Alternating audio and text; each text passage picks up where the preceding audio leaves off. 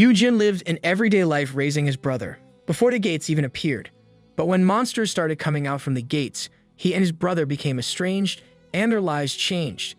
His brother became one of the strongest hunters, while Yoojin was abhorred and ostracized by the public. Yoojin gets to redeem himself, and he gets the chance to go back in time before he awakens as a hunter. He plans to live a quiet life, but people, and even monsters, start to follow him, and they won't leave him alone. Gates started appearing all over the world. Researchers studied the phenomenon, but life moved on for everybody despite the concerns. The same applies to Yoojin Han. Yoojin takes a rest from loading boxes in the truck. His colleague throws him a bottle of water. His colleagues learns that Yoojin is working hard to save money for his younger brother's college. With their parents passing at a young age, Yoojin had to drop out of school to support them. Nice. Our MC's serious about responsibility. Yoojin proudly shows a picture of his brother to his colleagues while praising how handsome, tall, good, and super talented that brother of his. His love for his brother became apparent as he droned on about how great he was. And we got an MC with a brother complex. He only stops when he remembers that his brother, Yoojin, will be getting out of classes early. In a different area, a handsome student sits inside the bus as he looks over the gate. This student is probably Yoojin, the object of Yoojin's affection. Yoojin talks with his colleagues regarding the booming moving business. Because people are moving because of the gates, Yoojin looks at the gate in their area and realizes a noticeable change in the gate. Its original blue color has changed to red. Red is definitely bad news. With a loud thud, the truck they are on suddenly stopped. Yoojin climbs off to look and sees a giant bird-like monster on top of their vehicle. With a swoosh, the beast attacks the truck, and Yoojin sees a horde of flying monsters over the city. So, to explain a bit of the story's setting, the gates became portals leading to other dimensions that people later called dungeons. From those gates, monsters got through. It was also discovered that monsters could only get through if the dungeon wasn't cleared, causing monster overpopulation. Yes, they get overpopulated over time.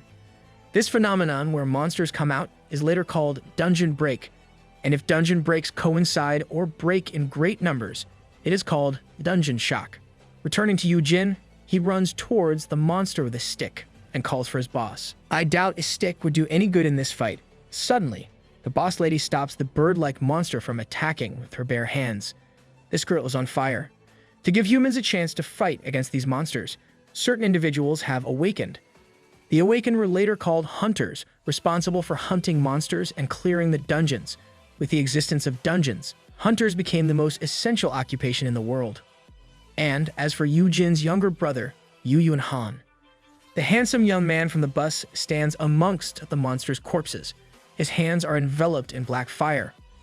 Yoojin's baby brother, whom he loves so dearly, became one of the world's strongest S-rank hunters that day, an OP character for a brother. 8 years have passed since the dungeon shock. Time skip.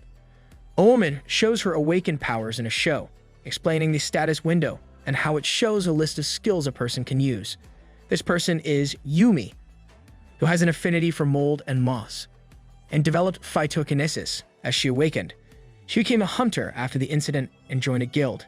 They go to dungeons to find mana stones, rare gems only found in dungeons. With the existence of S-rank hunters, challenging dungeons can be cleared, and these are also more rewarding. Among them, Yoojin Han is one of the most famous S-rankers in Korea.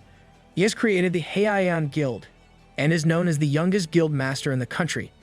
And at 25, he is already rich beyond belief, and there's no mention of Yoojin. The program continues with an interview with Yumi, who expresses that E-rankers like her can only dream of becoming rich. The interview cuts to the news that this hunter, featured in Hunter Files' show, recently died in a dungeon raid. Oof, this reminds everyone that being a hunter comes with a great price. The TV droned on as an injured man listened in a crouched position. Wait, is this the MC? A gate is open in one area, and people are littered outside. A man wearing a red jacket complains to his boss about hiring an F-ranker wimp like Yoojin Han in their raid. Yoojin sits in a chair, looking down with 2 crutches beside him. He removes his mask as he acknowledges the complaining person. He's going to enter a dungeon in that condition? The boss stops the complainer from making more ruckus. The red jacket dude complains some more and said how Yoojin gets to survive every raid, while the rest gets wiped out. He kept talking more crap, adding salt by mentioning how Yoojin abandoned Yoojin. No, Yoojin raised him into what he is today. How could he abandon his older brother? What happened in those 8 years? Seriously. Hearing this insult got Yoojin all riled up. He grabbed the complainer. The complainer simply laughs and kicks Yoojin in the chest. The guy mocks Yoojin for thinking he can mess with a D-ranker like him. Yoojin can only curse at him. Their team boss approaches Yoojin and gives him a buff by hardening his bones. While this won't heal Yoojin's legs, he can move more manageably in the following hours. The boss tells Yoojin to ignore the other guy. Yoojin can only grin and accept these words. Yoojin apologizes to the boss for having to mediate between them and encourages the boss while he's at it. The boss smiles and gives his thanks. They both stood up, and the boss walked away and smacked the red jacket dude in the head. The boss scolds the guy for bullying Yoojin and proudly says that Yoojin's a walking encyclopedia on dungeons and monsters. Yoojin's knowledge might save you one day. Yoojin activates a skill and checks his influence. He confirms that guild leader Shop Wu Lim is under his influence. Yoojin doesn't care if he gets called ominous or parasite, because those names are not entirely wrong. The guild leader calls for Yoojin as they'll enter the dungeon. Yoojin swears that he'll survive with his skill. I wonder what his skill actually does. Inside the dungeon, hunters are fighting monsters using their skills. The boss reminds them to be careful, while the others are busy with the hunt. Yoojin is busy mining for mana stones. The red jacket dude tells him to keep up, since the guild will take 80% of everything he digs up. He's basically working for scraps. As the rude guy kept saying crap, Yoojin started imagining him as an evil stepmother who won't stop nagging at Cinderella. Yoojin started singing listlessly as he thought about how his brother abandoned him after awakening. Despite his begging, Yoojin left, and Yoojin got drafted into the military. He still has to serve despite the chaos. At this time, Yoojin built his own guild, Heian, that grew unrivaled in their country. And it looks like his brother has already forgotten about Yoojin. As Yoojin was left behind, he could only think about awakening himself. He chose to take all his savings and go to a broker to help him awaken. The broker tricked him into signing a contract, and Yoojin did manage to awaken.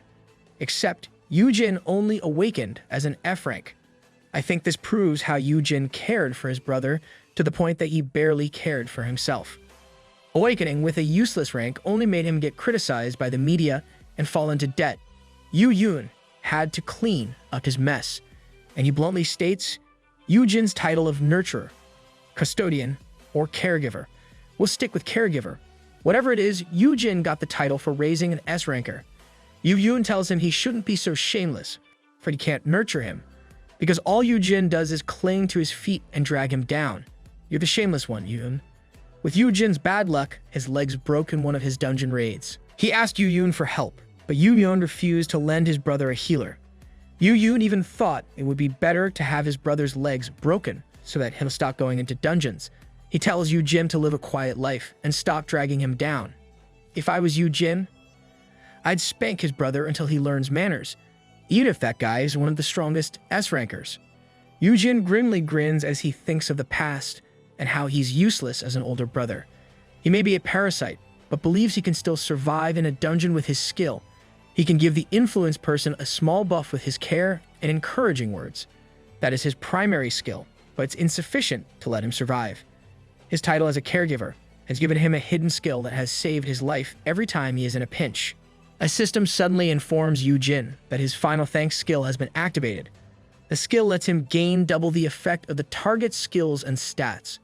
Instead of being glad, this makes Yoojin nervous, and he starts limping to where everyone is. Yoojin's hidden skill, Final Thanks, lets Yoojin gain double the effect of the target's stats and skills for a limited time. He survived a dungeon all this time because of this specific skill, but this skill is ominous. To activate the skill, it means that the target under his care is dead. The skill effects are sound, but the activation cost isn't something a sane person would really wish for. Yoojin rushes as he limps and reaches the hunting party. The ground is filled with blood, and Yoojin finds the body of the guild leader on the floor. He hears growling and looks up. A monster with 3 heads has the rude guild member in its mouth. The red jacket dude curses at Yoojin for jinxing them, and those were his last words as he died. What a way to serve justice. Looking aghast, Yoojin can only stare as the last member dies. He realizes the monster is Rao-Chi-Taz, the Dragon King of Venom and Curse. Nobody has ever slain it, and it's a Tier 1 dragon deemed undefeatable. So what is it doing in a D-rank dungeon? The three-headed dragon, Rao-Chi-Taz, looms over Yoojin. Yoojin limps as he ponders why it is in a D-rank dungeon. Yoojin uses the skill, Fortify Legs, on himself to give him a better chance of escaping. This is the skill the guild leader previously used on him. With its double effects, he runs away as he thinks of a way out. I doubt it'll make much difference. Rao-Chi-Taz's tail narrowly misses him and hits the rocky ground instead.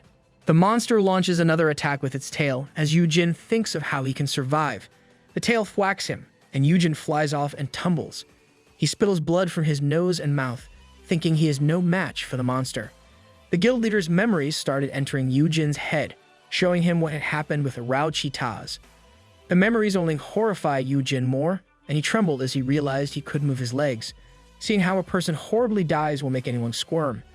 The Rao-Chi-Taz roars as Yoojin clenches his eyes shut, thinking he doesn't want to die. A loud explosion goes off, and Yoojin is whisked away by Yoojin. Shocked by his brother's appearance, Yoojin can only ask. Yoojin hides Yoojin behind the rocks and tells his brother to stay back. Yoojin turns his back as Yoojin warns him. Yeah, OP bro is here, but we're still mad at you. Yoojin faces Rao-Chi-Taz and activates his skill, Blue Willow Leaves. A swirl of blue willow leaves appears, and Yoojin dashes toward Rao-Chi-Taz by stepping on the leaves. As Yoojin reaches one of its heads, his sword gets wrapped in black flames, and he stabs a monster's head with it. The fast movement of his brother amazes Yoojin, as he thinks this is how an S-ranker fights. Yoojin sees one of the heads gurgling a green substance from its mouth, and he leaps away. Yoojin screams for him to watch out because there is no antidote for Rao-Chi-Taz's poison, which can cause a curse when it touches him. Big Bro helping Lil Bro with his walking encyclopedia skill. Hearing this, Yoojin activates Titan's shield before Yoojin, but some poison still splashes in Yoojin's clothes. Yoojin can only yell his worry as his brother slashes another head of Rao-Chi-Taz. This melts Yoojin's blade, and Yoojin observes his brother's constrained movement. Yoojin realizes that it is because Yoojin is protecting him. He ignores his big bro, then saves him now. Yoojin scolds Yoojin as he fights. He told his brother he should have learned his lesson when his legs broke. Yoojin can't help but talk back to Yoojin. But Yoojin just yells at him to hide. You're confusing everyone, Yoojin. Yoojin's scolding made Yoojin think he was indeed a useless brother.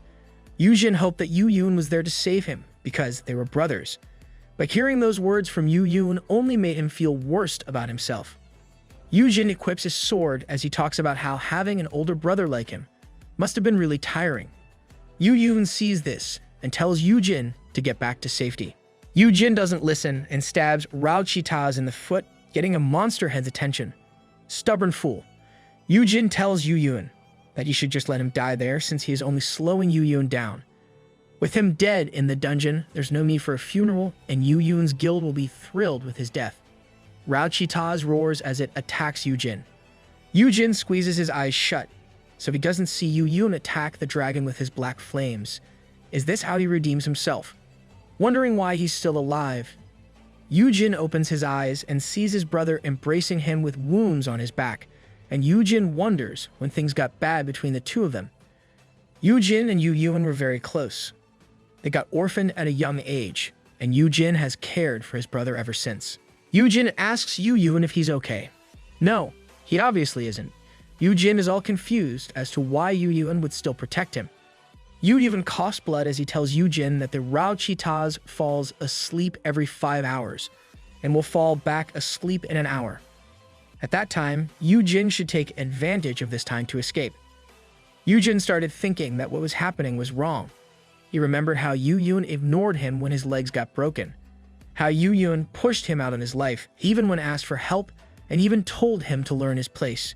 But what is Yoojin doing here? These thoughts ran through his head as Yoojin gave him a gate stone to escape the dungeon.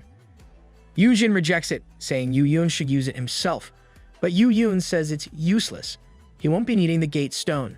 Yoojin plops into Yoojin's arms. Yoojin calls for his brother, but a flash tells him it's useless. With his caregiver title in effect, the skill, Final Thanks, gets activated and will last for an hour. The system announces that the skills and stats of Yoojin Han will be transferred at double effectiveness. Yoojin bursts with blue light as he receives it. Even if Yoojin never really activated the skill, Yoojin is still recognized as someone under Yoojin's care. The Rao-Cheetahs attacks Yoojin by stomping its foot on them. Yoojin activates the blue willow leaves to escape with his brother in his arms. As they got to the ground, Yoojin could only scold himself as he embraced his brother's dead body.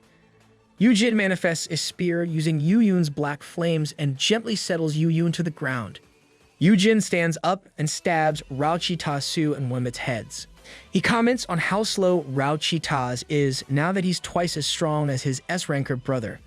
I love and hate Yoojin's skills at the same time. As Yoojin fights, he also receives Yoojin's memories. Flashback time. Yoojin learns that his brother is F-rank, so he decides to keep his distance, so that Yoojin will not be seen as Yoojin's weakness, and this will keep him safe. Yoojin commands his people to keep watch of Yoojin. Yoojin scolded his people for letting his brother get hurt, to the point that his legs got broken, and he commands everyone to take out everyone who did this to Yoojin. Yoojin not providing a healer, kicking Yoojin out, and giving him money were all decided by Yoojin, so that Yoojin would stop entering a dungeon. But deep inside, Yoojin is sorry that he has to resort to these actions to keep Yoojin safe. Every bad thing between them happened for the sake of protecting Yoojin. These memories entered Yoojin as he fought Rao-Cheetahs. He leaps on its head and uses it to jump higher, and from above, he slashes Rao-Cheetahs, killing it. It rains inside the dungeon, and Yoojin looks at the fallen monster. The memories he received from Yoojin enlightened him about what he was unaware of. Not only Yoojin, but all of us were also enlightened. But still, Yoojin should have lent some healers for Yoojin's legs. Or maybe, I don't know, tell him why he was doing those things instead of trying to hide it. The skill Final Thanks is reaching its 1-hour time limit, and once it deactivates, Yoojin will soon die because of the dragon's poison. Yoojin can only embrace this death. Out of nowhere, the system lets him know that he unlocked an impossible achievement by single-handedly hunting a dragon, giving him the title of Dragon Slayer. With it, he'll also receive 10 Gate Stones, 5 Tier 1 enchantment drafts, the Red Dragon Great Sword, and a Wish Stone that can grant any wish once. There are lots of Gate Stones, but no one can use them now. Despite receiving a lot of rewards, Yoojin has zeroed in on the Wish Stone. He asks if it can bring back his brother, but the system immediately tells him it can't return the dead. Yoojin could easily wish to be more powerful, become the greatest hunter, and get anything he wants. Still, it is useless since he only wants to have his brother back. With these thoughts, Yoojin wishes to turn back time before his brother's death. Yoojin promises to live a quiet life away from the dungeons. He changes his wish to turn back the time even before he awakens, even if the time comes that he will regret it. Good job on being specific with your wish. The system asks him for confirmation, and Yoojin affirms that he wants to turn back time. He will not let this happen again, and the Wish Stone glows as it grants Yoojin's wish. Give me a Wish Stone. I also want to be a regressor. Yoojin springs up and looks around. He identifies the space as the Heian Guild headquarters, and checks that he returned to 5 years ago. Yoojin remembers that this was the day before he went to the Awakening Broker. Yoojin then remembers what is about to happen in that room, and looks at the door. The door opens, and Yoojin immediately scolds Yoojin as he comes in. Yoojin tears up as he sees his brother alive. With thoughts on how everything is back to how it was, Yoojin dashes at Yoojin and hugs him tight. Yoojin was shocked, but he lets his brother hug him. Yes, they can make up now. Yoojin starts apologizing to Yoojin. He admits he's wrong and apologizes for everything while hugging Yoojin. Yoojin asks if Yoojin did something, and Yoojin calms him down. Yoojin pats his brother's head as he hugs him, saying how things have been hard for Yoojin, and how he's been a terrible brother for not realizing it. Yoojin pulls back and promises Yoojin that he'll behave from now on, so that Yoojin will stop getting stressed because of Yoojin. Yoojin starts hugging his brother back. Keep your promise, Yoojin. Yoojin feels a bit embarrassed, but he is happy that he can fix his relationship with his brother back to the way it was. Yoojin calls Yoojin baby brother and tells him, I love you. With the resolve to finally forget Awakening, or become a hunter, he suddenly receives a system message congratulating him for his awakening. The system announces that he has gained the Legendary Dragon Slayer and Perfect Caregiver titles. With the Perfect Caregiver title, he receives the skill, My Kid is the Best, which increases Yoojin Han's growth speed by 100%. An OP support is born. Yoojin remembers that this was the day he had a huge fight with Yoojin and ran off, but today is very different. Yoojin is in the kitchen cooking dinner for Yoojin. Yoojin can only sit down and feel awkward with the current situation. Yoojin opens his status window while he waits for his brother to finish cooking. He sees he still has the Dragon Slayer title and starts feeling off about it. The Dragon Slayer title is an L rank or legendary rank title higher than S rank. Yoojin clicks on the title and 4 skills appear.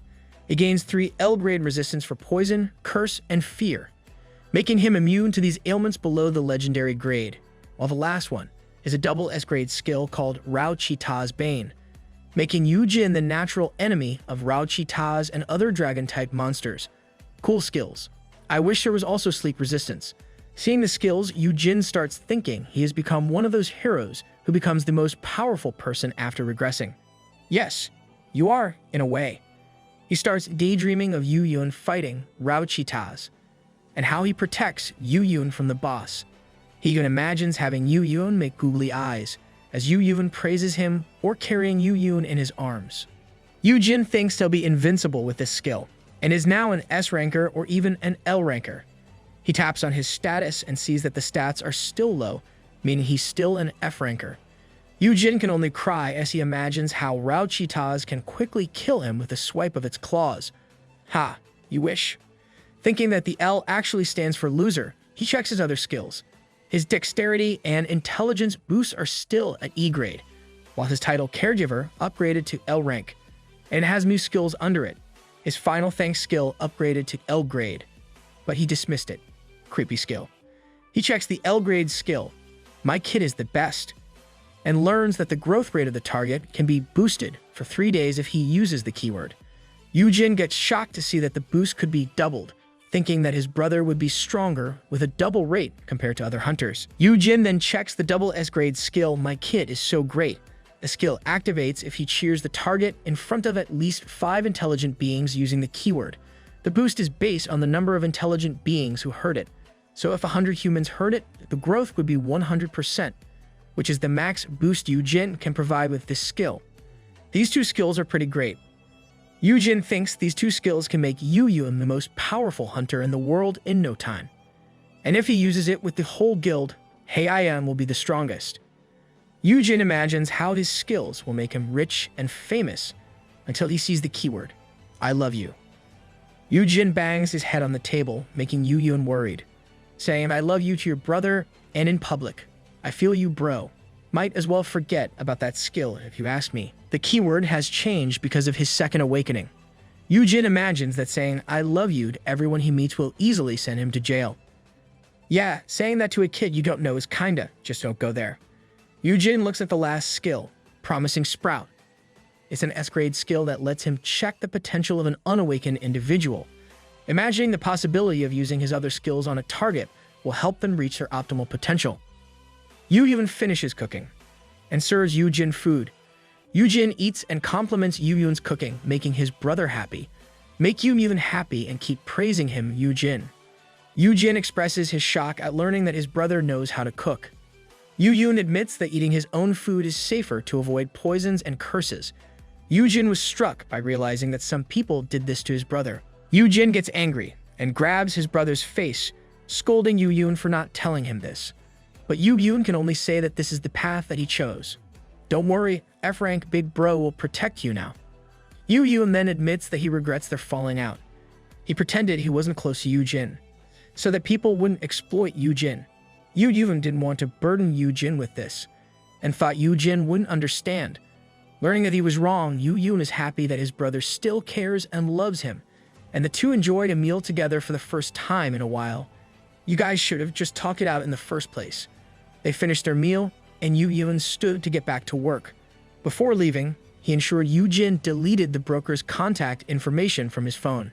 As Yoojin leaves, Yoojin says he'll take care of everything before leaving, making Yoojin pause. Yoojin then says that Yoojin will stay with him from now on. He states that Yoojin can't go outside, shocking our MC speechless. We have another brocon.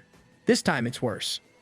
Yoojin asks Yoojin what he means, and Yoojin smiles, saying it's dangerous outside. Yoojin explains that now that they are close again, Yoojin will not be safe anymore. Yoojin's enemies will be all over Yoojin, and he can't just let him wander outside. Yoojin reiterates that Yoojin will now stay and live with him, overprotective bro. Yoojin makes the run for it, but bars start appearing out of nowhere, and a mover asks for his signature for bringing all of his stuff. We need insta-movers like this in real life. Yoojin says that Yoojin's place is now empty. Yoojin tries to argue, but Yoojin reminds his brother's words of love and how he forgave Yoojin for his previous actions, meaning Yoojin agrees to live together. Wow, saying I love you means you can live together immediately now. Yoojin is stuck in Yoojin's place with his stuff littering the place. He wonders if the reset affected his brother's head in treating him like a kid. Yoojin takes some essentials and decides to bail, but as he opens the door, he sees the prominent figure of a man in a casual suit. The man glares at Yoojin as he asks what he can help him with. Yoojin identifies the glaring man as Song-han Kim, an A-rank hunter of Heian that serves as Yoojin's right-hand man because of his defense skills. Yoojin asks if he can get through, but Song-han refuses because it was the guild master's instructions to keep Yoojin there. Yoojin then argues, but Song-han threateningly tells him to go back inside. Yoojin starts to get afraid like a rabbit before a bear, but a system interface appears as he thinks he can't back down. Yoojin activates his L-rank skill, Fear Resistance, removing the intimidation effect Song-han has on him. Oh, so that's how it works. Yoojin stops fearing Song-han and tells him that detaining him like this is a crime, but Song-han only grabs him by his clothes and lifts Yoojin up. Desperate, Yoojin looks at his other skills and uses Promising Sprout. The use makes him stop and look at Song-han closely. Song-han is currently an A rank, but he can potentially become an S rank, and his S-graded skills are locked. Yoojin concludes that if Song-han becomes an S rank, Heian can have 2 S rankers. Yoojin yanks on Song-han's head as he tries to unlock using his skill. The system informs him that the target is not under his influence. Yoojin needs to use the keywords, and activate My Kid is the best skill to unlock his target's full potential. Yoojin thinks that having Song-han under his wings will grant him his freedom, but saying I love you to the A rank is somewhat cringe. Song-han starts to get irritated, but Yoojin refuses to give up. Yoojin draws a heart with his fingers, making Song-han only stare. Yoojin tries again, but this time with both hands and a wink, only making Song-han angry. He makes Yoojin go back inside. In the end, he can't say the keyword.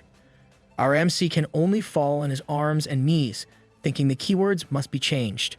Yoojin comes home seeing an almost dead Yoojin in a mess. Yoojin takes his brother from the floor, commenting how he still hasn't unpacked. Yoojin weakly answers that he's only a prisoner. Yoojin says he'll eventually let his older brother out. This snaps Yoojin from his stupor. Yoojin explains that Yoojin will be free once Heian becomes the most powerful guild in the country. Yoojin promises that it will only take a year. Still, Yoojin gets depressed because he knows this took Yoojin 3 years to accomplish. Yoojin promises he'll still let his brother leave the house as long as Song-han or he is there to watch over Yoojin. But Yoojin retracts, saying he can't always take his brother out because clearing a dungeon can take several days. Yoojin treats his brother like a pet that needs his walk. The thought pails Yoojin, and he tries to find a solution using his abilities and knowledge.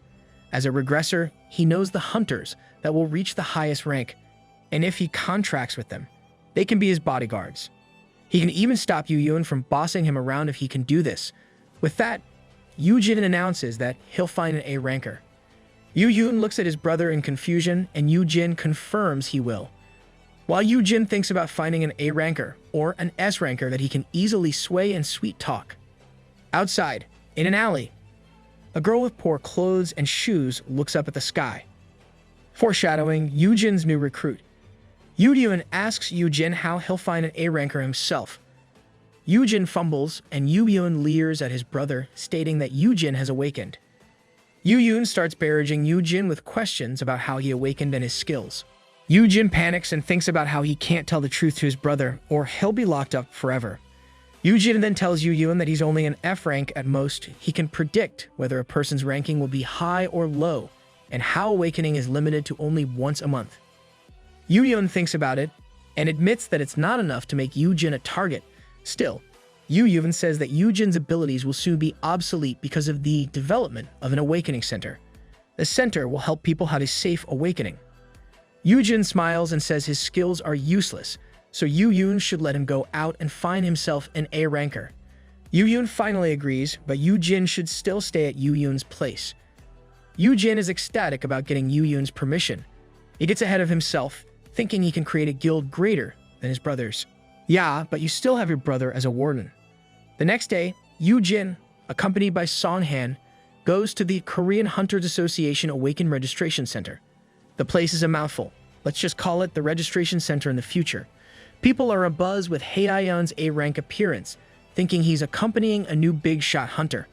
Nothing to see here, people. Yoojin registers, and everyone learns he's only an F rank. People kept murmuring, even commenting that Yoojin pretended to be an S rank. Well, not his fault. You all jumped to the wrong conclusion. Yoojin takes out an envelope that Yoojin gave him as pocket money for purchasing equipment. His eyes go big when he sees it's 1 billion won. Yoojin's insane, but I want to be his brother. Yoojin headed to the Hunter's Mall on the 6th floor and was welcomed by the staff. They showed him equipment meant to increase his magic power, but those were too flashy for his taste. He takes the studs of Dark Fairy, which adds 29 magic power, Manticore leather gloves adding 61 stamina and 20 strength, and a light fabric belt adding 16 dexterity. Then Yoojin spends the rest of his money on contracts, potions, and more. He's basically a pay-to-win player. Songhan was waiting for Yoojin downstairs by the car. Songhan questions where Yoojin has been, and reminds him to always tell him where he's going. The two of them were about to go, but Yoojin said they still had somewhere to go. Yoojin thinks about the Ice Witch Yirim Park, who lives around the area. He remembers that she used to live with relatives.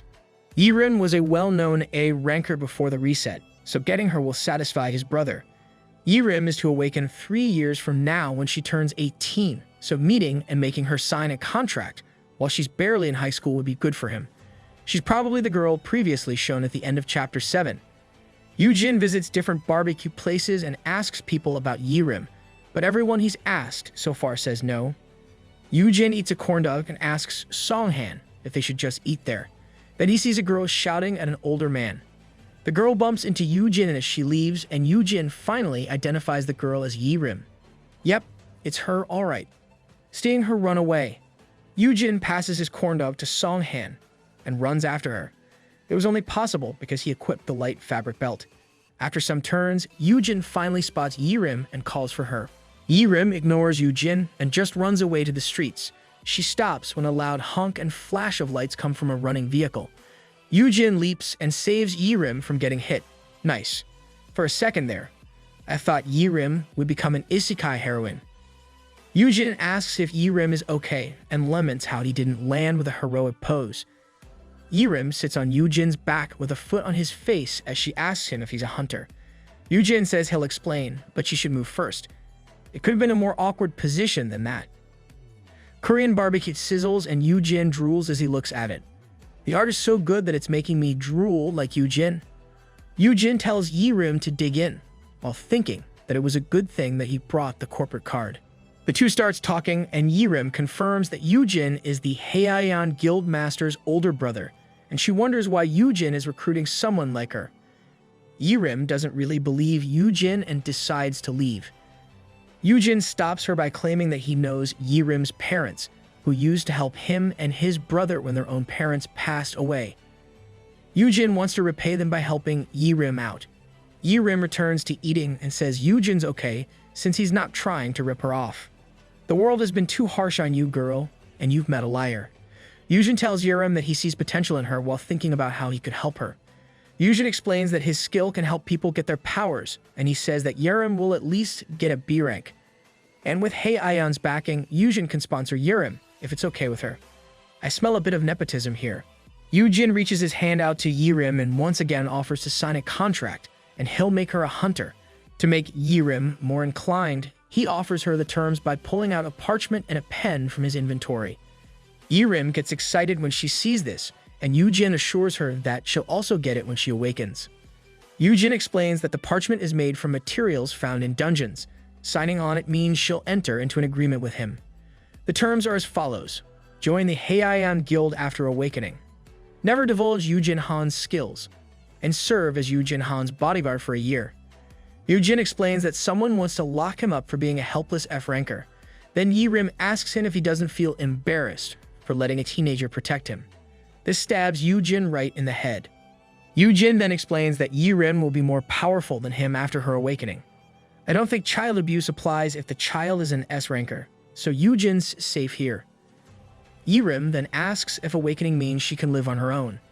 Yoojin explains that awakened minors can gain status as an adult. Hearing this, Yirim decides to sign her name on the contract. Yoojin immediately stops her, telling her to finish reading it first, and add her terms to the agreement. Yirim then realizes that she almost made a mistake. Yoojin explains that she'll be on the losing end if she blindly signs contracts. He teaches her to negotiate her terms carefully. He explains why she would still need a legal guardian to guide her. Yirim asks what if the guardian rips her off, the guardian may take all the money she makes. Yoojin asks what Yirim means when a man suddenly screams at her. I think she's being abused by her relatives, and it's this guy. The man is Yirim's uncle, who starts reprimanding Yirim before Yoojin even introduces himself. Yirim's uncle starts pulling on her, telling her she has to work or she'll be sorry. Yoojin tries to calm the man down and holds onto the other guy's arm, but the man accuses Yoojin of having a relationship with his niece. This shocks and irritates Yoojin so much that he starts squeezing the arm he's holding. The man yells to let him go, but Yoojin ignores him and looks at Yirim. Yirim is standing, avoiding their gaze, feeling uncomfortable. It is when Yoojin sees Yirim's tattered shoes and remembers the previous yelling.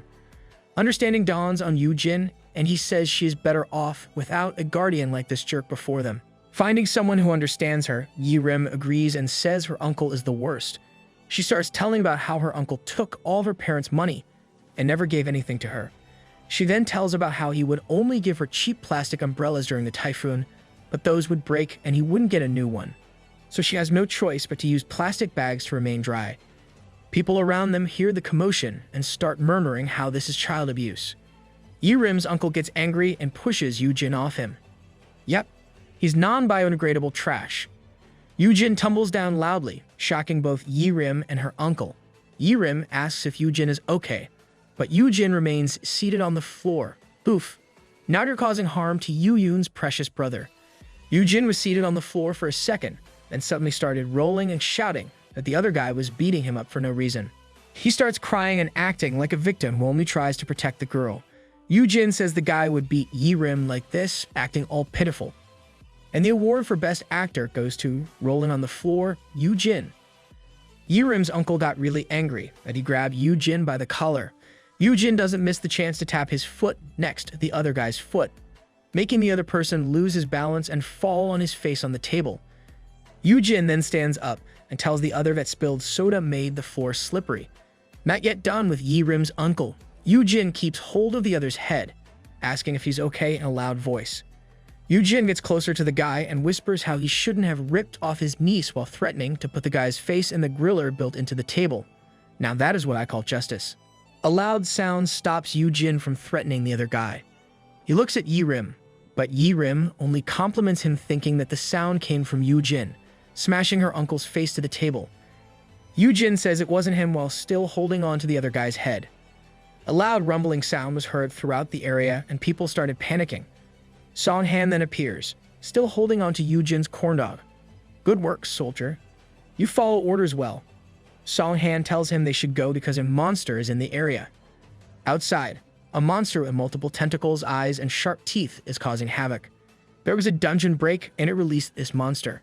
Song-han tells Yoojin to return because it's dangerous there, and he tells them he'll buy them some time. Song-han fist flashes as he activates his A-rank defensive skill, Terra Shield, on the ground. The ground changes and forms a wall that protects them from the monster. Song-han tells Yoojin to get to safety, but Yoojin is shocked as he thinks this kind of thing didn't happen in his past life. This is definitely a sign of something wrong with the current timeline. Song-han tells Yoojin to go before he leaps and attacks the monster with a falling kick. Song-han realizes it's not the monster's main body, and the tentacles start slithering around him. People are still panicking on the other side of the wall that Song-han made. People were running, and among them were Yirim and her uncle. With her tattered shoes, Yirim falls down, and her uncle sees this. Instead of helping his niece, he only looked back and continued running. I hope he suffers eternal pain. Tentacles come slithering toward Yirim, but Yoojin immediately stops them with a big shield. Yirim is stunned, and Yoojin tells her to run towards a shelter. Yoojin pulls on Yirim's hand as they run toward a shelter. This is how a grown-up should act.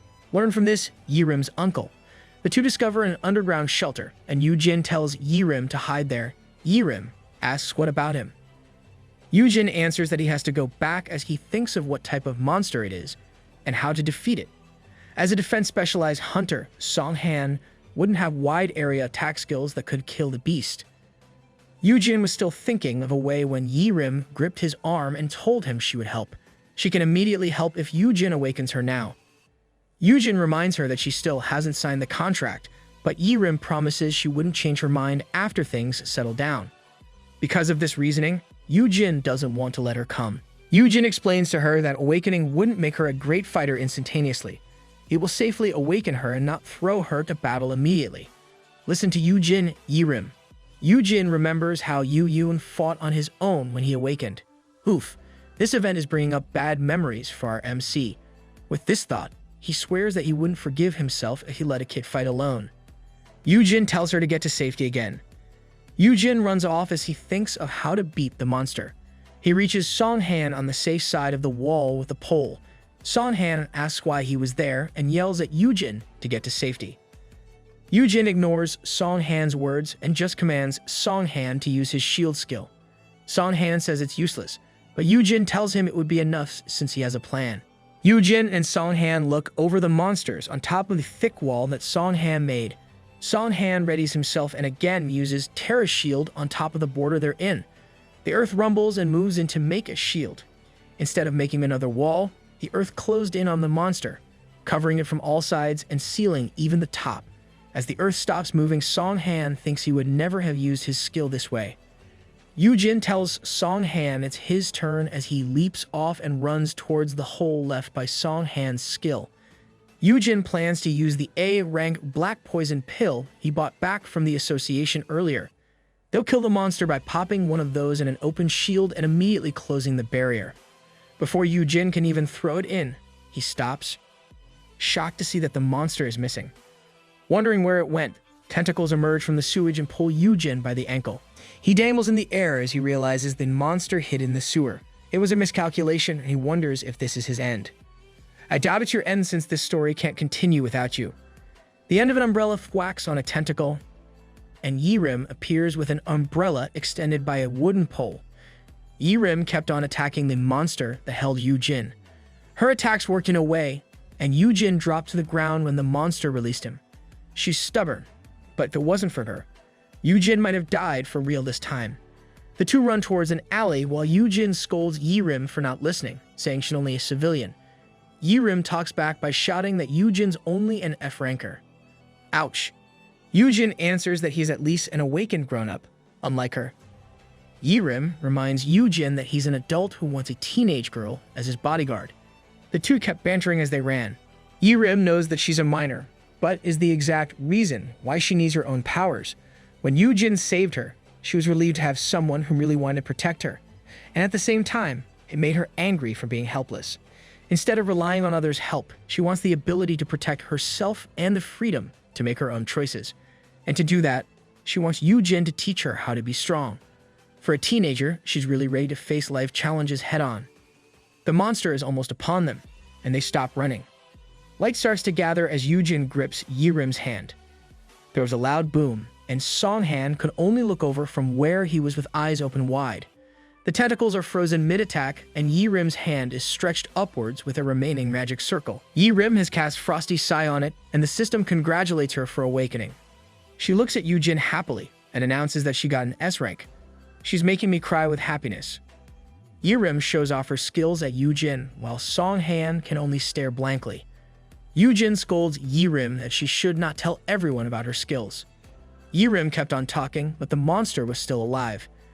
Yoojin shouts to watch out behind her, as a tentacle grabs Yirim's arm. The tentacles shock Yirim, and she immediately smacks the monster while yelling "Mommy." The attack makes Yoojin and Songhan's faces pale with shock. The monster is stuck on the wall, and Yoojin thinks Yirim is truly an S rank. Yirim is happy and says that she'll take care of the rest. She borrows the poles Songhan was holding, and with a clack to the ground, a blue light appears. Rocks get thrown Yoojin's way, but Songhan protects him with his skill. Yirim activates the Sandals of Hermes, and with a whoosh, she attacks the monster. And more rubbles fall on Songhan and Yoojin. Yoojin screams at Yirim to take it easy, or she'll kill them all. Yeah, she's a bit out of control. While still floating in the air, Yirim apologizes, saying she's still not used to controlling her powers. Yoojin looks up at her, reflecting on his previous life and how they called Yirim the Ice Witch. Instead, what he sees right now is a cheerful girl. She definitely turned into a witch because of that uncle of hers. Yoojin comments on how her awakening is unexpected, and would have been an added bonus if she had an AoE skill. As Yoojin says this, someone beside him says he'll take care of it. With a flare of his hand, Yoojin engulfs the remaining monster in his black flames. Yoojin really loves his brother. This amazes Yirim, as she sees how Yoojin's attack cleanly defeats the enemy in one move. Yoojin looks up at her with a frown on his gaze. He probably thinks this girl is a potential enemy for his brother's affection. Looking at his brother's back, Yoojin comments on how Yoojin came to save him. Yoojin looks at his brother and calls him brother with a dark look. Yoojin rushes to Yoojin and scolds him, thinking he should have locked him up. Yoojin introduces Yirim to Yoojin as Yirim goes back to the ground. He introduces her as a new S-ranker who can keep him safe. Yirim shyly says hello to Yoojin as she realizes that Yoojin is not lying when he says his brother is the guild master of Heian. Well, to see is to believe. Yoojin proudly says that Yirim will sign with him, while Yoojin only comments on how she's still a minor. Yoojin scratches his face as he tells his plan to become Yirim's legal guardian. This shocks Yoojin, and he argues that his brother can be just the girl's sponsor. Yoojin's more shocked by this revelation than by her being an S rank. Hearing this, Yirim asks if there's any difference between a legal guardian and a sponsor. Songhan then explains that a sponsor can't get involved in the personal affairs of the beneficiary, meaning they can't protect the beneficiary if they enter a contract that's disadvantageous to them, while a legal guardian can act as a parent to their ward. Yirim gets shocked that Yoojin will be her parent, and she tells him that he doesn't have to go that far for her. Yoojin agrees with Yirim, saying that she's a total stranger. Lil Bro is panicking. Yoojin calmly tells Yirim that he must do so because Yirim has a jerk for an uncle, but he will still leave the decision to Yirim. This infuriates Yoojin, and he snatches his brother, saying he won't allow it for his brother's sake. Then he tells how there are many cases of powerful minors who assault their weaker legal guardians. He also mentions that an S-ranker would never listen to an F-ranker. Yoojin frowns at Yirim and asks Yoojin what he'll do if Yirim beats him up. Yirim can only say that she wouldn't do such a thing, and that she's a nice girl. Yoojin glares at Yirim and shouts that he'll just do it himself if she really needs a guardian. This irritates Yirim, and she says no thanks, since Yoojin has already volunteered. Yoojin really wants his brother for himself. Yoojin says that Yirim might one day change her mind. Yirim says she wouldn't since there's a contract to keep Yoojin safe. She angrily asks Yoojin if he is sure that he's not the one who's trying to hurt Yoojin. That won't happen, Yirim. The two fought like fire and ice, and Yoojin could only try to calm them down. Hearing his brother speak up, Yoojin puts an arm on his brother's shoulder and starts dragging him away, saying they'll go home. It annoyed Yirim more that she grabbed Yoojin's arm to stop them. Crack. With Yoojin in between two S-rankers, his shoulder dislocates, and Yoojin and Yirim panic. Yoojin can only weakly say that they should leave him alone. It's dangerous to be in between an S-ranker's fight. Yoojin worriedly asks his brother if he should get him a healer or potions. Yoojin points at Yoojin and starts scolding him. Yoojin asks if this is how he raised him. With a finger still pointed at Yoojin, Yoojin tells his brother that it's Yirim's choice if she'll get a legal guardian. Yoojin scolds Yoojin, saying he should be grateful that Yoojin got him a new S rank to join their guild. Yoojin falters and tries to reason, but Yoojin keeps on scolding him. He tells Yoojin that he can't go home yet because he still needs to clean up, and that Songham Kim is waiting for him. He commands his brother to do his job as a guild master and shoos him away. Unable to talk back to his brother, Yoojin hesitantly leaves his brother with Yirim. Yoojin tells his brother that they'll talk later, and he'll be done in no time. Seems like Yoojin can't talk back when his brother scolds him. Yoojin and Yirim watch Yoojin leave with Songhan. Yirim then comments on how she didn't know that Heian's guild master could be such a jerk, and how she liked Yoojin before because he was handsome.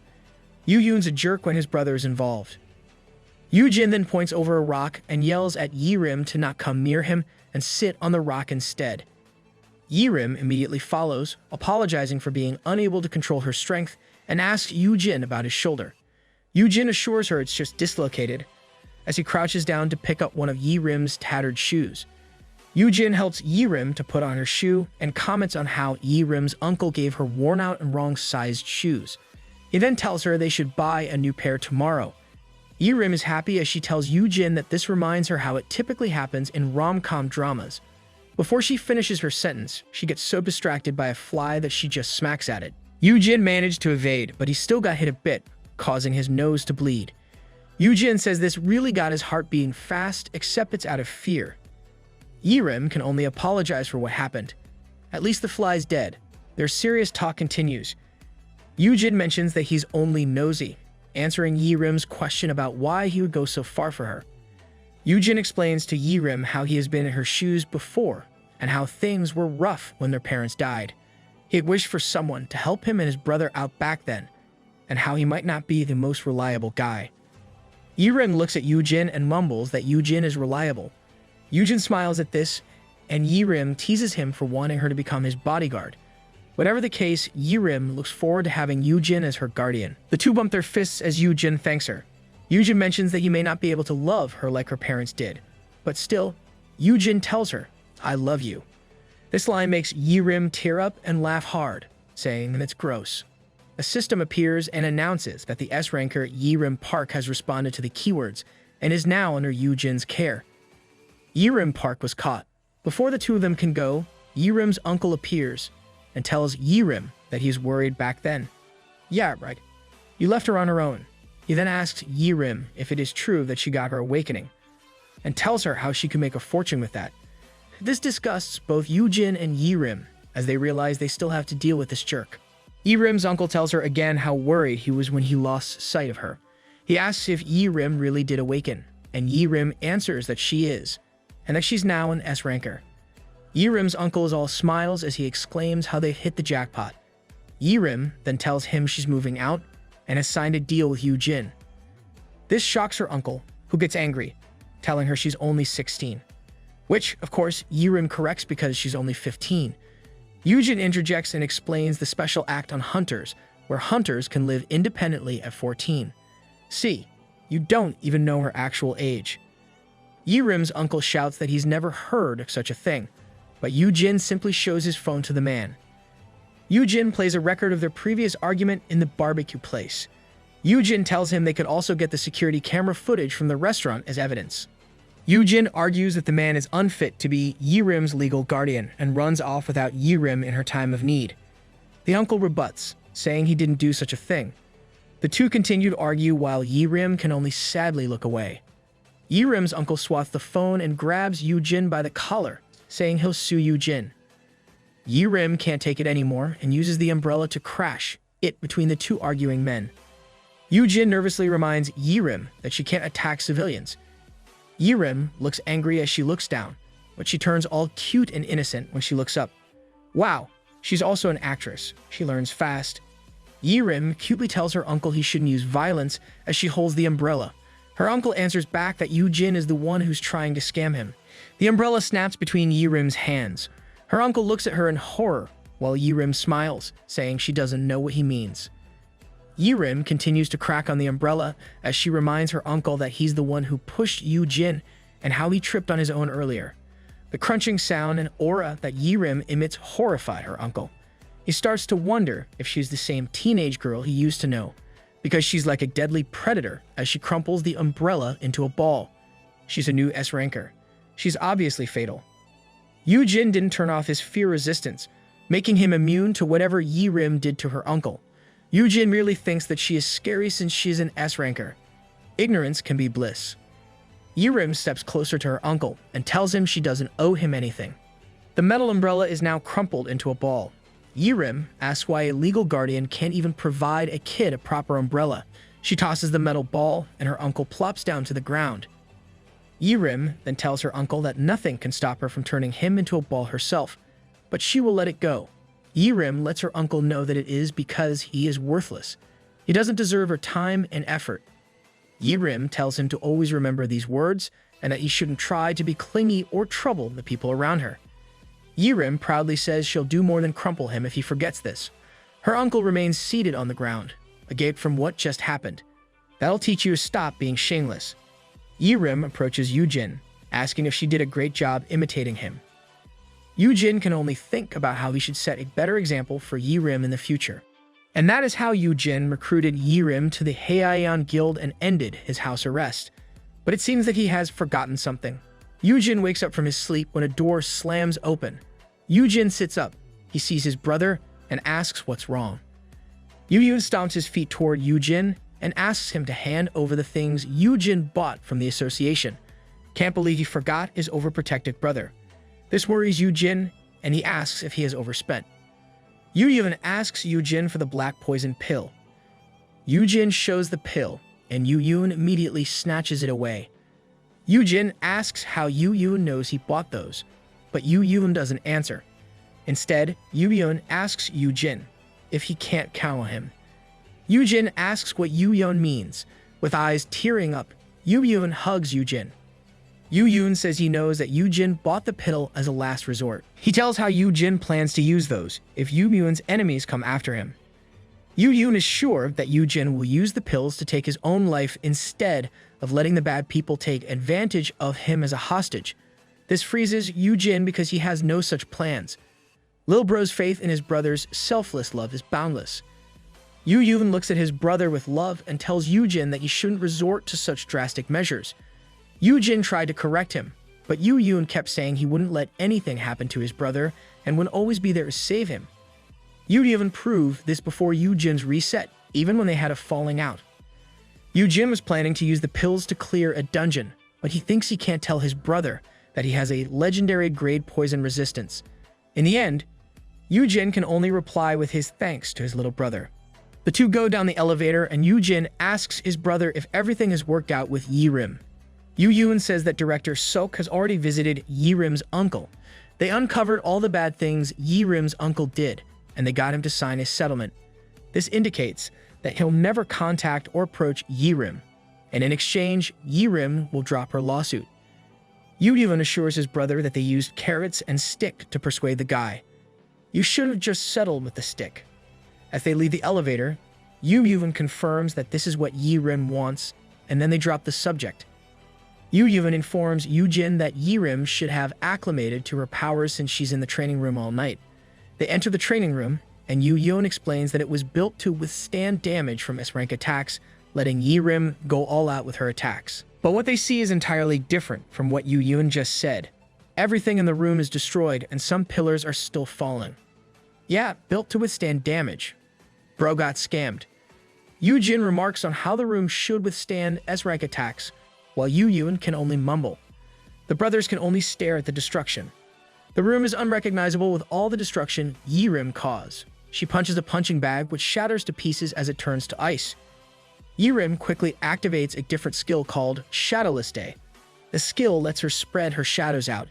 Yoojin wonders what's happening, and if Yirim's okay. With a tug, Yoojin realizes that he can't move his foot that was stepping on one of Yirim's extended shadows. Oh, is this like the Shadow Possession Jutsu from Naruto?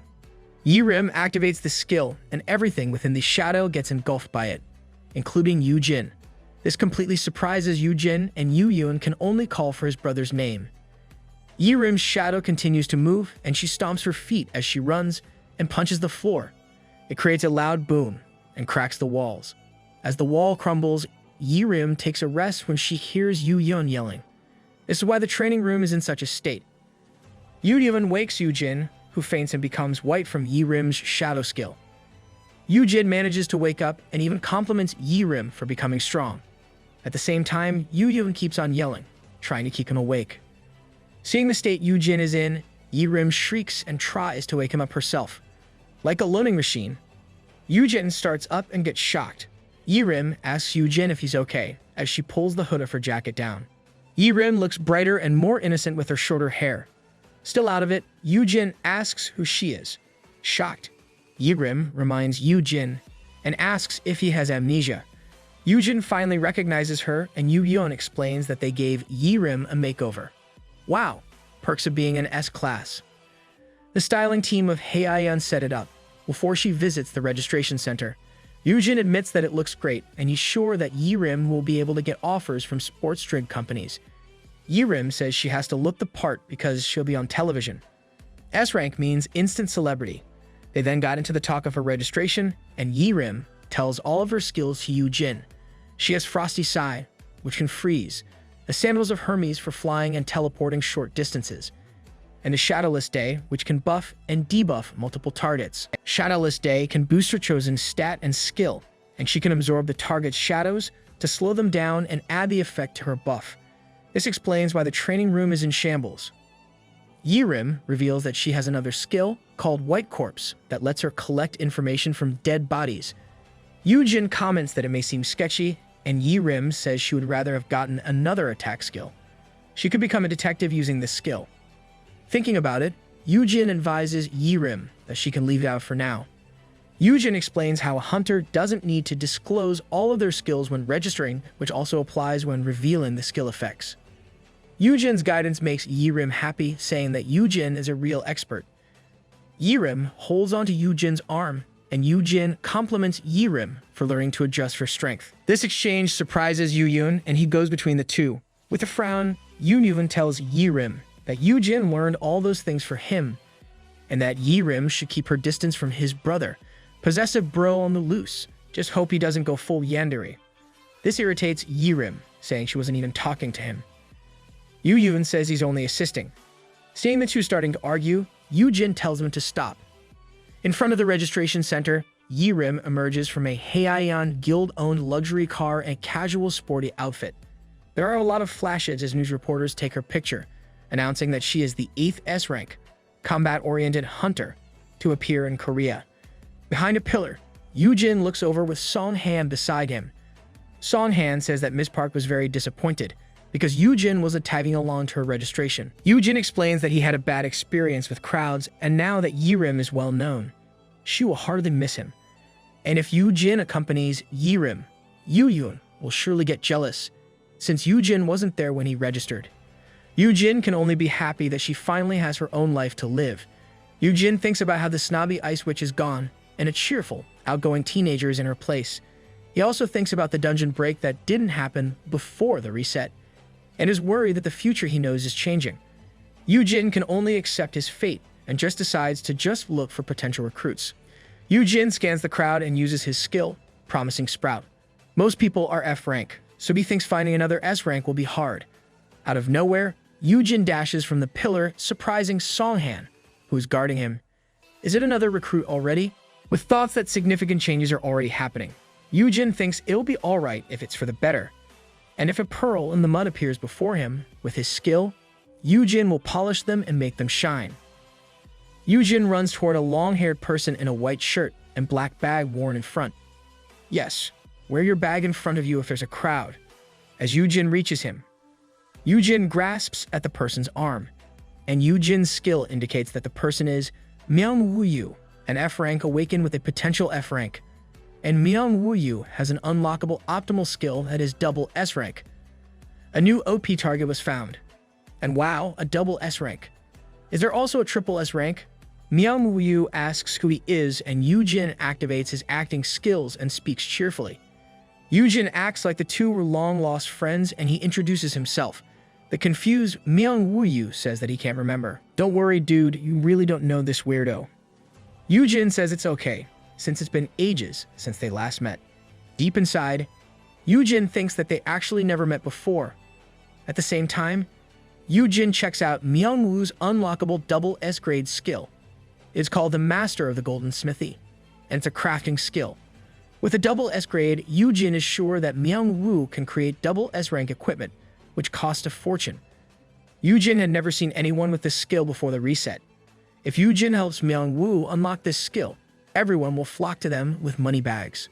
Looking at Myung-woo, Yoojin thinks the slouched, tired-looking man is a walking gold mine, though he really doesn't look the part. Yoojin asks Myung-woo how he has been, and if he got his awakening. Like you don't know, Myung-woo says he did, but he only got an F rank. It may be only F, but it can still get a modest subsidy. Yoojin calls him a buddy and says that he's also an F rank. He then asks Myung-woo if he wants to get basic hunter training with him. Myung-woo rejects it, saying he's only there for the subsidy and the essential training costs money. As an F rank, no one will hire him. He's broke right now. Yoojin grasps Myung-woo's hand with both of his and says he should come with him to get the training for free at his guild. This confuses Myung-woo, and Yoojin says he'll put a good word for Myung-woo. It's that smell of nepotism again. Suddenly, Yoojin was grabbed by an angry Songhan. Songhan reminds Yoojin that the training is only for guild members.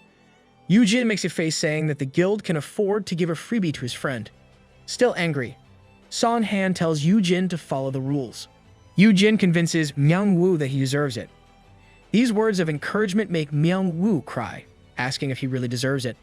Myung-woo cries loudly, shocking both Songhan and Yoojin. Yoojin gives Myung-woo a cup of coffee. The sun is already setting, and Myung-woo has finally calmed down.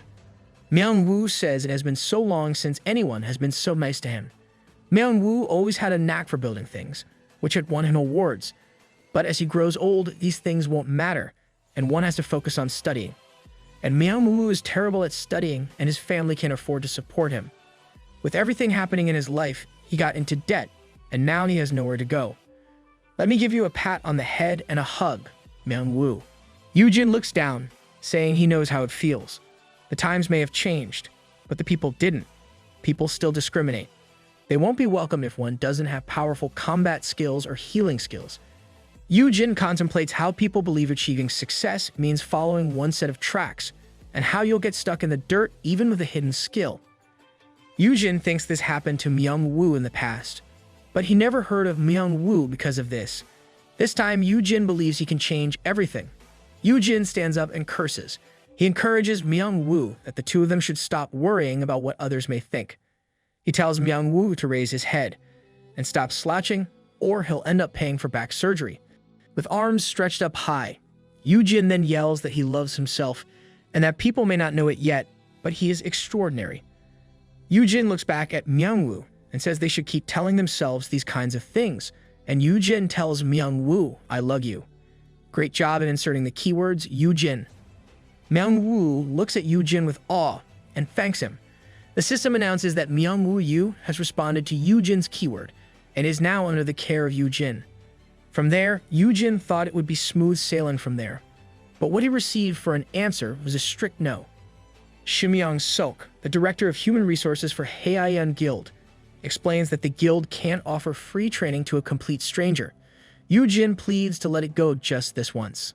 Shimyong explains that they can't do that because people will complain about why the guild would offer such a privilege to some rags. Rags for now. The insult makes Myung-woo pale, and Yoojin admonishes Shimyong for saying such words. Shimyong answers that these might be what people will say. Yoojin once again pleads, saying Myung-woo is the real deal. The HR director admits that Yoojin did discover Ms. Park, but it might also have been a fluke. Shimyong fixes his glasses with his middle finger, making Yoojin yell at him. He'll be sorry in the future, Shimyong. Tired of the conversation, Shimyong tells Yoojin that it hasn't been a week since he fell for a scam. He also tricked his brother to let him stay in the guild, and now he's committing nepotism. Yeah, nepotism. With the guild's best interest in his mind, Shimyong questions Yoojin's motives. Myung-woo worries for Yoojin, thinking that Yoojin is receiving all these insults because of him. It's not you, Myung-woo. In Shimyong's eyes, Yoojin is acting super sus. Unable to take it anymore, Myung-woo tells Yoojin to stop and dashes away from the director's office. Outside the guild, Yoojin scratches his head and curses Director Sok. At the same time, Myung-woo only comments on how scary the director is. Hesitant to let things go just like this, Yoojin says he'll contact his brother, but Myung-woo stops him, saying that it was enough to know that he is valued. With Yoojin's encouragement, he will keep on trying whatever he can. Myung-woo then says there's a place that offers job for F-rankers, and they are coming right now to pick him up. A black van stops in front of them, as Myung-woo said it. The van door opens and a bunch of thug-like people are inside. The men inside exclaim that Myung-woo can pay his debt since he is now a hunter.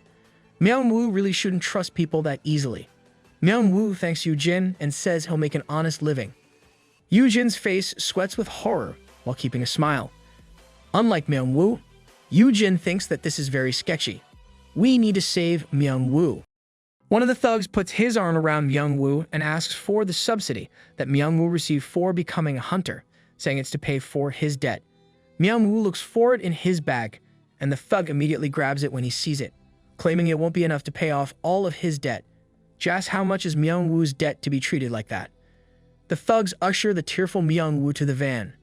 A panicked Yoojin asks if they're loan sharks, and where they're taking Myung-woo.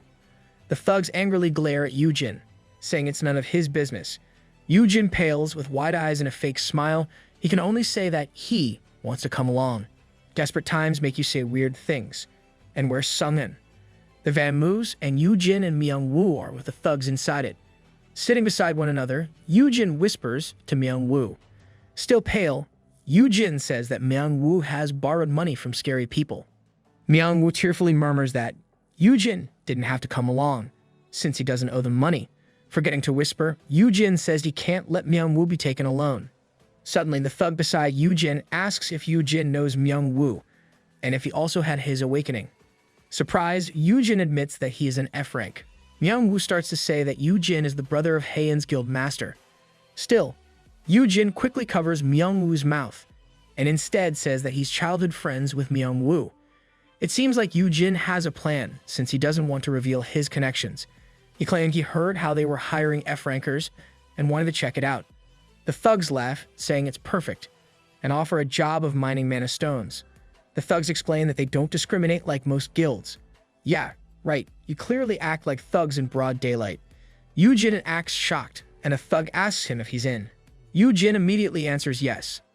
Yoojin happily admits that he found them scary, but it turns out that they're really nice. All the thugs in the van laugh at this, and tell Yoojin to sign a contract. Yoojin smiles, as he claims that he didn't know getting a great job would be so easy. Yoojin may be smiling right now, but he knows this mining contract is a scam.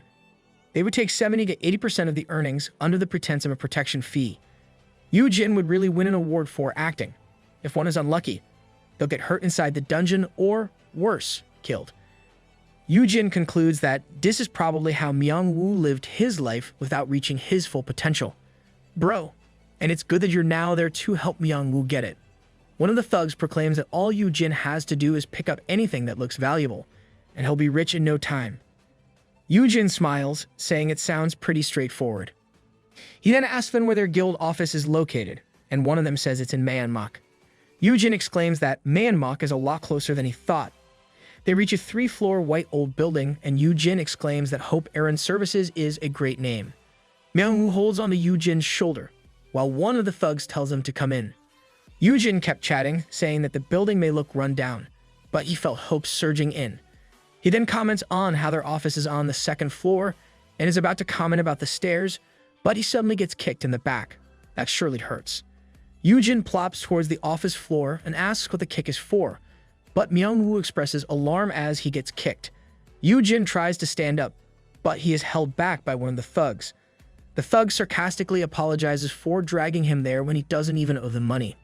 Then, he says that Yoojin should have known better because they won't be able to leave until they say so. You thugs should let him go if you're really sorry.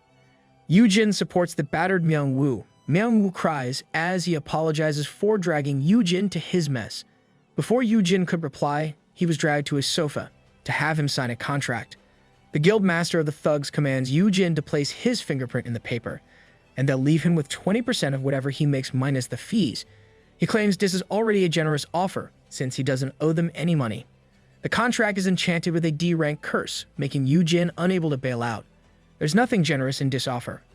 Another thug forces Myung-woo to put his print on the contract. Yoojin sees this and asks a favor to compare his contract with Myung-woo, saying he'll feel cheated if they get the same terms. The thugs stare at him, then laugh at how thorough he is. They gave Myung-woo's contract to Yoojin, and Yoojin confirmed that Myung-woo only gets 10%. The thug claims all of that will be put on paying for his debt. Yoojin says it is basically a slave contract, as he holds the top of the contract with 2 hands. Yoojin asks them if they really think they can scam his friend like this and rips the contract into 2. This shocks the thugs, and they ask about the curse. Lol. No curse would work on our MC. A D-rank debuff curse activates after Yoojin tore the contract. Still, it was quickly cancelled out by his L-rank curse resistance. Yoojin grips the sofa for support and kicks the guild master. Yoojin clutches the guild master's head, making the guild master think that Yoojin isn't actually an F-rank. Yoojin whams the guild master's head to the ground, and Yoojin admits he's only an F-rank with items that makes fighting fairer. Pay to win, indeed. The other thugs are angered, claiming that Yoojin will not be able to get out of there alive. Yoojin calmly pulls out his phone, and the thug says it's too late to call the cops. Yoojin smugly says he's not calling the cops since he already called in a long time ago. A locked metal door cracks open and crumbles as Sunghan opens it with his 2 bare hands. One of our MC's bodyguards is finally here. The metal door falls with a thump, shocking the thugs inside. Sunghan raises his fist. As one thug claims there's only one guy. A single guy can easily destroy the building you're in. Sunghan punches the thug, and with a whoosh, the thug flies and falls to the ground with a loud thud. Sunghan looks back at Yoojin, saying he's there to get Mr. Han out. The thugs curse at their predicament. Meanwhile, Myung-woo asks how, and Yoojin says it was easy, since he discreetly called Sunghan once they got into the car. Yoojin just narrated where they were being taken, to make it easy for Sunghan to find them. So that's why he's chatty on the way. Sunghan just smacks on any thug that gets close to him. One thug pulls out a dagger and rushes towards Sunghan. Really? A dagger versus an A-rank? Myung-woo screams for Sunghan to watch out. The thug stabs, but instead of hurting Sunghan, the thug murmurs his disbelief. He only managed to cut the clothes, but the flesh remained unscathed. Sunghan's flesh is a literal shield from minor injuries. Sunghan raises a hand and says that the thug should have brought something that can cut an A-ranker. He flicks the thug with a finger, and the thug hits the floor hard. Another thug recognizes that this person is Sunghan Kim from the Haeim Guild. Sunghan sighs as he looks at his destroyed clothes and commands them to kneel. Everyone plops to the floor, and Sunghan asks if Myung-woo is hurt by them. Myung-woo looks at the kneeling thugs and says he wasn't really hurt. Myung-woo now feels bad for the thugs, to the point that he forgot how they kicked and hit him. Sunghan asks Yoojin what he should do with them. Yoojin looks at some papers, saying an eye for an eye. Yoojin then brings out a golden-colored paper, commanding the guild master to sign the S-rank contract. The man looks at the agreement, saying that they have to work for 50 years and they'll only get 10% of the profits. It is a total rip-off. Yoojin smiles as he claims it's a generous offer since they don't owe him any money. Oh, how the tables have turned. The guildmaster says it's a slave contract, but Yoojin only throws papers at the man. The guy looks at one of the papers, and Yoojin says he found all of these in the guildmaster's cabinet. All of those papers were contracts made with at least a dozen of F-rankers. Yoojin wonders if everyone still has all of their limbs, while the guildmaster only smiles, asking who would care. He claims they're not liable, since they all signed the consent form, and half of those guys are still alive. Wow, such trash exists. Yoojin doesn't let the man finish and kicks him in the head. Yoojin says they are scum and asks the guy if he tossed all those F-ranks to dungeons because they are only F-rank, and there's a lot of them they could lure. Angered, Yoojin lectures them that F-rankers are still living human beings. He then declares that it's time for them to taste their own medicine, even though he really wants to throw them in an A-rank dungeon. To get out of it, one of the thugs apologizes that they got it now, and asks if Yoojin can cut them some slack. Yoojin grins and pats the man's head, but instead of forgiving them, Yoojin squeezes the man's head. He then says that they wouldn't mind paying for their crimes since they get it. Then Yoojin tells Sunghan to take them away. On the way home, Yoojin slumps into the backseat beside Myung-woo. Sunghan reports to Yoojin about what happened. The earnings from the labor will be used to compensate the victims. That wraps them up. Myung-woo thanks Yoojin, but Yoojin brushes it off. Myung-woo says it wasn't nothing, since Yoojin has already saved him twice, and tears drip from his face. Yoojin tries to calm Myung-woo down. Myung-woo was so thankful that he hugged Yoojin, saying that Yoojin is his hero. Yoojin tries to get Myung-woo off him by reminding him that he should also thank Sunghin. Though, Sunghin only tells the two to put on their seatbelts. Safety first. Yoojin went off to see director Seok as they got back. He threw a tantrum by lying on the floor by the door to make the guy give Yoojin a dorm room under the pretense of being Yerim's legal guardian, and Yoojin was assigned a dorm room.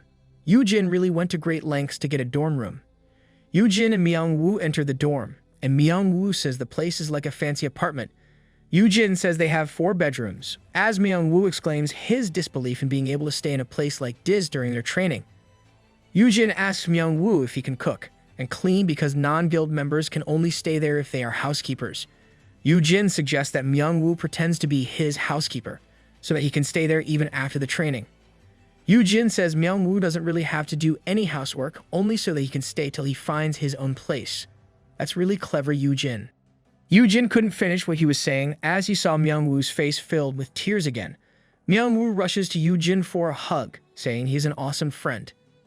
After some time, Myung-woo finally settled down. Myung-woo now in his own room and sleeps, talks about how he'll clean up, and asks Yoojin if he wants dinner or a sponge bath first. Myung-woo talks like a waifu in his sleep. Yoojin decides to go out and get his stuff from Yoojin's place. He wonders how Yoojin will react when Yoojin suddenly gets surprised to find Sunghin behind the door.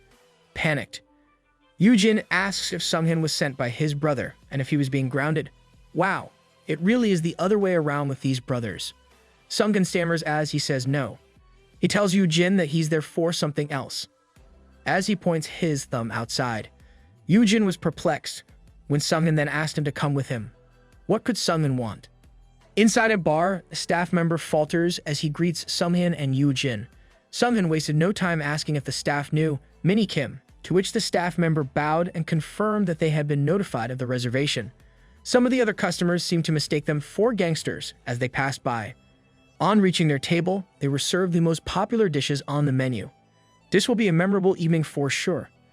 Yoojin looks around as he wonders why Sunghin brought him there since the place seems too hip for Sunghin.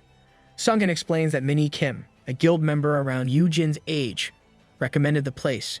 Sunghin then urges Yoojin to wind down and seriously enjoy himself. Yoojin can only awkwardly agree to it.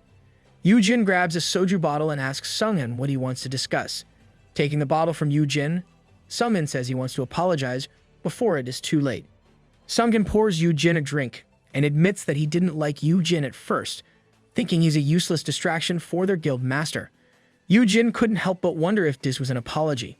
But then Sunghin continued, saying that he was sorely mistaken because it turns out that Yoojin was actually a decent guy. Saying this with a smile, Yoojin can only look at Sunghin blankly. Wow. Sunghin had a change of heart about Yoojin. Sunghin recalls how Yoojin returned to help him with the dungeon break, how he earned Ms. Park's trust and took care of her issues, and how he even risked his life to save his friend. Sunghin reveals that he now trusts Yoojin to watch over his back. Yoojin pales, thinking that Sunghin got it all wrong, but then realizes this could be a chance to bond and say the keyword. Yoojin clinks his cup to Sunghin's and speaks his appreciation while thinking Sunghin is on his list tonight. This reminds me of Yoojin's initial attempts with heart hand signs. Sunghin comments on how Yoojin seems to know what to do. He asked if Yoojin was planning a sting operation like that one with the broker deal before. Yoojin just agrees and says he was investigating something undercover. Sunghin reminds us that this operation is dangerous for a single F-ranker.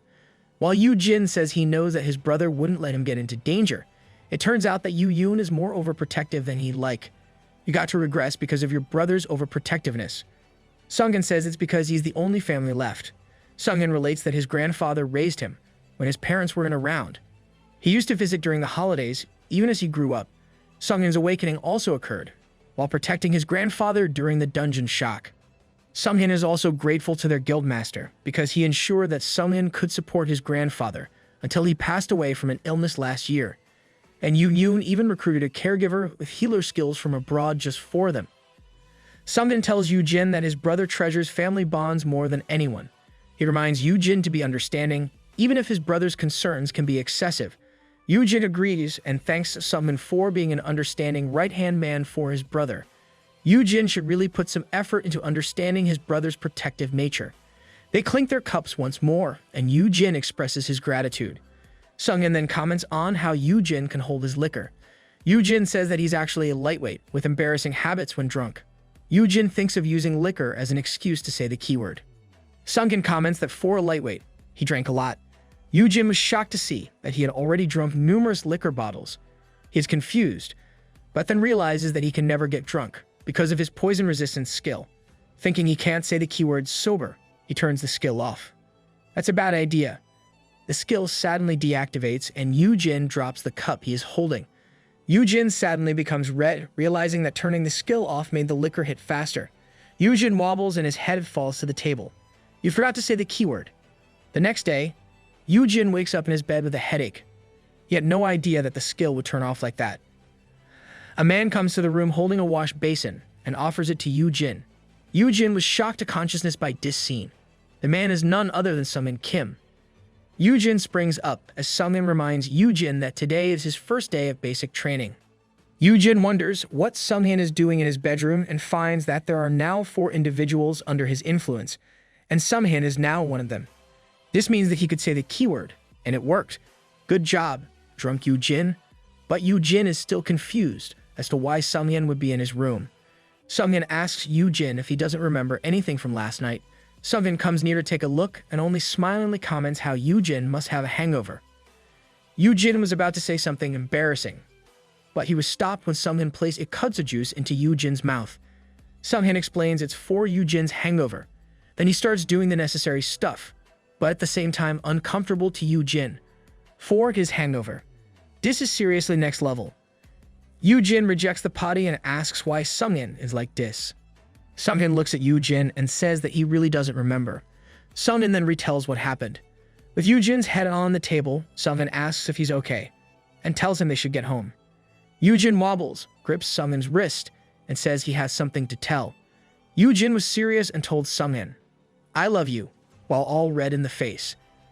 This makes Sungmin question Yoojin, but Yoojin only rubs his head, saying he doesn't know what's wrong with him. Yoojin asks Sungmin if he has already told him "I love you" like a blushing fool while covering his mouth. Still not yet done, Yoojin says it's pretty wild. Once again, saying that he really has to tell Sungmin "I love you." And Sungmin retells how he heard Yoojin say "I love you" 3 more dozen times at that night. The lesson here is alcohol doesn't give you courage. It makes you lose your inhibitions. Let's all learn from Yoojin's experience. Drinking responsibly is the key. Hearing this, Yoojin bows and apologizes to Sungmin. Sungmin says it's okay, and it actually made him happy. Thinking that this was Yoojin's embarrassing drinking habit, Sungmin was reminded of his grandfather. Sungmin would also helps out his drunk grandfather, as the old man proclaims to the world that he has the best grandson. His grandfather ranted that Sungmin is the best in his eyes, and asked Sungmin if he had ever told Sungmin that he loved him. Sungmin reveals to Yoojin that he somehow reminded him of his grandfather, which was how he responded to Yoojin's keyword. Yoojin was shocked to learn that he reminds Sungmin of his grandpa, despite being in his 20s. Sungmin admits that it sounds strange, but Sungmin felt safe with Yoojin, just like he felt when he was by his grandfather's side. This reminds Sungmin of how he tucked Yoojin in as Myung-woo watched by the door. The feeling he felt made Sungmin want to do things for Yoojin. Sungmin promises not to behave ridiculously around others and asks Yoojin if he can visit him from time to check on him.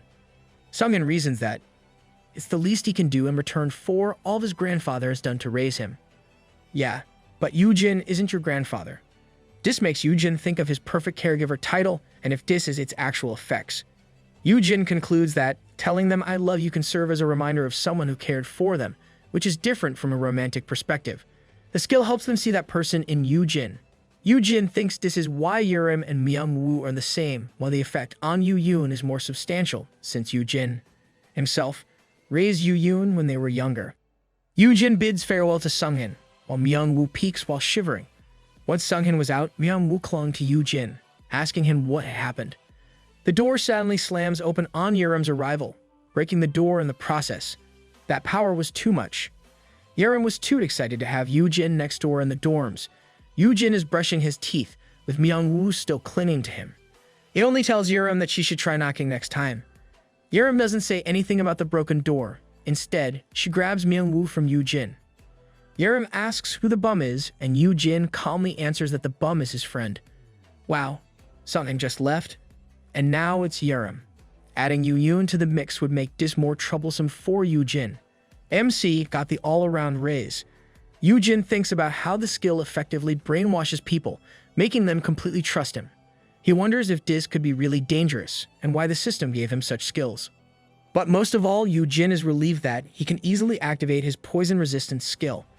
After several days, Yoojin compliments Myung-woo for getting better at cooking.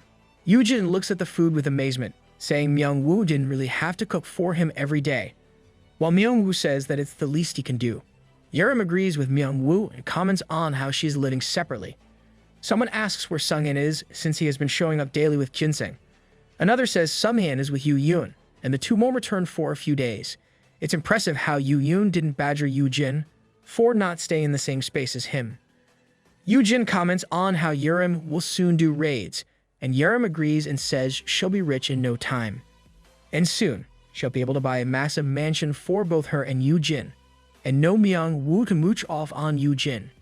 She's just as bad as Yoojin. Yoojin tells Yerim not to freeze the soup with her power and tells them to get along since they're going to boot camp together. This shocks both Myung-woo and Yerim. Yerim took it hard and unleashed a cold aura, saying she thought it'd only be her and Yoojin. Everyone has become possessive of our MC. The doorbell suddenly sounds, and Yoojin uses that as an excuse to leave the two. He tells the two to behave themselves, and a man by the door comments on how vibrant it is to start the day. Yoojin is shocked to find Shimi and Siak outside with other staff. Shimi hands some documents to Yoojin, saying that the hunter orientation training starts today. He personally came there to fetch them because of a change in schedule. Because the theory class instructor was running late, this means they have to proceed to the practicum first. In the practical exercise, Yerim looks over, while Yoojin and Myung-woo are worried. They were reassured by Shimiam that the practicum drill was simple. What they're looking at now is a cage filled with monsters. The cage bars start to rumble up, and monsters now surround them. Shimiam's voice could be heard, telling them that all they had to do was kill all the monsters. Easy peasy, but it still looks horrendous. Yoojin yells it's ridiculous, exclaiming that for basic training, shouldn't they take down one at a time instead? On the side, Yerim is so relaxed, asking if that is all they have to do. Shimian laughs, saying that they aim to acclimate them to the presence of monsters, and they'll grow used to them in the process. Yoojin asks what kind of logic that is as the mole-like monsters approach them. Practice is the best way to learn. Yerim runs to where the monsters are, proclaiming that she'll wipe them all at once. She quickly stabs the monster in succession, making the huge ruckus. Myung-woo and Yoojin are a bit blinded by the show of Yerim's combat skills, with Yoojin commenting that Yerim is at least having fun. Yerim shows two monsters dangling on her spear, asking Yoojin if those would taste good on the grill. Adventurous food? Anyone? Yoojin reminds Yerim that she doesn't work for a barbecue joint and tells her to put those down. Yerim then remembers that she should try out some of her skills on the monsters. A woman comes in, commenting that Yerim is an S rank on another level for a rookie. Shimyeon greets the woman, while the woman asks if sending many monsters for basic training isn't a bit dangerous. Shimyeon just says to not worry, and he is more concerned about how no monsters might be left for the other two. In the training room, Yerim makes a Christmas tree with much gusto, using fallen monsters. Yerim is just playing around now. Beneath the fallen monsters, a seagull monster wriggles out and lunges for Myung-woo. Yoojin yells for Myung-woo to stab it, but Myung-woo lets go of his spear and runs for it. The monster is catching up, and Myung-woo is in a panic. Before the beast can even tackle him, Yoojin grabs Myung-woo by the waist, and they dodge the attack. Yoojin tells Myung-woo never to let go of his weapon, and explains that the monsters are F-rank monsters called Fang Moles. He continues, saying those monsters have terrible vision and mostly just run straight towards you. To kill them, they just need to lunge the spear forward. Yoojin prepares to attack, telling Myung-woo to get up. Yoojin's walking encyclopedia skill is at it again. Shimyeong says that another reason for many monsters is Yoojin Han. He wants to see what Yoojin will do, since Yoojin seems exceptionally knowledgeable, not only of monsters. Shimyeong expresses his amazement with what Yoojin did with his contract with Yerim, saying it can be used as an industry-standard template. This also makes Xingyan wonder if Yoojin is hiding something. Myung-woo compliments Yoojin for not getting scared like him, and he mentions how it feels like Yoojin has been doing these for years. This alarms Yoojin, thinking he'll be suspected. As the fang mold dashes, Yoojin throws his spear to pretend like a noob, and the monster starts chomping on Yoojin. Yoojin screams, saying he's scared too. Yerim comes to Yoojin's rescue, while Shimyeon thinks he might be wrong as well, and the Oscars goes to. After some time, they finish the practicum. Myung-woo slumps beside Yoojin, while Yerim is still energized and glad to use her skills. Myung-woo apologizes to Yoojin, and Yoojin comments how Myung-woo is really not cut out for combat. Yerim then smiles, saying she was a lot better out there. Yoojin tells Yerim not to compare themselves, and that it's better if they all get along. The others really should stop treating Myung-woo like a piece of useless baggage.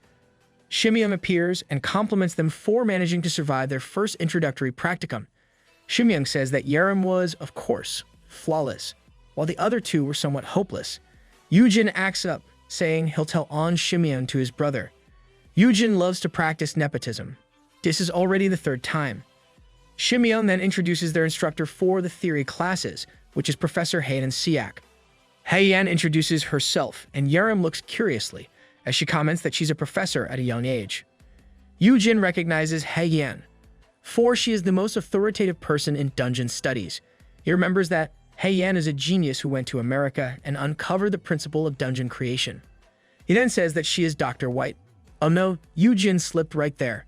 Haeyan is pleasantly surprised to be called by this name, saying not many people know it. Yoojin makes an excuse, saying he really is interested in this field, as he wonders if Haeyan is not yet that famous. Haeyan says that Yoojin knows many things and that her uncle, Director Siak, has told her a lot about Yoojin. This information bewildered Yoojin as he realized that Haeyan was the niece of Director Siak, since they even had the same last name. Shimyeon again adjusts his glasses, reassuring Yoojin that this is not nepotism. Haeyan says she'll stay at Guild Haeyan for a research project, hoping to get along with Yoojin. Yoojin shakes her hand, saying he hopes the same, while imagining if his life will finally bloom. I doubt it will, and if it is, many will be heartbroken. Inside a dungeon, Yoojin asks Sunghan if they managed to get it. Sunghan confirms since he doesn't detect any vitals. They are looking at a giant red cat-like monster with a single horn on its head. They were able to defeat it because Yoojin was immune to fire damage. Yoojin lifts the monster's limb and Sunghan asks what they should do with it. Beneath the giant monster is a baby monster with the same features. The beast in the covers is finally making his appearance. The group is in their theory class with Dr. Haeyan Siak. Haeyan tells about dungeon history, the meaning of dungeon breaks and dungeon shock, how the Awakens came forth, the new technology gained from mana stones, and the establishment of hunters and guilds. And in Korea, S-rank hunters usually associate with corporations to have large guilds. Yoojin already knows all of this, but sees the lesson as a good refresher, since Haeyan is explaining things really well that can be easily understood. Haeyan continues the lesson about awakened individuals, how stats and skills determine ranks, and how unique abilities can manifest as a form of self-defense. Looking at the details, Yoojin thinks about how some information is still wrong. He remembers that skills are determined by a person's natural talent or environment. Is he planning to correct them? Haeyan sadly asks Yoojin if there's something wrong, since Yoojin looks at Haeyan like her professor used to. She asks Yoojin if there's something wrong with the information she presents. Yoojin scratches his head, looks away, and says he has a personal theory. Personal theory based on the future's findings. Well played, MC. He says the recent increase in skills unrelated to combat can mean that skills don't really have to do with self-protection. He explains that it only looked that easy because of the dungeon breaks, and there may be different factors to determine the abilities. Haeyan looked at Yoojin thoughtfully, while Yoojin hoped that he didn't give himself away with what he said. Don't worry, Yoojin, you're safe. Haeyan sadly clasps Yoojin's hand, and she exclaims how she's so impressed that Yoojin is updated on the latest trends in the topic of skill manifestation. Haeyan looks at Yoojin so excitedly that she asks him to talk with her for 10 hours after the class. Uncertain about how to respond, Yoojin takes her attention from him by asking Yerim if she has any questions for the teacher. Surprised, Yerim hesitantly asks how much S-ranks makes. Haeyan looks at Yerim with a smile, pulls out a money gun, and starts clicking it. Where has she been keeping that? Heian poses with a raised money gun, firing away a lot of money. She enthusiastically says, S-rank hunters can make at least $10 million annually. Yaren looks at Heian with stars in her eyes, while Yoojin thinks about how Heian brought a money gun just for dis. A money gun is one of the best ways to flex your money. Yoojin is relieved to get off the hook, while Heian continues to shoot off money. Heian continues to explain that S-rankers are so rare that you can easily count them with one hand per country. S-rankers are known for risking their lives in high-ranked dungeons and bringing loot from S-ranked dungeons like mana stones, rare plants and fruits, or even living monsters. In Yoojin's place, Yoojin reveals the monster he brought home from an S-ranked dungeon to his brother. The monster is a horned flame lion, and Yoojin planned to tame and mount it. Yoojin assesses the monster, noting its single horn on the forehead, fiery red fur, and fox-like tail. He remembers that the horned flame lion is a tier 2 monster of the unicorn subspecies with high stats, nimble speed, and fire skills. It is a dangerous monster that even S-rankers have difficulty fighting on their own, and before them is an infant version of it. So cool. A magic beast for a pet. Yoojin says it might not be tamed because all the standard taming method doesn't work, even with the owner's token. The owner's token is used to induce the target to accept the bearer of the owner's token as its master. I need that. Yoojin holds the owner's token towards the horned flame lion, commanding it to get down. The red monster flinches and growls. Yoojin says it's working, and it's about to come down. Trembling as it tries to fight the urge, the horned flame lion jumps down, but in an attacking position. Seeing this, Yoojin shoves his brother to get back, and he releases black flames from his hands, causing a small explosion. Yoojin was shocked, saying his brother didn't have to roast it alive. The fire and smoke disappear, but the horned flame lion is unscathed, since it is immune to fire. The horned flame lion continues its attack and slashes Yoojin in the face. Wow, a kitty paw punch. This causes a crash, making Yoojin scream his brother's name. With his clothes in bad shape, Yoojin holds the monster by the nape, throws it inside a terrarium room, and locks it up. Yoojin comments on how feisty it is and asks if Yoojin is sure, even with the owner's token. Yoojin looks at his clothes in dismay and says he'll maybe just get rid of it. Yoojin asks if he means to put it in an auction. Yoojin opposes this idea, saying he won't let the rival guilds take it. Yoojin then shockingly asks if his brother is going to kill it. Yoojin looks through the glass at the horned flame lion, thinking there's no other choice. Still, Yoojin feels bad about it, since it would be the perfect companion for his brother if it was tamed. He appraises its stats, seeing that the horned flame lion is currently a C rank with the potential to become an A or even an S rank. The monster currently has its A rank fire resistance skill unlocked. While its 3 skills, Fire Breath, Fiery Dash, and Gigantification, can only be unlocked once the monster matures. That is potential right there. Please don't get rid of it. Yoojin doesn't remember anyone who managed to tame a monster, even 5 years from now. Sadly, the system notifies him that the keywords have not influenced the target. Yoojin is shocked, realizing that he can possibly affect even monsters. Now we're talking. This startles Yoojin, but Yoojin only kept thinking about how his brother would be unstoppable with the horned flame lion. Yoojin calms down and asks Yoojin if other guilds also have magic beasts that can serve as mounts. Yoojin affirms, but those are all low-rank creatures, which is incomparable to the horned flame lion. Yoojin smiles at his brother and says he'll try taming the horned flame lion himself. Yoojin considers how they might hit the jackpot if they could tame the world's only high-tier mount. OP Lil Bro will soon get an OP sidekick.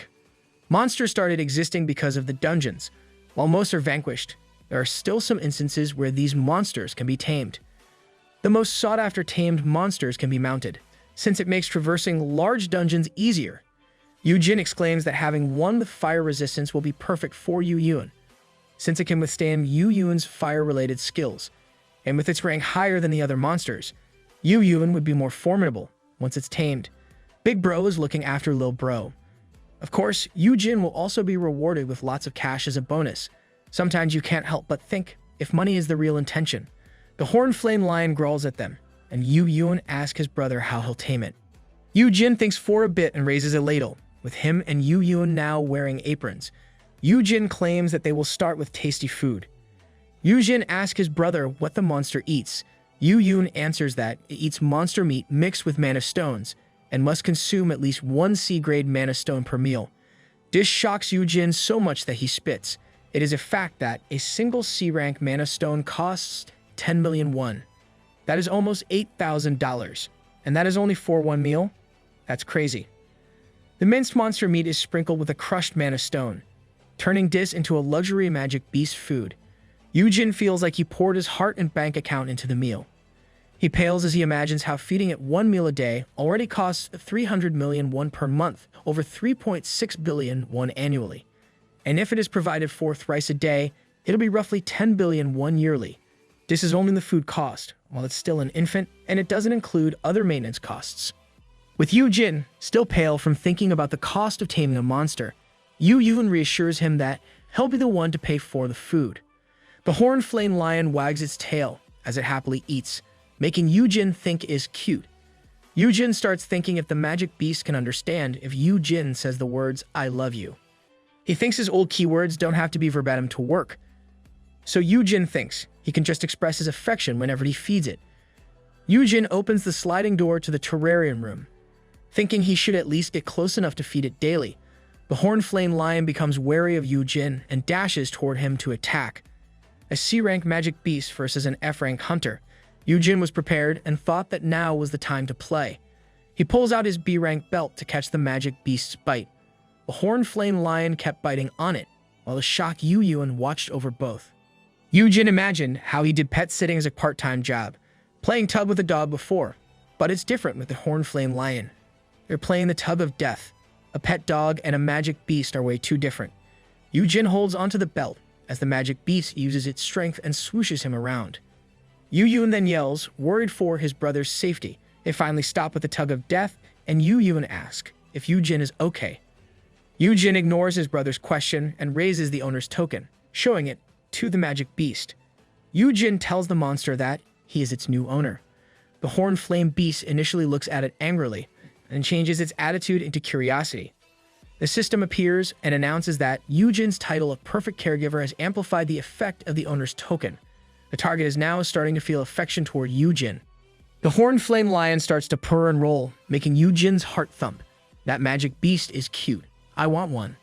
Yoojin happily claims that the horn-flame lion can cuddle with him, while Yoojin cautions that it is still a monster.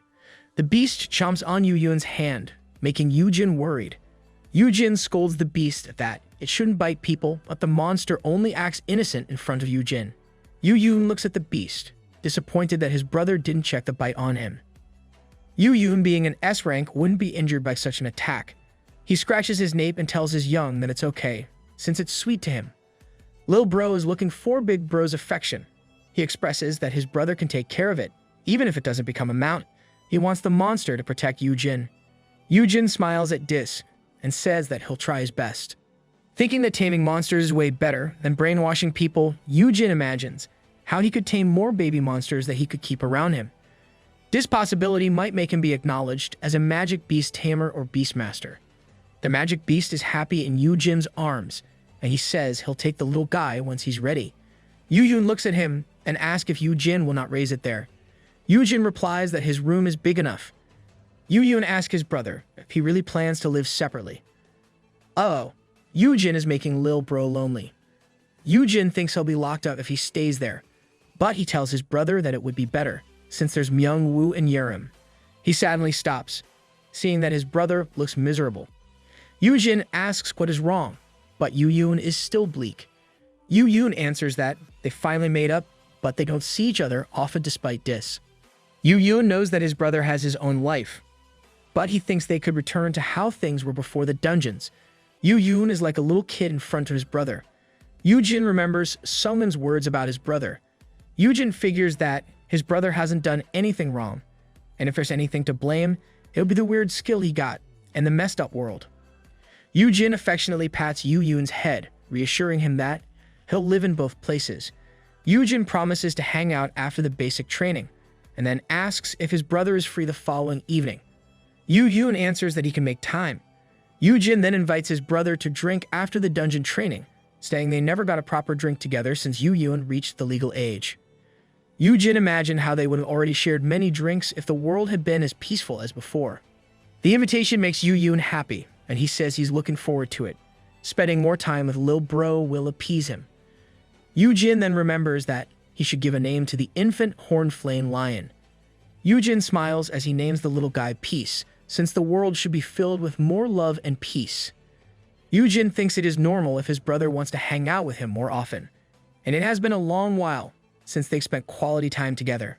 It's a new day, and they are outside. People are bustling and murmuring near a dungeon portal. Yoojin has a frozen smile, while his brother smiles happily. Yerim asks what is happening, while Myung-woo can only silently look over. Yerim questions why the guildmaster has to accompany noobs like them to the dungeon, while frustratingly pointing a finger to Yoojin. The latter only smiles, saying he's looking forward to today and can't wait. Oh, the guildmaster uses his authority to spend more time with his brother and protect him simultaneously. Yoojin can't say anything and thinks that there really must be something wrong with his brother. Your brother really loves you a lot. Yoojin's brother complex just happens to be worse than yours. Reporters asked Yoojin and Yerim to pose together for a picture, and they were also interviewed. A reporter asks how unusual it is for a guildmaster to personally escort new recruits on their first raid. Yoojin smiles, saying it's rare to get a new S-ranker, so he really wants to be there, and it's the least he can do as a fellow S-ranker. Behind him, Yerim stiffly smiles at the crowd. Wow, Lil Bro also has Big Bro's acting skills. Yoojin thinks this is a PR stunt, and Myung-woo hopes the people will buy it. Yoojin then thinks about how Yoojin and Yerim make an ideal duo, since they also have contrasting elements. He imagines that if they add Myung-woo's crafting skills and Sungin's S-rank defense skills. Yoojin happily smiles at the thought. It'll be a team of S-classes. Various weapons are lined out, and his staff tells Myung-woo and Yoojin they can borrow weapons for free. They just have to return them afterward. Yoojin is amazed by the decent lineup, while Myung-woo looks at a sword in amazement. The staff then reminds them that they have to pay for it if they break them. Jolting Myung-woo away from the weapons, Yoojin looks over and can only think about how Myung-woo will make future masterpieces. Yoojin guides Myung-woo to take higher-ranking weapons, since those would be sturdier, and they should also grab some potions. The staff says only registered guild members can take the consumables for free. Hearing this, Yoojin tells Yerim to take the potions under her name and share them with them later. Yerim does what she's told, and the staff can't protest about it anymore. Taking advantage of loopholes.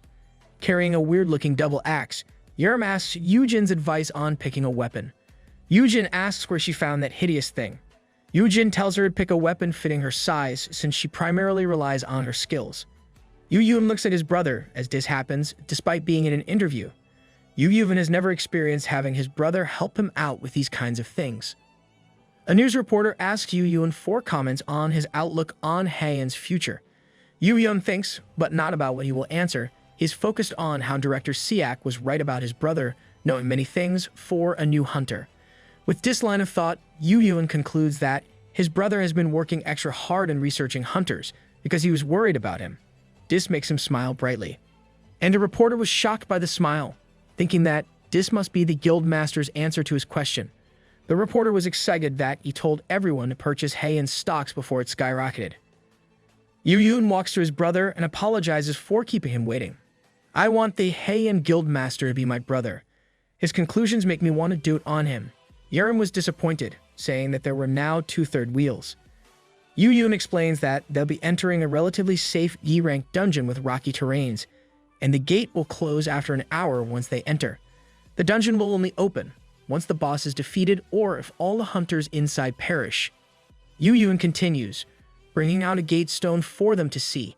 He says that in an emergency, they can use a gate stone, but this is very rare, with only a few in the country. Too bad Yoojin couldn't bring over the gate stones he got from the defeated Rao Chi-Taz. Yoojin was about to continue, but he noticed his brother was looking elsewhere.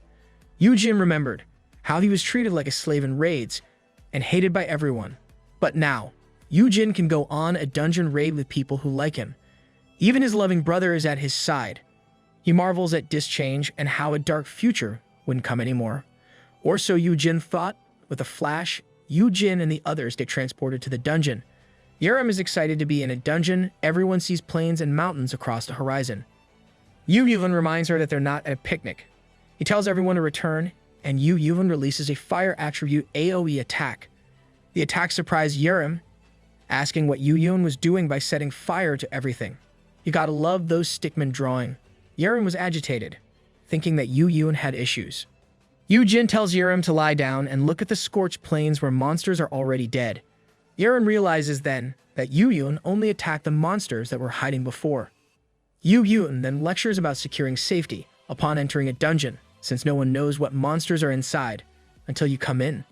This is why the strongest party member will lead in making a path. Then he reminds Yerim that this was taught in theory class. Yerim is the type to space out during class. Yerim scratches her head, saying she did learn it. She reasons that she lacks an AoE skill to let her do the same. Yoojin reassures her upon hearing this, reminding her that the awakened can get a new skill once they reach level 10. Yoojin mentions how they have no sure way of knowing what skill will come up. He toggles on the system in front of him. It is different for Yoojin though, since he can choose a skill to unlock 4 of those influenced by him. That's so convenient. Yoojin chooses Pale Rain for Yerim. This is an AoE skill that Yerim was famous for when she was known as the Ice Witch. The system then announces that Yerim's growth will focus on unlocking the Pale Rain skill. Yoojin confidently says that Yerim will soon get an AoE skill. This makes Yerim happy, saying she'll level up to 10 in no time. Yoojin was listening to their conversation, saying that Yerim could only wish. He explains that the experience points required to level up are vastly different for F rankers and S rankers. For an S rank, they'll require 5-fold of what F rankers are required. Yoojin continues, saying that even if Yerim hunted all the monsters in that dungeon, she won't get anywhere near level 10. What a stoic way to burst one's bubble. Yoojin sadly yells that his brother will be fine with his help, so Yerim should focus on her own level. This angers Yerim, and the two start arguing. Yoojin tries to calm them down, but they won't listen. Our MC is surrounded by brats vying for the MC's sole attention. Having enough of it, Yoojin pulls on both of their cheeks, scolding them in the process. The two point at one another, saying it's the other's fault. This only makes Yoojin shout at them more. Yoojin asks them what they are there for. Yoojin says he's there to guide, while Yerim answers that she's there to hunt and level up. Still angry, Yoojin commands them to stop fighting and focus on hunting monsters. He berates them that he can't waste his time breaking up their fights because he also has to hunt to level up. He tells them that the least they could do is pretend to get along, and if they keep fighting, he's done with them. They'll be the problem children in the classroom, while Myung-woo will be the timid child following teacher Yoojin. This ultimatum makes the two flinch. Yerim and Yoojin look at each other and decide to just pretend. They both reach out their hands to one another for a shake, but both are still exuding strong auras. Yoojin sighs, saying that they'll get closer once they work together. That's dubious when you, yourself, are on the line. He then tells them to stay alert and help him and Myung-woo reach level 10. Something swooshes by as Yoojin talks, getting the attention of both Yoojin and Yerim. The two dash away, each claiming that he or she will be the one who helps Yoojin. The two cause a large explosion, while Yoojin and Myung-woo watch over them. As usual, Myung-woo is crying over the smallest of things. Yoojin imagines that beholding the ideal duo is just a dream. In a different space filled with stairs and platforms that seem to defy gravity, someone exclaims how the guide who turned back time appears to have entered a dungeon. Another person commands him to find that guy immediately, saying they can only intervene if that guy is in a dungeon. They finally find Yoojin, saying they were waiting for him as they call in Honey. Who are these people after our MC? Still inside the dungeon, Yerim freezes the enemies and sends them to Yoojin's way to kill them. Yoojin says that spears can't stab through the blocks of ice. He uses his fire skill, saying it would be easier if the monster's skin had been toasted well. Both Yoojin and Yerim simultaneously say that Yoojin can just stab at them to slay them. They keep on ignoring Myung-woo. Myung-woo is amazed at how Yoojin and Yerim fight like an endless song of ice and fire. Myung-woo then realizes that Yoojin is crouched by the monsters and asks what Yoojin is doing. Holding a mana stone, Yoojin explains that mana stones cost a fortune, and he is getting them from the dead beasts. Our MC needs to save as much money as he can. Raising peace costs a lot of money. Yoojin directs Myung-woo to also stab the fallen monsters so that he can level up. Myung-woo wonders if he'll be able to get a decent skill once he levels up. Yoojin reassures Myung-woo that he will. Yoojin is certain that Myung-woo will be able to unlock his SS rank skill by the time he reaches level 10. Then he discovers that there is another condition to unlock it. Yoojin looks at the system that says from leveling up to 10, manhwa should sharpen to 10,000 something. The unintelligible words confuse Yoojin. While manhwa is glad he's gaining experience, Yoojin remains perplexed by what he just saw. He identifies it as a typo and wonders if the descriptions were manually written in real time. Is it a bug in the system? Manhwa finally reaches level 10, but then he slumps when he realizes that he didn't get any skill on leveling up. Yoojin consoles manhwa as he considers who might be writing it. Yoojin thinks about how the system remains shrouded in obscurity and how it can be a miracle from God. But if it is God, Yoojin wonders if he would make a typo. Yoojin points to another side, saying that must be the final area. Yoojin then asks how many times they leveled up. Yoojin answers that they're almost done. Suddenly, a system pops in front of Yoojin, saying he was found. Yoojin is confounded by what he sees, and the system apologizes. Oh, so those people calling in honey before are the ones who run the system. But why are they apologizing? Yoojin and Yoojin reach out for Yoojin, yelling for him to look out. Yoojin covers his brother, while Yoojin unleashes his skill to protect them. Yoojin asks if his brother is alright, but Yoojin instead asks what it is. Yoojin says it's a boss monster. Hearing this, Yoojin exclaims that a D-rank boss monster cannot use a skill like that. Although, that's bad. Is this what those people running the system are sorry for?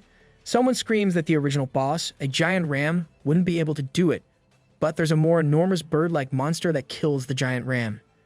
Yoojin looks in horror as she asks how the gate is supposed to open now, that the original boss is dead. Yoojin calmly assesses the situation, saying the bird is the new boss. They would need to defeat the new boss monster to get out of the dungeon. Why would the boss monster suddenly change? Where did the new one even come from? Yoojin immediately determines that it might be too dangerous, since he has never seen that monster before. He tries to give the gate stone to his brother, but Yoojin only pales as he sees it. Yoojin's heart starts beating fast as he remembers how his brother died trying to keep him safe. He panics, thinking how Yoojin might choose to stay behind again when they are faced with an overwhelming monster. Please no. Yoojin tries to give it again to his brother, but Yoojin clasps on Yoojin's hand, saying they won't need to use it. Yoojin tells his brother that the monster is weaker than he is. Yoojin identifies the monster as a Class 2 gold-beaked Maya with a fire attribute. He says that the monster is equivalent to an A-rank dungeon boss. It uses its beak as its primary weapon, while the skull is softer than its back and stomach, making the head its weak spot. Yoojin directs Yoojin to go for the head immediately, instead of the wings, because the monster has a spare pair. It's a good thing Yoojin is a walking encyclopedia of monsters and anything hunter-related. Yoojin dashes toward the enemy, and Yoojin reminds him to go for the head. Yoojin looks at Yoojin, asking Yoojin if he is sure that the guild master would be okay. She suggests that she should go, since she can fly. Yoojin says she'll end up in barbecues if she does. He explains how Yoojin has a fire-resistance skill that works well against monsters with fire attacks. He also mentions that though Yoojin can't fly, he already has the next best thing. Oh yeah, that skill from before. The gold-beaked Maya comes for Yoojin and uses its beak to stab. Yoojin easily dodges, and he dashes for an attack. With a slash, he easily lops off the beast's wings. You didn't listen to your older brother's instructions, Yoojin. Yoojin screams that there's a spare pair of wings. The gold-beaked Maya flies off and breathes fire from its mouth toward Yoojin. Yoojin is unharmed, but he is clearly having a hard time.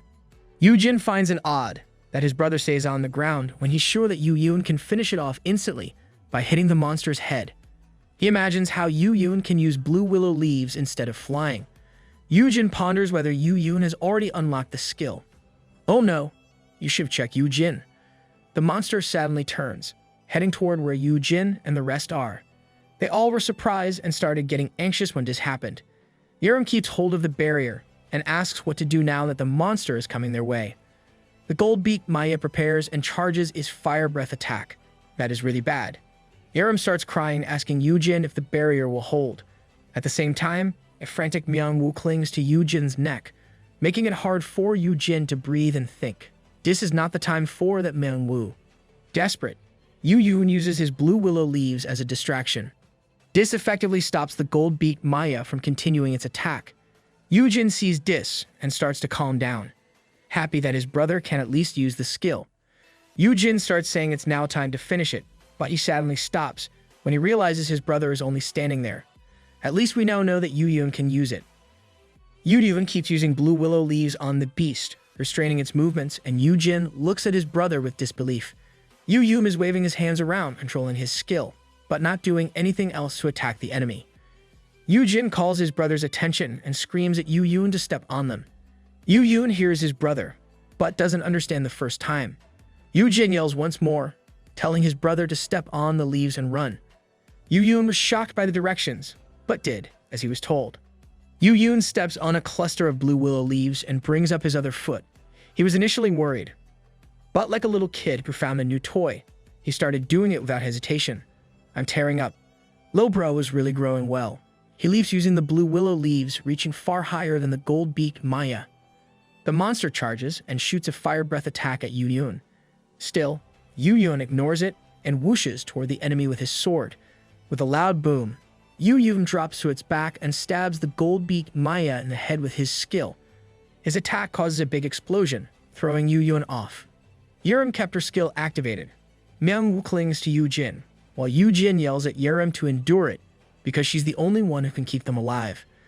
The gold-beaked Maya falls to the ground with a big thud, while Yoojin smoothly lands on the ground, with the help of his blue willow leaves. Yoojin looks over when he hears his brother calling for him. Our MC's Lil Bro is the coolest. Dashing towards Yoojin, Yoojin asks if Yoojin is okay. Yoojin calls his young and grasps him, all excited. He was amazed at how his brother thought of using blue willow leaves to compensate for his lack of flying skills. Using it that way had never crossed Yoojin's mind, and this was the answer he was looking for. Yerim can only scratch her head, letting the guild master gush all he wants to his brother. Yoojin tries to downplay it, but Yoojin is not having any of Yoojin's nonsense. He claims he got an entirely new skill for free because of what Yoojin suggested.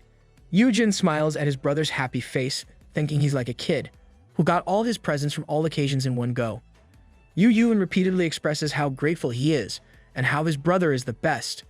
It is also good that you came along with them, or everyone will turn to dead meat. Yoojin suggests that he'll look at all his brother's skills when they return. Getting to spend more time with his brother, Yoojin immediately agrees. Yerim then asks Yoojin to look at her skills as well. They finally exited the dungeon, and people asked if they were okay. When the dungeon's rank changed, they all got worried. Yoojin explains the situation with Yerim by his side. Yoojin decides to keep his distance from his brother when they're in public and decides that he'll return the gear he borrowed and go home without attracting anyone. But what Yoojin was thinking is already impossible, because Sunghin is now running towards him.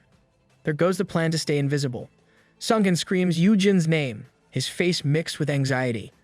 He skids to a bow, asking if Yoojin is okay and how he should have gone together with him.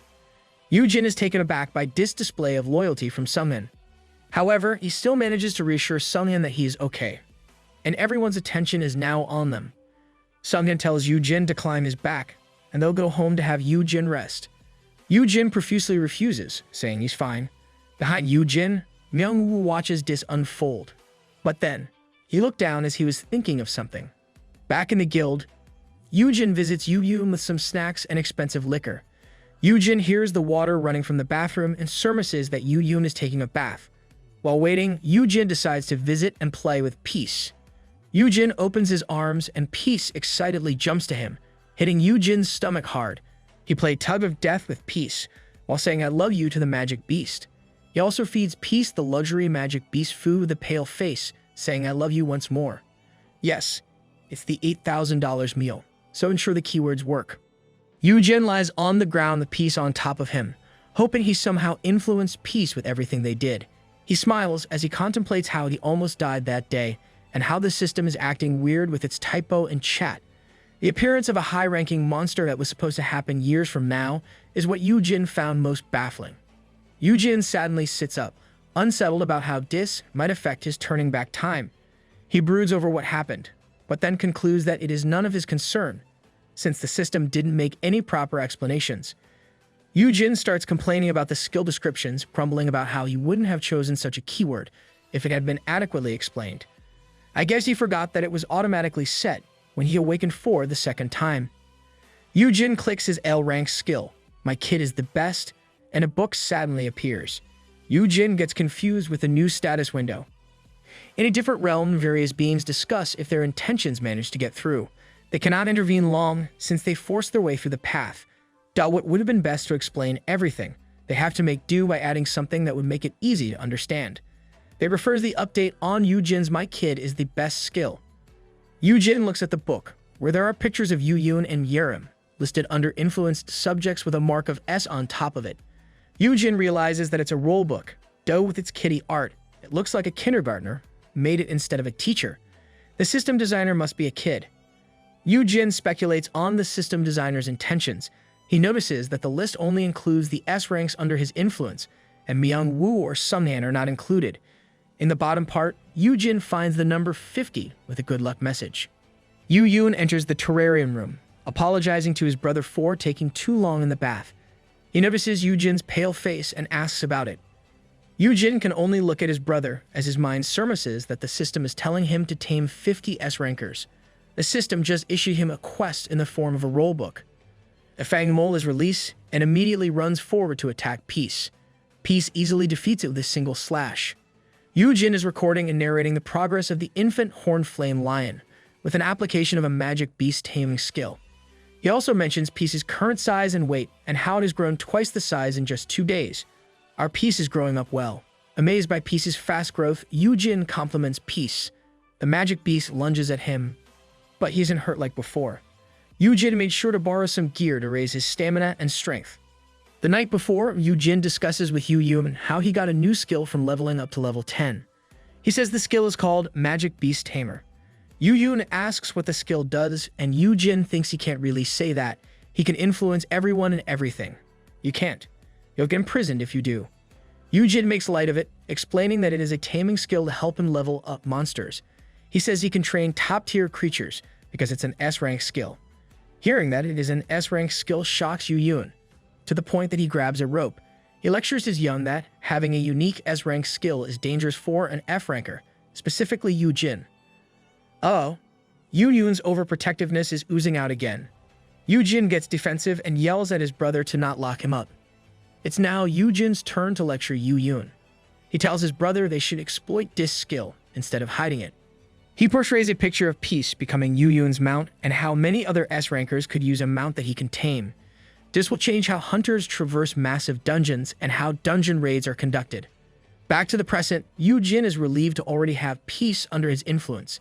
He plays and trains with the magic beast, as he thinks taming monsters is way better than influencing people to fill up the 50 S-rankers list that the system requires of him. Yoojin is already exhausted, while Peace cutely presses Yoojin to have him play with him more. Yoojin is already crying tears, thinking how hard it is to make a fortune. That's real life talking. He collects himself by thinking about how his actions can contribute to dungeon raids, reduce dungeon breaks, and make the world safe. Yoojin rolls around as his conscience takes over his actions. Someone called to him while he was still on the floor. It was the director. Shimyang Siak compliments Yoojin for his diligence in training right after he got out of the dungeon. He is also impressed by how much the horned flame lion has grown in a short period after Yoojin applied his new taming skill to it. Shimyang can't accuse Yoojin of nepotism now. Shimyang sadly bows before Yoojin and compliments him more. Yoojin is appalled by Shimyang's action, but Shimyang apologizes to Yoojin for being rude. He then went on about how Yoojin showed his insight, analysis, and new skill. Shimyang unexpectedly grabs onto Yoojin's waist and implores Yoojin to join their guild. Shimyang has adopted Myung-woo's bad clinging habit.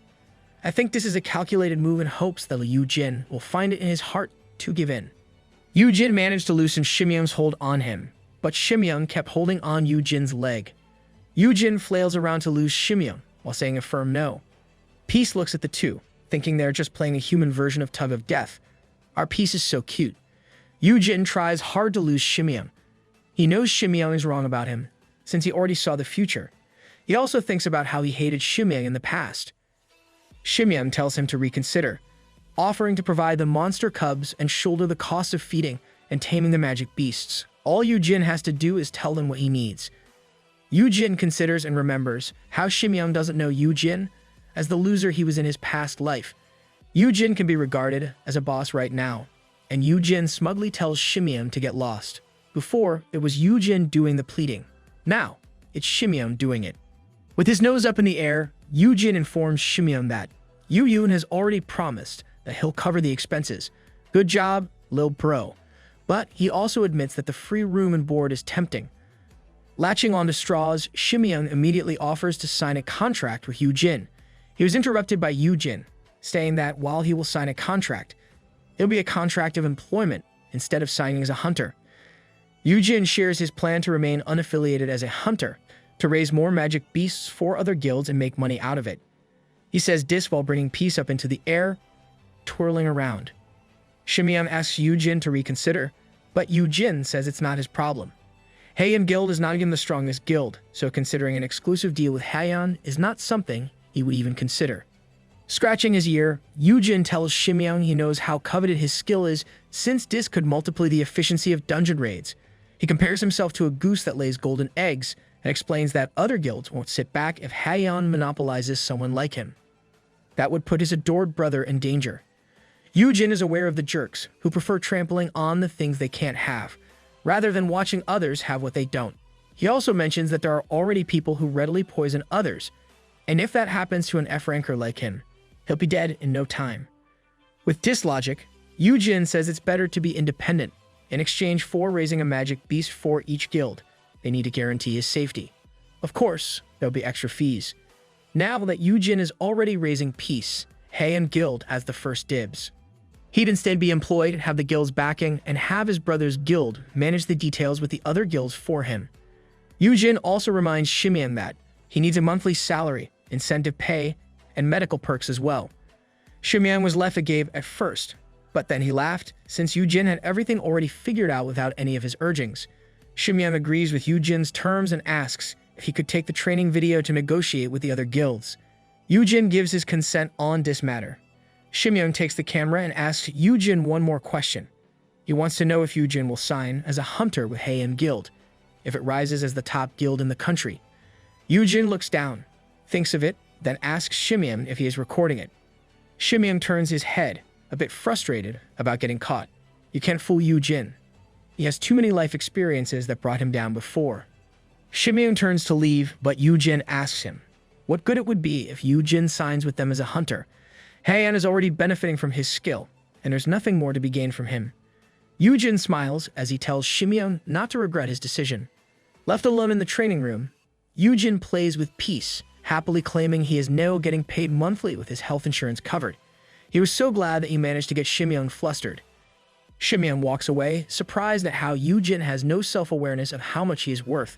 Shimeon is continuously getting surprised by Yoojin. Shimeon is aware of how hunters with unique skills get drunk on power. But Yoojin is different. Yoojin can be arrogant, but he knows where he stands and how to negotiate a deal to his advantage. You can't compare our MC to those people. Yoojin is an MC for a reason. Shimeon contemplates how he didn't recognize this talent before. He wonders if it was because Yoojin was overshadowed by his brother's accomplishments. Nope, Yoojin just did an excellent job of trying to place the attention on him instead of his brother. Shimeon thinks about how the Heian Guild is prepared to bear the risk of recruiting Yoojin. But with Yoojin deciding to go freelance, everyone will focus on him instead of the Heian Guild. This means he'll be the sole bearer of not only the benefits, but also the dangers that comes with it. Shimeon questions Yoojin's understanding of the consequences, which may also be Yoojin's way of protecting his younger brother. Whatever the case may be, Shimeon is sure of one thing: the Great Three Guilds, and the world will soon focus on Yoojin Han. Shimeon is sure that Yoojin will quickly find out how precious he is. This guy sure thinks a lot. Different people have already received a copy of Peace's training video in other places. Are they the guild masters from the Great Three Guilds Shimeon was thinking about? And one particular blonde guy found this interesting, that he intends to visit Heian at the earliest possible schedule. Yoojin and Peace are looking at Peace's new home. Peace prowls around, and Yoojin asks if he likes it. Now that Peace lives with him in the dorm, he wants to ensure it's convenient. He says they could move out when the space becomes small for Peace. You'll make you even worry if you move out of the dorms. Yerim sadly appears, asking about the cute little furry, while Myung-woo looks from the back, asking if it's a monster. Yerim was so enamored with Peace, thinking that it was a cat, but it is different for Myung-woo. He's afraid, since it is also trying to bite him. Yoojin scolds Peace, saying that Myung-woo is not food. Yoojin arrives at this scene, asking to spare a few minutes of his brother's time. Yoojin asks what it is, and Yoon informs him that the other guild masters are coming to Haeyeon to meet him. Our MC caught their attention. Now it's time to make money out of it.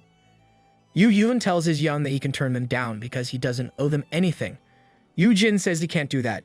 Yoon reminds Yoojin that those guild masters are all S rankers, and as an F ranker, Yoojin can't take them lightly. Yoojin says Yoon has a point. Hearing this, Yoon quickly decides to turn everyone down, but Yoojin stops him and reminds Yoon that he's also a guild master and should act appropriately in his role. Your real intentions are appearing low, bro. Yoojin enlightens his brother that the three great guilds masters are coming to Haeyeon instead of the other way around. Haeyeon obviously holds more power in this scene, enough reason to meet with them. For Yoojin, showing up to this meeting is no big deal, and he tells Yoon that he doesn't want to hear any more but or even so. Yoojin reminds Yoon that if they choose to negotiate, those guild masters would want to see it for themselves. Yoojin and Yoon arrive in a conference room filled with people. It's showtime. The severe ambience of the room intimidated Yoojin. Still, he didn't pay much attention to it, because his fear resistance was activated. Peace looks at Yoojin, while Yoon introduces his brother to everyone in the room. A person comes close and asks for Yoojin's hand. The man explains that he'll be appraising Yoojin's skills prior to the negotiation. Yoojin reaches his hand out, but then realizes what an appraisal really means. He swats the hand away, saying something ambiguous about carelessly holding a young man's hand. Yoojin imagines how everything will turn out once people learn of his legendary and S-rank skills. Once they discover that, he has skills that can influence instead of monster taming. All he has been trying to avoid will definitely happen. He can easily see himself getting locked up by his brother and Sunhan. Why is Sunhan? Never mind. The appraiser tells Yoojin that it'll only take a second, but Yoojin doesn't want it. Sensing Yoojin's distress, Peace leaps toward the appraiser, keeping Yoojin behind him. Yoojin was surprised and he tried to calm Peace down, assuring the magic beast that the man was not a bad person. That's right, you can't mess with Yoojin with Peace around. The people around them start to murmur. The chairman of the Hunters Association ponders if a magic beast detected that skill would be used on its master. Sitting next to the chairman is the guild master Hanshin Guild, Mingyu Park. He comments on how incredible it is that an infant is only at C rank, as he imagines the rank when it grows. A woman with long hair speaks up, saying that the magic beast is protective of its master, and by the looks of it, they wouldn't need to appraise Yoojin's skill. She then asks for confirmation from Yoojin, calling him Mr. Magic Beast Tamer. The woman is none other than Hunamoon, the guild master of Breaker Guild. She gives Yoojin a seat and comments on how the young master of Haeyeon has a reliable older brother. Yoojin looks at the Breaker Guild master, wondering if Yurim will outgrow him someday. Those are weird thoughts, Yoojin. Hyuna says she heard a full-grown horned flame lion is comparable to an S-rank dungeon boss. She then looks at Yoon and tells him to give it to her guild if he finds another cub. Yoon looks up from what he's reading and replies that it's not for free and they could trade if the one they're giving has frost resistance. Hyuna surmises that what Yoon wants is a mount for Yurim and reminds him not to be greedy.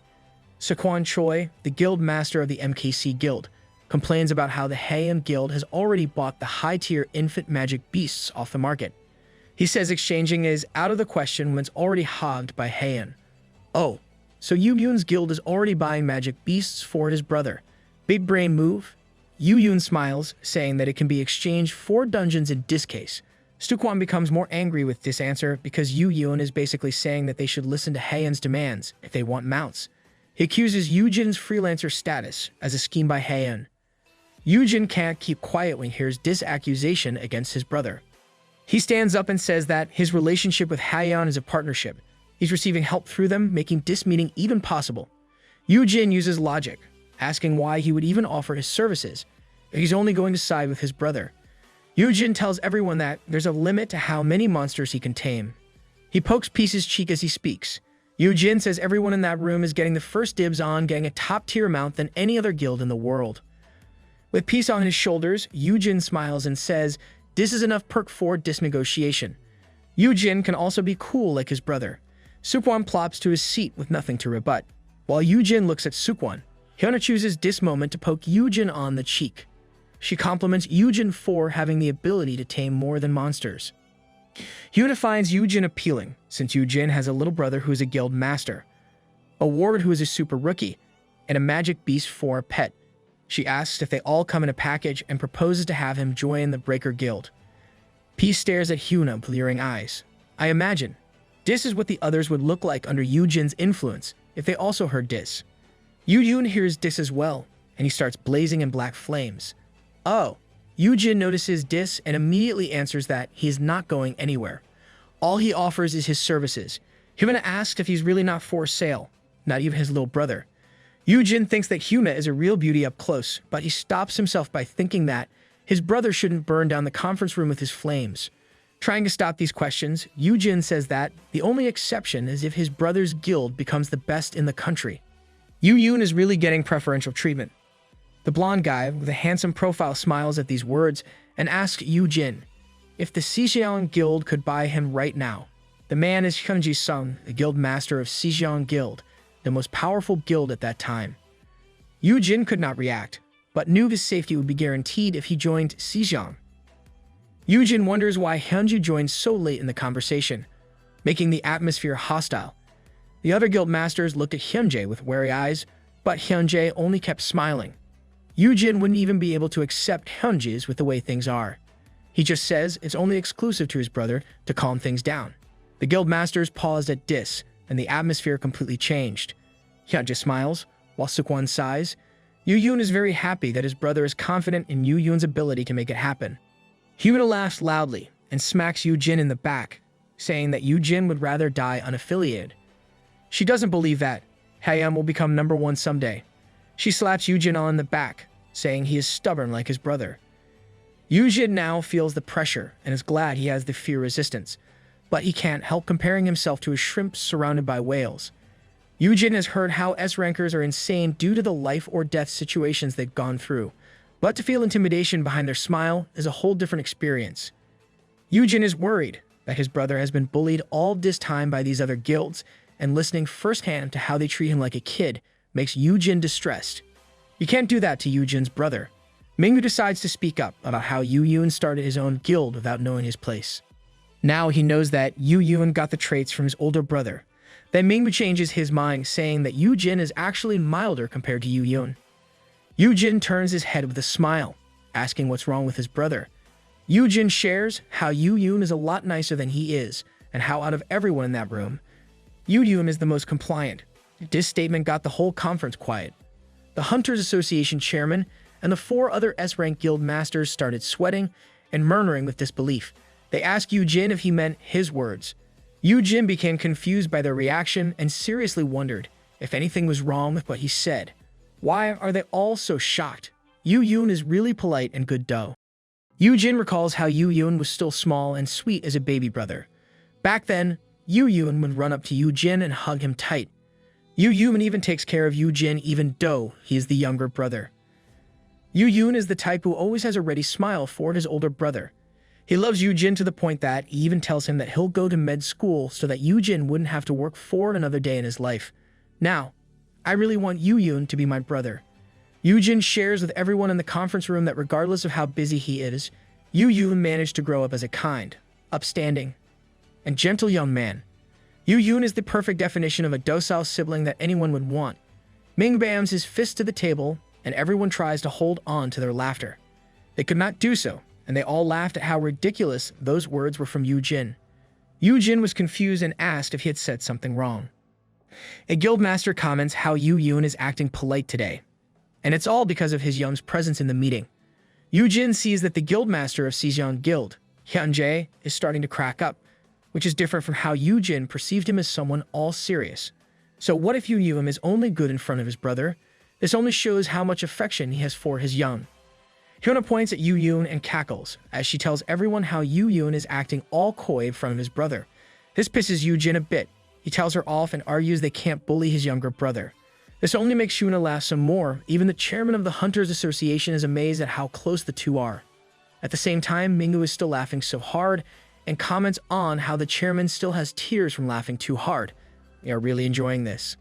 Hyuna tries to smooth things over and hands Yoojin a document so that they can finish the deal. Yoojin was still irritated, but he kept his thoughts to himself. He knows that his brother is a wonderful young man. Even though Yoojin can't be nice all the time since he has been a guild master from a young age. This is precisely why your little bro loves you, because you are so understanding and love him unconditionally. Hyuna continues with the meeting, explaining how they had settled most things between the guilds before Yoojin and Yoon even arrived. She tells Yoojin to look at the document to let them know if he needs anything else. Yoojin looks at the documents and asks about the statement about him owning a building. Hyuna asks if Shimyang didn't tell Yoojin about it. The chairman explains that Yoojin will require a facility to breed the creatures, so they decided to have a new building for that purpose, with Yoojin as its owner. Hearing about it, Yoojin was deeply thankful for having Shimyang negotiate this for him. Shimyang is the definition of a great ally. At its essence, the agreement states the 5 guilds present will ensure the security of Yoojin Han and his building. Yoojin will prioritize breeding creatures for the 5 guilds. The construction of the facility is a joint venture funded by 4 of the 5 guilds other than Han, and the building will be under the ownership of Yoojin Han. That is one fantastic deal. Maybe I should sign up to become Yoojin's PA or something. Yoojin tells his brother they only need Yoojin's signature as he hands him a document. Yoojin can't help himself from smiling, but he still tries to suppress it. Yoojin was confused by the look on his brother's face, and Yoojin said it was the nerves, while thinking how blessed he was to have a building in the heart of Seoul. Things are really looking up for Yoojin. Yoojin still thinks he is a shrimp amongst whales, but he is one happy shrimp who can handle that pressure. To have him in his own building protected by the top 5 guilds in the country is a big win. Yoojin is already planning to have Myung-woo and Dr. Siak join him in the building by setting up a workshop and office. Yoojin imagines how he'll be interviewed as the guy who turns Zero into a rich and handsome hero. While raising a glass of wine, he'll claim that there's no secret, since he just happened to drive the best customers in the world. And, of course, Peace would be there around his neck, making Yoojin look cool. He really likes to daydream. In real life, Peace is licking Yoojin's raised hand, as he imagines how he wouldn't have to work for another day in his life. If Yoojin could lease the building, he'll be set for life. Hyuna pats Yoojin out of his imagination. She bids her farewell to Yoojin and thanks him for the laugh. Yoojin was still out of it, and he unknowingly told Hyuna it was his pleasure. Yeah, he forgot that the laughter was about Yoojin. Hyunjae chuckles and says he'll keep the promise of Yoojin's exception in mind and see Yoojin around. Yoojin was uncertain, but he still said okay. Hyunjae was referring to how Yoojin said he would join his brother's guild if Haein became the best in the country. But the condition for the other top guilds of Korea is to become the best in the world. Yoojin goes to Yoojin, and Yoojin apologizes for spacing out at the end. Yoojin avoids eye contact, saying his young shouldn't pay attention to what the other guilds say about him. He defends himself, saying he hasn't done anything that would sit well with his conscience. Yoojin pats Yoojin on the back, reassuring him that he knows how Yoojin has to get his hands dirty sometimes as a guild master.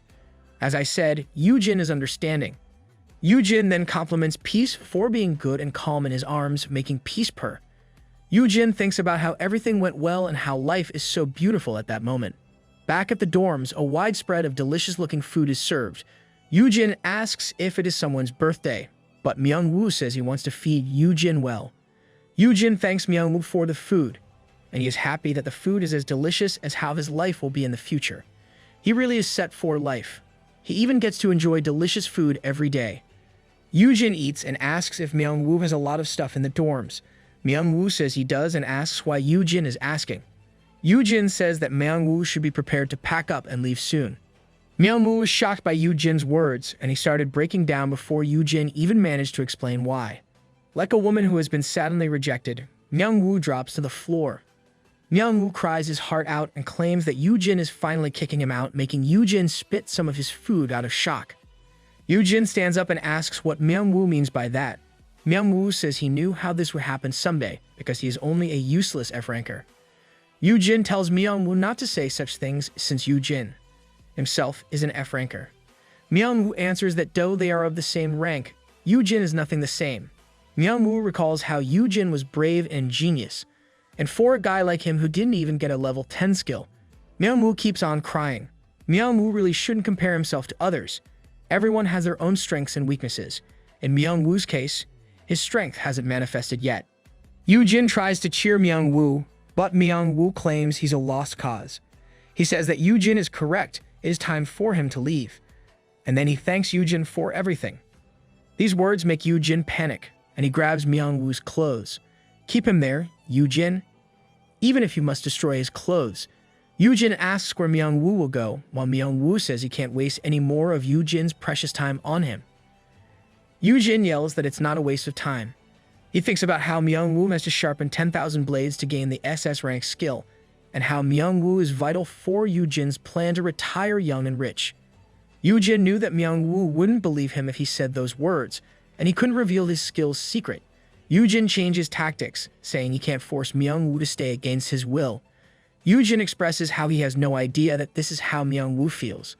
Myung-woo looks down and says it's okay. Yoojin says it was too bad because he just came across information that could help Myung-woo while looking disappointed. Yeah, Yoojin's acting again. Yoojin tells Myung-woo not to mind him, since he can't just damp the information on Myung-woo if he doesn't want it. This got Myung-woo all curious, and he asked Yoojin what it was. Yoojin continues to act like he is pondering, letting Myung-woo know that there's a secret that he wants to share with his buddy. Myung-woo doesn't wish Yoojin to be gloomy and asked about it. Way to guilt someone. Yoojin says he might as well say it before Myung-woo leaves. Yoojin makes up a story about how he heard from Dr. Siak that there's a training method to help unlock a particular skill. Yoojin thinks the best way to make someone believe you is to quote someone brilliant or famous. Yes, we're learning from you. Deep inside, Yoojin apologizes to Dr. White for using her name and swears he'll make up for it. In the dark R&D lab of Dr. Hye-yan Siak, Hye-yan is still working. She stretches, relieved that she's done with the paperwork, and all she has to do is wait for their response. Hye-yan looks at her computer, unaware that something is lingering in the shadows. A shadow of a face with unkempt hair then appears. Is the genre turning to horror now? A couple of knives clatter as Yoojin announces, this is the perfect training for Myung-woo. He makes Myung-woo swear not to tell it to anyone, not even Dr. Siak. Myung-woo accepts the condition and asks Yoojin what he should do with all the kitchen knives. Yoojin simply says it's homework, and we learn another lesson from Yoojin on ensuring you won't get busted. Yoojin instructs Myung-woo to use his supporting skills related to weapons in sharpening the knives. Myung-woo affirms and starts sliding a knife into the grindstone. A counter appears, indicating how many blades were sharpened by Myung-woo. Yoojin explains how Myung-woo must repeatedly do the task to unlock a crafting skill and how it is a reliable source of income, making it an absolute gold mine. Myung-woo was shocked by this. Yoojin raises a hand beside his mouth, saying that Myung-woo has to grind about 10,000 to unlock it. Myung-woo was really glad to hear that it was only 10,000. Dude, what are you so happy about? It's 10,000? Myung-woo claims that if he sharpens 100 knives daily, he'll be done in 100 days. Yoojin was shocked and asked if that was what Myung-woo would only do all day. Myung-woo reassures Yoojin that he is excellent at repetitive menial tasks like this. Raising a knife, Myung-woo says that he'll soon show Yoojin. Myung-woo smiles and promises to work his butt off to pay Yoojin back for everything. You're a hard worker, Myung-woo. Yoojin is happy that he managed to secure one of his retirement plans. He thinks that now is the time to ensure the second one. Yoojin visits Hye-yan in her R&D lab inside the Haeim Guild. Dr. Siak shows her enthusiasm in conversing with Yoojin. At the same time, Yoojin is already tired of talking with the doctor for hours. Yoojin apparently forgot that Hye-yan mentioned how she wanted to speak with him for 10 hours. The two are talking about dungeons and how no one really considered if there were rules behind them. Yoojin explains that his theory is more of a hunch with no data to back it up, since there aren't a lot of dungeons in Korea. Dr. Siak agrees and covers her mouth, feeling that she has somehow offended many people by saying that. They carry on with a discussion on how they would get meaningful data if they could investigate more dungeons. This makes Dr. Siak wonder if she should join an international team. This is where the problem lies. Yoojin realizes that this is precisely why the genius Dr. Hye-yan Siak went overseas in the future. He reflects on how the doctor and her team will discover the principle of dungeon formations 3 years from now. This discovery will make America gain royalties from the world.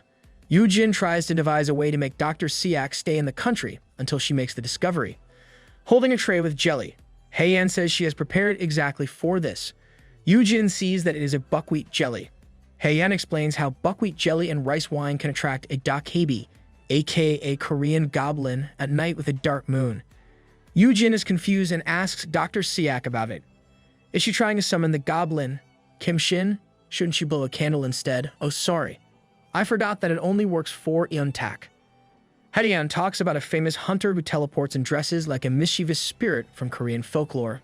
This hunter is mysterious and has remained in the shadows, and no one really knows the gender or age of this hunter. People only knew that the Dakebi's teleportation ability lets them teleport anywhere they want to save countless lives from dungeon breaks and disasters. This act makes the Dakebi gain a reputation. At the same time, the Dakebi's skill can be threatening to thugs who are up to no good. They can appear in their hideouts and subjugate every thug in a few moves and warn them. It is hard to catch them because of their teleportation skill and knows all kinds of secrets. This ability and knowledge ensure the Dakebi's safety and freedom to travel anywhere while remaining independent. And we have another character with OP skills. Back to Hyeon and Yoojin. Hyeon even prepared some roasted buckwheat, and she figured that the Dakebi was bound to know a lot about dungeons. She spreads the roasted buckwheat around and shares that she found a blog saying how Dakebi loves buckwheat.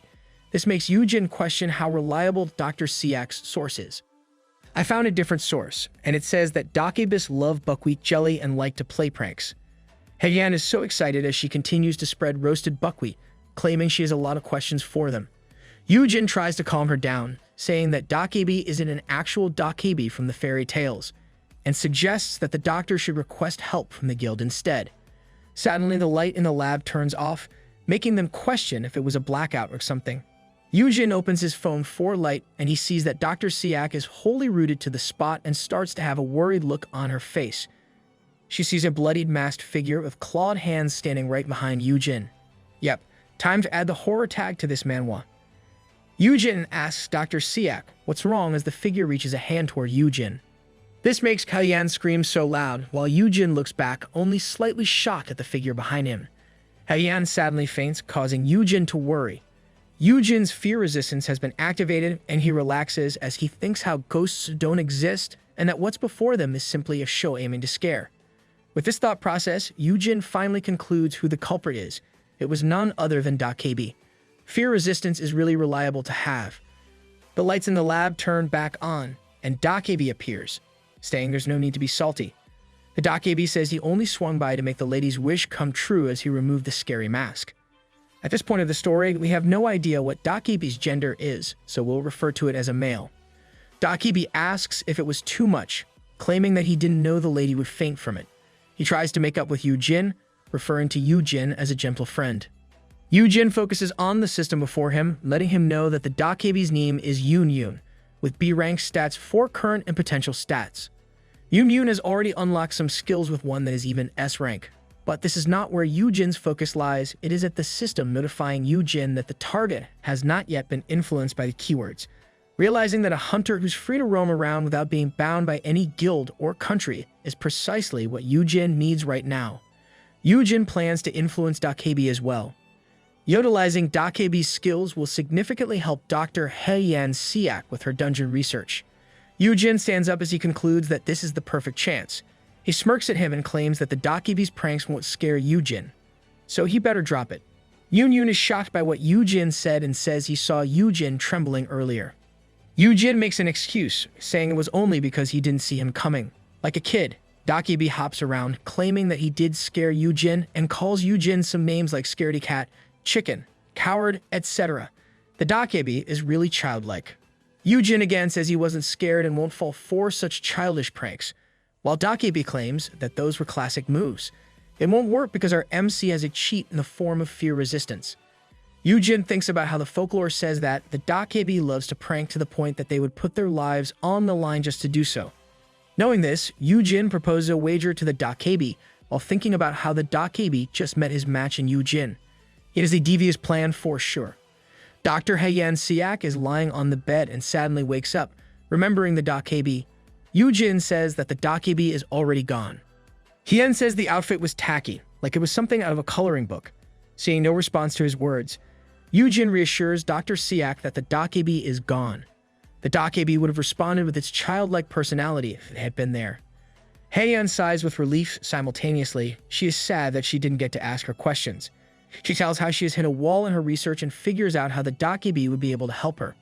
Yoojin comforts Dr. Siak and says that he'll be able to help her with this. Hearing this excited Hyeon, thinking that Yoojin agreed to come with her to grad school. Yoojin calms her down and explains how he has a way to get more information that Dr. Siak needs. So what exactly happened before? Let's watch. The Dakebi expresses how much he loves a good wager and asks what the stakes are as he floats in the air in a lazy position. Yoojin proposes a wager of whether the Dakebi can scare Yoojin or not. If Yoojin wins, Yoojin will serve the Dakebi for 3 years, and vice versa if Yoojin won't get scared. Wow, our MC is such a cheat. The Dakebi laughs at this and claims an F-ranker like Yoojin won't be able to win against an almighty Dakebi like him. The Dakebi then changes the stakes, saying that Yoojin has to serve 20 years to match the 3 years of the Dakebi. He says it's only fair, and this already accounts for the fact that Yoojin is the older brother of Heian's guildmaster. Yoojin surmises how the Dakebi did his research well and created a contract for them to sign. The Dakebi becomes suspicious of how Yoojin is rushing to a losing game and asks what Yoojin is scheming. He says how unlikely it is for an F-ranker like Yoojin to have a fancy skill and wonders if Yoojin plans to outsmart him with items. At least he is not that foolish in just signing a contract. The Dakebi doesn't know that Yoojin has the fear resistance skill, so as long as the Dakebi agrees, it's a sure win for Yoojin. Knowing there is doubt in the Dakebi, Yoojin chooses to improve his acting skills. He says that he is actually Yunyu's biggest fan while blushing. Yoojin mentions how the Dakebi saved many people and finds the story of the Dakebi's pouch of secrets remarkable. Our MC is such an actor that he can even blush when necessary. Yoojin scratches his head, saying that it would be amazing to win against the Dakebi. But at the same, if he loses, he'll get to work for the great Dakebi. Yoojin says this with great enthusiasm. Yunyun becomes proud and laughs at how awesome he's while twirling in the air. I take back my word, he's still foolish. The Dakebi claims that he would have never agreed if Yoojin begged to become his minion. Instead, Yoojin intrigued the Dakebi by bringing up a wager and a contract. Yoojin reminds the Dakebi that doesn't mean that he doesn't have a fighting chance. Admiring Yoojin's spirit, the Dakebi finally agrees and says he'll try scaring Yoojin 3 times in the next week. And if Yoojin manages to stay calm in one of those 3 times, he'll make Yoojin his right-hand man. I guess there will be another horrific scene in the future. Back to the present, Yoojin can't say the exact details to Dr. Siak. Still, he will surely get the data necessary for the doctor to conduct her research without leaving the country. Yoojin admits he is not book smart like the doctor. He can only hope that they can share the profits equally. That is, if Dr. Siak's research on dungeon formations bears fruit from the data Yoojin provides. Yoojin is really working hard to secure his second retirement plan. This got the doctor thinking, and she says that she appreciates it. But at the same time, there is no guarantee that she'll find anything.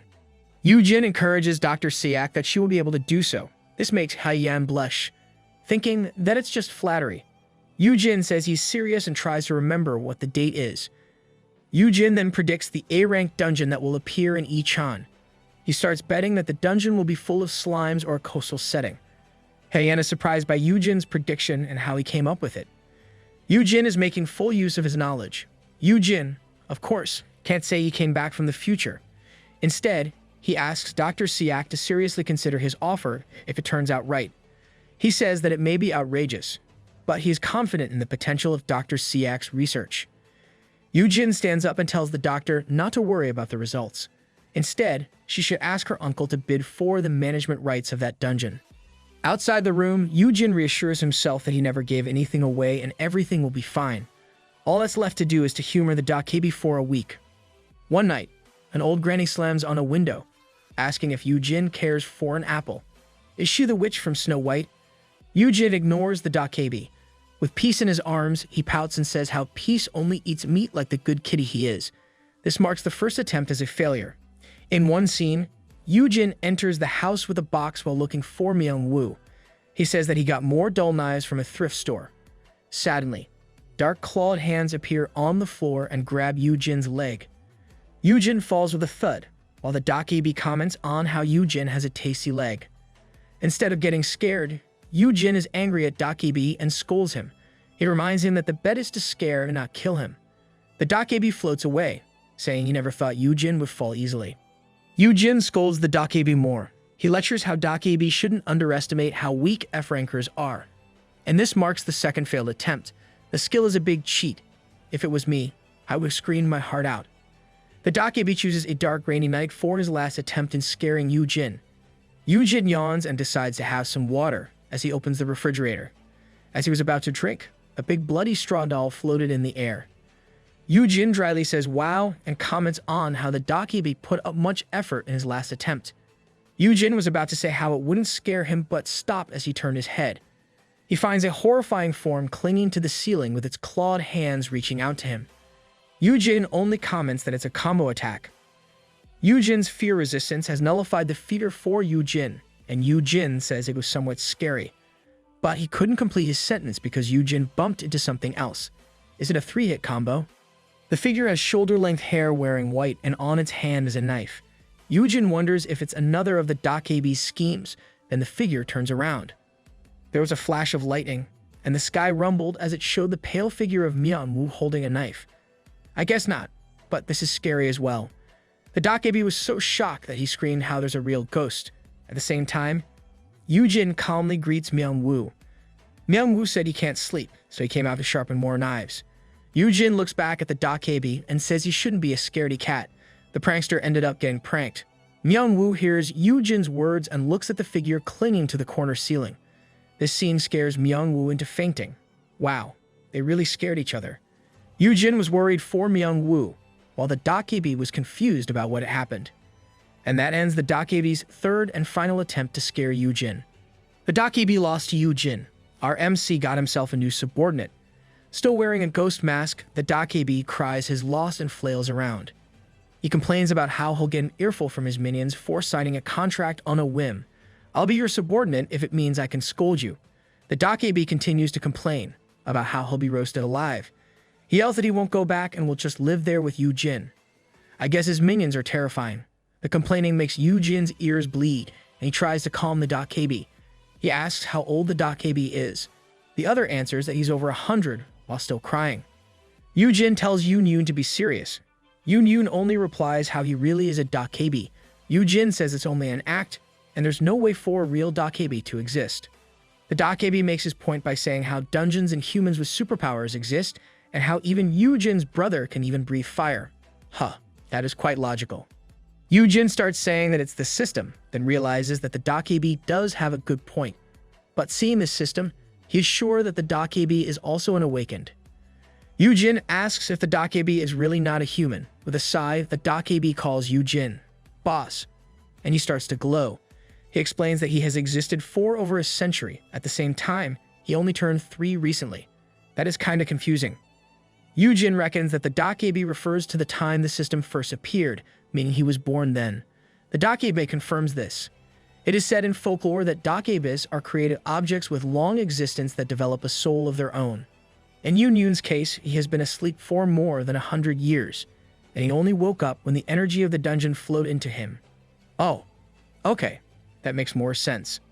Yoojin guesses it was plausible since the Dakebi can teleport, which is somewhat similar to how the system connects their world to some alternate space, but to find an actual Dakebi is incredible. Yoojin deciphers the Dakebi's name, Yoon. The first name stands for the Chinese root character for wheel. Adding the information of how old the Dakebi is, Yoojin thinks that the Dakebi used to be a wheel of a watermill that belonged to a family called Yoon, hence the name Yoon. Yoon was so surprised and amazed at his new boss, and asked if Yoojin was also a Dakebi, and if he used to be a fortune teller's crystal ball. Yoojin said no and was amazed that he got it right himself, man of many skills and talents. Yoojin tells Yoon to just think that Yoojin is worthy of being his boss. Then Yoojin says he has a task for his humble servant, and Yoon makes a face at this. Yoon drops to the ground and complains that he'll never do boring errands. Yoojin explains that he needs Yoon to investigate the dungeons of other countries since other countries prohibit access to foreigners.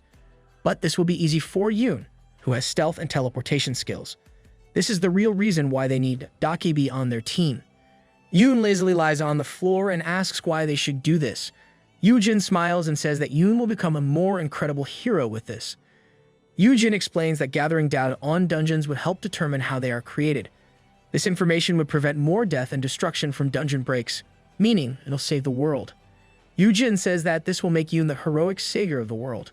Not only will he be famous, people might also create a line of merchandise for the Dakebi. If their world was the old one, Yoojin would make lots of money if he worked in sales. Imagining Yoojin's description made Yoon smile with proud satisfaction. Yoon stands up and grabs the tablet from Yoojin with a smile. He starts checking the details on the tablet and asks if he really needs to go to other countries. Yoojin asks if Yoon can't just teleport, and Yoon explains he can't teleport that far. Yoojin remembers that Yoon has only unlocked the S-rank skill, Who Am I?, and the B-rank skill, Cloud Steps. With these thoughts, Yoojin makes a decision. He calls the Dakebi, and with a straight face, he says, "I love you." He's an opportunist, albeit a good one. Yoojin thinks he should help Yoon level up until he unlocks that skill. Yoon is startled at first, but then he yells at Yoojin. Yoojin makes an excuse for how Dakebis thrive on love, so Yoon should get used to loving. Yoon looks at Yoojin dubiously. With sparkling eyes and a flowery tone, Yoojin says they should start greeting each other like that. He says, "I love you, Yoon," and asks Yoon to do the same. Yoon is shaking as he tries to say it, but he is so hesitant that he says bye and poofs out of there. It's either Yoon is shy or traumatized by this display of affection. Yoojin was slightly disappointed but still looked forward to working with his beloved servant. It's another new day for our MC. The door opens, and Haeyan and Shimyeon burst through it. The two were so happy as they claimed that Yoojin was right. Yoojin was wearing equipment and taking care of Peace at that time. But he was suddenly lifted up to the air by Shimyeon as he happily announced that it was indeed a slime dungeon. Yoojin was surprised by this, while Peace remained on the floor, shocked to find his owner taken away from him. Shimyeon continues, saying he had doubts, but they hit the jackpot with this dungeon. Peace became angry at them. Yoojin yells to be put down and tries to calm Peace simultaneously. "Don't anger our cute Peace." Shimyeon is so happy that the Haeyan Guild has a new cash cow. Slime is considered to be a costly raw material. This means the guild wouldn't have to worry about budget anymore. Shimyeon and Haeyan have incredibly happy, blushing faces as they look at Yoojin. They look like a fanboy and a fangirl meeting face-to-face with their idol. Shimyeon claims that Yoojin is a national treasure, making Yoojin feel a bit creeped out.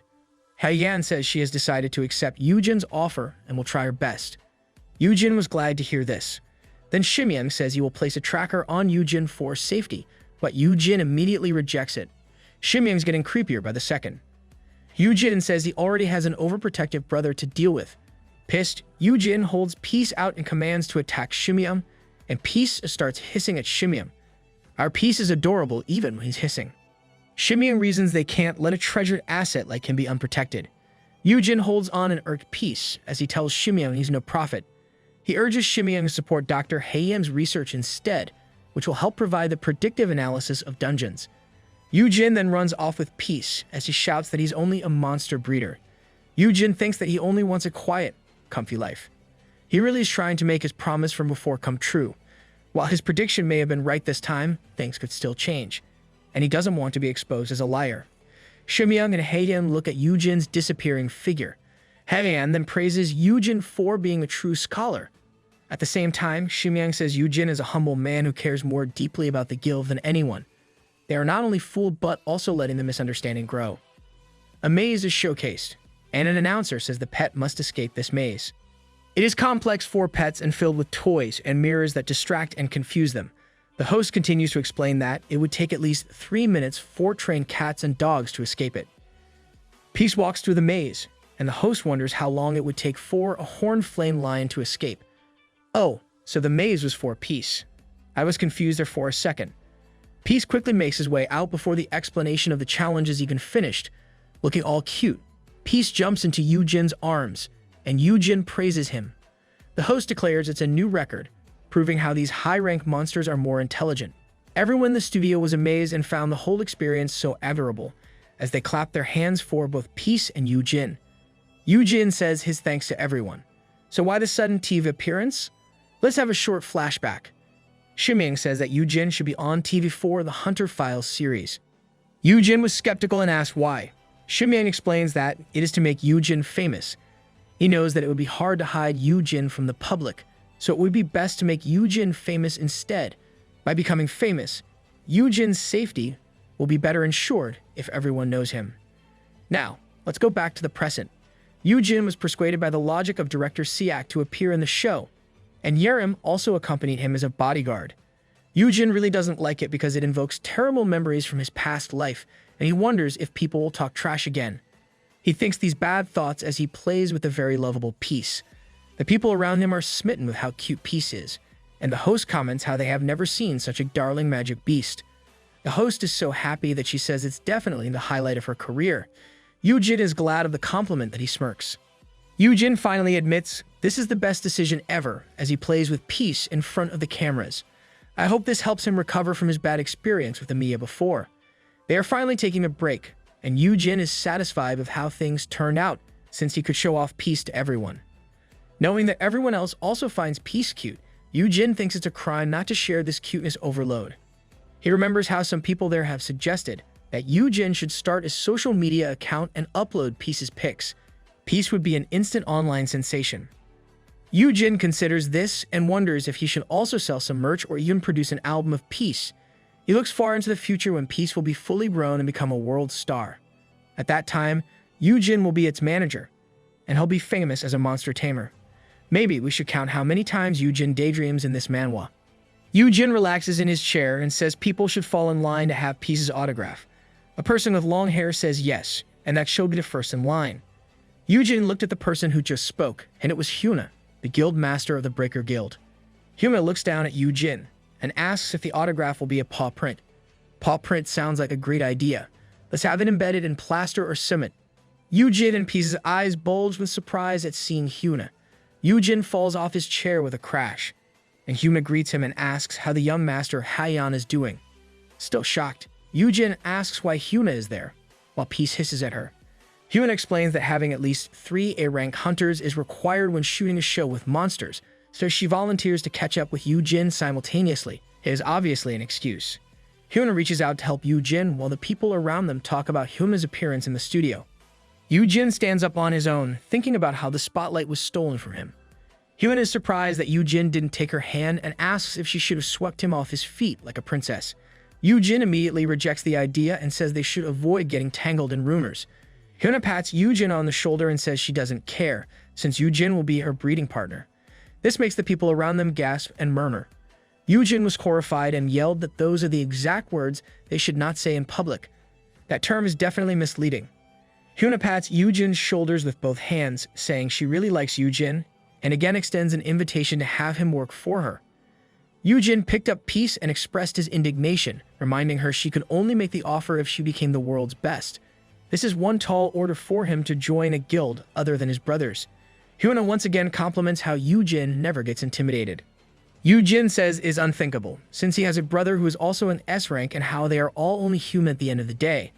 Hyuna smiles at this and again holds onto Yoojin's shoulder, and Peace is alarmed by this. Hyuna says she appreciates the philosophy, but it concerns her a bit. Yerim runs towards them with drinks, but before she even gets near, a blast of wind is raised between them. Yerim tries to reach for Yoojin but is unable to do so. Hyuna looks at Yerim and says she'll only borrow Yoojin for 5 minutes. Yoojin is exasperated by this show of power, while Peace is shocked at what happened.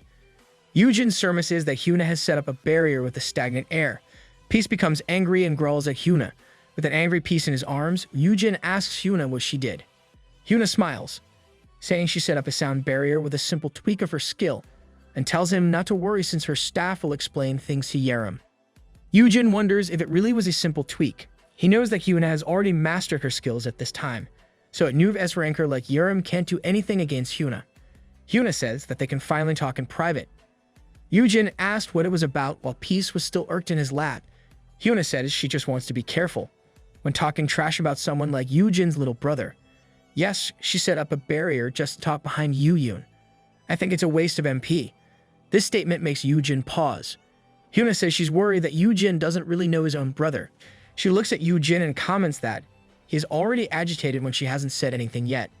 Yoojin glares at Hyuna, obvious that he doesn't want to hear any trash talk about his brother. Peace hisses at Hyuna, and Hyuna says to relax since she doesn't mean any harm. She is also smitten with Peace. Hyuna swears she's not there to drive a wedge between the brothers. Patting Yoojin's shoulder, she advises Yoojin to reevaluate his opinion of his beloved brother. She admits that they all laughed back in the conference because they thought the words from Yoojin's mouth were ridiculous. She says that Yoojin can't ignore this if he really wants to get into that kind of business.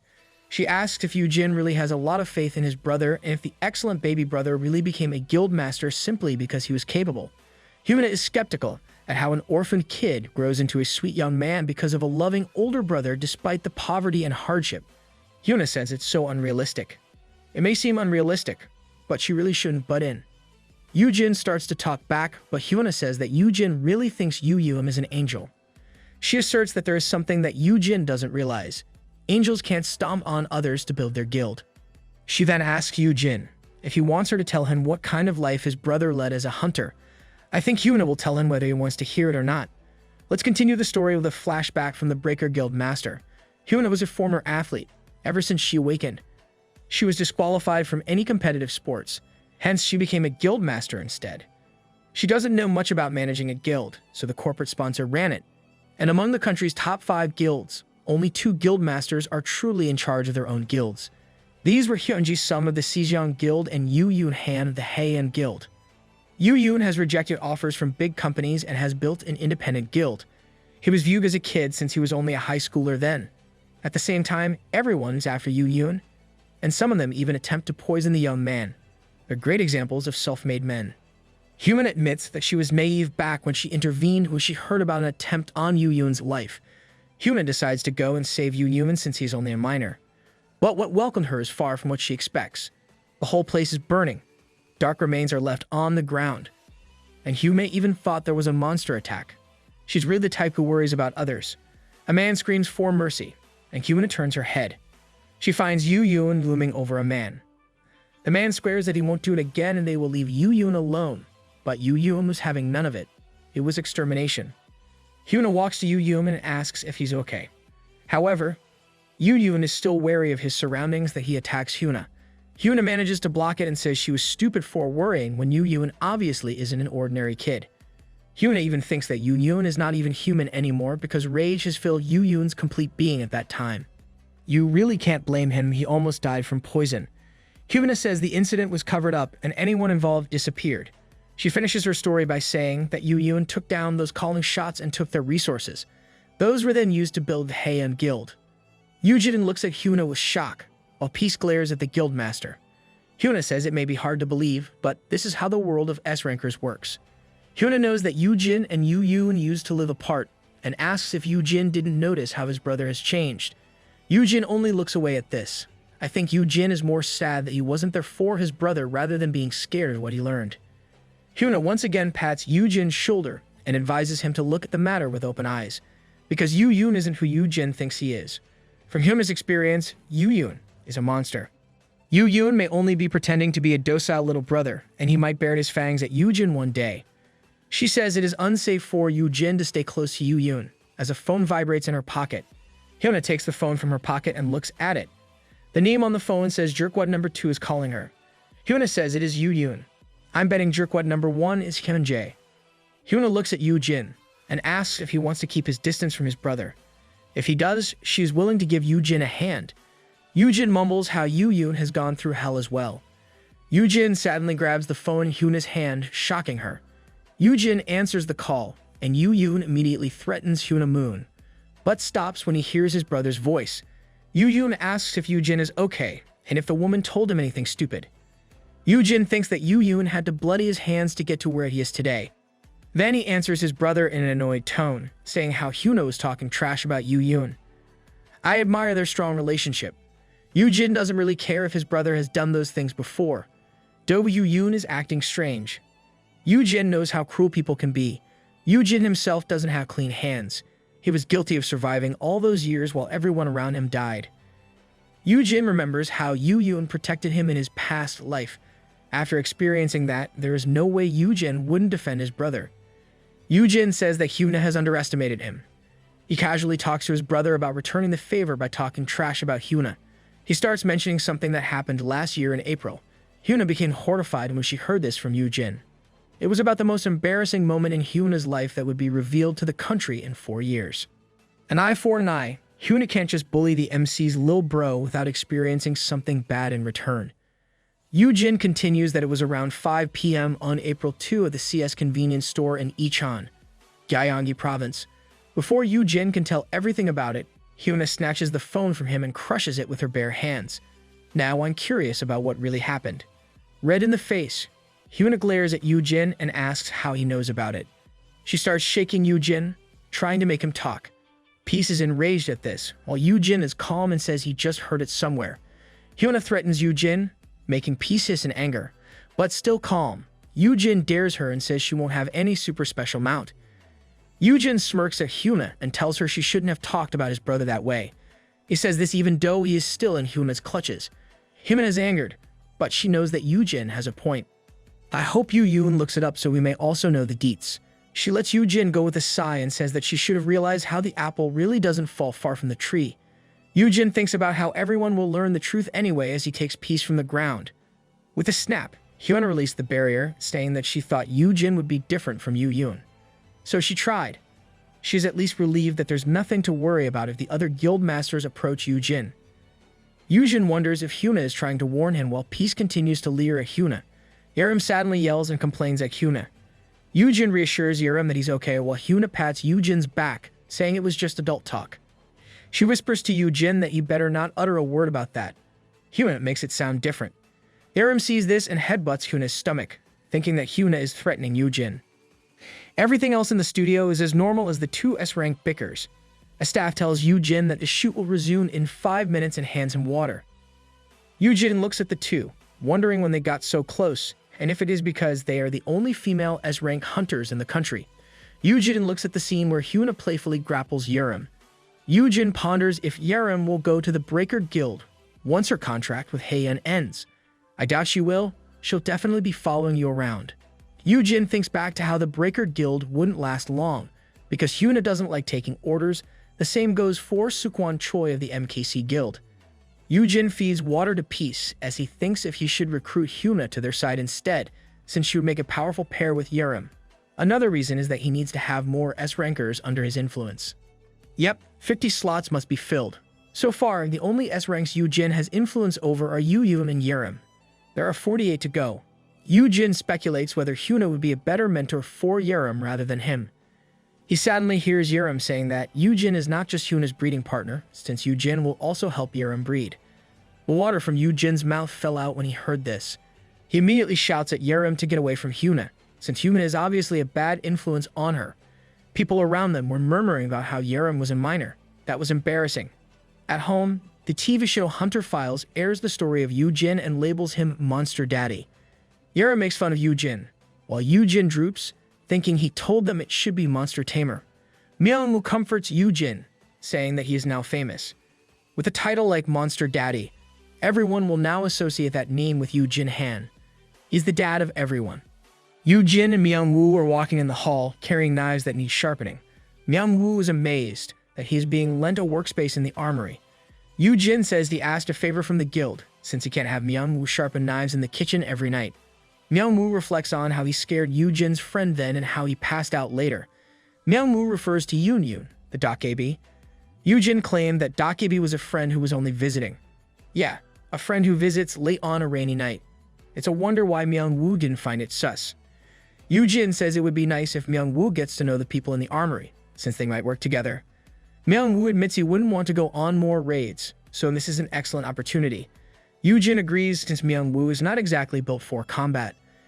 Yoojin hums as he thinks that Myung-woo will soon become an SS-ranked blacksmith, so the armory is the better fit for him. I'm guessing the stats will be the same, but the skills will be SS. Kinda similar to how Yoojin is an F-rank with L-rank and S-rank skills. Yoojin and Myung-woo reach the armory of Heian Guild, and they were welcomed by the heat. The armory is a large place with people working on various things. Yoojin and Myung-woo walk in, and Myung-woo sees a large chunk of mana stone in one area. He was about to touch it when he was suddenly stopped by one of the workers there. The staff asks them if they are authorized to be in that area. Yoojin simply smiles at the man and asks if HR has contacted them about lending a workspace for his friend. The man then recognizes them and bows as a greeting. He says they received word that his friend has a grinding stone skill. Yoojin looks at the man's size and wonders if Myung-woo can become a blacksmith. Myung-woo's body will probably become fitter once he's used to doing these things. The staff then leads them and asks if Myung-woo has used a blade sharpener before. Myung-woo says that he did as a kid. Myung-woo was amazed to find an industrial blade sharpener and looked at it closely. He is excited and gushes about how the machine can work for you with just a few commands. The staff says it is for the staff, so Myung-woo can't really touch them. He then leads Myung-woo to a room, saying they'll be his workspace. Myung-woo and Yoojin go inside and finds a shabby room filled with scraps and some old tools. The staff says that the blade sharpener can be used by Myung-woo. Though it is usable, the blade sharpener is obviously musty. Wow, I can't believe they're stingy. The staff leaves them to it, leaving Yoojin shocked. Yoojin tries to call the man back and asks if he is joking. Manhwa stops Yoojin and says it's okay. The workers in the armory glare at them, and they start hearing the whispers of how that guy used his connections when they go even higher F-class awakened. Another mentions that they must cater to nepotism despite things being hectic. Manhwa says Yoojin can't blame them because, from their perspective, Manhwa must have pulled some strings to be there. Manhwa smiles at Yoojin and says he is glad he can work using a professional tool and will do his best. Manhwa is really tender-hearted. Yoojin feels terrible about this, but Manhwa keeps a positive outlook. Manhwa pulls on a chair before the blade sharpener to get started. Yoojin asks if Manhwa is okay since it has been a long time since Manhwa used a tool like this. Manhwa says he'll try it as he takes one of the dull knives and starts the blade sharpener using a foot controller. Manhwa and Yoojin were glad it was working, and Manhwa started grinding the blade. Yoojin is amazed and confirms that using a tool like this still counts in unlocking this skill. Manhwa checks the knife and says it'll work. Yoojin thinks it is better that Manhwa uses a manual tool like this instead of the big machine outside to unlock his skill. It'll also help Manhwa get better in the actual process. Manhwa is feeling happy. He ties his hair up and starts grinding more knives. Yoojin tells Manhwa to be careful, but he stops himself when he sees how Manhwa quickly finishes sharpening one knife after another. Yoojin had never seen Manhwa this focused before. Manhwa looks really cool as he works. Yoojin remembers how Manhwa is a crybaby who is easily scared and intimidated. Seeing Manhwa focused and at ease in what he's doing is far from how he usually is. Yoojin's alarm goes off, pulling him back to reality. He says goodbye to Manhwa, since he needs to train peace. Manhwa looks up, realizing that Yoojin is still there. Yoojin admits he got engrossed in watching Manhwa work. Manhwa apologizes for taking up Yoojin's time and asks if Yoojin wants to be walked out. Yoojin reassures Manhwa that he'll be fine, and that they'll just see each other at home. Yoojin leaves and realizes how he can't stop watching Manhwa work. He compares Manhwa to a fish out of water that finally managed to return to his own domain and is now swimming freely. Yoojin is sure that Manhwa was born to do this, and that he doesn't have to worry about him. Or so Yoojin thought, because the next day, Manhwa is lying face down in bed with many pain relief patches on him. Manhwa groans about how it's only been a day, but he's already hopeless. While Yoojin puts on more patches on Manhwa to help him get better, Manhwa had to take a day off because he was sore all over. In the armory, a female staff comments about how that guy didn't show up today. Another staff says that the string puller called in sick. The female staff laughs at this and says he must be faking it. She thinks the guy must have thought it's a cushy job since he got in by connections, but after a day, he's given up on how hard it is. Another asks if someone wanting a relaxing job can pull that off, making another ask him to pull off what. The staff says that there are 1,000 knives and the string puller has sharpened all of them in one day. Wow. Manhwa said before that he'll sharpen 100 knives daily, but he surpassed himself this time. A staff looks inside Manhwa's workspace, and he finds hundreds of newly sharpened knives in boxes there. As this happened, Manhwa was lying in bed, sad that he can't do any work today. You should pace yourself better, Manhwa. A week later, Manhwa's workspace is now filled with boxes of knives. The armory staff is looking at Manhwa with amazement. His current progress is now at 5,600 out of 10,000. You're halfway there. A hearty meal is on the table, and Yoojin asks if Manhwa's sharpening blades have also sharpened his cooking skills. Yerim is so amazed at all the food before her that she asks to live happily ever after with Manhwa, and starts referring to him as Upa. Yerim cries as she eats, while Yoojin asks if Yerim seriously just called Manhwa Upa. You should up your game, Yoojin. You're still being referred to as Adrasi by Yerim. Yerim continues eating and says that she needs to eat up since she can't have this kind of stuff in the dungeon. Yoojin remembers that Yerim has a raid that day. Yerim complains that it is so dull that she has to go to B-rank dungeons because she's only a minor. But she has to do it since she wants to level up, get new skills, and get rich. She wonders out loud if she should go on raids every day and use all her skills to clear dungeons. Yoojin warns her about this, explaining how easy it is to tell when the health is low, but it is not the same with mana. Yoojin patiently explains that Yerim wouldn't want to run out of mana in the middle of a dungeon and pass out. The system doesn't show an HP and MP bar, so hunters must be wary of this. Yoojin starts explaining MP potions, but then asks how much mana Yerim has. Yerim answers 102, making Yoojin feel incompetent with his base MP of 2. With an additional 29 from his equipment, Yoojin forgot about explaining and starts brooding at how Yerim's MP is 51 times his and still 5 times more if he counts his equipment. He laments how he is in no position to worry about her. Yerim just ignores this and looks at Myung-woo. Calling him Upa, she asks when Myung-woo will go on his next raid. Yerim suggests that Myung-woo should join as a chef and he'll be rich in no time. Myung-woo laughs at this, saying that he's not sure. Myung-woo can't say it straight, that he doesn't want to enter dungeons anymore. Yoojin looks at Myung-woo's worn-out hands and asks Myung-woo if he's not pushing himself too much with the daily grinding and cooking. Myung-woo assures Yoojin that he's having a great time. Still concerned, Yoojin hands his gloves to Myung-woo and says he should use them. Myung-woo asks if it's okay, since these are expensive and an A-grade item. Yoojin makes an excuse that he hardly uses them, since it's hot, and tells Myung-woo to use them until he's done with his knife grinding. Myung-woo tears up at this and squeezes Yoojin. He thanks Yoojin and promises to never take the gloves off. Yoojin is shocked and tells Myung-woo to get off. Yoojin also reminds Myung-woo to at least take them off when he goes to the bathroom. That's gross. Although it took time, the people in the armory started to warm up to Myung-woo. One afternoon, he was feeling hot, and one of the staff gave him a towel laced with mana stone to help him maintain his body temperature. Yo, we need that kind of stuff for summer. The staff says it gets really hot in the armory, and Myung-woo is thankful for it. One night, Myung-woo finished late. He went out of his workspace and finds that everyone is gone. He sees the mana stone he was looking at before and looks closer. Myung-woo is amazed at how it can glow on its own. Yeah, it'll make the perfect night lamp. A voice shouts that he can't touch it, spooking Myung-woo upright. Myung-woo turns, saying he didn't touch it, and realizes it was the staff from when he first got in. The man explains it is an S-rank mana stone that can fetch at least 1 billion won. That's more than $760,000. I'll just buy myself a lamp from IKEA. Myung-woo was so shocked to hear this. The staff continues to explain how fully intact stones of this size are rare. The armory has left it as is for now, since they're not sure what's best to do with it. He says it's disappointing that even with a big armory crew, they don't have anyone to handle a beauty like this. The man softly knocks on the mana stone as he says this. Myung-woo's not allowed to touch it, but the staff obviously can. He says he did not mean to offend him, but an F-ranker like Myung-woo can never even attempt anything on the mana stone. The staff then changes the subject and asks if the other staff are still giving him grief for getting into the armory using connections. Myung-woo stammers a no, but the other man only continues to explain how this place is run on meritocracy, meaning people must prove themselves skilled to be accepted. Myung-woo scratches his head and accepts this. The man then says that some people need the chance to shine in life. He compares it to a diamond in the rough that hasn't been polished. Myung-woo looks up at this, and the man reveals that he knows that Myung-woo even sharpened the crew's tools and that they look brand new. He's really been outdoing himself every day. He compliments Myung-woo for his diligence. The man wants Myung-woo to prove him wrong. If Myung-woo really wants to get in, he must prove that he didn't get in because he pulled strings.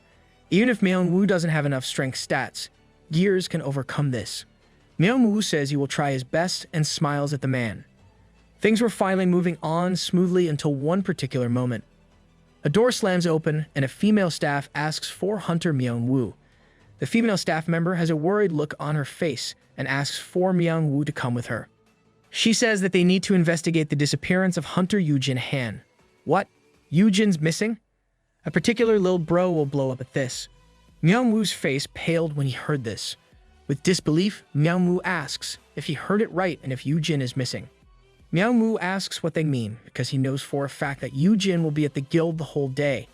Yoojin didn't even receive any calls from anyone suspicious. The one confirms if they can rule out Yoojin purposely getting off the grid. This would make one wonder if Yoojin did purposely get off the grid. Yerim sadly bursts into the room and asks where Yoojin is. Myung-woo is surprised at Yerim's appearance, since he knows that Yerim has a scheduled raid for today. Yerim says she was on the way there, but returned when she heard the news. Another staff leads Yerim to where the guild master is, and they all start leaving Myung-woo. Myung-woo stops them and asks if there's anything he can do. One of the staff says that it would be best for Myung-woo to stay there for his own safety, and he respectfully says there's not much he can do in the situation. The reality dismays Myung-woo, and he can't do anything about it. It's the truth, but it still hurts to hear it. So what really happened to Yoojin?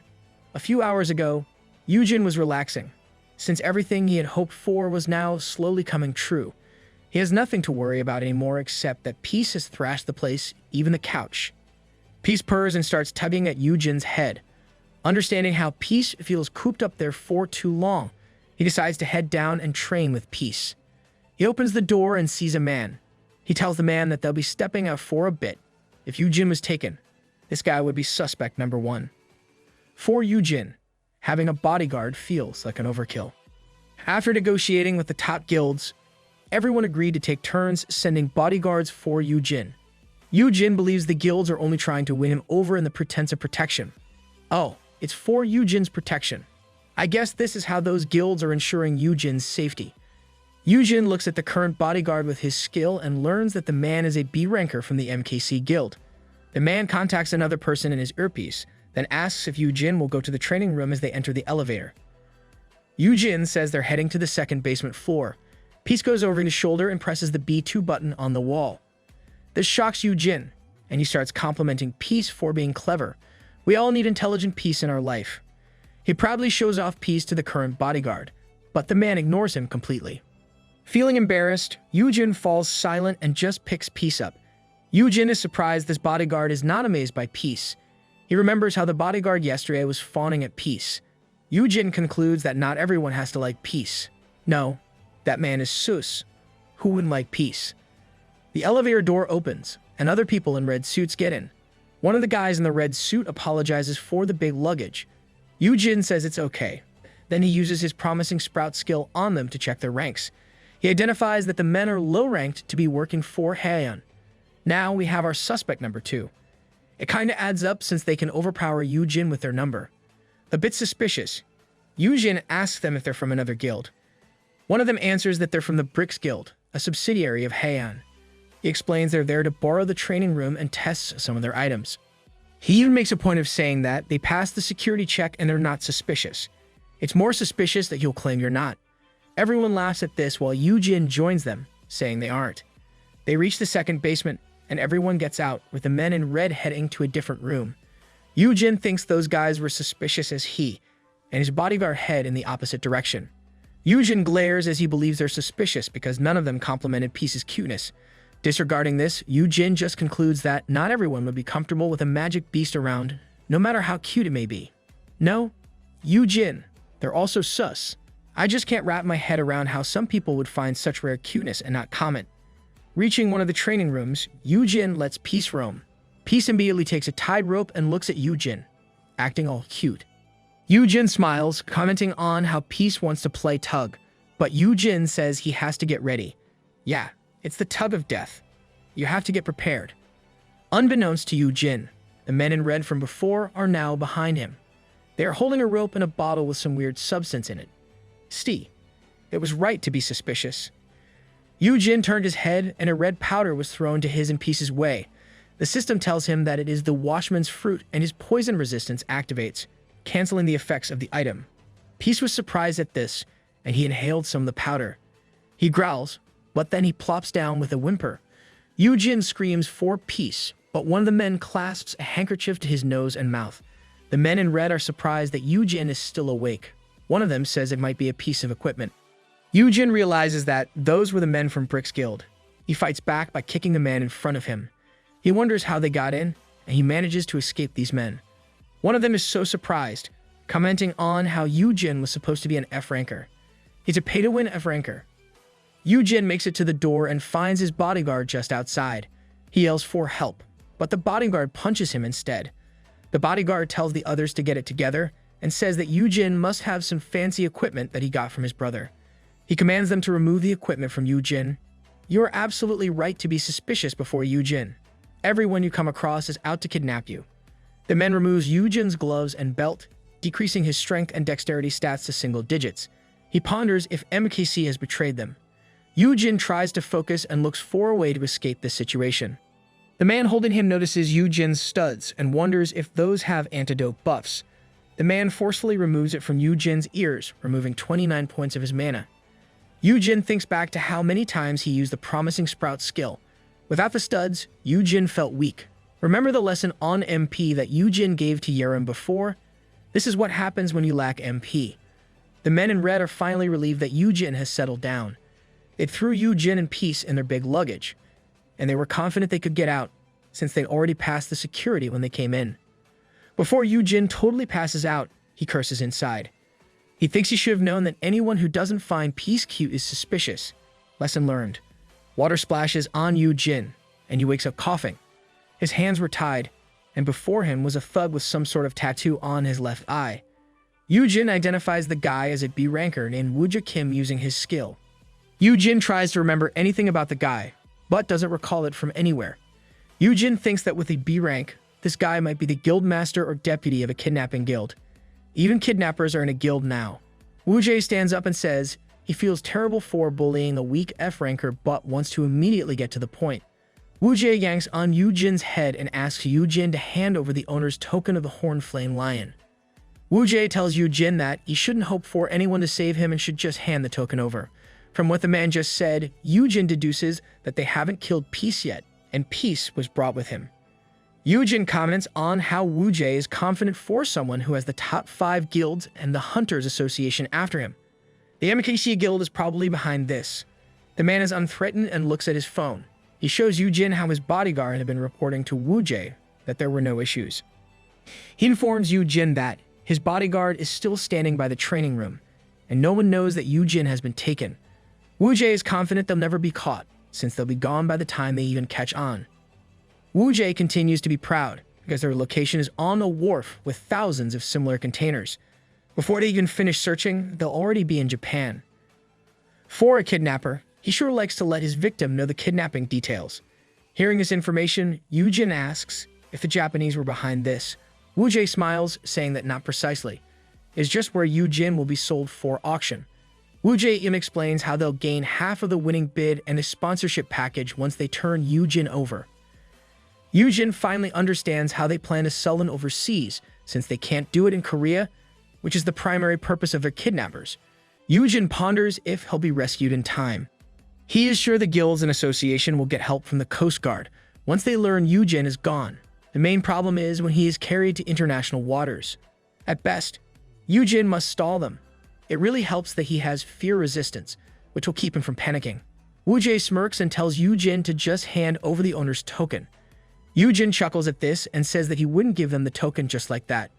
Wooja is perplexed, but Yoojin says that Wooja just let him know how valuable he is, so there's no need to be scared, since they need to get Yoojin there in one piece. Wooja compliments Yoojin for being smart.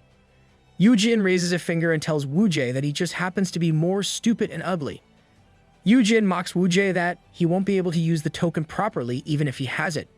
Even Yoojin had a hard time with Peace though he had the owner's token before. Wooja sadly knees Yoojin, clearly irritated as he says that Yoojin doesn't understand his situation.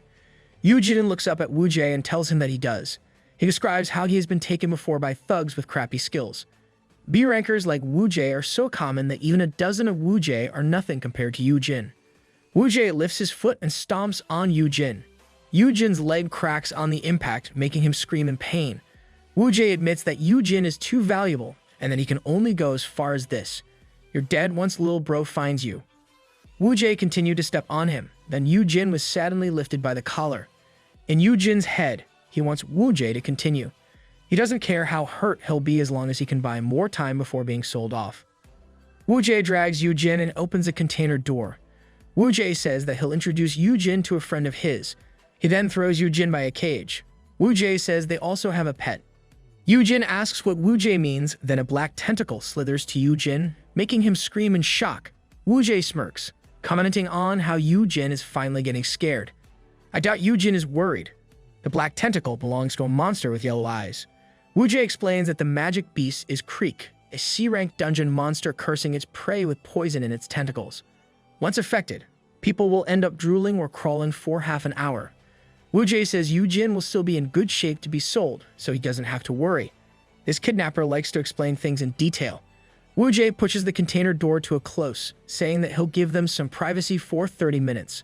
And the door completely shuts, leaving Yoojin in darkness. This'll buy him some time somehow. In Haiyan Guild, Yerim slams a door open and approaches Yoojin, who is wiping his hands. Yoojin says that MKC has reached out, but Yerim yanks on Yoojin's clothes, demanding an explanation. Yerim is angry as she asks how Yoojin claimed that Heian has the best security and no harm would come to Yoojin. So how did something like this happen? I'm sure Yoojin is only calm on the surface. He's definitely angry. Dolby's not showing it. Yoojin says that it wouldn't have happened in normal circumstances. He explains how subordinates of S-rankers who experienced dungeon raids together wouldn't betray their bosses, especially if the dungeon they raided was an S-rank. He compares this to how wild animals submit to their alphas to survive. Hunters are also instinctively bound to their superiors. It's a hunter thing. Yoojin says that the hunters appointed to be Yoojin's bodyguards are direct subordinates of guild masters. But what happened today is different. The bodyguard sent by MKC isn't the one who they were supposed to send. Someone in MKC squawked it at the last minute. Yoojin continues to explain how MKC is run by influential unawakened individuals, so the power structure is split into two. It was the sponsors who schemed to take advantage of the situation. And this just shows how Sukwon has little control over his guild. This is probably what Yoojin was referring to before from chapter 33, when he mentioned how Breaker Guild and MKC won't last long. Though it's happening earlier this time. Yoojin admits how he knew that the two factions were about to clash. He didn't expect one faction to partner with a subsidiary of Hei and Do. He also confesses that these people used low-rank hunters, but he should have been more cautious, since Yoojin is an F rank, making him not safe from anyone. Yerim gets to the point and asks what the MKC guildmaster said and where Yoojin is kept. Yoojin says it is why he called for her, as he removes the hand on his clothes. Yoojin confirms if Yerim can use White Corpse. The White Corpse is Yerim's skill that can collect information from dead bodies. It was first mentioned in chapter 14. Yerim's eyes leer at this, and she comments on how it smells like blood in that place. She asks if the guy is in the room and if it's the dead bodyguard's memories. Yoojin confirms and instructs Yerim to learn where they might be keeping Yoojin. Yoojin opens the room door and says that he has informed MKC that Heian will be taking care of the bodyguard. Yerim comments on how this would be more reliable than making the guy talk. Yoojin warns Yerim that Yoojin must never know about this. Yerim agrees as she passes Yoojin. They always seem to compromise when it comes to Yoojin's safety. Back in the wharf, Woo-jae looks at his phone. He is wondering why the bodyguards stopped texting him. He wonders if they were already found out. Woo-jae dismisses it and focuses on getting the token, even if they fail the operation. He means that even if Yoojin dies, their priority is the horned flame lion, so they'll still make a fortune. Woo-jae opens the container door and happily asks if Yoojin had a lovely time.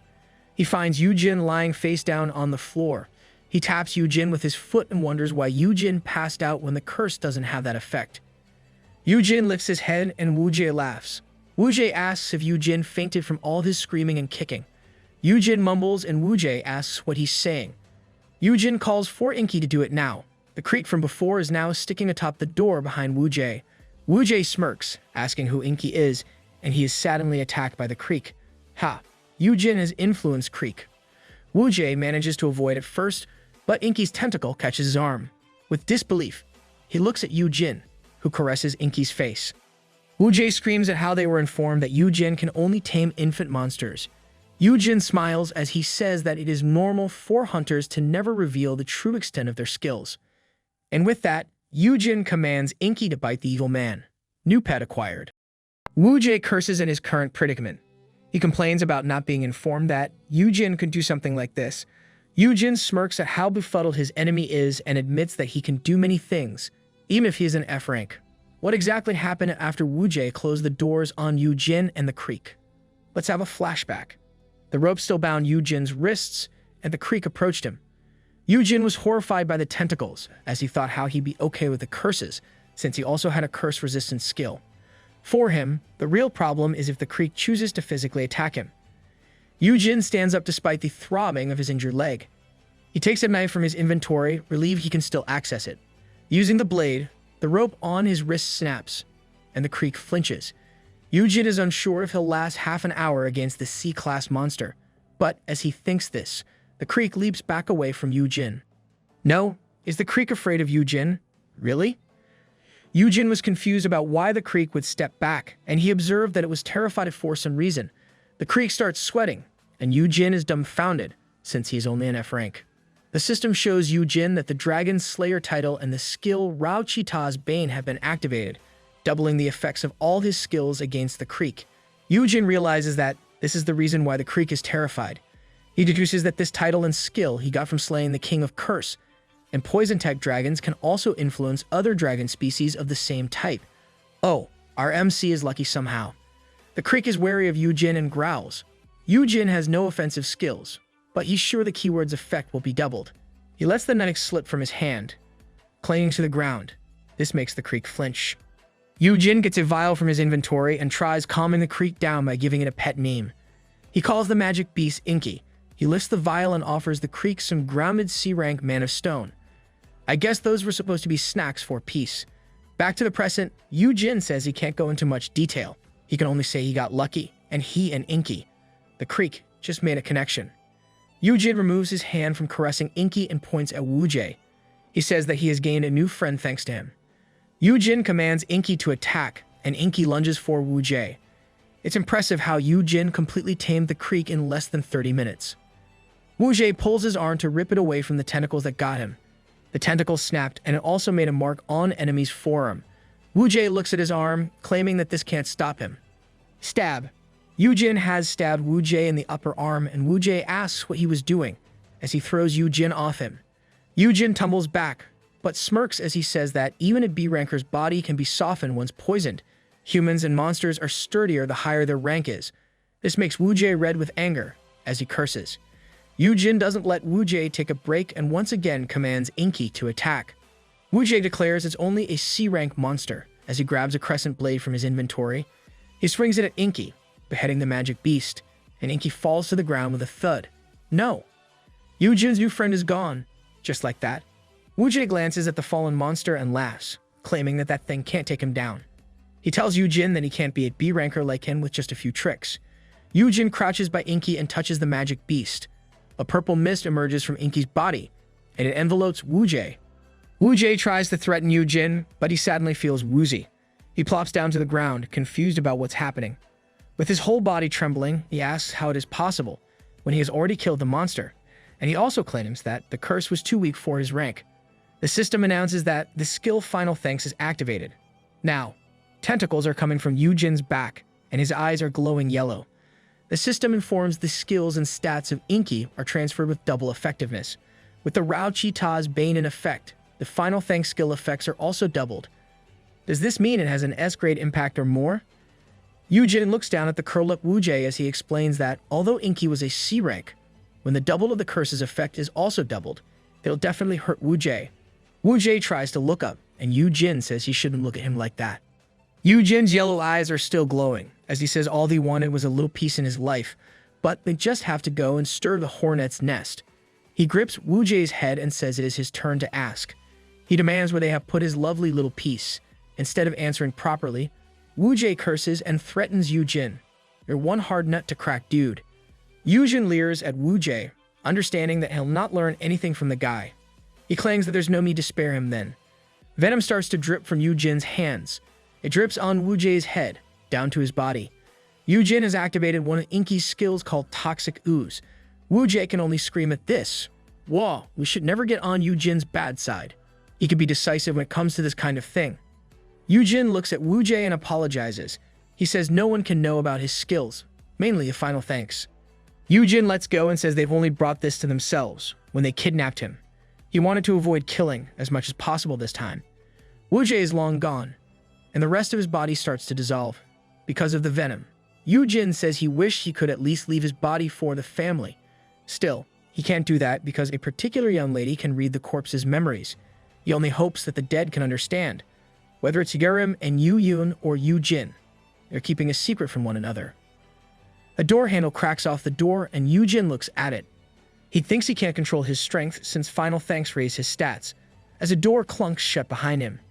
Yoojin believes it'll be like this for 7 days instead of 1 hour, so he has to be careful and hide this, so that no one will notice. Remember that Yoojin's Perfect Caregiver title also turned to L rank, meaning the effects are now longer than before. Yoojin opens the skill window and looks at the skills Inky has left him. Aside from the C-class Toxic Ooze, there are D-grade Thorny Trap, D-grade Gecko on the Wall, D-grade Scratch, C-grade weaklings hunch, and C-grade tentacles. The gecko on the wall is a cloaking skill that lets the user assimilate to the surrounding and hide, which is useful when sneaking around. While weaklings hunch enables the user to detect more powerful opponents, Yoojin should use those 7 days to the fullest while he still has those skills.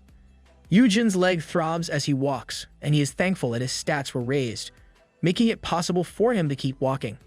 Yoojin clicks on the gecko on the wall skill, and his presence disappears. He walks on, claiming it's time for him to find peace. The men in red suits are in one of the rooms, taking a break as they wait. Yoojin's hidden tentacles find them and start attacking them. Yoojin attacks everyone in the facility with his tentacles as he walks by. Now, that's just OP. A man wearing shades with his feet raised on the table was startled into cursing when the door thuds. He asks who's there.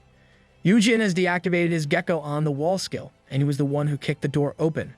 He answers that it's the victim they just kidnapped. Yoojin steps into the room, guessing that the man inside is the boss among those remaining. The man asks how Yoojin got free, and Yoojin instead asks where the horn-flame lion is. Shades guy clutches the safe on his table and throws it at Yoojin. He didn't hit Yoojin, and the safe clunked to the wall behind Yoojin. Is throwing the safe really the best thing he could do at that moment? The Shades guy says Yoojin was only lucky, but an F-ranker should have just run away while he still had the chance. He says the flame-horned lion is safe in its cage, and he has the key to it. The man takes an axe from his inventory and dares Yoojin to take the key from his C-ranker's hands. The man was about to say something, but Yoojin slapped him using one of his invisible tentacles. Yoojin tells the man to give him the key and spill where the magic beast is. The man was confused and was about to ask what that was, but Yoojin once again used an invisible tentacle to slap the guy. And every time the guy tries to guess, he receives a slap.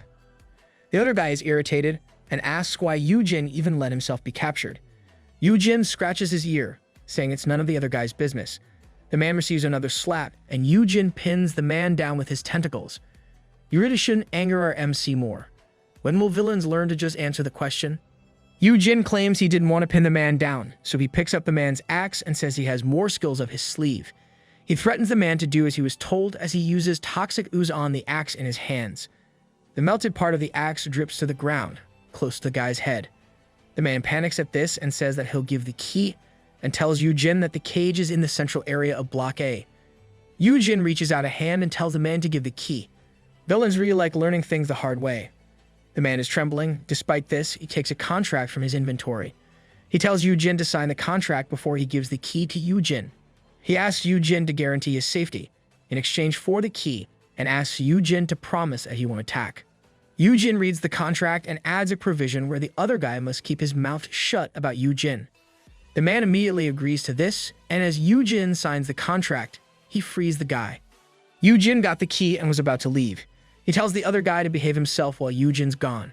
The man glares at Yoojin, and his hands turn similar to a beast's. He dashes to Yoojin for an attack and grabs Yoojin by the neck. Wrong move, dude. The guy smirks at Yoojin since he can't fight back, saying how a powerful curse binds the contract.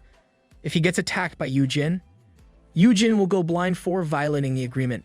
He says that Yoojin should have looked at it more carefully. He mocks Yoojin for being a noob, who doesn't know anything and how Yoojin probably hasn't even entered a dungeon before. Yoojin looks down and holds the contract in two hands. He rips the contract into two, shocking the other guy. The contract flashes purple light, as the system announces that Yoojin will be inflicted with the blindness curse for breaching the contract. This was followed by an announcement that the curse-resistant skill nullified the curse. Yoojin grasps the guy's wrists and apologizes for raining on his parade. He lets the man know he is not a noob and has more experience than anyone there. The place was then filled with the sound of the man screaming, and another one bites the dust. Yoojin steps on purplish-black goo, claiming he knew this would happen. Yoojin looks back and admits that he wouldn't let the guy live. The safe disintegrates in a puddle of sticky poison, as Yoojin says that nobody would have imagined that he is responsible for everything that happened there. At most, people would think that everyone fought each other. He walks back into the hall, thinking he'll leave the other guys alone, since they didn't see Yoojin use his skills. He's sure Haeyeon will take care of them once they rescue Yoojin. Yoojin remembers Inky and goes back to where the magic beast is. Yoojin laments about how Inky has suffered. He knows that Inky will only be butchered and sold in parts if left alone. There is only one thing he can do for him now. Yoojin uses toxic ooze on Inky and thanks him for everything. A red gem was left behind as Inky's whole body disappeared. I guess Yerim could also use white corpse on magic beasts as well. Yoojin leaves and heads to where Peace is. Peace is still asleep, and Yoojin thinks about how he wishes he could just take Peace and get out of there. But doing such a thing will only be suspicious. Yoojin takes the sleeping Peace into his arms and asks it if it wants to wait with him, till everyone finds them. Peace's tongue sticking out is so adorable that Yoojin can't help but comment on it. He assures the sleeping magic beast that he'll be okay, and they should just take a long nap till they are found. Yoojin looks at Peace fondly, glad that Peace is okay. Yoojin hopes that Peace will at least outlive him. After some time, there was a rumble of rushing feet. A female staff talks on the radio, saying they found them. She reports Yoojin Han and the infant horn-flame lion are at the central part of Block A. A staff shouts to get the cage open and to get the guild master. Inside the cage, Yoojin sleeps on the floor with Peace in his arms. I guess this story arc is finally ending. A staff comments on how they seem to have fallen asleep, while another calls their guild master over. Yoojin's skill, Weakling's hunch, lets him know that an S ranker is approaching. Yoojin was woken up by this notification, thinking how he must have dozed off. He wonders if it is Yoojin who is coming for him. A man screams for his young as he slams the cage door open. With a worried look, he asks if Yoojin is okay and yells to open his eyes. Yoojin sits up, realizing that it is his brother. He asks if Yoojin is there to save him. Lil Bro is really different when he's in front of his big bro. It's like he's a whole other person. Yerim and Sunghan appear with worried looks on their faces. Yerim destroys his side of the cage open, asking if Yoojin is okay. Yoojin asks if they hurt him and if Yoojin can get up. Yoojin looks at them, thinking how the entire entourage is there. Everyone's worried. So if this is only normal, Yoojin stands up with the help of his brother, thinking about how the guild has recognized his value. His leg suddenly throbs, and he stumbles toward Yoojin as he voices his pain. This got Yoojin and everyone else worried. Sunghan asks if Yoojin was hurt. Yerim asks who did it. For she'll teach them a lesson, while Yoojin tells him to wait, so that he can get a healer for his brother. Yoojin calms everyone down, saying he can still walk, but Yoojin decides. He pulls his brother into his arms and lifts him like a princess. This is like a scene from a shoujo manhwa with all the flowers in that panel. Yoojin confirms with the staff if the healers are on standby outside and commands them to be brought in immediately. The staff follows the order while Yoojin's tears trickle down his face. Yoojin thinks about how sweet his younger brother is, but at the same time, he should be treated as an older brother, not some damsel in distress. Yoojin gets in a car with Peace still knocked out in his arms, still worried. Yerim says she'll head back as soon as she finishes the investigation and cleaning up, and tells Yoojin to get plenty of rest. Yoojin assures Yerim that he will. He then thinks about how Yerim will use her white quartz skill even though she's still young. Yoojin is sitting beside Yoojin and tells him they'll go to the hospital and get Yoojin a full checkup to ensure his young is completely okay. Yoojin is overwhelmed and dissuades Yoojin from this. Yoojin says they should get Yoojin a full physical while at it. Oh, is this the part where he'll be found out? Yoojin strongly thinks they can't do that, because they'll discover that his stats increase from Inky's final thanks. Left with no choice, Yoojin decides to act his way around it. He asks his brother in a pitiful voice if it's okay that they don't go. Yoojin claims that the hospital is full of strangers and doesn't want to get anesthesia that will put him under 4 of the tests. He said all this while acting like a damsel in distress. Really? Yoojin complained about it earlier, and now he's using that card to the fullest? Yoojin is shocked that he didn't think of this. He apologizes to his brother for being thoughtless and says he will get him home. The driver immediately understood and said he'd make a U-turn right away. I think the driver's Sunghan, but they didn't really show who it was. Yoojin looks at every part of his brother closely while asking if Yoojin is sure he is okay, and Yoojin reassures him that he is. Yoojin sniffs at his brother and says he smells something fishy, like something reptilian, coming from Yoojin. Yoojin pales at this and curses inside at how keen his brother's nose is. He makes an excuse that they were on a wharf before, so it is probably the smell of the ocean. He assures his brother that he will shower once they get home. It also activates his stealth skill, Gecko on the Wall. Yoojin then comments that Yoojin is probably right since he no longer smells it. That's one helpful skill. You could literally stop taking baths if you have that kind of skill. After that day, MKC was suspended from bodyguard duties for the time being, and the security in Heian was beefed up. Each guildmaster must personally send information about the bodyguards each time one is dispatched. And as for Yoojin, he was dreaming one night. Like any other dream, it doesn't make much sense at first. He dreamt about being stuck in a cage. Yoojin sees himself on the other side of the cell, a scene where he offers himself some ground mana stone. Wu-jae approaches him on the floor. Then he attacks Wu-jae, and finally, getting slashed by Wu-jae. The last scene was seeing himself watching from the floor as he dies. Yoojin wakes up from the nightmare of the scream, realizing that it was all a dream. He looks at peace. He touches his head as he realizes what happened is from his skill. Yoojin curls up, thinking about how he inherited Inky's final memories. That's one nasty side effect. Yoojin gets up and takes a water bottle to drink. He thinks about how he has frequently experienced this kind of thing before, but has forgotten it. It hasn't been that long since he turned back time, and he knows how low rankers used to drop like flies. In Yoojin's past life, he was always getting traumatized that he would spend weeks drunk and holed up in his room. There was even a time when many people broke into his place and he got dragged to rehab.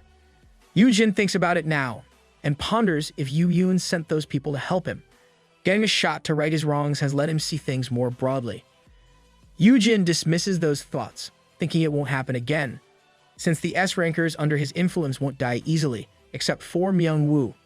Yoojin then realizes that Myung-woo is not in his room and wonders where Myung-woo went at this hour. In a different room, the sound of wearing can be heard. Boxes of dull knives have littered the floor, and Myung-woo is still grinding knives at this hour. Counting that, he's already completely sharpened 9,980 blades.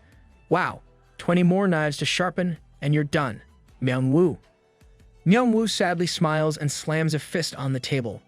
He leans on the table with both hands, feeling all pathetic at how nothing he does can help. Looking forlorn, Myung-woo thinks about how there was nothing he could do when his friend was in danger. All that he could do at that moment was sharpen kitchen knives. Myung-woo recalls how the guild staff told him he could do nothing, while Yurim looked at him sadly. The staff revealed how they had run a background check on Myung-woo for precautions. The staff lets him know that he has no real history with the hunter Yoojin Han, despite Yoojin's claims that they were old friends. Uh-oh, the cat's out of the bag. This revelation shocked Myung-woo, and he says there must have been a mistake. The staff finishes the conversation, saying that they can't leave this matter of the guild master's brother to a complete stranger like Myung-woo. Feeling devastated, Myung-woo sniffles as he repeats how there really was nothing that he could do, and how it turns out that he's just a nobody after all. Now, Myung-woo knows that. He wasn't friends with Yoojin from before. A phone rings with the name Yoon on the screen. Yoon answers the call, and Yoojin screams at how he thinks that Myung-woo is missing again. Yoon calmly answers that Myung-woo probably stepped out for a bit. Yoojin continues yelling at how Myung-woo ran away because he left a big pot of beef bone stew. Yoon repeated the food name while Yoojin kept on yelling. Yoojin explains how every Korean mom would make one before they go on a long trip. He then screams his worry that Myung-woo might be taken by bad guys again. Does this mean Myung-woo is really waifu material, since Yoojin compares Myung-woo to a Korean mom? Out in the streets, Myung-woo gloomily walks. He was too ashamed to see Yoojin, that he just left without a word. He remembers once more how the guild staff told him he had no history with Yoojin at all. Now that he is out, Myung-woo has no place to go. Wow, Yoojin's instincts were right. Myung-woo did run away. Myung-woo realizes his shoelaces are untied, and he crouches to fix them. As he did so, all this stuff fell off his bag, while sarcastically thinking this was absolutely perfect. This kind of feels like anything bad that could happen would happen to Myung-woo. Two kids approach him and look at Myung-woo's ID.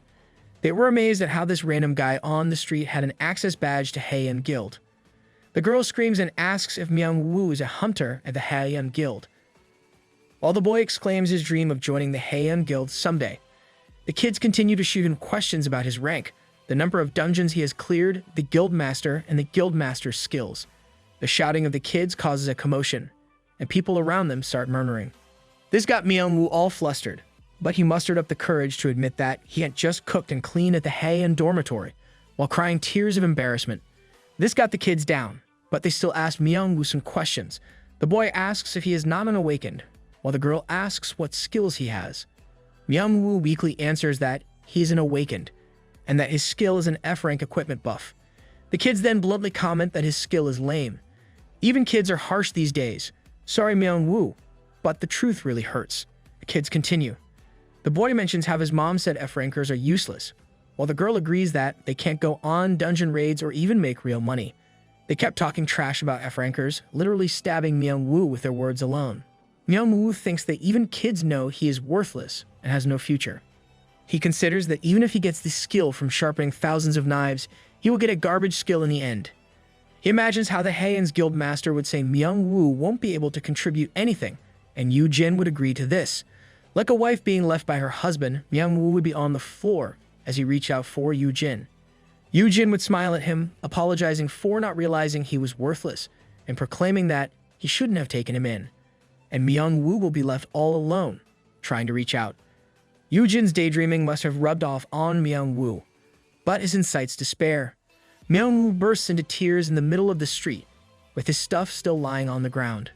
The kids are surprised by this, and the boy asks why he's crying. Myung-woo admits that he has no future. The girl scolds the boy for making the older man cry, and the boy suggests that they should help him. The boy pulls on Myung-woo, claiming that they know a little trick. They tell Myung-woo to come with them, and they will be helping him get an incredible skill. Myung-woo comes along and finds out what the kids mean. The kids dunked his face in the water numerous times and got shoved from a ledge. The kids kept pulling Myung-woo to other places, as he pondered how this was more like hazing. Myung-woo accepts how much of a loser he is, because he is getting bullied by kids. I wouldn't really say he is a loser. His personality is really just foolish and timid. They reached an 8-lane road, and the kids suggest to walk through it.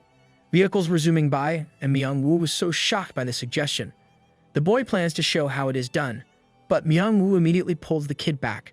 The kid complains about almost getting killed by Myung-woo, but he scolds that they should not do dangerous things like this. That's right, Myung-woo, teach those kids. Their sense of danger is warped. The girl claims they were trying to help him, since new skills can be unlocked when one is in danger. She states that this method is how he can get extraordinary combat skills. Myung-woo thinks back to how he became an awakened. This confirms the girl's thoughts, but Myung-woo mulls over it.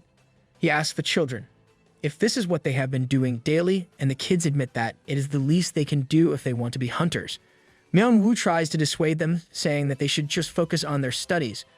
The boy asks what good it will do, when everyone knows that good grades won't help earn money. The girl nods to this as they say how becoming a combat class hunter is the best. Myung-woo is flabbergasted at this. He thinks it is the same old pattern, but this time, instead of good grades, they are being pushed by society to become hunters. Indeed, it's man versus society. They suddenly hear the sound of a siren. There was an announcement of a dungeon break, and it urged everyone to evacuate to the nearest shelter. The dungeon break happened near where Myung-woo and the kids were. The kids run off, excited that this could be their chance to awaken.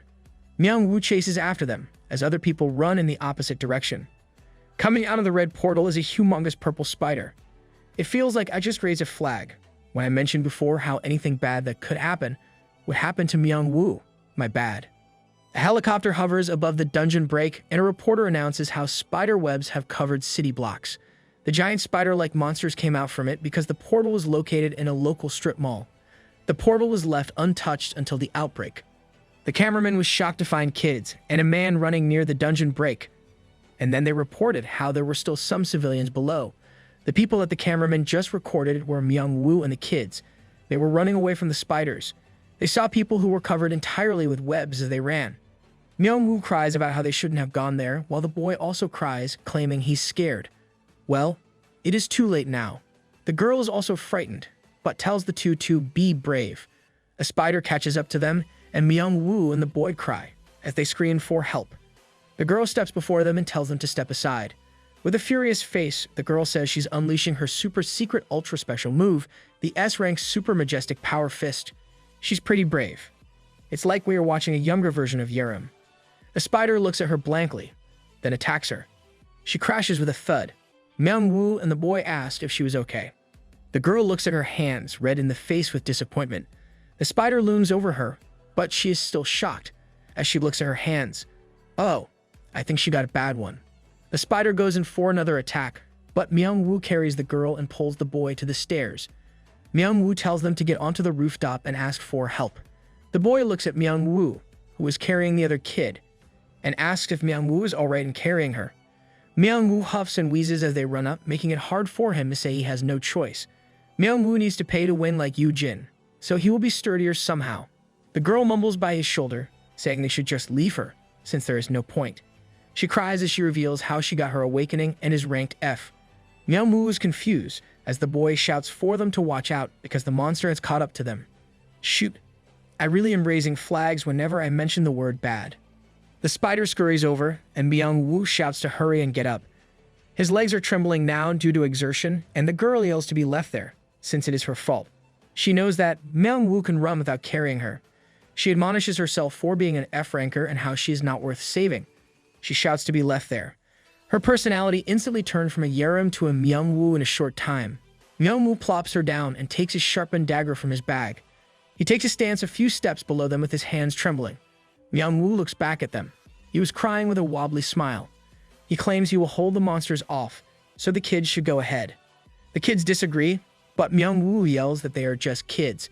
He starts scolding them about how they shouldn't say things like being a failure or wishing to be left behind when they still got their lives ahead of them. He lectures them that there are many things they could choose to live for, and that every life is worth living. Myung-woo feels like he is possessed by Yoojin's spirit when he lectures. Myung-woo once again tells them to hurry up and get help for him. He reminds them to help each other run as fast as possible and yells for them to go. The boy helps the girl go up, and the girl looks back, saying he shouldn't die, since they will return for him. Myung-woo cries, wishing it was that easy to stay with the living. He knows he has no chance against the giant spider, but still runs toward it. He got worked up hearing how the girl gave up. With a flick of the spider, Myung-woo gets tossed away like paper. Well, that was expected. Myung-woo shatters through a window. He falls from a great height, as he thinks nothing ever works for him. He thinks of Yoojin and thanks his friend in his heart. Myung-woo opens his eyes and sees Yoojin running along the building toward him. Myung-woo believes he is getting visions of Yoojin now that he is about to meet his end. Yoojin was already near him, and Myung-woo was thankful that Yoojin was coming to say goodbye. Yoojin reaches out his hand and yells at Myung-woo to take his hand immediately. Myung-woo was shocked at his vision of Yoojin talking. With tears in his eyes, Myung-woo reaches out to Yoojin. That was close, but death flag avoided. Myung-woo really doesn't remember much of what happened after that. Myung-woo was clinging to Yoojin, as Yoojin fought off the monster using the tentacles coming out from his back. Myung-woo was so confused and shocked at the same time. Yoojin runs off as he carries Myung-woo princess style.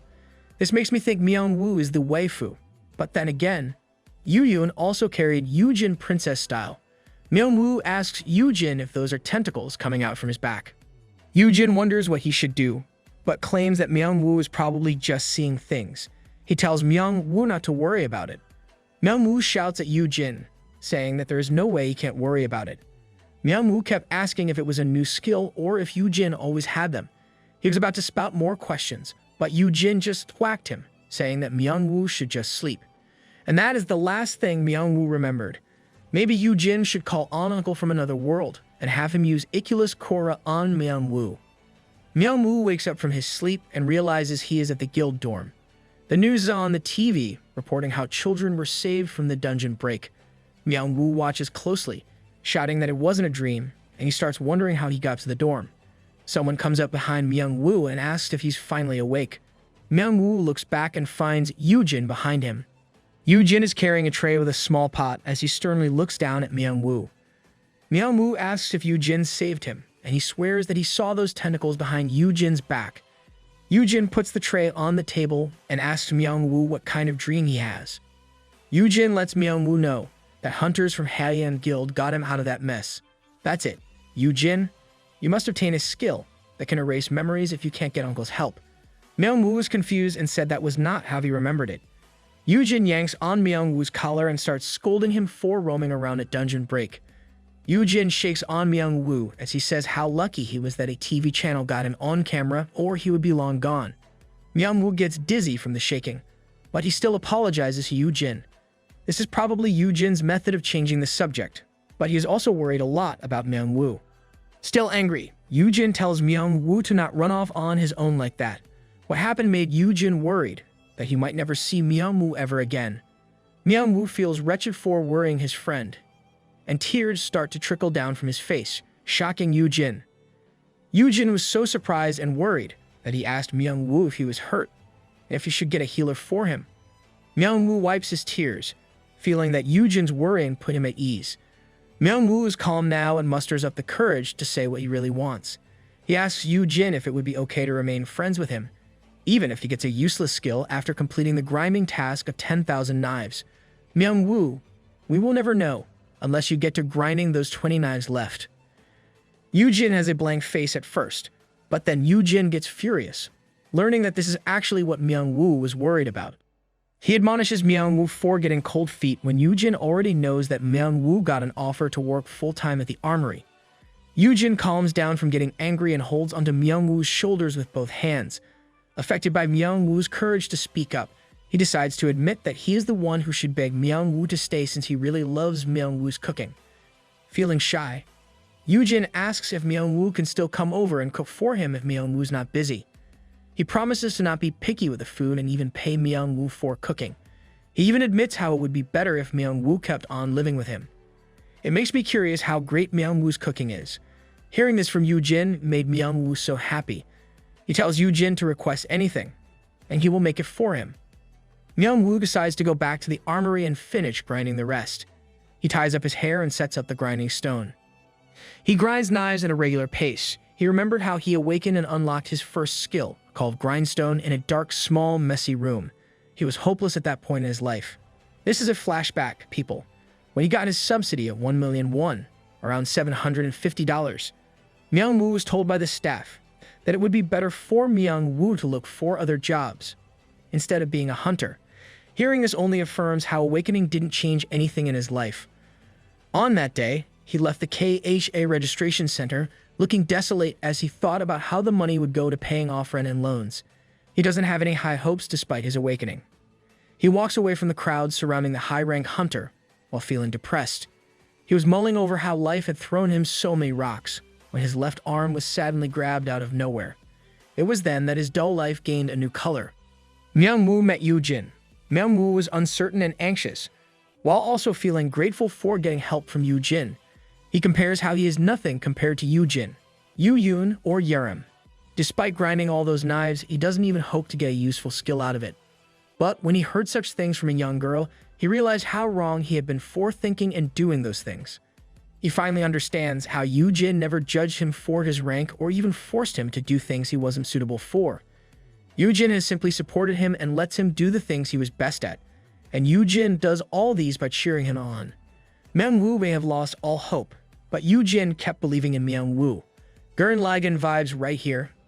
Myung-woo finally understands that he doesn't need to feel down or insecure. Myung-woo continues to work on the knives, thinking that he would stop worrying because he already knows the path that he must take. He picks up another dull knife, and the system shows that he has already completed 9,997 of the required 10,000 knives. Myung-woo continues to mull over things as the counter increases, 9,998. Myung-woo has decided to do his best no matter how different his strength is from Yoojin and Yerim. 9,999. Myung-woo is determined that he will pay Yoojin back in his own way. 10,000. Myung-woo completed sharpening the last knife. Tears drip from his eyes as he sees the new skill he has unlocked. The system announces that Myung-woo has opened the SS rank skill called Master of the Golden Smithy. Finally, a loud shriek can be heard from the armory. The others ask what the problem is, and the female staff points to where the huge mana stone was. She claims that it must have been stolen the night before. The others only sigh, saying the mana stone has already found its rightful owner. I'm guessing Myung-woo can finally touch and work on that huge S-grade mana stone. In a different location, a badass-looking trident releases an aura, while all sparkly. Yerim is holding on to this trident as she floats in the air with drones around her. She comments on how fancy the weapon is, since it is an S-grade weapon. She announces into the microphone she is wearing that. She is now starting the first field test for the Parmenides Frosted Trident, created by Myung-woo. Yerim chooses the lake as the target and infuses her ice power into the weapon. She blasts it into the lake, causing a big explosion of ice. Her attack crystallized the lake into ice, and she felt good for freezing the entire lake like a thorn bush. Suddenly the ice cracks, and Yerim's eyes widen as she sees the whole thorny bush of ice grow taller. Yerim is amazed that her skills can improve with a weapon. The perfect example of an OP character getting OP equipment. At a conference, Shimeon introduced the S-grade weapon that Myung-woo made as the 16th S-rank weapon in the country. He makes sure to tell everyone that this was created by a person and not something found in a dungeon. Lights flash and cameras keep recording as history is being made right then. An appraiser confirms in front of everyone that the weapon is indeed an S-rank, and the KHA certifies that Myung-woo is the craftsman. Oh, it is the same appraiser who tried to appraise Yoojin back then. The conference proceeds to the next part of the program, where reporters can ask questions. A reporter asks what the highest rank that Myung-woo can create is. Looking dashing in his red suit, Myung-woo smiles and answers that there's no absolute limit to what he can make, but admits that an SS-grade item would still require some practice. Myung-woo truly evolved this time. Everyone murmurs at this revelation, but Yoojin just smiles at how Myung-woo is now in the spotlight. Sunghin, who was sitting beside Yoojin, was amazed by everything. As he looks around, he starts to worry, thinking that they also need to assign security for Myung-woo. Yoojin only laughs at this and tells Sunghin to relax, since Myung-woo can handle his own safety now. Sunghin looks closely and agrees that Myung-woo does look fitter now. Yoojin lets Sunghin know that aside from getting a new skill, Myung-woo's stats had increased up to C rank because of his hard work. Sunghin found it incredulous and said he had never heard about something like that happening before. Myung-woo didn't remain F rank like Yoojin did. His body probably really needs it if he has to create SS grade items. Yoojin just keeps on smiling, saying that Myung-woo is really one of a kind. We've got another flashback, people. Several hours ago, inside the Heian dorms, Yoojin was so shocked to find that Myung-woo forged a weapon as soon as he unlocked his skill. Myung-woo scratches his head while holding on to the said weapon and admits there are materials in his inventory that he thought would create synergy with the Mana Stone. Myung-woo licks his hand and with a flash, he shows the materials to Yoojin. Yoojin gets so big-eyed for seeing numerous rare items floating in the air, and most of these items are things he had never seen before. Myung-woo proceeds to explain how his new inventory carries not only S-grade materials, but also SS-grade. With all those items, I think he does need security. Yoojin's eyes bulge out as Myung-woo explains that the inventory of materials came with a skill. Myung-woo tells Yoojin how he used the frostwood material with the Mana Stone to create the trident. The skill also comes with an extensive manual filled with detailed instructions on creating various items. Yoojin is so flabbergasted that many things came with the skill that Myung-woo unlocked. Comparing it to his L-rank skills, it feels like he was mistreated. He starts cursing the guys who run the system as he wallows in despair. Myung-woo asks Yoojin if he wants to tour his smithy, which piques Yoojin's interest. Myung-woo explains how the golden smithy is not just a meme, as he uses this skill in front of Yoojin. A golden door of light appears, and the face of the door is filled with symbols and foreign characters. What the? Just imagine, the skill has a smithy, a manual, and materials. His skill is more of an L rank than an SS rank. Myung-woo smiles at Yoojin and reaches out a hand, saying he can invite others into the golden smithy. Yoojin holds on to Myung-woo's hand while commenting on how this gives the extra security Myung-woo needs to keep himself from getting kidnapped. Yoojin thinks Myung-woo is like the protagonist of a movie or a novel as they go inside the smithy. Yoojin was at first blinded by the light. Still, he was awestruck by the high ceilings, simple grandeur, and details in every corner. That's a great hideout. Yoojin checks the burning fire of the smithy, wondering how it continuously burns without fuel. Myung-woo was about to answer when the fire suddenly flared up and got even more enormous than Yoojin. Yoojin was so shocked that he thought it was a monster. He quickly pulls Myung-woo behind him as he gets away from the fire, still shaken by what happened. Myung-woo smiles, knowing that Yoojin will remain protective of him. He tries to calm Yoojin down, saying that he's now sturdier, so there's no need to worry. He then explains that what's before them is a fire elemental. The fire elemental greets his master and tells Yoojin that he is the elemental called Ismur. Yoojin realizes that elemental also exists, then thinks how the same goes for Dakibus. Myung-woo shares how Ismur helped him forge the weapon. The whole thing was set up by Ismur's previous master, to help the successor of the Golden Smithy learn the basics. It also has an elemental. Yoojin, I think it's time you give up your MC position. Yoojin looks back at Myung-woo and asks if a hunter had previously owned the smithy. Myung-woo is unsure, but he says he received a bouquet and a card. Yoojin looks at the items in Myung-woo's hands and asks if Myung-woo can read the unknown symbol written on them.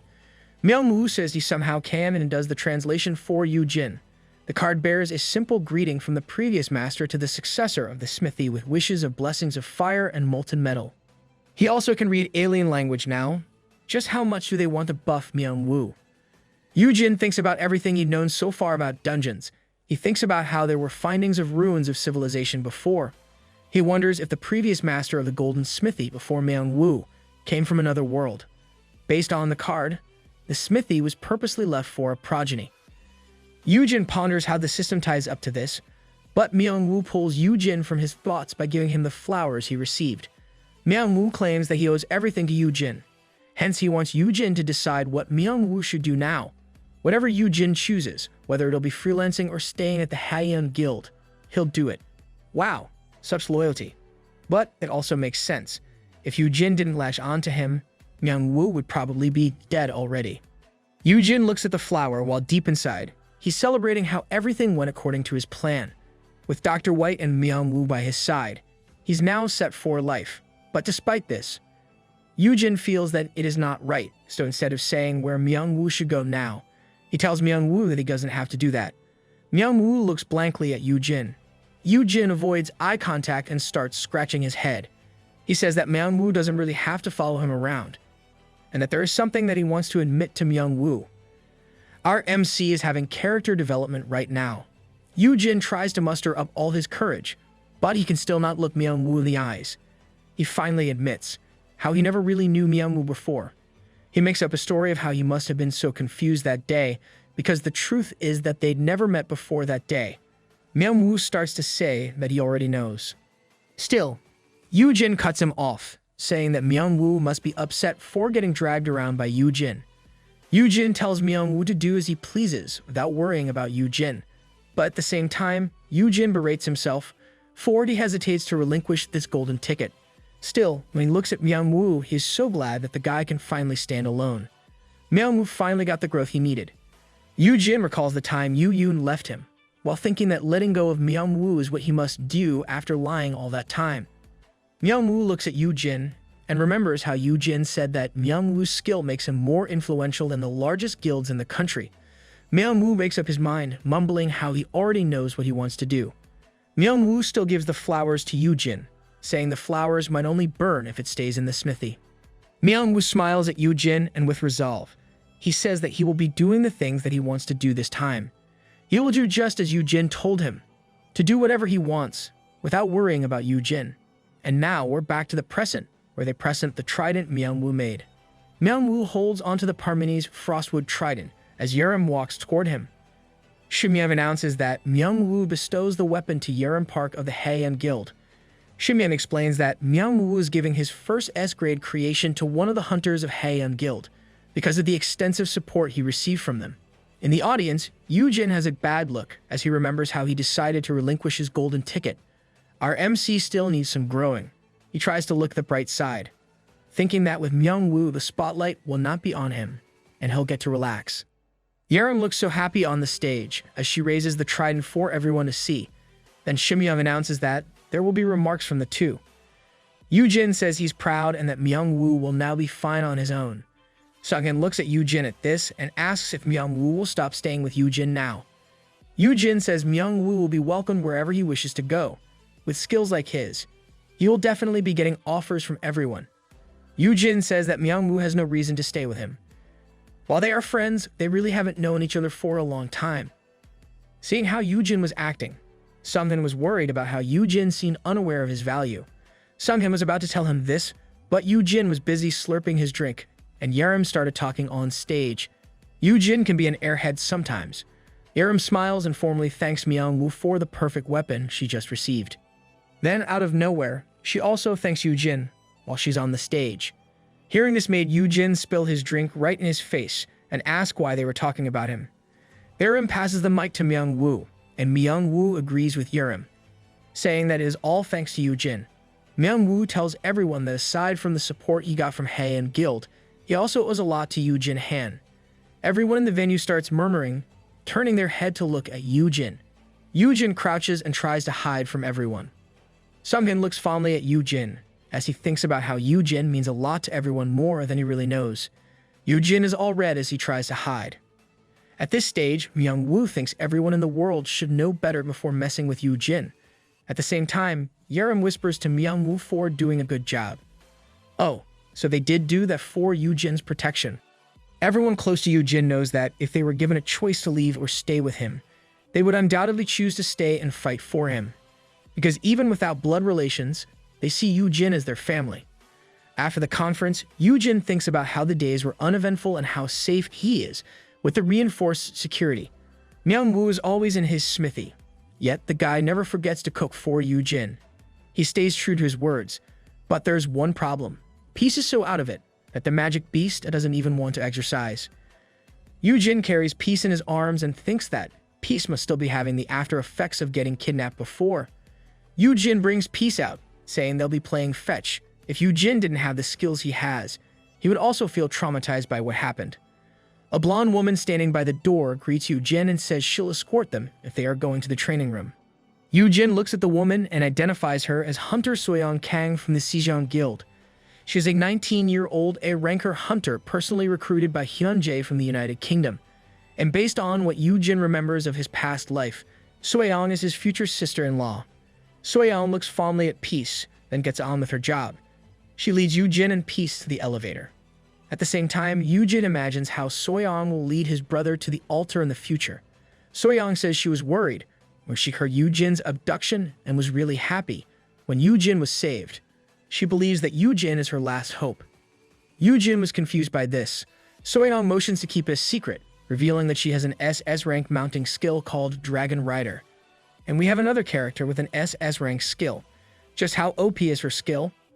Yoojin was amazed by this and thought dragons were the most difficult monsters to tame. Riding one is next to impossible, but if Soyoung gets a dragon for a mount, she'll be amazing in dungeon raids. But I think Yoojin can ride a dragon, even without that skill, though not as expertly as Soyoung would. Soyoung reveals her frustration, since she can't use the skill now. Hence she's relying on Yoojin's skill to tame a dragon for her. She also reveals how Sejong Guild sometimes finds dragon nests in the dungeons they look over. If they get to hatch one, she'll finally get a dragon for herself. Soyoung dreamily imagines how wonderful it'll be once she has her own baby dragon and plans to raise it like her own child. Yoojin smiles at this, thinking his younger brother's girlfriend is so lovely. Yoojin looks at her, completely smitten, but Peace still feels bored even though he is in Yoojin's arms. As they get out of the elevator, Soyoung says she'll make sure to keep Yoojin safe since he has to be her breeding partner. This statement shocks Yoojin that he plops down onto the elevator floor. Feeling weak, Yoojin stammers as he asks if she really has to phrase it that way. Good thing our Peace didn't fall to the ground. Soyoung looks back at Yoojin, saying that that's how everyone is phrasing it. She explains that it became a catchphrase after the Breaker Guild's guildmaster mentioned it in a TV show. Yoojin curses Hyuna for causing this problem. They got into the training room, but Peace still felt down. Yoojin tries to motivate Peace but to no avail. Dissatisfied, Peace grumbles and makes a fuss by clinging to Yoojin's clothes with his claws. Soyoung looks at Peace, thinking that the magic beast must have been really traumatized by the kidnapping. Yoojin decides to stand up and move his body around to somehow make Peace let go, and consider doing some exercise that will make him feel better. Soyoung looks at the two and simply thinks they are somehow enjoying themselves. That is one way of exercise. Yoojin sadly comments how nice it would be if they could go out and enjoy some time outside, but this isn't possible, since Peace is a magic beast and not exactly a pet. Soyoung hears this and gets an idea. She suggests taking Yoojin to a perfect spot to let them get some fresh air. Yoojin was shocked that such a place existed, then Soyoung said that the ideal site was in their guild's rooftop garden. She takes out her phone and calls her guild to get permission. Yoojin is surprised at this and tries to stop Soyoung, but she's already contacted her guild. In Sejong Guild, a man smiles as he says he will send a car to pick them up. The blonde man is spending his leisure time looking at his humongous aquarium. He says he is welcome anytime in their guild. He continues to speak on the phone, saying they must get ready to welcome him. Of course the guy is Hyunjae, and he is referring to our MC. A vast garden with fantastic architecture and multiple pathways can be seen afar. The garden is so huge and filled with many trees that it is hard to believe that you can still call such a place a garden. Yoojin looks at the place with amazement, commenting how he never thought there would be a rooftop garden in Sejong Guild. Peace is in Yoojin's arms and was busy looking around. since the place is entirely new for a magic beast like him. Soyeon assures Yoojin that he'll get some privacy, since they accept restricted access to the garden. Our MC is getting special treatment. Peace finally jumps off Yoojin's arms and starts walking a bit. Yoojin is glad that Peace is finally feeling brighter, and he assures Peace that he is safe there, since even the lady with them is really nice. Soyeon hears this and gets close to Yoojin. To reassure Peace that she's a friend, she even kisses Yoojin on the cheek, making the guy blush. New route. Wait, isn't she supposed to be Yoon's girlfriend in the future? Yoojin was so shocked that his future sister-in-law kissed him on the cheek, but Soyeon was more focused on reassuring Peace that she didn't realize Yoojin's panic. Yoojin thinks it over and guesses it's not a big deal, but he's still worried that it might make a mess in the future. Yoojin should stop overthinking, since it seems that Soyeon's really more interested in Peace.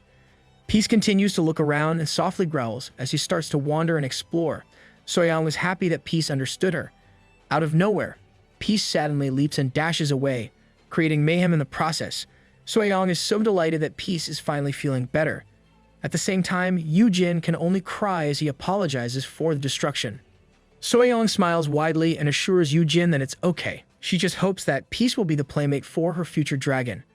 Yoojin got curious and asks Soyeon what kind of dragon they were trying to hatch. Soyeon happily answers that it is a tier 3 flying dragon. She is proud that she'll be having a thorn-winged dark dragon. Yoojin thinks about how this type is the most durable among flying-type dragons. Aside from its dark, sturdy scales, it is also filled with thorns in its wings and tail. From just imagining the dragon, Soyeon is already blushing with glee, claiming that the dragon is such an adorable creature. Yoojin is shocked by Soyeon's description, but the girl continues to gush at how its tail is poisoned with big expectant eyes. Hearing this just confirms that Soyeon has an odd taste. If she has a strange taste, does that make Yoonyeon also bizarre? Soyeon smiles and invites Yoojin to visit the rooftop garden often, so they can have a change of pace. Yoojin smiles and agrees as he thinks it has been so long, since he genuinely enjoyed a simple walk like the one he is having right now. And this applies even before he turned back time. Thinking that he can't go outside, visiting the Sejong Guild's rooftop garden might be the perfect place for him to wind down. Peace returns to them with some flowers in his mouth and purrs. Yoojin pets Peace, as he thanks the magic beast for the flowers. Yoojin is a bit worried that if he frequents the Sejong Guild, he might meet Hyunjae, but he rationalizes that it is unlikely that the guild master would just show up. Sadly, Yoojin's weakling's hunch notifies him of the approaching S-ranker. Those S-rankers won't leave you alone. Soyeon looked behind them and was shocked to see their guild master. Yoojin's eyes sadly leer as he hears Kim-jae say that it is only natural for him to come out and greet their valuable guest.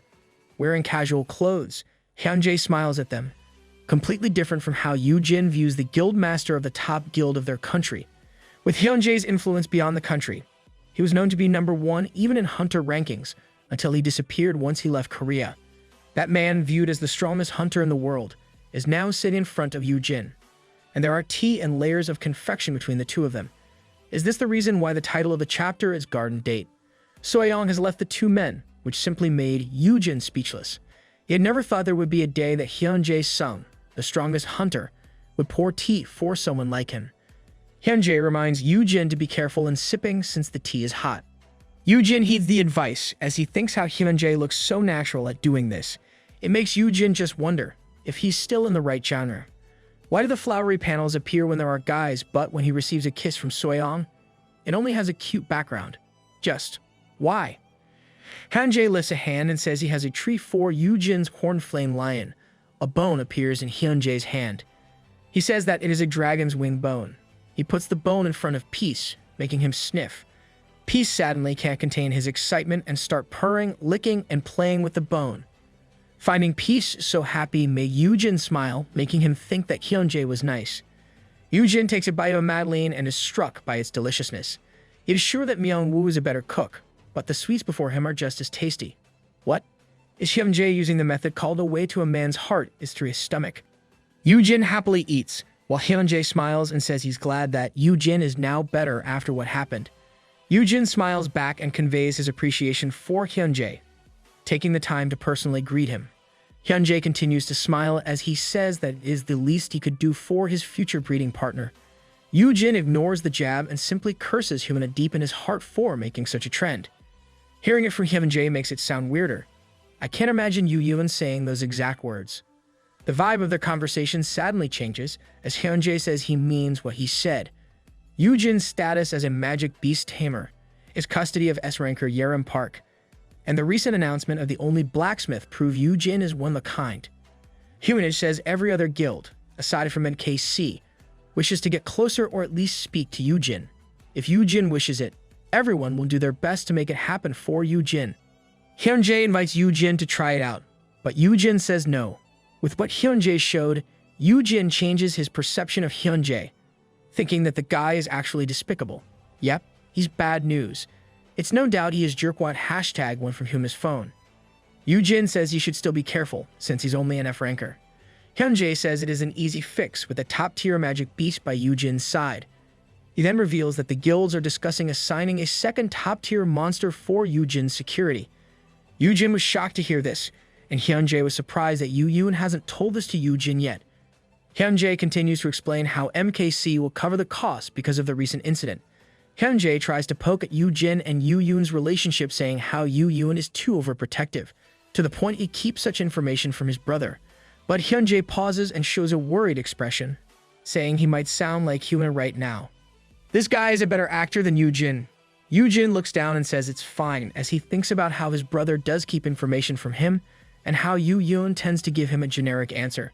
It makes Yoojin wonder, if he did get his skill before rewinding the time, will he be living out his days confined in the guild, ignorant of the things around him? Hyunjae reminds Yoojin that he is influential enough to build his own guild, or Yoojin can even choose to create an army of magic beasts. Yoojin is astounded by Hyunjae's suggestions and says he can't be allowed to own many of them. Still, Hyunjae assures Yoojin that that wouldn't last, since the law only exists if the country and society choose to uphold it. Hyunjae makes a good point. Hyunjae explains that many things will change once the difficulty and number of dungeons increase. He predicts that everyone will be determined to survive by whatever means necessary 5 years from now. With the existence of mounts and tameable monsters, Yoojin will be someone important, more than he is right now. With Yoojin's abilities, Hyunjae says it's no wonder Yoojin is protecting him. He advises Yoojin to have a proper conversation with his brother about this. Yoojin looks at Hyunjae as he drinks his tea, thinking that the guy before him is testing him and not praising him. You have every right to be suspicious about him, Yoojin. But wouldn't it be easier if the MC also got this guy under his influence? Back in Haeyeon Guild, Yoojin asks Yerim what she is saying about his older brother. Yerim reveals her doubts. She explains how she used White Corpse to read the memories of the men from the Bricks Guild. She found the memory where Yoojin didn't immediately get knocked out and how his kidnappers thought that Yoojin might have debuff-canceling equipment on him. Yerim says that she knows that the guild never issued that kind of item to Yoojin, and finally says that Yoojin's brother is most probably hiding something. It is natural to be suspicious, but suppose we based it on Yoojin's personality. In that case, Lil Bro will simply let it go as long as Big Bro's secrets can help protect himself. Yoojin was informed that he will at least have an A-ranker for a bodyguard when he goes back to Haeyeon Guild. And now he is in the car with Peace feeling sullen that it's actually Hyunjae who will escort him. Yoojin wonders if the seasoned guildmaster has nothing else better to do, and he even received a bouquet from the guy. Yoojin looks at the man in question and announces that Hyunjae won't be able to persuade him, no matter what he does. Sadly, Hyunjae reaches out for Yoojin. Yoojin was shocked, but Hyunjae simply buckled the seatbelt for Yoojin. Seriously, isn't this something you see in rom-com dramas? First the garden date, then feeding Peace, giving a bouquet, then sending Yoojin back himself. Are we supposed to look forward to a goodbye kiss next? I'm starting to question the genre of this manhwa. Yoojin has a worried look, while Peace glares at Hyunjae. Hyunjae smiles at Yoojin and says he's only trying to make up for failing to assist Yoojin back when he got kidnapped. Yoojin can only laugh. Delvey still got scared for a bit there. Peace continues to glare at Hyunjae and starts growling softly at the man. Good job, Peace. Make sure to protect Yoojin. Hyunjae says he got to spend time with Yoojin because of what happened with MKC. Aside from the incident, it showed how low MKC guilt has become, letting everyone know it will be gone soon enough. Yoojin was lost in his thoughts, thinking about how MKC had fallen sooner than before. Thinking about going back in time, Yoojin thinks about how little information he has about Hyunjae. There is no factual information about him aside from being the guild master of Sejong, and the rest are mostly rumors. The guy is a complete enigma. Yoojin ponders if he should use his skill to take a peek at Hyunjae. It would be a good opportunity, since he thinks the guild master wouldn't mind. Yoojin decides to go with it and pretends to look out the window on Hyunjae's side. He tells himself that it will only be a peek and nothing extensive. Yoojin is thinking of activating the skill Promising Sprout. He tells himself he won't even turn his head, which will be a quick look. But before Yoojin even changes the direction of his eyes, Hyunjae's hand is already on Yoojin's neck. This shocks Yoojin so much that he drops the bouquet to the floor. Damn, that's cold. Yoojin's face is dark, thinking he is about to die, as he holds onto peace. The system notifies him that it detected an overwhelming presence and activated fear resistance. Yoojin's face is pale as he thinks how Hyunjae just has to squeeze, and he will soon meet his end. Yoojin cursed, thinking how Hyunjae even noticed it, when he hadn't even used the skill yet. Peace realized something was wrong, and he started to get angry and growled at Hyunjae. Yoojin looks at Hyunjae and says he's supposed to be his bodyguard, but now he seems to be following MKC's steps. Hyunjae smiles at this and finally lets go of Yoojin's neck. Hyunjae pats Yoojin in the back, claiming that he doesn't know what Yoojin is saying, since nothing really happened between them. Yoojin was speechless, but Peace continued to growl at Hyunjae, ready to attack at any moment. Yoojin can only curse Hyunjae in his head for what almost happened. In front of Haeyeon Guild, Shimyeong and Sunghan are waiting for their arrival. Hyunjae gets out of the car and greets them. Hyunjae gets around the car and opens the door for Yoojin. Yoojin immediately dashes out of the vehicle with Peace in one arm. He heads straight behind Sunghan. Hyunjae smiled at this, commenting on how quick he was. Hyunjae takes the bouquet that Yoojin dropped on the floor and says that Yoojin forgot. Shimyeong steps toward Hyunjae and asks why the man was there, saying he can't just show up without prior notice. Hyunjae simply smiles, saying that his staff must have already told them how Yoojin will be escorted back with at least an A ranker. Shimyeong was vexed at Hyunjae's answer. Shimyeong remains formal, but reminds Hyunjae that hunter guilds are similar to armies. Having other S-rankers visit another guild can create conflicts. Yoojin was shocked to hear this and wondered why Hyunjae gave him a ride if it started problems. Yoojin sadly gasps as he realizes it is exactly Hyunjae's plan to irritate the Haeyeon Guild. It is no wonder why many people wouldn't like this guy. Hyunjae continues to smile and takes a flower from the bouquet. He says that Shimyeong shouldn't be stiff. He reassures them Yoojin's safety as he puts the flower in Shimyeong's suit. Shimyeong was so irked by Hyunjae's words and actions that he could only tremble in irritation. Hyunjae gives the bouquet to Yoojin and says he has something else for him besides the flowers. He hands Yoojin a small accessory box. Yoojin opens it, and within it is a pair of red studs. Hyunjae claims it is only a small token of his appreciation. He explains how the studs have mana-boosting buff and B-grade shield skill. Hyunjae makes an excuse that it is also his way of thanking Yoojin for supporting Soyeong in the future. At least it's not a kiss. Yoojin was surprised to receive such a precious item, thinking it was a rare find with its effects. Hyunjae comments that he noticed Yoojin isn't wearing studs and figured that Yoojin must have lost them when he was abducted. Yoojin's face pales at this, wondering when Hyunjae even had time to notice those kinds of things. Hyunjae would make one attentive boyfriend, but not for Yoojin. Yoojin starts saying that he's unsure if he can accept those, but Hyunjae assures him that those are the best gifts. Hyunjae smiles warmly at Yoojin, hoping this is the start of their long and lovely relationship. Sure, as long as you don't try killing him again. Inside the Haeyeon dormitory, Yoojin is trying out the red studs he got from Hyunjae. Yoojin calls for Peace and tells him to do a rocket launch. Upon hearing this, Peace happily dashes and quickly leaps toward Yoojin. But before Peace even reaches Yoojin, he collides with the shield with a heavy sound. Peace falls to Yoojin's arms, confused about what happened. He was glad to know that the shield's skill did work. Poor Peace.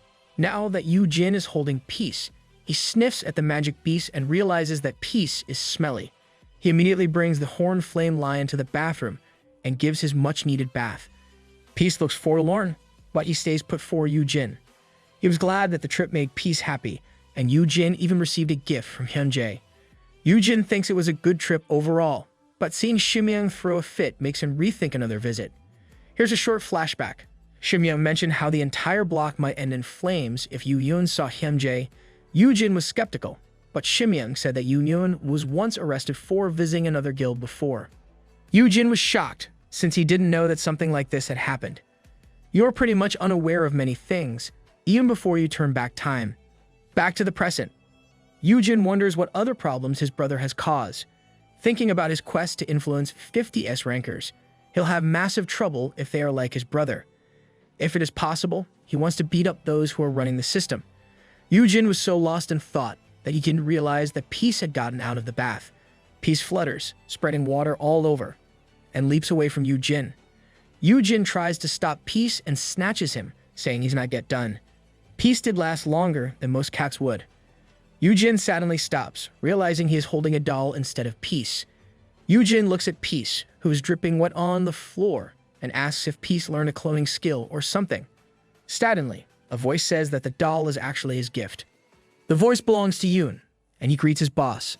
Still holding on to the doll, Yoojin asks if Yoon got the doll from Japan. Yoon says he did and even shows a bigger horned flame lion plushie to Yoojin. Yoon says the country has a lot of merch of this kind, but it is not meant to be Peace. Yoon shows off the other merch he got from Japan, like the headband, backpack, and different sizes of dolls. Yoon shares how the show with Peace went viral worldwide, as Yoon puts the headband on Yoojin's head.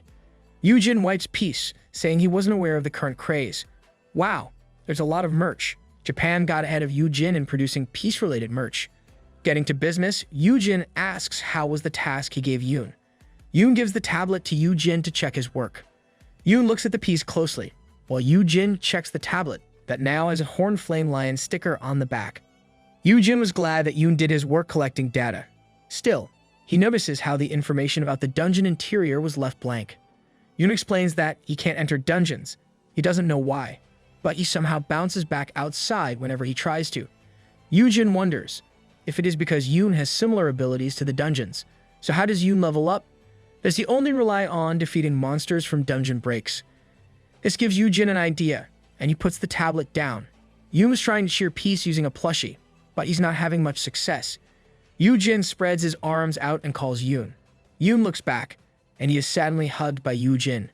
Yoon is so shocked, but Yoojin doesn't let him go, saying it's him showing affection. Peace ignores the two and starts taking an interest in the plushie instead. Yoon tries to pull away from his boss, but Yoojin keeps clinging. Yoon was about to mention who he would rather hug, but he didn't finish his sentence. Yoojin tells Yoon to teleport with him in his arms. That seems like a good idea. Yoon is confused, but Yoojin uses the boss card and says he won't let go of Yoon until he teleports. Left with no choice, Yoon says he'll try, but it will only be for a short while. They suddenly flash, leaving Peace and Yoojin's new headband behind. Yoon is holding Yoojin in his arms, and they are above the cityscape. Yoojin is amazed, thinking that teleporting is similar to entering and leaving dungeon gates. Yoon continues to teleport short distances, and Yoojin continues to observe how similar it is to dungeons. Yoon teleports some more, and they almost crash into a car. Yoojin apologizes, and they immediately teleport elsewhere. Yoojin looks at the system as they teleport, and the stats window changes its appearance. Oh, so that is what he's aiming for. Yoojin wonders if he can communicate with the system while they teleport. Yoojin tells Yoon to keep teleporting some more, but Yoon seems to have other ideas. He grabs onto Yoojin's pants. Yoon starts to sweat and says that holding onto Yoojin that way makes him want to throw him down. Yoon throws Yoojin like a pro wrestler, and Yoon immediately floats away and apologizes to Yoojin. Still lying on the floor, Yoojin remembers that the Dakebis have a terrible habit of wrestling the people based on folklore. Yoon was worried that he hurt Yoojin, remembering that his boss is a fragile F-ranker. You're learning well, Yoon. Yoojin rubs his sore back, thankful that he has a shield skill. You just hope the system sent him a message from all those teleporting. Yoojin opens his status window and finds a message saying that the skill my kid is the best is in effect with Peace. Under it is a tip from the system, and at the same time, there is a hidden message telling Yoojin to go to the dungeon. That seems like a high command from the system. Yoojin looks at the message closely and wonders if the system has gone through hoops just to converse with Yoojin. Yoojin wonders if they can't send a direct message like before, since he is outside the dungeon. He recalls that the system seems unaware of his location, unless he is inside a dungeon. Yoojin concludes that the system has its limitations. Yoon comes close to Yoojin and is still worried about his boss. He asks if he should get a potion. But Yoojin pats Yoon on the head, reassuring Yoon that he is okay. Yoojin is actually glad that he finally got a message from the system, and Yoon has been a great help in achieving that. Yoojin decides that he needs to go inside a dungeon. Still rubbing his back, he tells Yoon he can go now, and Yoojin will call if he needs him. Yoojin doesn't forget to compliment Yoon and tells him he loves him. Our MC really doesn't miss a chance. This makes Yoon pause, and he sadly recalls Grandma Yoon, who previously owned the watermill. Yoon starts to feel some affection for his boss, and offers to teleport Yoojin back to his place. Yoojin thanks Yoon, as he wonders if his keyword would affected him. Back in his place, Yoojin looks at the text confirmation for winning the bid for an F-rank dungeon. He checks the location and sees that it is actually close by. He decides to wear all black clothes with a hat and sunglasses. He wonders if no one will recognize him, but he knows he will be fine, since he still has Inky's stealth skill. No one might identify you, but you still look suspicious. He wears a mask to finish the look and thinks he'll only have a quick chat with the system and immediately get out. Yoojin looks forward to getting the much-needed explanation from the jerks running the system. I guess we will finally meet them at the next one. In the Heian Guild's hallway, a head covered in a hat, sunglasses, and mask looks out behind a post. Yoojin checks the coast and moves to a new location. He moves beside a plant, crouches by a wall, swishes across, tumbles, pretends to be a part of the wall, skids to the floor, and hides behind a plant. Dude, you look more suspicious with the way you are acting. Confirming that no one's around, Yoojin commences phase 1 of his plan. Yoojin activates the skill Giko on the wall, with double effects because of Final Thanks and Rao Chita's Bane. He checks the elevator with security beside it, knowing it would be suspicious if it moved independently when no one was there. The elevator opens and the lunch lady walks out pushing a food cart. Yoojin quickly makes his move and dashes inside the elevator. Yoojin is confident that he won't be detected even by A rankers. Cool, but what about the S rankers? Wouldn't your little bro and Yurim detect you? Other people were in the elevator, and Yoojin stayed in one corner. He thinks about how Dakibi is the only person with stealth skills, since it is rare for a hunter to have such skills. The elevator reaches the first floor, and Yoojin creeps out with the other people inside. He looks at the security checking the people coming out of the building, thinking it is time for phase 2. Yoojin immediately dashes when he sees the security checking another guy. He slides on the floor, and the handheld detector beeps when Yoojin passes. Yoojin makes the run for it while the guy being checked worries about why the sensor is alarmed when nothing is left in his pockets. And now, our MC is causing problems for other people. Yoojin arrives at the dungeon he bought, tired from running. He looks around as he enters the code for the place, relieved that security for F-rank dungeons is not tight. The door opens, and Yoojin finds the portal just behind it. Yoojin plans to talk quickly with the system and go home immediately. I doubt it will be as easy as our MC hoped. He quickly checks his equipment and items and holds onto the gate stone his brother gave him back then. Resolute with his plans, he intends to keep his previous promise to live a quiet life, but he will do so once everything is taken care of. Yoojin steps into the dungeon, and with a flash, he gets transported to a place filled with giant trees. Yoojin walks inside the dungeon, thinking the place is like a jungle.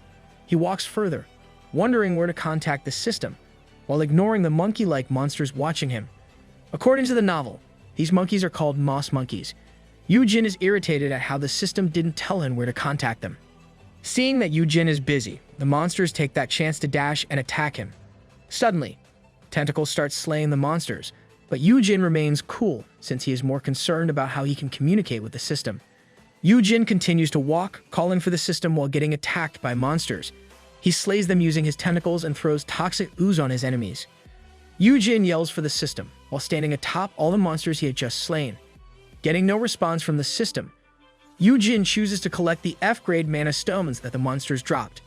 He wonders if he'll end up clearing the dungeon before getting to talk with the system. Our MC might do just that since his current skills are helpful against this dungeon. Out of nowhere, the system suddenly appears, shocking Yoojin from his activities. He looks at it, relieved that they have found a connection somehow. At the same time, Yoojin is confused with all the symbols that seem to be trying to tell him that it is not his fault. Yoojin scratches his head at this message, but the system elaborates further by bringing out the information about the wish stone. Like he was told, while you can wish anything on the stone, bringing the dead back to life is the exception. Yoojin still doesn't know what to make from this message, so the system deletes the note on the wish stone item. Instead, a sorry message is in symbols with an emoji. Yoojin wonders what the system is sorry about and seriously thinks about it.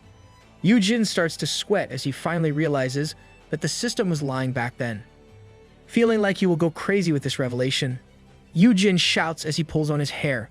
The system has lied to him about being unable to bring back the dead, and Yoojin quickly turns from crazy to angry. He was furious since he already knew. It didn't make sense that one could turn back time, but he couldn't bring back the dead. What?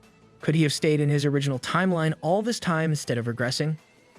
Yoojin curses at the system, asking for an explanation, but it shows more emoticons, explaining how their lips are sealed. Yoojin only gets more irritated as he sees the reply and demands the system to just tell him everything without resorting to emojis. Yeah, it's like Yoojin is now playing charades with the system. Irked at how the system acts, Yoojin brings out a gate stone, claiming he can easily escape the dungeon if a high-rank monster pops out. Yoojin is so mad that he demands the system to tell him already. This keeps the system silent for a moment, but it reappears again. Multiple system screens blip open, astounding Yoojin at the sudden pour of messages from the system. The system tries to appease Yoojin, saying they could tell him everything, but doing so would require a sacrifice. They told Yoojin that preparation is vital because the more they intervene, the easier for them to be caught. The messages that started with sentences are now mere phrases.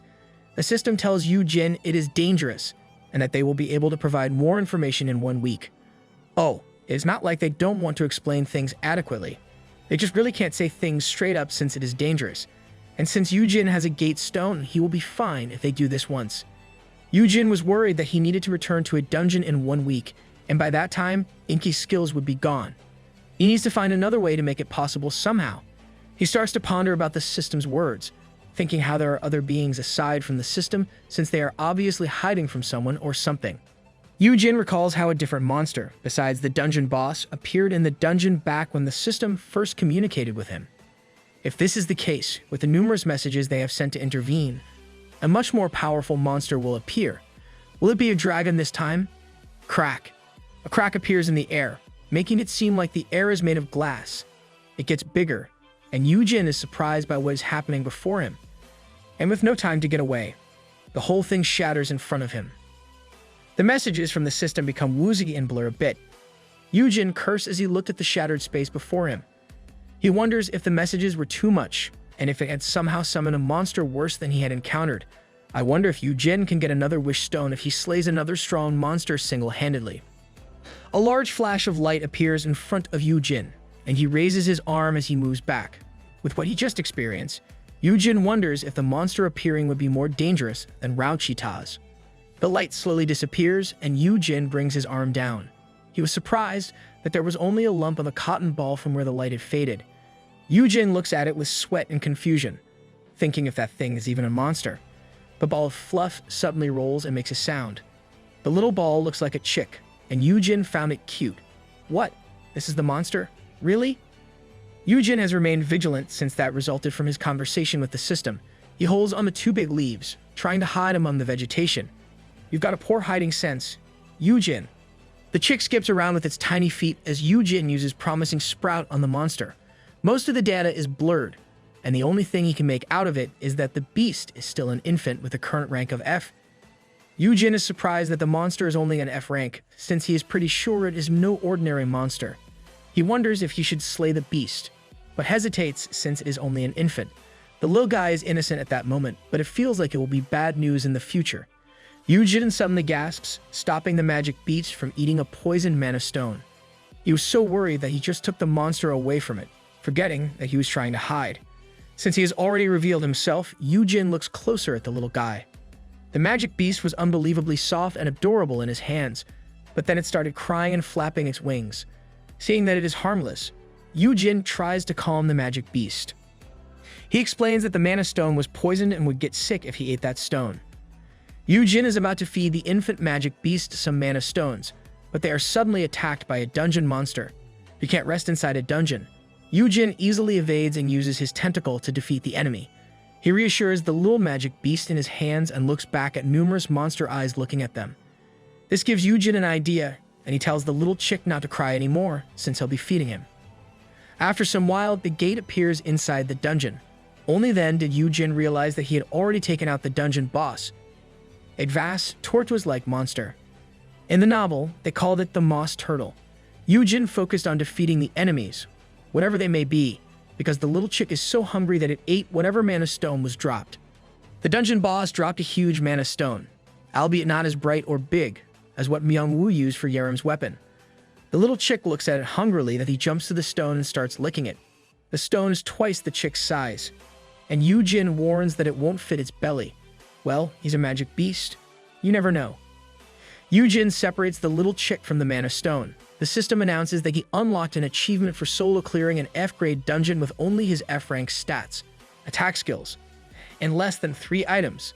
On top of his L-rank Perfect Caregiver and Dragon Slayer titles, he now has the Miracle Rookie title. Hidden achievement unlocked. The little chick jumps off Yoojin to the mana stone, while Yoojin is busy checking the new title he got. Yoojin gasps when he realizes the new title is an S-rank with the effects of item double loot. He is so amazed that you can get an S-rank title by clearing an F-rank dungeon, but at the same time, he is dismayed that the loots from an F-rank dungeon are just worthless. He also laments how Inky's skills are disappearing soon. Yoojin was so busy in his thoughts that he didn't realize that the little one was trying to eat the huge mana stone, and the little guy somehow managed to eat it, making his stomach bulge. Monsters have unique stomachs. Yoojin ponders if solo clearing higher-ranked dungeons would also give out titles. While he still has Inky's skills, he might be able to clear up to D-ranked dungeons independently. Our MC is a bit forgetful. He doesn't remember lecturing Yerim about mana use. Yoojin makes up his mind and plans to clear as many dungeons as possible to get some good items while he still can. He really should just leave the solo leveling stuff to Jinwoo. The little chick has recovered a bit from his eating, and Yoojin takes the magic beast in one hand as it burps. Only then did Yoojin realize that the big mana stone he held before was gone. The little guy simply chirps, and Yoojin wonders if it is a pig instead of a bird. It's a gluttonous bird, for sure. After clearing the dungeon, Yoojin heads home with the white fuzzball. But instead of getting time to relax, he worried that the new guy would end up in Peace's stomach. Peace immediately attacked the chick upon sight, so Yoojin had no choice but to leave the room with the chick. Yoojin sits by his door with a closed door thumping loudly because of Peace. Knowing that Yoojin can't leave the two alone, he wonders if he can train Peace once he calms down. But even with this, he worries that the little guy might still get eaten when he goes out and leaves the two. It will be a whole Sylvester Tweety thing if Yoojin does. Yoojin imagines that Peace is using all his muscles to open the door. He is so deep in his thoughts that he doesn't realize someone is approaching him. The system announces that Weakling's hunch is activated and that an S-ranker is coming. Yoojin is so surprised that the little chick tumbles off his hands. And another problem arises. Yoojin sees the bird and asks about it since it looks funny. Yoojin clasps the little chick in his hands as he pales, thinking about what excuse he should make. Since Yoojin has already seen it, he admits it is a magic beast. This answer got Yoojin all agitated, and he asks questions. Yoojin looks away as he says he found the monster in the hall and starts making up a story of how the poor beast was left alone. So he adopted it. I doubt that excuse is gonna fly. Yoojin's mouth hangs open at this with a blank look. Seeing that his brother has already decided, he simply sighs. Yoojin starts saying that he has some questions, which is why he was there. Wow. Yoojin just lets it go even though he knows his brother is lying. Yoojin was unable to continue because Yoojin suddenly clasped his hand. Yoojin claims that Yoojin arrived at the perfect time and asked for his brother's help calming Peace down. They open the door to the room and approach Peace, who is angrily growling at the little guy in Yoojin's hands. Yoojin tries his best to explain that the little chick is not food and that it is Peace's younger sibling. They are family now, so he hopes for them to get along. Peace ignores this and leaps to where the chick is, but Yoojin is just as fast and moves the chick out of Peace's way. Now they are doing an episode of Looney Tunes. At the same time this is happening, Yoojin says that he wants to talk about the day his brother got abducted. Peace continues to chase while Yoojin runs with the little chick in his hand. Yoojin continues, saying he hesitates to bring it up, since it might trouble Yoojin. Still, he made up his mind that it would be better to be safe. I don't think Big Bro is listening, Lil Bro. Yoojin quickly grabs Peace by the nape with a glare as he says those last words. Irked at how Peace is not behaving, Yoojin throws the magic beast away. This action shocks both Yoojin and the little chick. Yoojin wants to continue his talks with his brother, but Yoojin and the chick are pale with what happened. Yoojin suddenly blows off, angry at his brother's actions. He shouts that they are not reasonable and scolds Yoojin. Seeing his brother so angry, Yoojin can't help but flinch. Whoa, Yoojin is the only person who can make his lil bro flinch and doubt his actions. Yoojin shouts at how Yoojin threw peace, but Yoojin is only confused about why his brother is angry. Yoojin grabs the front of Yoojin's clothes while holding the little chick. Yoojin scolds Yoojin for doing that to Peace. Yoojin still doesn't get it and says that Peace is a C-rank magic beast, meaning it won't be hurt with that throw. And to prove his point, Peace lands on the floor perfectly fine. Oh, Lil Bro has a point, though he is still wrong. Even though Peace is okay, Yoojin is still angry with his brother's actions. He asks Yoojin if he'll be throwing everyone who can withstand it. Seeing Yoojin so angry, Yoojin tries calming his brother down, saying he won't do that. At the same time, Peace looks at the two while approaching them slowly. Yoojin can't be appeased and yells for Yoojin to sit down. Yoojin and Peace now sit side by side on the sofa as Yoojin lectures Yoojin on how he should treat Peace. They look like kids being scolded by their parent for misbehaving. He tells him how Soyeon Kang from the Sejong Guild plans to look after her mount like her own child, and how even Hyunjae gave Peace a treat when they visited. And yet this brother of his doesn't care much for his mount. Yoojin looks at Peace and says he cares, but Peace just gives a confused look. Yoojin promises to do better and care for Peace like one of his top-grade equipment. Yoojin was shocked that he felt like his blood pressure was rising. He continues to scold his brother that Peace is not a piece of equipment, and this is the exact reason why Peace doesn't listen to him. Yoojin reasons that it will change once they get together in a dungeon raid. The little bird learns fast from Yoojin and scolds Yoojin with a chirp. Yoojin continues with the scolding, saying that Yoojin's attitude is the biggest problem. He asks what Yoojin has ever done for Peace, and Yoojin stammers as he says he pays for the food. Like a feral mother cat, Yoojin is unhappy with Yoojin's answer. Yoojin says that providing food is not all that matters, and asks what Yoojin has personally done for Peace. The little bird chirps in as well at this, but Yoojin cannot answer his brother's question. Now, the big bro looks like a wife scolding her husband for neglecting the kids. With nothing to rebut, Yoojin can only apologize and admit it was all his fault. Knowing Yoojin well, Yoojin is aware that Yoojin still doesn't get what he did wrong. If he bases it on the past, the young Yoojin had difficulty understanding people. Yoojin did things without considering what others would feel, and he even broke off large branches from a tree just to give them to his brother. Lil Bro only cares for Big Bro's opinions, and seeing how Yoojin easily breaks off and carries big branches back then, proves that it is only natural for him to be an S-class. Knowing that his brother still has a long way to go, he suggests that his brother should hug instead of apologizing. Yoojin is happy with this suggestion and opens his arms for his brother. Peace blankly looks at Yoojin's cheerful demeanor, but Yoojin shouts at Yoojin that he should be hugging Peace and not him. Oof, I guess Lil Bro's thinking is a bit warped since his EQ is somewhat below average. Yoojin listens to his brother and awkwardly puts his arms around Peace. Feeling the same as Yoojin, Peace avoids his touch but stays in place. They are obviously displeased with what they are being forced to do, but Yoojin is happy enough with that. Yoojin finally calms down and sits on the sofa with them, saying they should do this kind of thing often, while Yoojin and Peace immediately pull apart to place some space between them. Seeing that Yoojin is now in a better mood, Peace purrs at Yoojin and makes adorable eyes at him. I'm sorry, Puss. Peace looks more precious than you are.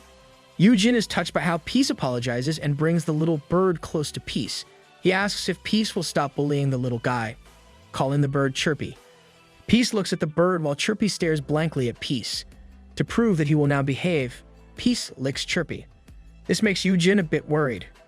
But seeing that Peace is not doing anything else, he compliments Peace for being good. Peace is so happy to be praised that he wags his tail. Behind him, Yoojin gives Peace a blank stare for acting cute in front of his brother. It feels like Lil Bro's stare is saying how unfair it is that he gets scolded, but Peace gets complimented. Yoojin concludes that he should still separate Peace from Chirpy. Seeing that everything is fine now, Yoojin returns to the matter of why he is there. He tells Yoojin to get a complete physical checkup and is about to say more, but Yoojin cuts him off by smiling and asks if Yoojin is free. Our MC is totally obvious. Yoojin invites Yoojin to do a dungeon raid with him and says they will use that as an opportunity to check Yoojin's skills and have Yoojin and Peace bond. Aware that his brother just changed the subject, Yoojin lets it go and says he will have it set up. Yoojin thinks about how Yoojin always lies to him, making him feel sad and unworthy of his brother's trust. Yoojin looks at his brother as he wonders what Yoojin is really hiding. MC's lil bro is so patient. Even though he is sad about it, he simply trusts his big bro. After what happened with Yoojin went on a solo raid 2 more times. The first was an E-rank underground cave, while the other was a D-rank lake dungeon. During both raids, he received messages from the system, as well as rewards and new titles. For the E-rank dungeon, Yoojin got an S-grade titled Veteran F-ranker that doubles the effect of his attack skills. This makes Yoojin curse since the effects are useless for someone like him who doesn't have any attack skills. Yoojin grumbled at the system because of this skill. For this exact reason, the system ended up giving him something more useful. I wonder if the title rewards are preset, since it didn't consider if the receiver has no use for it. For the solo clearing of a D-rank dungeon, Yoojin received the S-grade title Imperceptible, which comes with 2 skills. The first skill is the A-rank Hidden Object skill, which makes it hard for others to perceive or actively look for Yoojin, while the other skill is an S-rank skill called +1. This skill lets Yoojin share one of his S-grade or lower titles or skills with whom he is in contact. Yoojin thinks the new skills were not better when he got them for the first time. Now that he rests, he mulls the pros and cons of using those skills. The +1 can double Yoojin's or Yerim's offensive skills. The downside is that Yoojin must be present and remain in contact to make it possible. Yoojin wonders if adding the Hidden Object skill will be helpful. Oh, with the +1 skill, the title effect of Veteran F-ranker will be somehow helpful. While Yoojin is busy, Peace is eating his food, and at the same time, Chirpy is sticking close to some of the ground mana stone. Yoojin notices this and tells Chirpy that the mana stone is not his. He takes the bottle, but Chirpy tries to hold on to it. Yoojin thinks how odd Chirpy is as he recalls how a hunter with a taming skill was unsuccessful in taming the little guy. Yoojin's skills don't work well on Chirpy, so they must observe the bird. But Yoojin is relieved that the magic beast is at least fond of him. So the keywords might have also worked, but the system never announced it. The small bird is one big mystery. Full after eating his meal, Peace decides to rest. At the same time, Chirpy gets close to Peace. Peace is taken aback when Chirpy climbs up on him. Chirpy reaches the top of Peace's head, proud of himself. Peace doesn't really do anything, but he still looks irritated. Seeing this interaction, Yoojin immediately slides down with a camera on his phone. He tells them to hold so that he can get a picture. Yoojin takes a good shot of Chirpy with his wings spread out atop Peace's head. He even manages to take photos of how Chirpy slipped and fell to the floor. Peace really listens to Yoojin well. Yoojin selected the first shot he took as a profile picture, and finally got to creating a social media account. His followers count quickly rose, but he thinks it is only natural since his babies are adorable. Yoojin should also start vlogging. Suddenly, Yoon pops out of the television, asking his boss to follow him back as well. Yoon comments on how the magic beasts are going viral. Finding the new addition adorable, Yoon says he must be a gluttonous cotton. Yoon brings out an A-grade mana stone and offers it to the bird. Chirpy didn't hesitate and lunged for the mana stone. Wow, for a hunter who doesn't do dungeon raids, he's pretty adept at collecting quality materials. Yoojin gasps at this and takes Chirpy away. He then scolds Yoon to not waste expensive stuff and spoil the kids. Yoon sees the grandma who cared for him and Yoojin, making him quickly agree and apologize while calling Yoojin grandma. It was only then that Yoojin realized that Yoon was under his influence. Some time passed, and everything that Yoojin had planned somehow fell into its place. On TV, there was a report about the building being made under Yoojin's name. The monster breeding facility planned by the guilds is now being built beside the Heian Guild. No expenses were spared, and all the workers were awakened. The projected completion date will only take a short while, which is expected to be only 2 weeks or less. I hope someone will figure out how to make such a thing possible in real life. Yoojin is amazed to hear this news and thinks about how Myung-woo and Dr. Siak will join him in the facility. Aside from them, he will be getting new infant magic beasts. He wonders if there's anyone else he should be recruiting. Me? Please recruit me as your PA. Yoojin suddenly plops down, realizing he has more work to do than relaxing and enjoying life. He calms himself down and resolves to do things step by step. Yoojin intends to focus on communicating with the system, which brings into thinking how some things don't seem to add up. He recalls how he got duped into thinking that the wish stone couldn't help him bring his brother back to life, and that the system said it was not Yoojin's fault. The system is sus. Yoojin thinks about it, wondering if something has gone wrong, and if that happened when he chose to rewind the time. Yoojin contemplates it but gives up as he flops down to the sofa. He concludes that it won't help with anything, even if he spends the time thinking about it, so he will just ask the system during their scheduled dungeon raid. But Yoojin is sorry he didn't properly think things through back then, because in a place filled with black and purple flames, a sword is pointed at Yoojin, and the person pointing the sword at him is none other than his beloved brother, Yoojin. What the? That is a big jump on what happened. With Yoojin glaring at him, Yoojin thought he should have been more open to his brother before things turned terrible. Just what is happening? I can't imagine Lil Bro actually hurting his beloved big bro. If only Yoojin had paid more attention, he would have noticed it back then. The manhwa is finally showing us what happened before that big action jump. There are a lot of dishes on the table, and everything looks scrumptious. Manhwa was responsible for the feast, except for the fried eggs Yoojin cooked. Despite the bright feast on the table, the ambience is quite different because of the people. Yoojin wanted to have dinner with his brother, Manhwa and Yerim, to bond a bit. But the thing happening before him is vastly different from what he intended.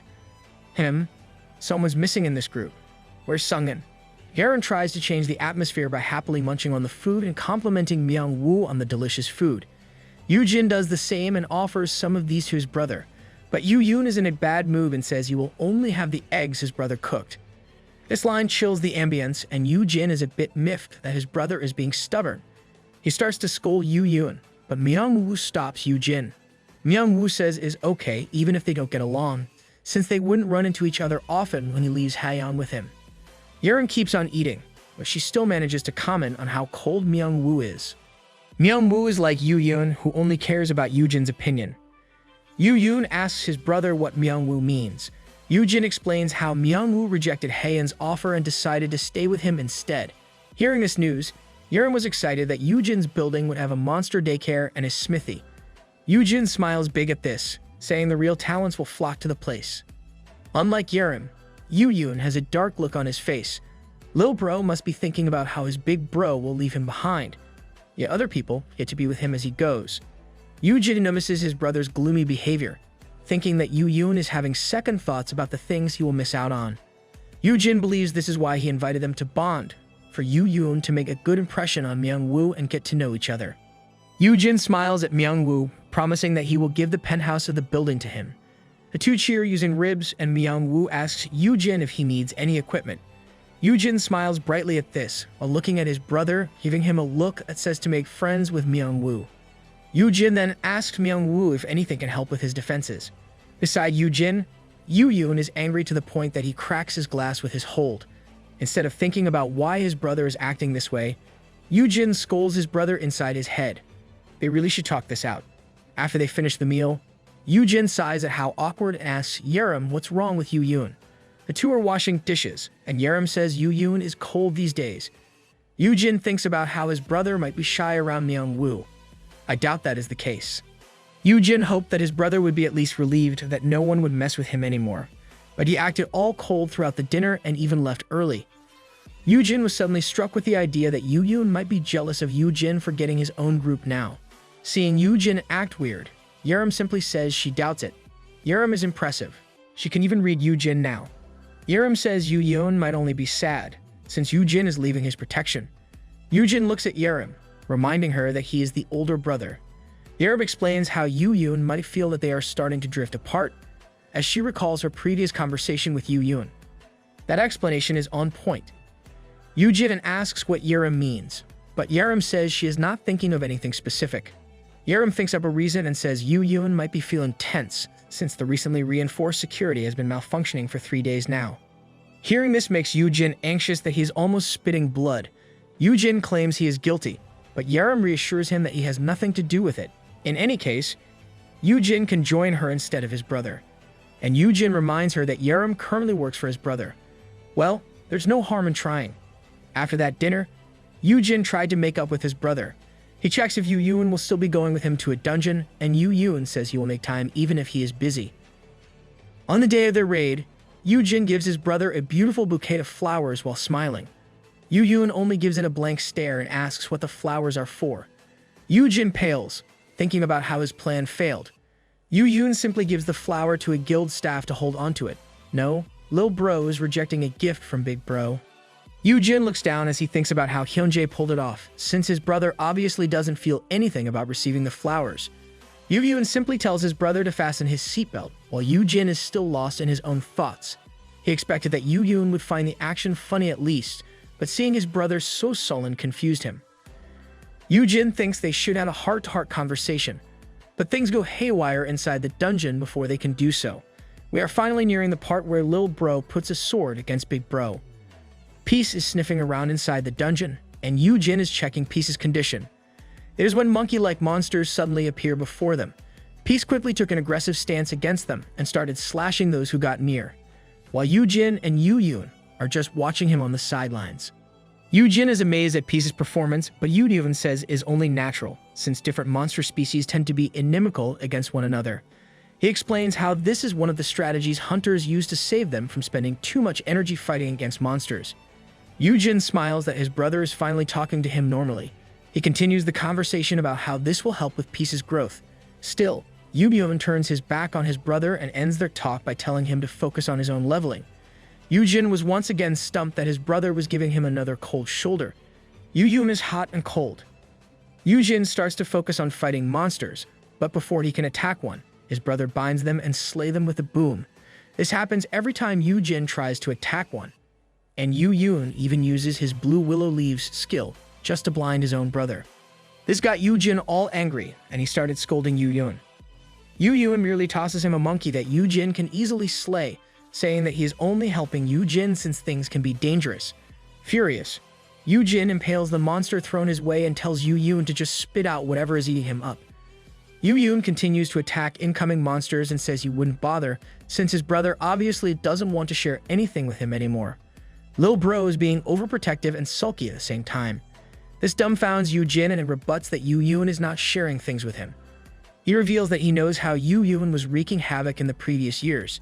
Still, Yoojin doesn't even deem to tell these important things to him. Yoojin twirls his sword and throws it beside Yoojin, stabbing the monster that was just about to attack his brother.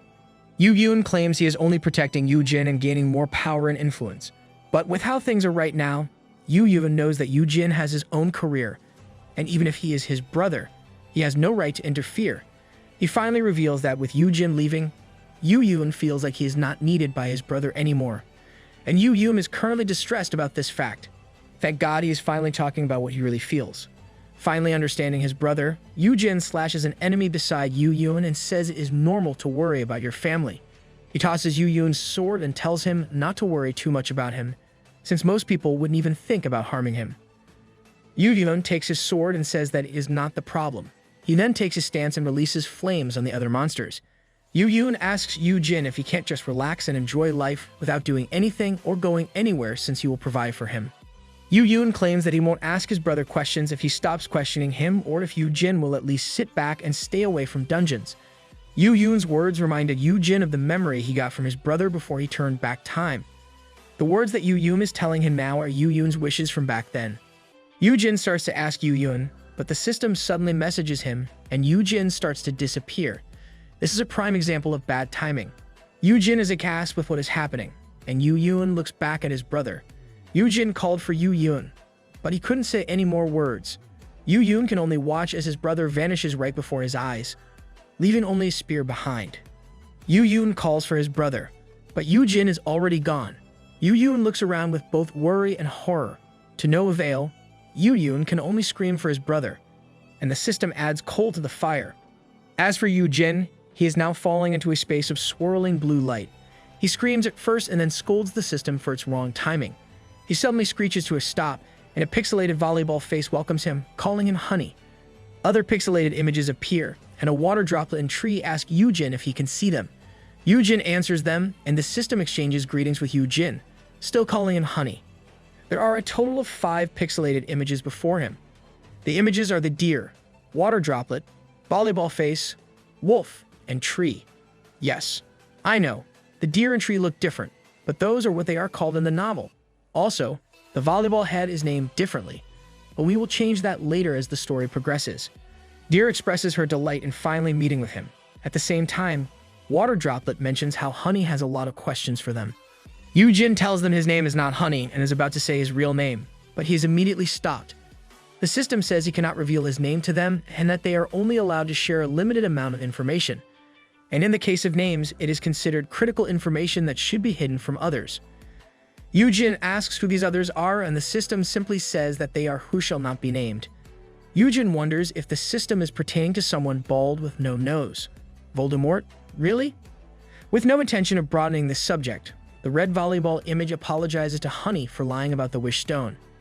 Yoojin tells him not to worry, since things seem to have improved for him and others. Myung-woo would be long dead if he continued in his previous timeline. Yoojin says he needs to return to his brother, so they must discuss things now. He asks the system how they know of things that happened before he turned back the time and if his action caused some problems.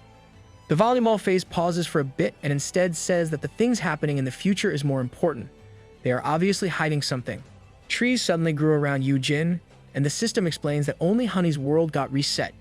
To make it simple, the system uses trees as an analogy. When Honey turned back the time with a wish stone, the tree representing his world reverted back into a small plant, but at the same time, the other trees stayed the same. This means Honey's wish only affected his world and not the other worlds. The system explains that the difficulty level of the dungeons in his world is still the same as before Honey used the wish stone. His world will think that the dungeons are getting harder to clear, but the system is doing its best to slow it down. At the same time, they are also trying to expand their influence through the dungeons, and this is where the system requires Honey's help. So the system is merely a guide, and the dungeons are not within their abilities domain. The system opens Honey's skill, My Kid is the Best, and the weird upgrade that includes a photo book appears. The pages flap open, and the numbered squares float around Yoojin. This feels like a scene from Cardcaptor Sakura. The system explains that Honey must use his keywords on 50 S-rankers and influence them, and in doing so, Honey will be able to save his world. The system explains how this was designed to make it easy for him to understand what he must do. They add that the system interface that the Awakens see in their world is also based on their world's video games. The system also considered doing tropes like the Chosen One or breaking pots, but they simplified it since it won't be there for long. Yoojin was shocked to learn that the status windows would disappear since they were helpful. The system explains that the current interface is more of a tutorial, and if they keep it in the long run, people will stop thinking outside the box. The system gives an example of how people tend to underestimate F-rankers, thinking that they won't get better, even if there is already evidence of someone who just destroyed that way of thinking. The system explains that anyone can grow, whether if it is the stats or the skills, because people can change. This is how one must work to gain the result he or she wishes, which is what everyone basically does in real life. Yoojin totally understands what the system is telling him. Still, he clutches at the volleyball head image and demands his keyword be changed. He says is the least they could do, since his keyword is like he's asking people out. It is like he is playing a dating sim game intending to seduce 50 S-rankers. If this happens, the whole manhwa will change its title to My S-Class Romance. That might become popular if that kind of game is ever made. The system tries to appease Honey by saying he can also use the keyword on magic beasts. Water Droplet speaks up and says that they did not set the keyword, since they just filled out the name and description of the skills. Yoojin says they should have at least sent some instructions just like they did with his friend. Yoojin almost slips and says Myung-woo's name but stops himself just in time.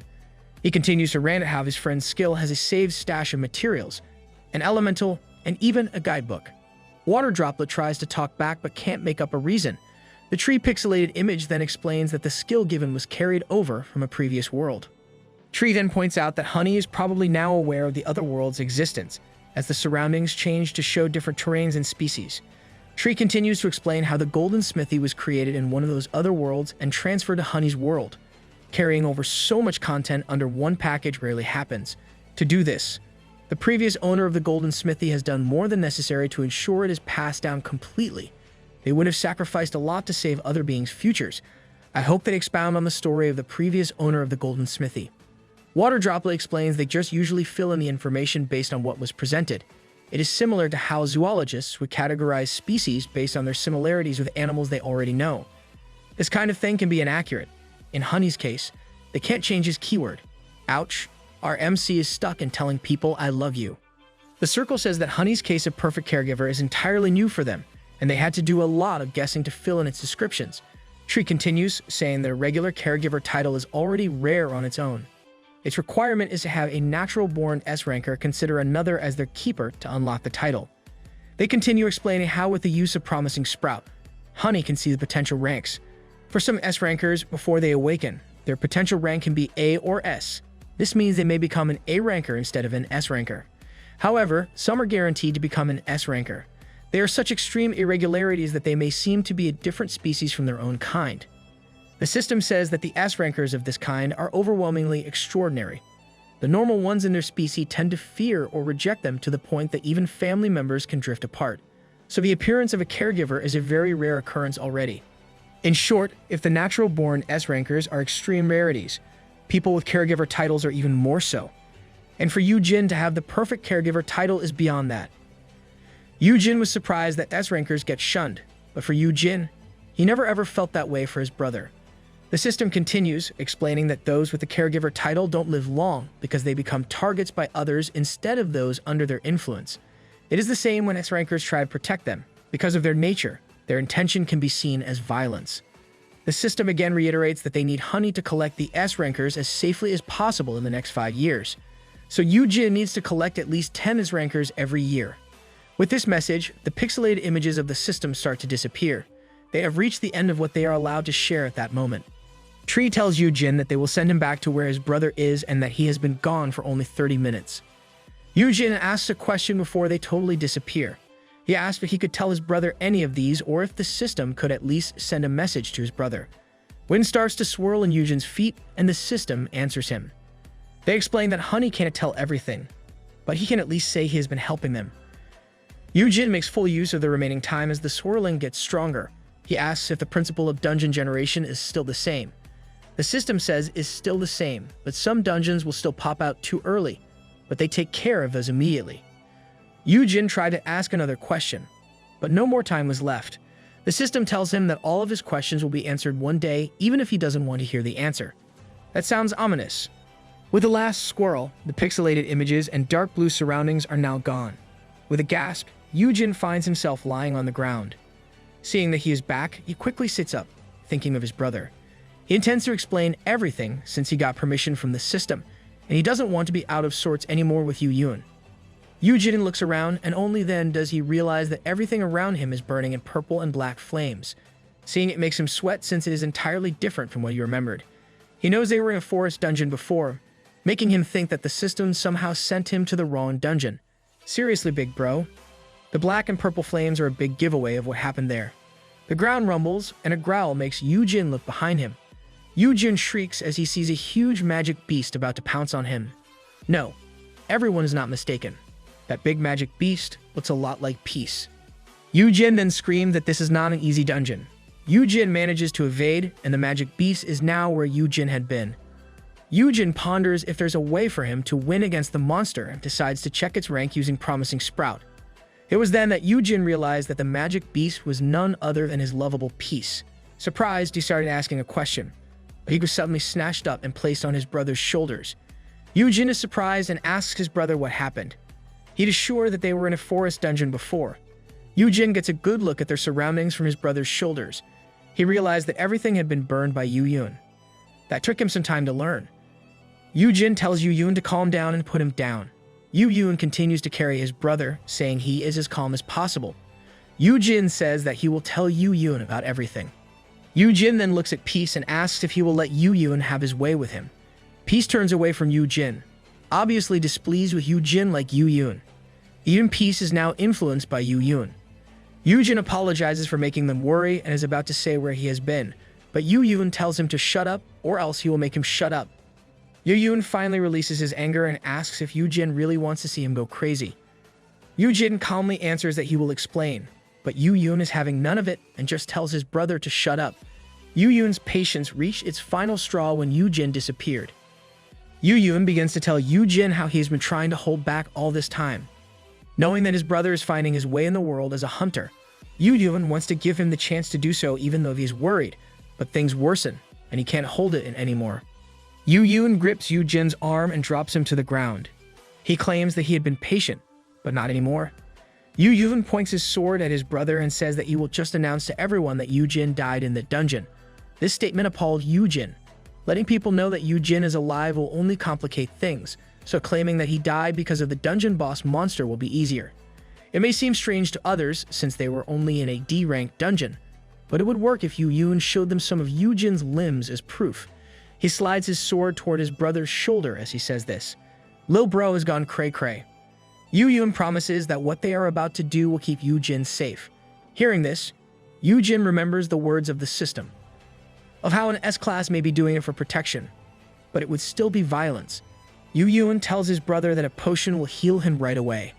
Yoojin raises his sword and Yoojin pales as his brother brings it down. There was a loud clanging sound as the sword met Yoojin's shield. Seeing that he still has his limb, he runs away from Yoojin and thinks about how his younger must still hesitate, since he didn't use his full strength. Yoojin quickly grabs some daggers from his inventory. That's right, Yoojin, fight back. Yoojin shouts to his brother that his actions won't make him grateful. He threatens Yoojin that it will be the last time they see each other if he touches him. Yoojin then throws the daggers at his brother, but Yoojin easily deflects them away. Yoojin says that Yoojin never really intended to stay with him, since he has been hiding many things from him. Yoojin grabs Yoojin by the collar, and Yoojin immediately gets another item from his inventory. It is an owner's token, and he raises it and commands Peace to stop Yoojin. With Yoojin's perfect caregiver amplifying the token, Peace quickly heeds Yoojin's command and leaps toward Yoojin with a roar. Peace bites into Yoojin, but Yoojin is an S-ranker with a lot of hunting experience. Yoojin uses the hilt of his sword and hits Peace with it. Peace was shocked, and Yoojin took advantage of this by throwing Peace to the ground. Peace was knocked out because of the attack, making Yoojin worry. Our poor Peace. Yoojin starts to scold Yoojin, but Yoojin pushes him to the ground and raises his sword. Yoojin claims that there is no other way. Stab. The blade narrowly misses Yoojin and hits the ground. Yoojin tells his brother that he was so happy after they made up because it felt like life was normal once more, and whenever things seemed awry, he would just ignore it. Yoojin starts asking what Yoojin is really hiding. He is dubious of Yoojin's beast-taming skill, since he knows that his brother isn't the type to offer to take care of a magic beast when it costs a lot. Yoojin also mentions that the same goes for the blacksmith and the bird. We know that you're worried, but your intentions are too much. Yoojin then asks why it is that whenever Yoojin is in a dungeon, weird things happen. Like today, Yoojin vanished right in front of him, and Yoojin was so torn that he couldn't do anything about it. With tearful eyes, Yoojin asks his older brother how he should deal with it. Yoojin understands how hurt his brother must have been and starts to call him. Yoojin wipes his eyes and admits that he can't really find it in his heart to cut his brother's limbs. To make his plan work, Yoojin says he would need some blood or skin. Still resolved to follow his plan, Yoojin grips the sword's hilt to pull it from the ground. Why is the system not doing anything about this? Yoojin feels sorry but is shocked that his brother still intends to continue his plan.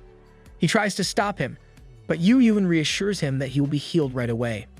Yoojin's sword starts to get enveloped by black and purple flames. Yoojin pales and panics, shouting for the system to do its part now. The system can be slow to action. We'll rate you 1 star. After Yoojin's words, a system interface appears in front of Yoojin with a flash of light. He stops his actions and looks at them in confusion. Yoojin quickly asks Yoojin what is happening as Yoojin scurries away from his brother. Yoojin shouts that he will explain, but Yoojin never allowed him to do so. Yoojin starts by saying that he planned to nurture Peace when he first saw him and reveals that Peace's potential is S rank. He also admits that he has been to dungeons before where he got chirpy. And finally, everything happening is because of the system. Yoojin is awestruck at the information his brother is sharing with him right now. At the same time, Yoojin scratches his head as he peers at his brother. Yoojin reveals that he has been actually helping out the system architects, and he had to ask them so that he can share this with his brother. Finally, they should stop fighting and be on good terms again. Yoojin is amazed that his brother is doing something outside of his expectations. Still, he wants to ask why Yoojin has to do it when things are bound to be really dangerous. Hearing this, Yoojin can't help himself and punches his brother in the face, claiming that Yoojin is the biggest threat of them all. This is a miscalculation on Yoojin's part since he overlooked the fact that his brother is an S-ranker, and now his hand hurts instead. Yoojin is now back to normal since he is once again worrying about his brother. Yoojin holds his sore hand with the other as he looks at Yoojin and tells him that he didn't hide things because he could not trust him. Yoojin didn't expect to hear this from his brother, and Yoojin makes it clear to him that Yoojin is the one he trusts the most in the world. Even if they were apart, Yoojin would still look out for Yoojin. Seeing that Yoojin is now calm, he crouches to where Peace is and asks for some potions from his brother. Yoojin says that he knows how worried Yoojin must have been. Yoojin explains other things, like how the security check at the guild's entrance is not broken because Yoojin used his stealth skill. He also tells about his other skills, like his ability to share his skill and his resistance to poison, curses, and fear. Yoojin is in awe to learn that his brother has such unique skills. Yoojin thinks about how there are some things he still can't tell his brother, like his title and skills as a caregiver, as well as the issue of turning back time. A bit guilty about this, Yoojin simply says that his brother can ask him anything. Yeah, some things are best left as a secret. Yoojin pets the recovered Peace. Peace licks Yoojin, relieved that Yoojin is back and everything's okay now. Yoojin says it might be confusing to hear all of this for the first time, but he admits that it is also his fault for not telling him. Yoojin tells Yoojin that he can be as nosy as he wants when worried since he is his only brother. The only condition is that Yoojin should never lock him up. It's a relief that Yoojin stopped imagining how he will be locked up. Some of us wouldn't want to see Sungin in those clothes again. Yoojin is both happy and sad to hear this from his brother. Knowing he was wrong, he bowed his head like a dog, apologizing to Yoojin. Yoojin explains that he thought his brother didn't trust him, only for him to realize that it was actually him who doesn't trust his brother. Yoojin sighs in relief, seeing that his brother is apologetic. He now knows it is not enough that he helps his brother without telling him anything. He imagines that he would be the same if it was Yoojin who disappeared in front of him. Yoojin lifts his arms and calls for his brother. The brothers make up and hug each other with peace between them. Yoojin apologizes to Yoojin for vanishing and empathizes with how shocking it must have been for his brother. Yoojin hugs his brother back tightly and apologizes as well. Yoojin says it is okay and gives Yoojin another squeeze. I hope there won't be another sibling fight. And all the while, Peace is squeezed tight, unable to do anything between his two owners. Really, our poor Peace. Stop squeezing him. Peace purrs and suddenly shrinks. Yoojin calmly looks at the change. Unsurprised, but for Yoojin, it is different. He is so shocked to find that Peace went back to being small. Yoojin explains that Peace will get bigger again if necessary. The magic beast is intentionally staying small so it can still cuddle with Yoojin whenever it pleases. This beast is so clever.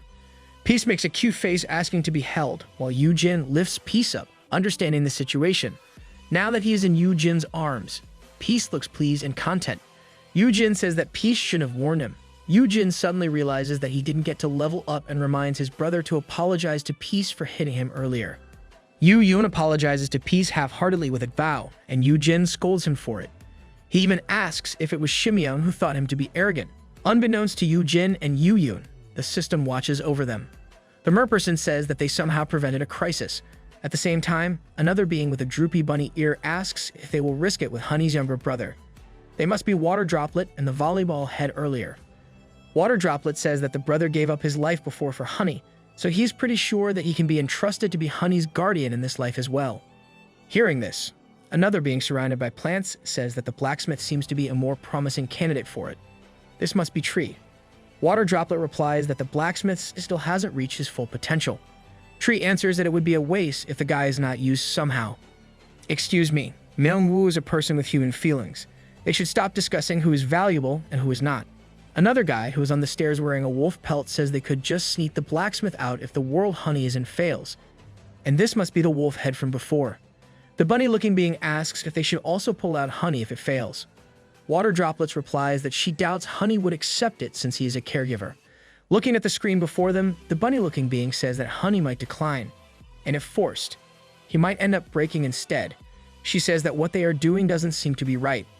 Wolf then says that this is better than having Honey despair, and it might even be a relief for him. A deer-looking person appears then and says that there is sometimes a need for small sacrifices to achieve the bigger goal. And this last being is Deer, whom Yoojin has also just met. She probably is a fan of Machiavelli. The merperson gets his shell out and pours a drink for the bunny-looking being. He reminds the bunny that this is an excellent way for him to start his career as the group's newest member. He adds that they should just focus on how they will decorate Honey's room. He then raises his glass to the brothers on the screen, saying that he will wait for that day and toasts for the prodigal children in exile.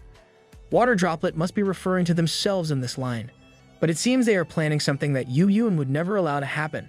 After they returned, Yoojin and Yoojin became the best bros again. Yoojin is happy that Peace is growing well, and now, He is giving the data that Yoon collected to Dr. Hyeyan Siak. Dr. Siak is pleasantly surprised to have such data in her hands that she was momentarily speechless. Yoojin asks if some data is missing, and Hyeyan assures him that what he gave her is more than enough. She stands up and twirls around, glad that such quality and quantity of data is now in her hands without waiting long. She is like a kid who receives the gift she has been waiting for so long. Yoojin is happy he was able to help. Hyeyan says the data is very helpful since she can't acquire this much independently. She mentions how her uncle is assisting her in building a research center. Still, she feels hesitant since it will be associated with the guild. If this continues, her research will end up being used for profit. Hearing this, Yoojin starts to make his own offer. He mentions the new monster breeding facility being built next door and offers a space for Dr. Siak and her research lab. It will be set up as independent, and Yoojin says that the public can access the results of her research. By doing this, they will be able to attract hunters, and in turn, they can get help getting more data about dungeons. If this is not enough, Yoojin says he will get the manpower that Dr. Siak requires. Hyeyan is so touched by this offer but worries that Yoojin won't gain anything from it. She asks why Yoojin will go to such lengths for her research. Yoojin smiles at this question and answers that this research is meant for world peace. Hyeyan is shocked by Yoojin's proclamation that she even starts seeing flowers blooming behind Yoojin. It's been a while since we saw Yoojin pulling out his acting skills. Hyeyan accepts Yoojin's reason and asks if she can also invite her friends. She pulls out her phone and shows a picture to Yoojin. She and her friends have been researching dungeons and the Awaken for 2 years already. If Yoojin allows it, they can immediately pack and go to Korea to work together. She also points out to a guy named Jaden, who is more interested in the Awakened. Yoojin was frozen as he looked at the people in the picture.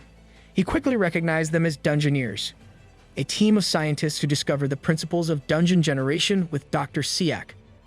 In the novel, they were called the D-Mate, but we will call them Dungeoneers here in the recaps. Yoojin was amazed by this find that he said that Dr. Siak was welcome to bring her friends over. Hyeyan is so excited to receive Yoojin's approval, and they finally sealed the deal with a handshake.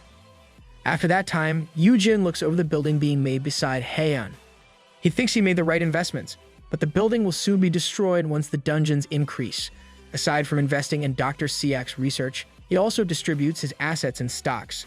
He is spending the rest in a company that will soon make a drug to prevent hair loss. He smirks, thinking that he has secured himself for the future. What he was unaware of was that his investment would be a flop, but this will be later told in the future.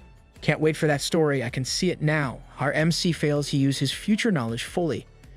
Yoojin deems that the most crucial task at hand is securing the S-rankers that the system asks him for, even though he is yet to know why he must exactly do so. In a wharf, a container is placed on land and high-ranking hunters watch it from a distance. Yerim, Hyuna, and Soyoung arrive and greet Yoojin and Yoon. Yerim claims that they had a girls' day out with Hyuna giving advice on different places to visit. Hyuna plays it cool, so she asks where the 3 monsters are instead. Yoon says that they are currently being unloaded as he checks his phone. Hyuna looks at Yoon and then whispers to Yoojin, asking for news.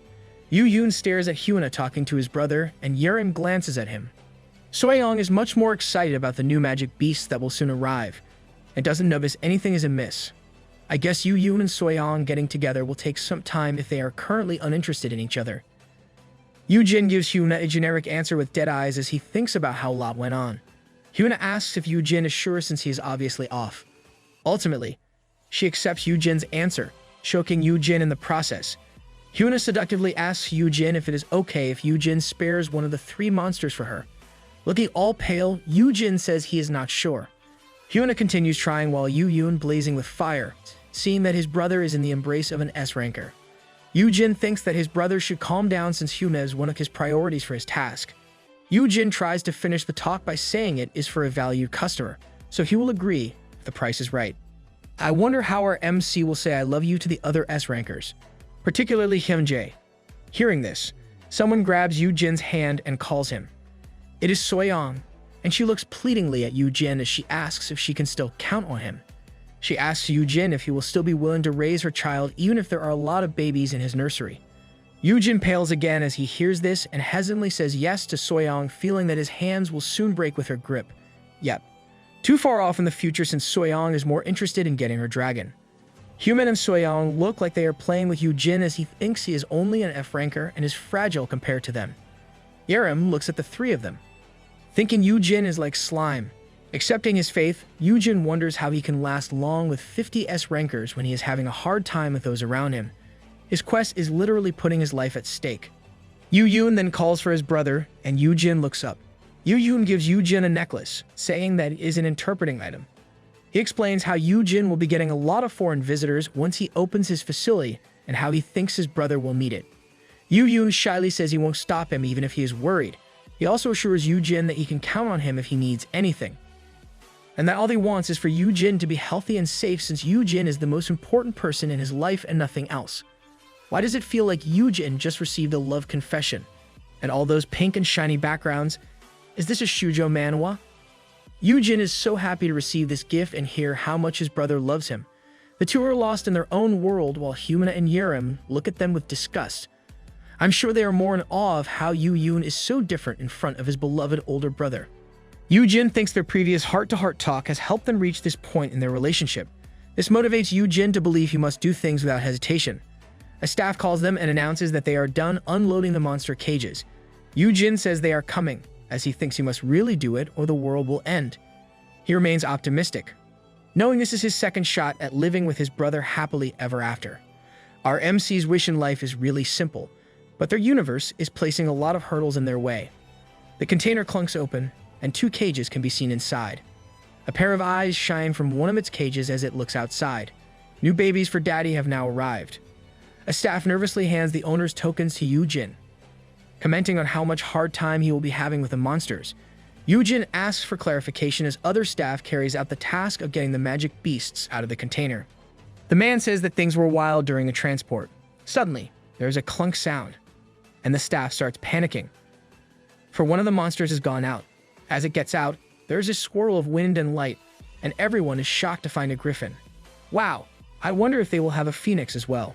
Griffins are known mythological beings with the head of a bird and a body of a lion.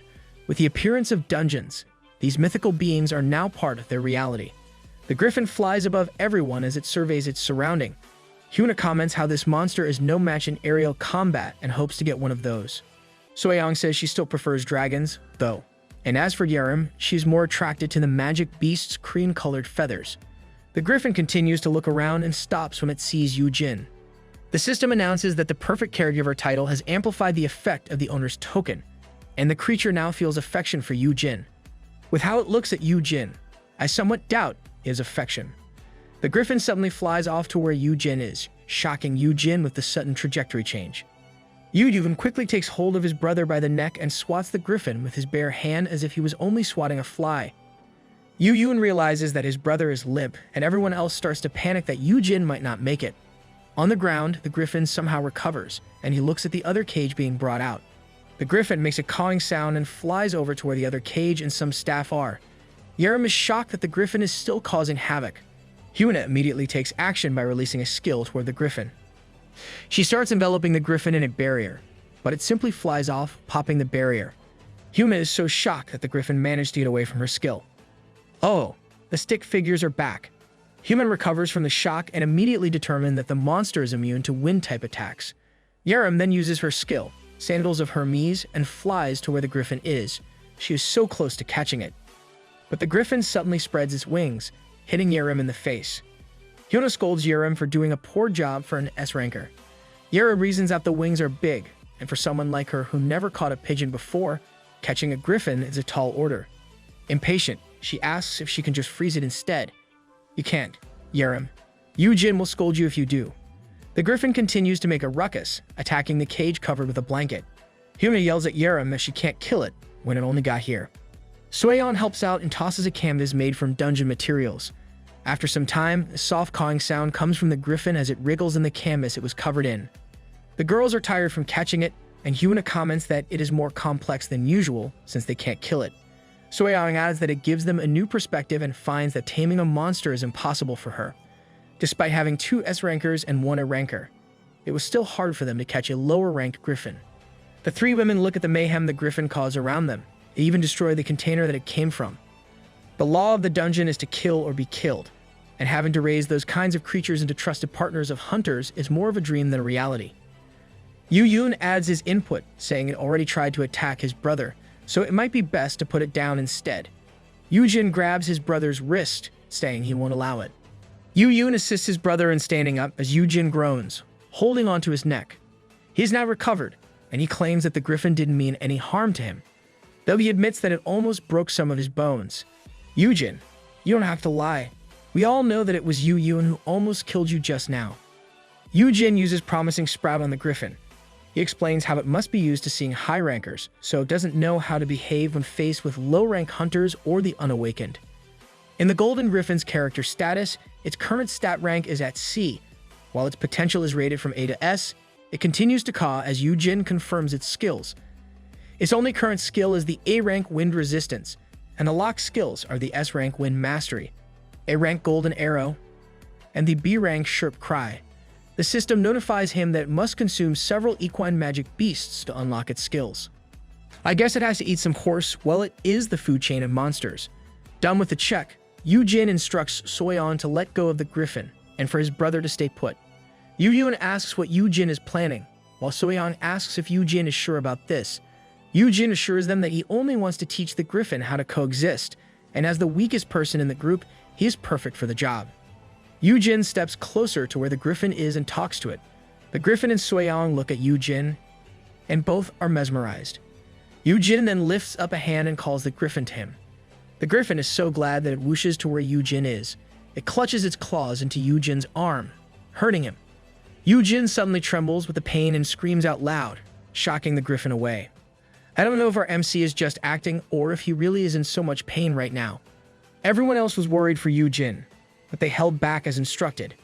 Yoojin holds his bleeding arm tightly, saying he is fragile. He uses a potion on his arm and calls for the griffin to give it another shot.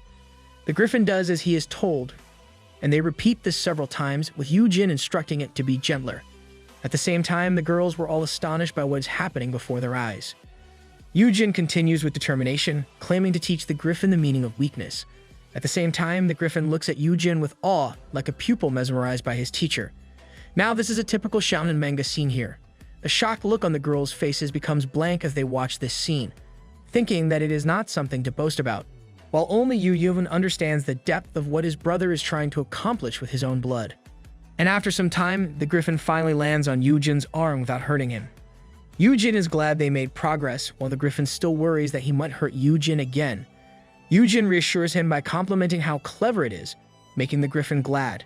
The two started to bond, and Hyuna and Soyeon were so amazed that Yoojin managed to tame such a wild beast. After all, he was dubbed the Monster Daddy by the media. Yoojin then asks Yerim if she wants to hold it and tells her to cover the griffin's eyes as she does so. Yerim agrees, follows Yoojin's instruction, and asks if it is really okay now, and if it won't cause a rampage anymore. Yoojin says it will be fine, and he explains why it is agitated lies inside the other cage. Yoojin opens it and finds two shadow unicorns of different colors. Yoojin starts explaining how the griffin caused problems because he was with them. For griffins, being around the equine magic beasts is like being around his food. Wow, we have unicorns now. Wait, do you mean to say that the griffin wanted to eat those lovely unicorns?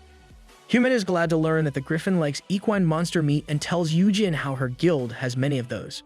She makes a deal to give those to Yoojin if she gets a ride on the griffin later. And Yoojin immediately makes a deal with Hyuna for this. Soyeon is glad that Hyuna can get to ride a griffin. Hyuna smiles at her as she thinks how special Yoojin is for an F-ranker. Yoojin opens the cage wider for the two shadow unicorns, smiling and calming the two.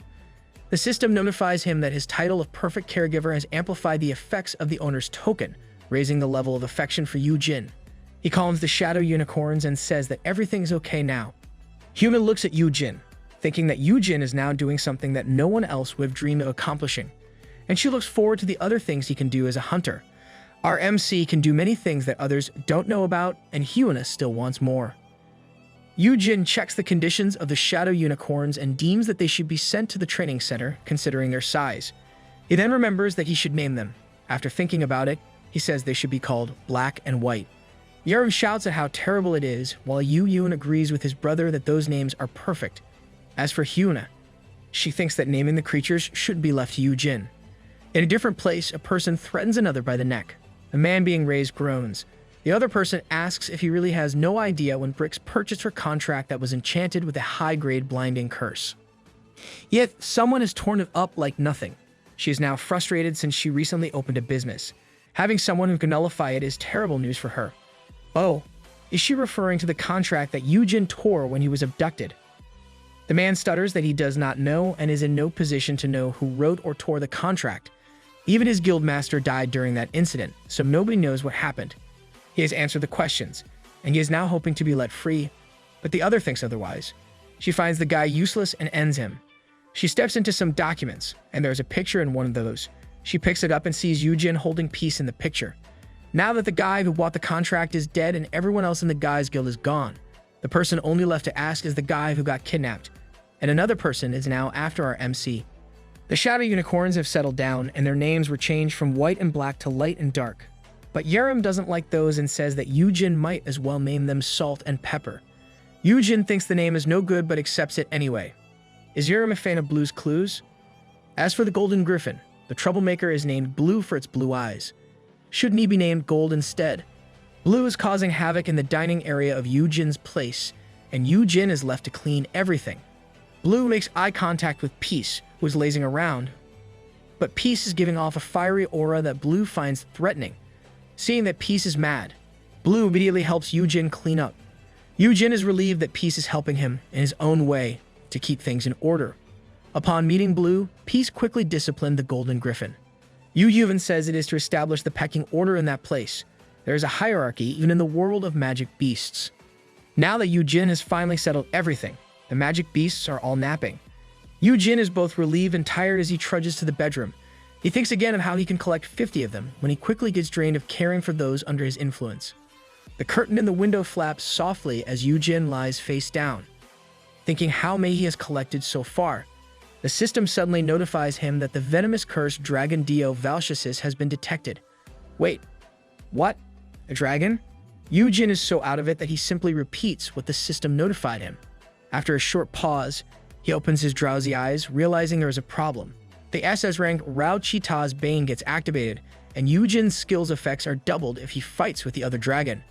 Yoojin sits up and checks his phone to see if there is any announcement of a dungeon break. There are no alerts, but person suddenly appears above him and takes Yoojin's phone away.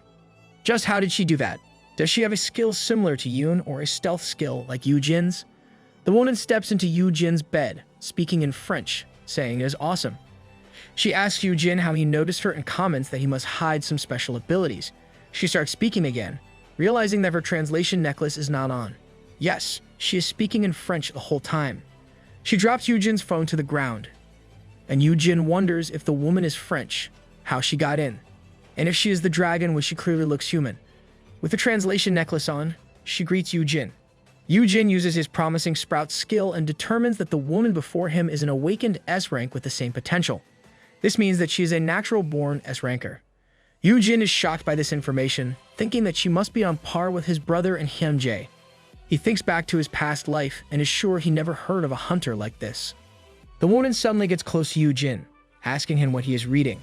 Wow, that sent chills down my spine. The woman pushes Yoojin's head to the bed and says she saw Yoojin's eyes moving like they were reading something in the air. She asks if Yoojin saw a window that tells things about her. Yoojin finds himself in a perilous situation, thinking about how this happened before with Hyunjae. He quickly determines that using this skill on S-rankers can be deadly. But of course, this doesn't include Cublo Pro. And this woman before him is no joke since she managed to pass the heavy security. Yoojin makes his decision that he must speak up and explain himself reasonably. If not, then he would die for sure. As calmly as he could, he told the woman that she should have gone through the proper procedures if she wanted to see him. And then he calls her by her name, Riot. Riot smiles at this, lets go of Yoojin, and says that she can't do that since there are a lot of awakened in every corner of the building. She also mentions how Yoojin's brother warned the world that he is off limits. I doubt she fears Yoon since she even went ahead without permission. She puts a finger on Yoojin's forehead and presses it. She says she sneaked in instead to save the trouble since she will only ask him a question. She taps her finger on Yoojin with pressure, claiming that Yoojin is no ordinary F-ranker. Yoojin looks at the woman's devilish figure, wondering if he will die there. Yoojin is lost in his dark thoughts when Riot suddenly stops the tapping and falls silent. Whatever she is doing does not work on Yoojin, and Yoojin says he doesn't even know what she means. Is she trying to curse or poison the MC? Riot suddenly rips Yoojin's pajama top open, shocking Yoojin with the current development. The woman starts patting him and ascertains that Yoojin is not wearing any items to help him resist poisons or curses. Riot then laughs as she discovers one of Yoojin's secrets, the resistance skill. She asks Yoojin if he is the one who ripped that contract. Yoojin covers his chest and asks what contract Riet is talking about. Riot pulls out one of those contracts from her inventory and explains her startup business in selling contracts that have cursed skills on them. She admits it is illegal but can still get the job done. She shows a sample contract to Yoojin and mentions that it can blind the party who breaches it. Yoojin finally understands that this is the same as the contract that he tore before, so she did make those cursed contracts. Riot stares at Yoojin, saying that some average guy ripped it and got away without repercussions. Yoojin looks away, sweating, as he says he doesn't know what she means since he is a helpless F-class. Finding Yoojin amusing, Riot smiles at him and says they will find out soon enough. She takes Yoojin's hands and makes him hold the contract. She claims they should try it instead since the only worst thing that could happen to him is becoming blind. Lady, becoming blind is no laughing matter. Apparently, no one taught you proper manners. Yoojin is shocked by what is happening, but he can't move away since his stats are really only F-class. He verbally tries to stop her, but there is just no stopping Riet.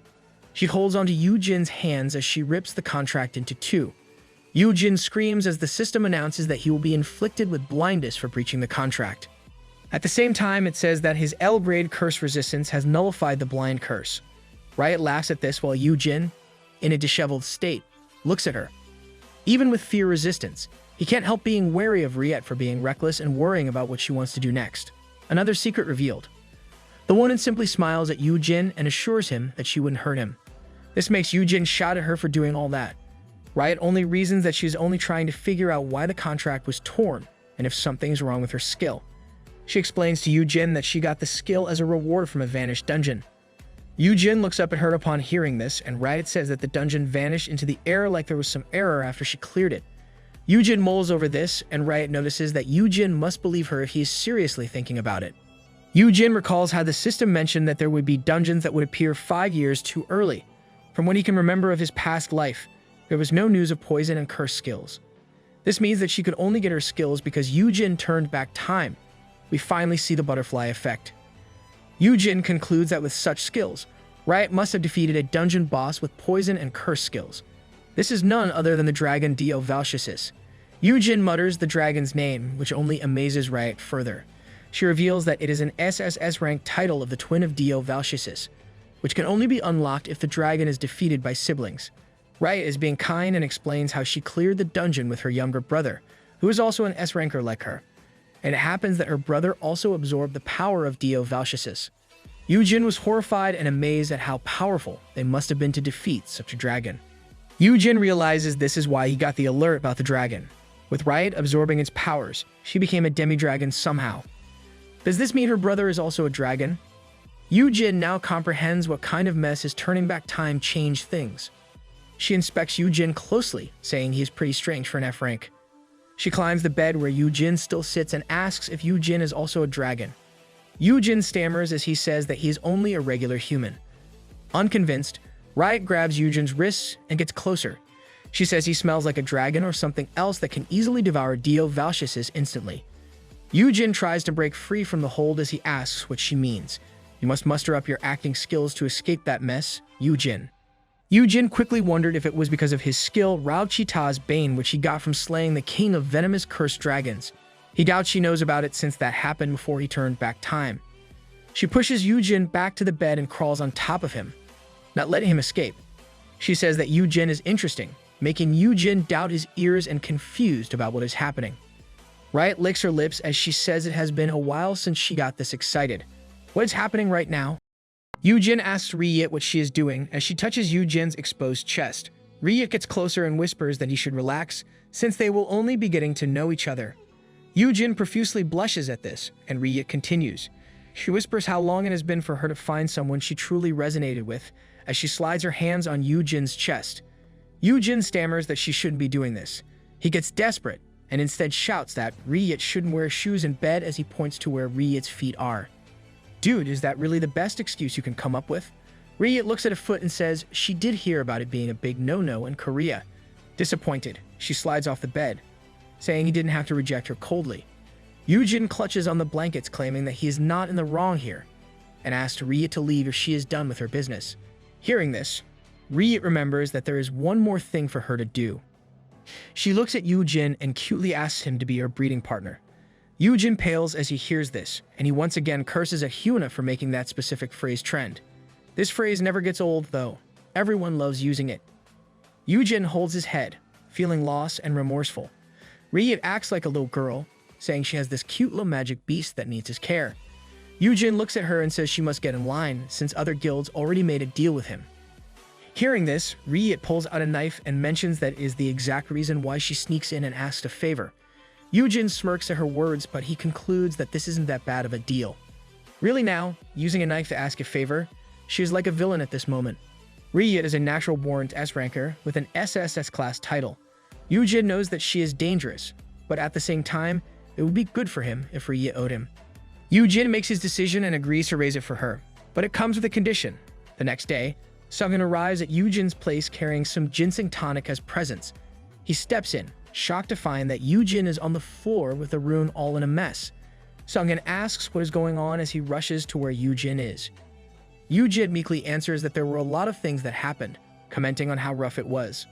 The previous night, Yoojin accepted Ryut's request to raise her magic beast, and he agreed to keep in contact using DMs.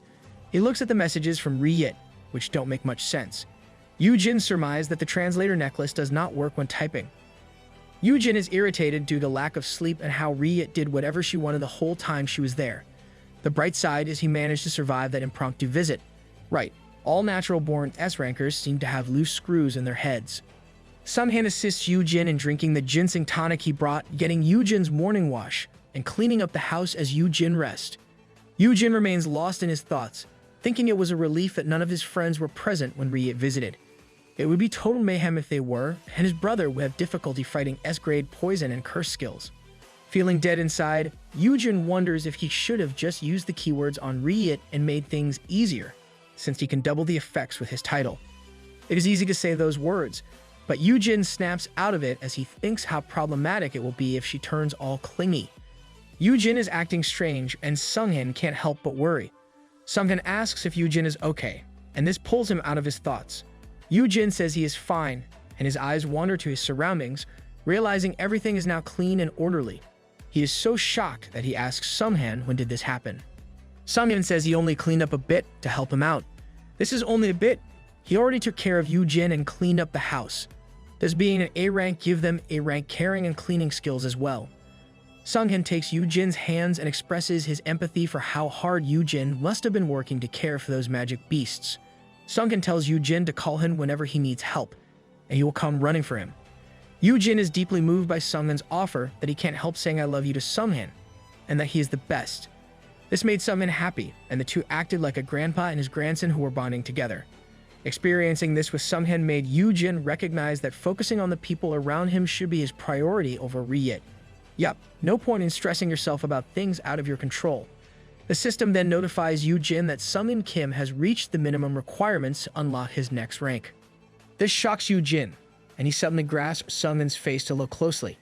Yoojin uses his skill, promising Sprout, and finds that there are conditions for Sungin to become an S-ranker. Wah! If he becomes an S-ranker, that adds another person to his list. Since Yoojin and his brother are now on better terms, he is more comfortable letting his brother know about this development. Yoojin asks if Yoojin can really upgrade Sungin to an S-class, unaware that it is even possible. Lil bro, you should have known by now that anything is possible with your big bro around. Yoojin says he ran to his brother's office precisely for this reason. He explains that there are conditions for the unlock, and they can be somewhat tricky to accomplish.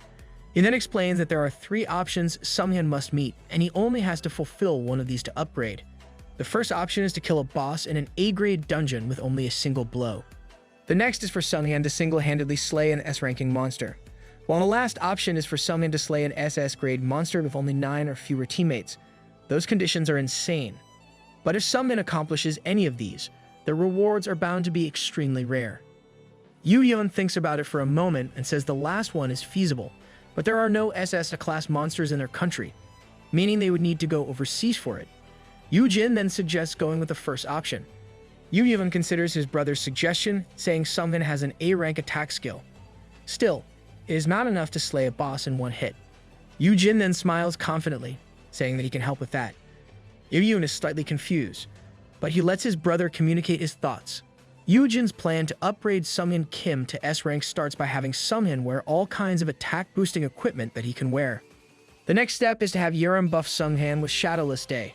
If you remember Chapter 14, Shadowless Day is a skill Yerim uses to buff or debuff targets. We've seen it before as a debuff where it can hold targets in its location.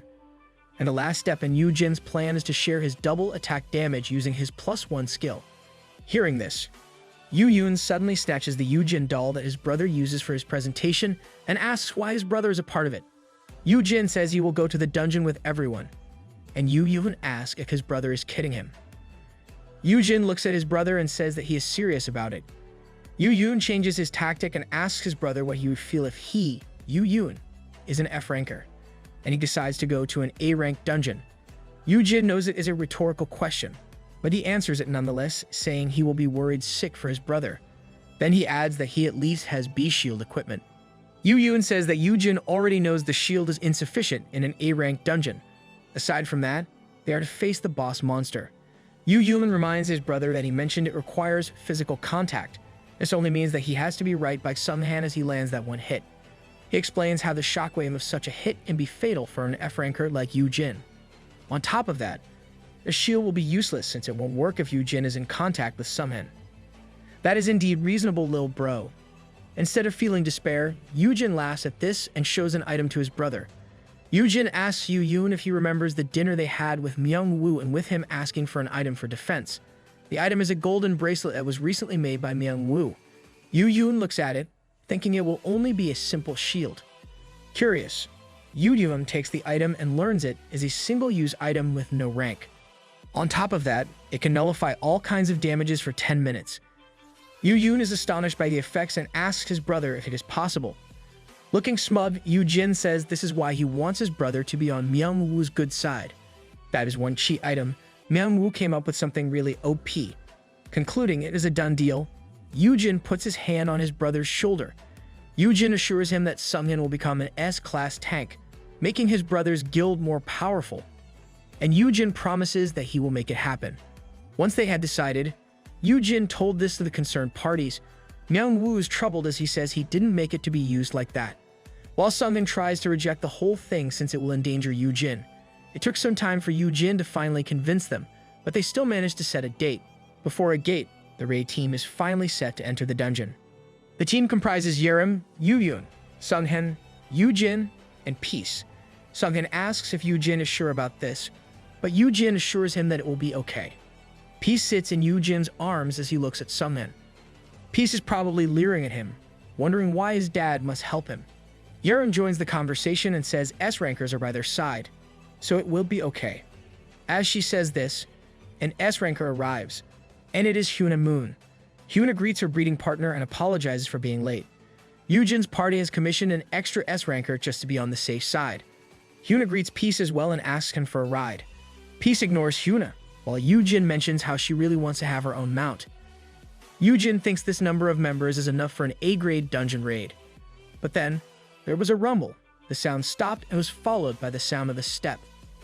Someone then asks if he is the last to arrive, while Yoojin, Hyuna, and even Peace glare at the new arrival. The man who just came is Hyunjae Sung. He expresses his excitement about what he will experience in this dungeon raid with Yoojin. Everyone else on the team glares at Hyunjae as Yoojin wonders why this uninvited guy is there with them. Hyunjae is obviously uninvited, but he still acts like he's a part of the team. Even this guy's arrogance is S-class.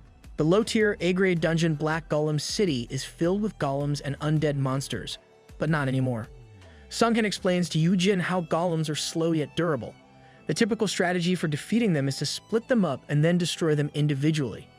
Yoojin looked through a pair of binoculars while sitting atop Peace, who used his gigantification skill.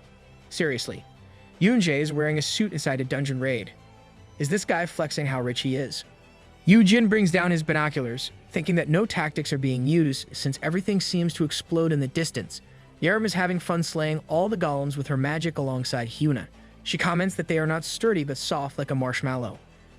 Sunghyun looks at them, saying that it would typically take a week for a team of A-rankers to clear this type of dungeon. But as he looks at the monsters, he can't help but feel sorry for them. Yoojin is amazed by the scene before him. Having 4 S-rankers in one team for a dungeon raid is rare. Yurim, Hyuna, and Yoojin are letting loose as they slay, smash, and explode the enemies in an instant. So why is Hyunjae not doing anything? Yoojin never thought he would see such a thing with his eyes. Yoojin asks Sunghyun why the S-rankers don't do this every time, since a team of S-rankers will surely clear a dungeon at the fastest speed possible. Sunghyun looks at the explosions as he replies to Yoojin. He explains that there are rules that prohibit the entry of more than one S-ranker in the same dungeon. Yoojin thinks about it and asks if it is because there might be a dungeon break in a different area, while the S-rankers are busy doing a dungeon raid. Sunghyun keeps an eye on what is happening before them as he says that it is indeed one of the reasons, and just says that Yoojin will soon see what he actually means. This makes Yoojin curious as he looks one more time through his binoculars. It is then that he realizes what Sunghyun means. Yurim, Hyuna, and Yoojin are all damage dealers. As damage dealers, they tend to fight independently and don't even assign roles. Wow, they really lack cooperation. And there is another problem with this. Yurim raises her staff and proudly proclaims she recently got a new AoE skill. She then activates Pale Rain as numerous touches of frost shoot the enemy below her. But before she can totally freeze them, black flames envelop the monsters.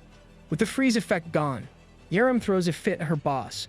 She yells at him to move somewhere else, since he ends up melting all the ice she unleashes. Hot air suddenly blows onto Yurim as she speaks. She looks at Hyuna, complaining she's blowing Yoojin's fire toward her. Hyuna then looks up and tells Yurim to move like the S-ranker she is and dodge. Yurim continues her complaining, since everything she's frozen is now melted. Yep, the problem is that some of the skills get cancelled out. Witnessing how they were interacting, Sunghyun, Yoojin, and Peace can only stare at how meaningless it is to have a team of S-rankers who can't cooperate. Yoojin asks if everyone's ego is getting in the way of them to gain cooperation. But then he looks at Yoonjae, thinking that this guy is the most arrogant of all. Yoojin starts to wonder why the guy has not moved even though he followed them inside a dungeon. Yoojin is stunned at how Hyunjae remains slick even though they are in a dungeon. He imagines the guy is out on a special date instead of a dungeon raid. Oh, is his date Yoojin? Does that mean everyone else is the third wheel? Yoojin is betting that the clothes Hyunjae is wearing are actually high-tier equipment. As he ponders about it, Yoojin starts getting envious of the equipment as S-grade weapon, and even the coat that Hyunjae has. Yoojin could easily identify Hyunjae's coat as the Flame Dragon Selikia's wings, an SS-grade fire-resistant gear. He knows that this is the exact coat that gave his brother a troublesome time in the ranking tournament that will be set in the future. If Hyunjae hadn't had this coat, Yoojin would surely have won the whole thing, not Hyunjae. Yoojin glares at Hyunjae, thinking he should snag the coat and put it in his inventory. Without looking, Hyunjae asks if there is anything on his face. S-ranker's instincts are insane. Yoojin laughs it off, saying they are graced with Hyunjae's presence, so he can't help but stare. Hyunjae looks at Yoojin with smiling eyes as he claims that it is the least he can do, since they are borrowing a dungeon under his guild. Our MC shouldn't say that stuff. It will only encourage Hyunjae to become more willful. Yoojin feels frustrated that the perfect dungeon to help with someone's upgrade has to be under Sejong Guild. Yoojin tries to get rid of Hyunjae by saying how Hyunjae can go if he wishes, since they have things under control. Hyunjae still has his smiling face, but he says he is disappointed since he thought they'd gotten closer. He then admits that he views Yoojin as his breeding partner. Yoojin screams in the middle of Hyunjae's last 2 words, mortified at how people nonchalantly use that phrase to describe him. Well, it is an apt description. Hyuna abruptly screams from below them, calling for Hyunjae to help them. Hyunjae is the actual third wheel of this party. Hyuna continues to scream at how Hyunjae just showed up uninvited. Yet, he is the one who is slacking from doing work. She then asks if Hyunjae is too old to do this menial work. Yoojin is surprised that Hyuna can talk that way to Hyunjae.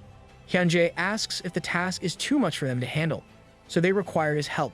Hyunjae lifts a hand, and a spark appears. The spark turned into lightning, and the massive flash of light blinded them momentarily as it rumbled on impact right where Hyuna was. Yoojin shrieks and pales as he asks Hyunjae what he did to Hyuna. The Guildmaster of Sejong Guild simply smiles as he claims he only helped.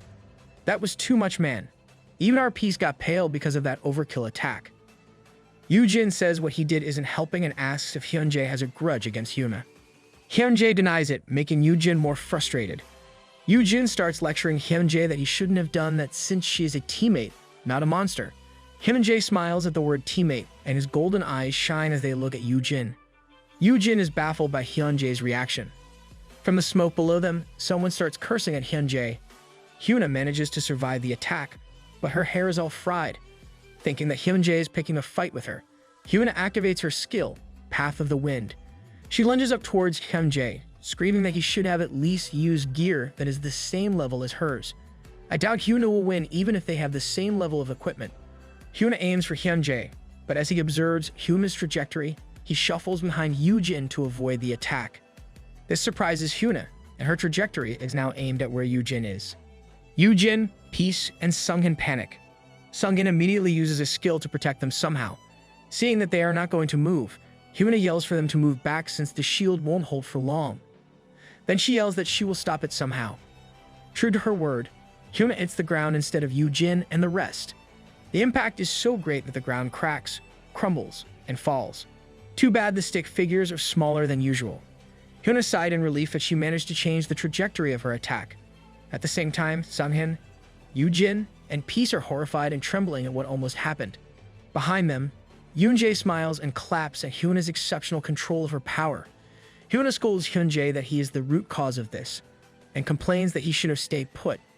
Hyuna stops her scolding when a blue, glowing leaf flutters by her head. It was Yoon, and he criticized Hyuna for not being careful around his brother. Hyuna looks at Yoon's arrival. Yoon angrily scolds Hyuna for being reckless, and how Hyuna almost hurt his older brother. Hyuna defends herself, saying it is the exact reason why she changed the direction of her attack, and she didn't hurt Yoojin, so there's no harm done. Yoojin tries to calm his brother by agreeing with Hyuna, and instead points at Hyunjae for starting the argument in the first place. Yup, listen to big bro. Hyunjae is the problem here. Yoon doesn't listen and says whoever started it is not the problem. He then insults Hyuna for having a simple attack pattern that even kids know where it will fall, making it predictable to her opponents.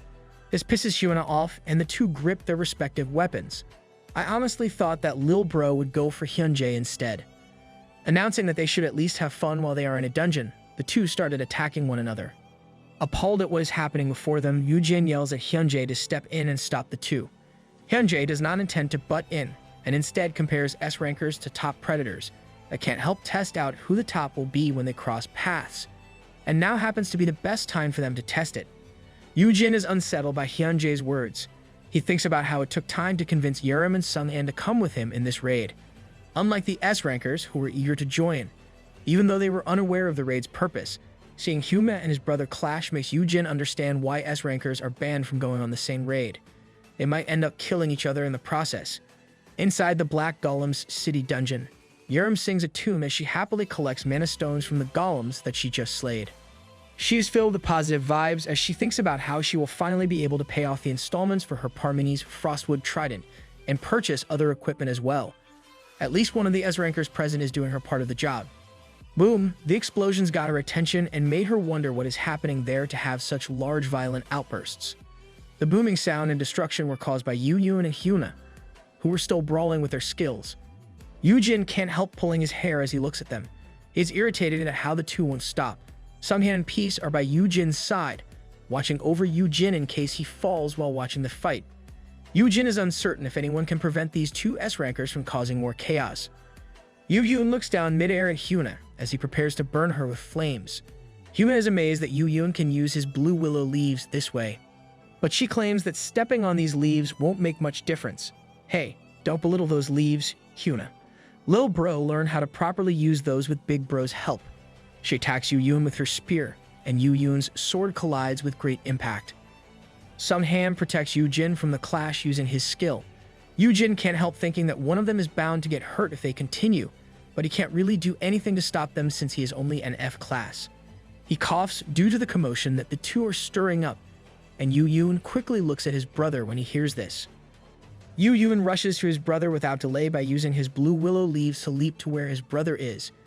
Yoon asks if Yoojin is alright if he inhaled smoke, and he readily apologizes. He is worried sick as he claims that it was all his fault. Hyuna manually climbs up to where Yoon and the rest are and complains that they are in the middle of a fight. Yoon is busy helping out his brother, but he still looks at her and scolds her for lack of self-control when she knows that his brother is present before them. "Lil bro, don't act so righteous. We are well aware that you were the other party in this fight." Hyuna is flabbergasted by Yoojin's claims that she asks for Hyunjae's backup on this matter. Yoojin ignores Hyuna and focuses on making his brother blow his nose on a handkerchief. Yoojin glares at them, knowing what he must do to make them stop, even if it is embarrassing. "That's right, big bro. The answer to your question is you all along." Activating his acting skills, Yoojin plops to the ground and places a hand on his head. He then shouts that a frail F-class like him may get hurt if this conflict continues. Yoojin becomes more worried for his brother while Hyunjae and Hyuna watch them. Yoojin continues his monologue by saying that these S-classes defy him and that he is starting to get sick to the point that even healers won't be able to heal him. Hyuna panics a bit, asks if F-rankers are that weak, and apologizes. That level of acting seems to work even on Hyuna. For S-classes, they are pretty gullible under the whims of Yoojin. This makes Yoojin profusely glare at her, straining his eyes. This makes him scold her and points at Peace and Sungin, who are behaving well. Peace proudly accepts the compliment, while Sungin is a bit uncomfortable. Yoojin criticizes the S-rankers to stop causing problems and to get on with the raid. Hyunjae still has his smiling eyes despite getting scolded, along with the other two troublemakers. Yoojin then pulls out a hat and a whistle and starts instructing the S-rankers on what they should focus on. Sitting atop Peace, Yoojin is at his element and commands them to go to specific locations for the raid. They all end up following Yoojin's directions, and Hyunjae comments that this is a new experience for him. "This is now the new norm. Better get used to it, Sejong Guild Master." Yoojin looks at the three S-rankers dispersing to heed his orders, thinking that splitting them up is the most efficient method for clearing this dungeon. The system suddenly notifies him that he received a new SS-grade skill called Stern Mother Henin Drill Surgeon. It describes how the awakened is willful and defiant, but if this skill is used, the description of the new skill is cut off, making Yoojin complain about the skill name and description. Now that is the real cheat. He gets a new skill for doing that. The system watched over Yoojin, and Deer claims it is perfect.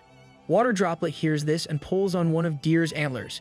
He threatens Deer to not do it again, or it is bye-bye to his antlers or fingers. I'm guessing it was Deer who wrote that description. Yoojin is unaware of what is happening within the system, so he simply dismisses it in the meantime and just thinks about how he at least got an SS rank skill. It is now nighttime inside the dungeon, and their party has decided to camp in the ruins. Sungin says they might clear the dungeon the next day at their current pace, and Yoojin agrees to this.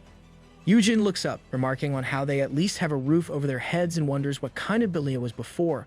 Sungin looks up as well, saying they were unable to find anything that would help them decipher what it was. Yoojin thinks about how the system mentioned other worlds before. Yoojin concludes that the dungeon they are in is one of the worlds that has fallen into ruin for being unable to stop the dungeons. This makes him ponder if their world would turn into shambles if they failed, and if influencing 50 S-rankers will genuinely help in this endeavor. Our MC should really ask the system what the quest is for and how this can help his world. At their campfire, Yerim complains about how she has been left out of the fun. Yoojin admonishes her for even thinking about it.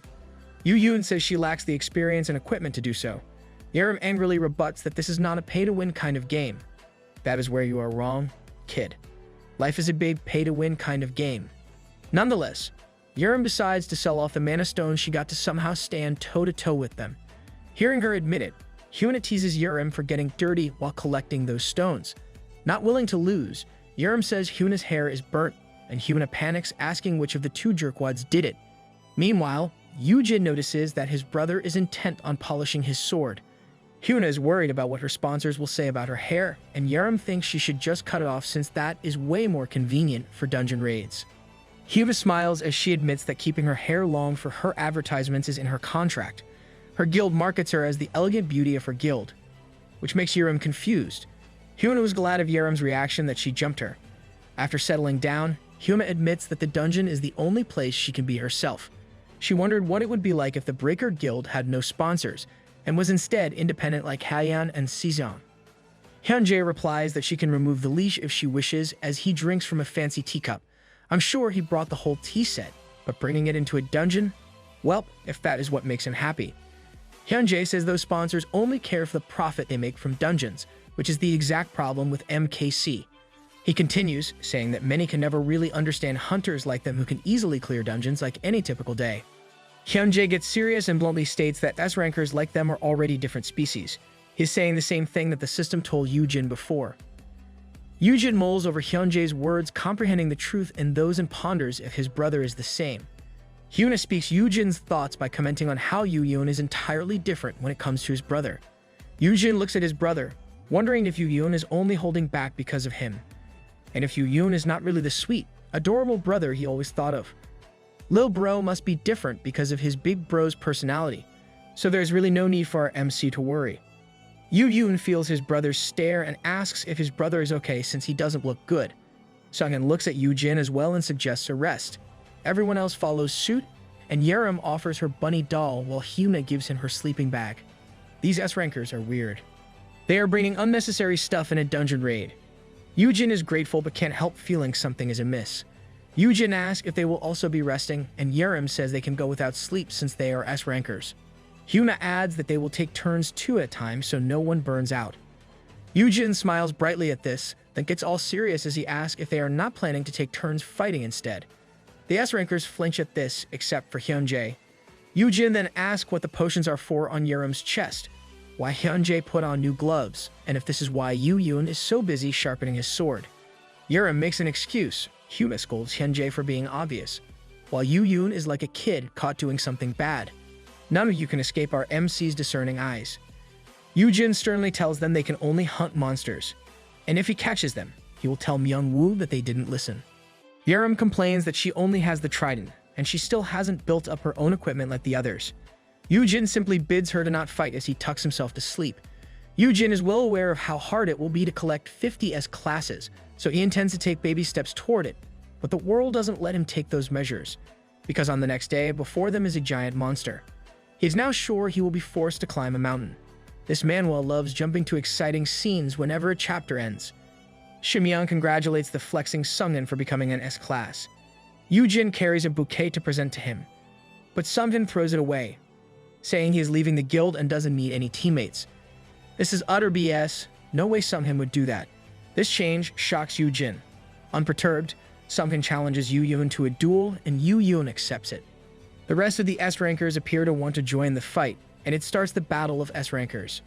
Yoojin tries to stop everyone by yelling. This jolts him awake, and Sungin looks at Yoojin, asking if he's okay. At least it was only a dream. They are still in the dungeon, and Yoojin dreamt all of those. Peace is still asleep by Yoojin's side, but Yoojin makes a ruckus that wakes Peace. Yoojin tells Sungin to never go freelance after he becomes an S-ranker. Sungin calms Yoojin by saying he is Haeun's shield and asks what brought this up when he was sleeping. Yoojin finally realizes that those were only a dream. He shares how he dreamt of everyone fighting, causing the building to collapse. Peace licks him, but a sudden flash of lightning occurs behind them. Yoojin notices this and checks his surroundings. Sungin is unable to say anything about it, and another flash appears. Understanding dawns on Yoojin's face. Hyunjae and Hyuna are now fighting. Oh no, bad kids will get scolded. Hyunjae says they should get back to business, giving Hyuna time to heal herself with a potion. Hyuna remains stubborn and asks why Hyunjae is there with them and if Hyunjae is after Yoojin. She tries to dissuade Hyunjae, reminding him that the guy is only an F-ranker.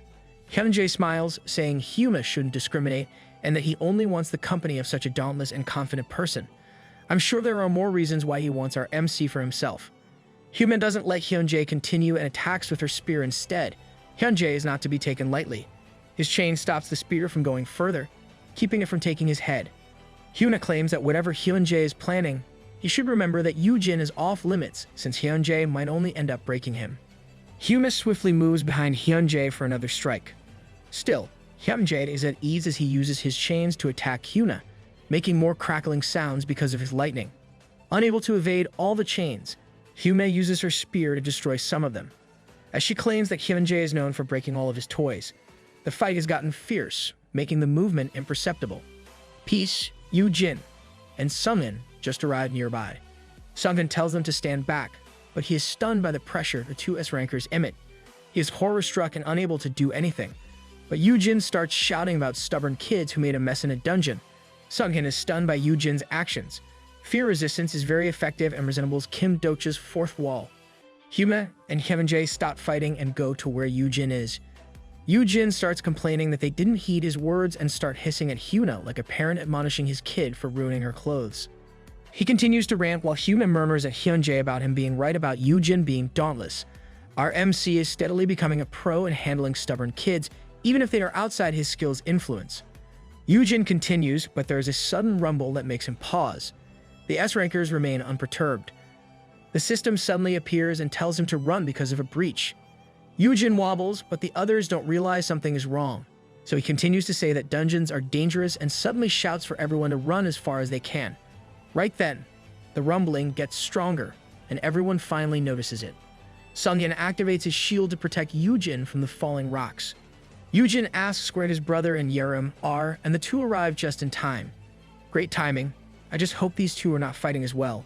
Yerim shouts for them to escape because the rumbling comes from where they are standing. She yells that something is about to come up from the ground.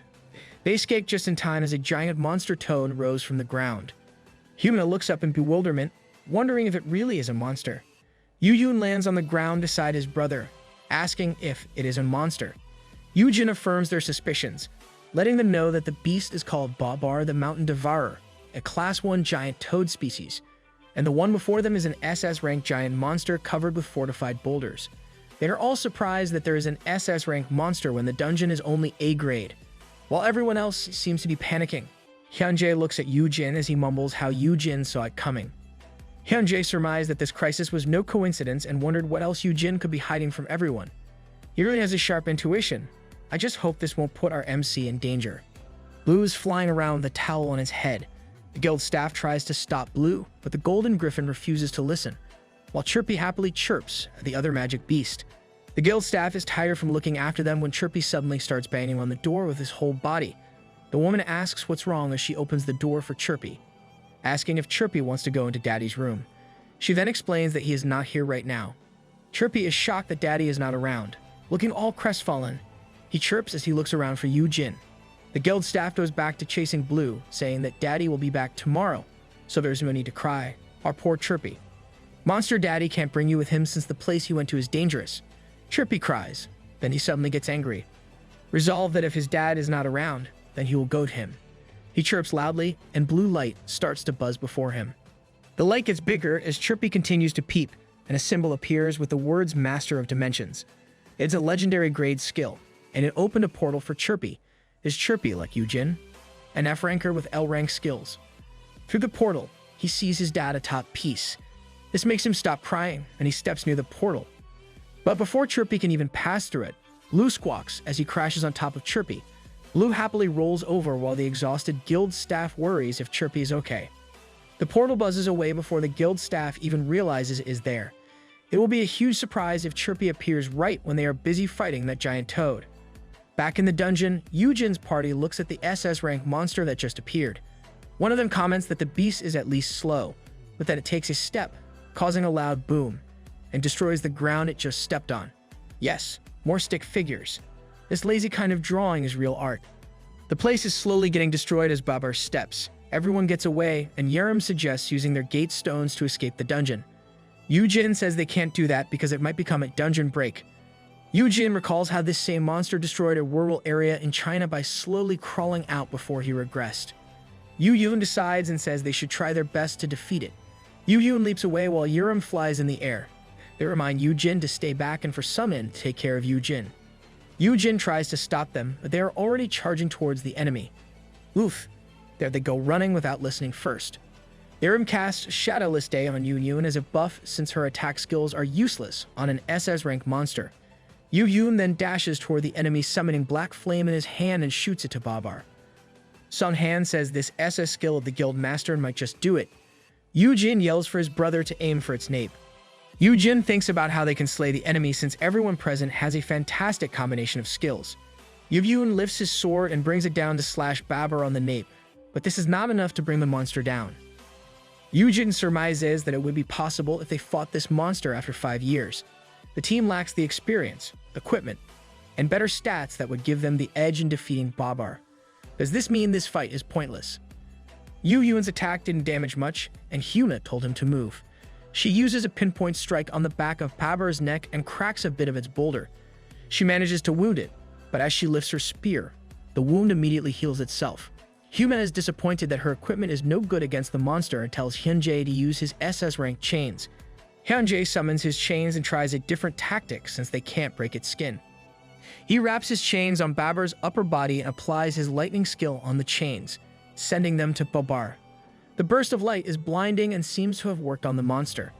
Yoojin covers his eyes, thinking this is not enough to defeat this monster. The attack angers Babar, making it leap. It causes great destruction as it does so, making them panic in the chaos.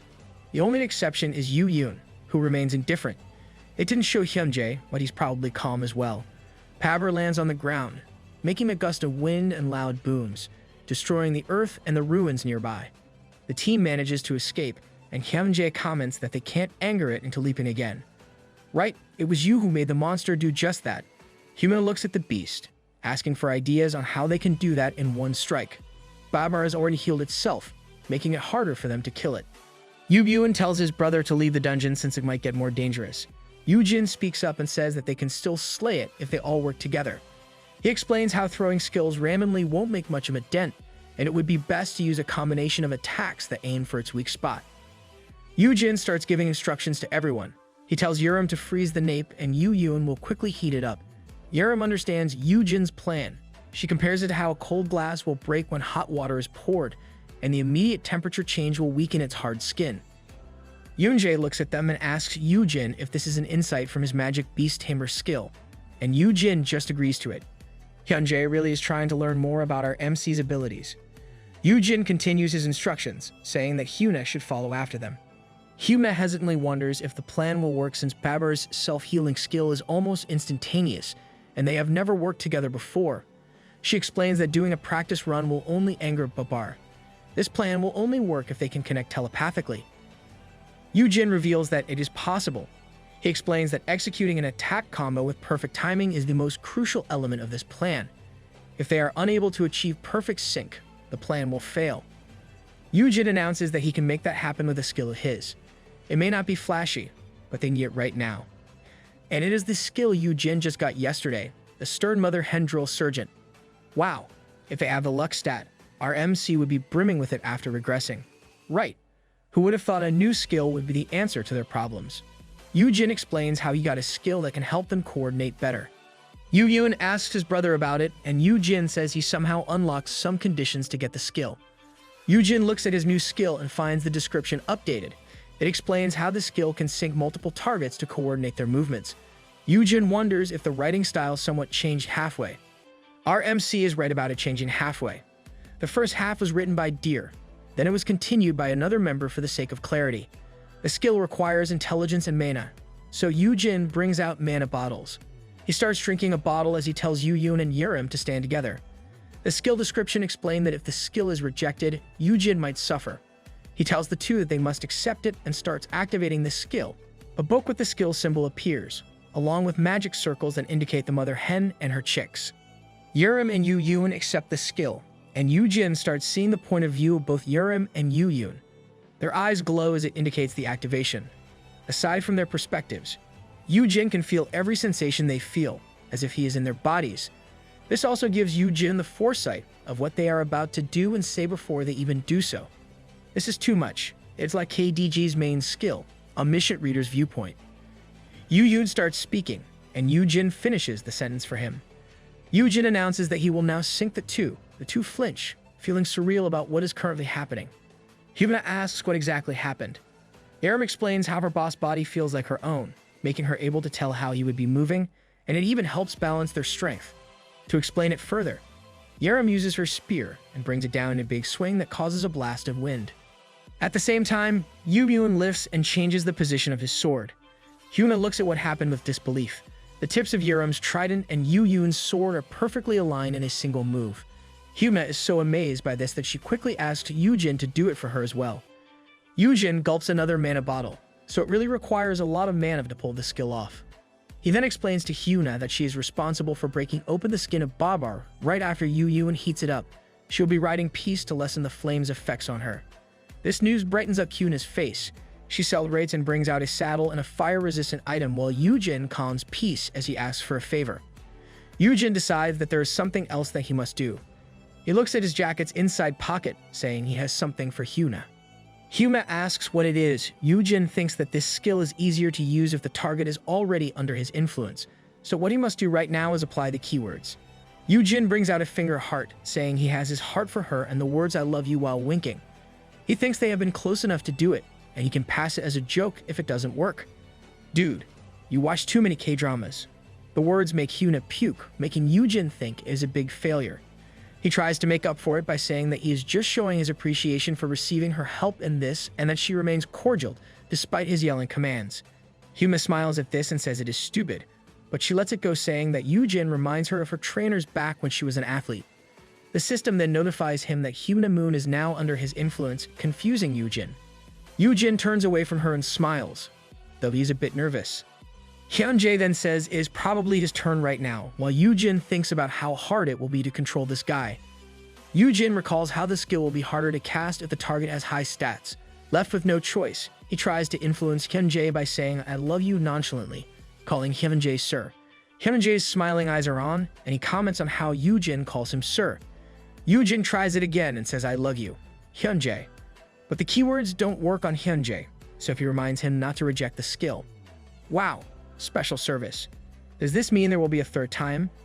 Hyunjae feels the activation of the skill on him.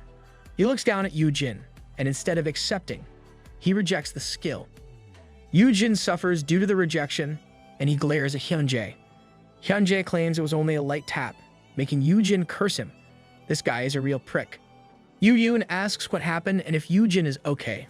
Yoojin is pissed, but he assures his brother that he is okay. To make up for what he did, Hyunjae lends his SS-grade fire-resistant coat to Yoojin, saying it would at least keep him safe. This action makes Yoojin recall his plan to just take Hyunjae's coat. Yoojin calms himself as he looks through the perspective of 4 different S-rankers in peace. He compares the feeling to a teacher in charge of disobedient preschoolers who are making a play.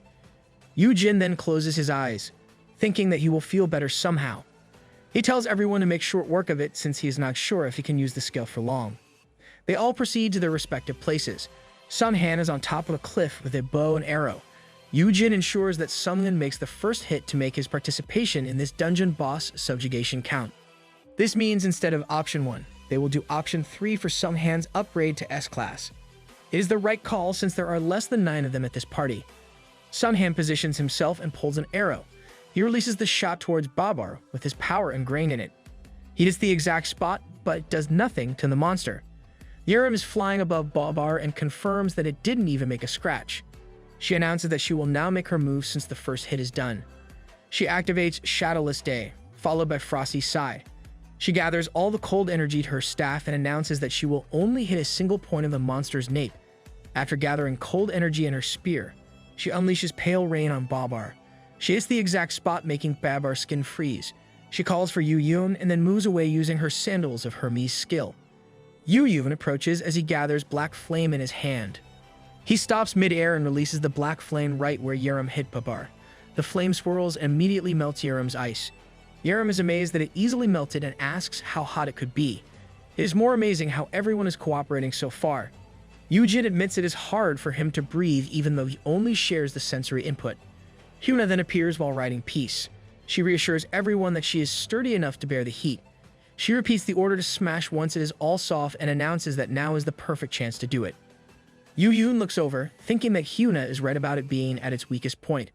However, they still have to wait for the perfect timing to do so. This is because the flames haven't died down enough, and she should hit it before it heals itself. Oh, if Hyuna misses the right timing, either she will end up in flames or Babar will heal before Hyuna even manages to attack. Yoojin starts thinking of every variable involved in this attack.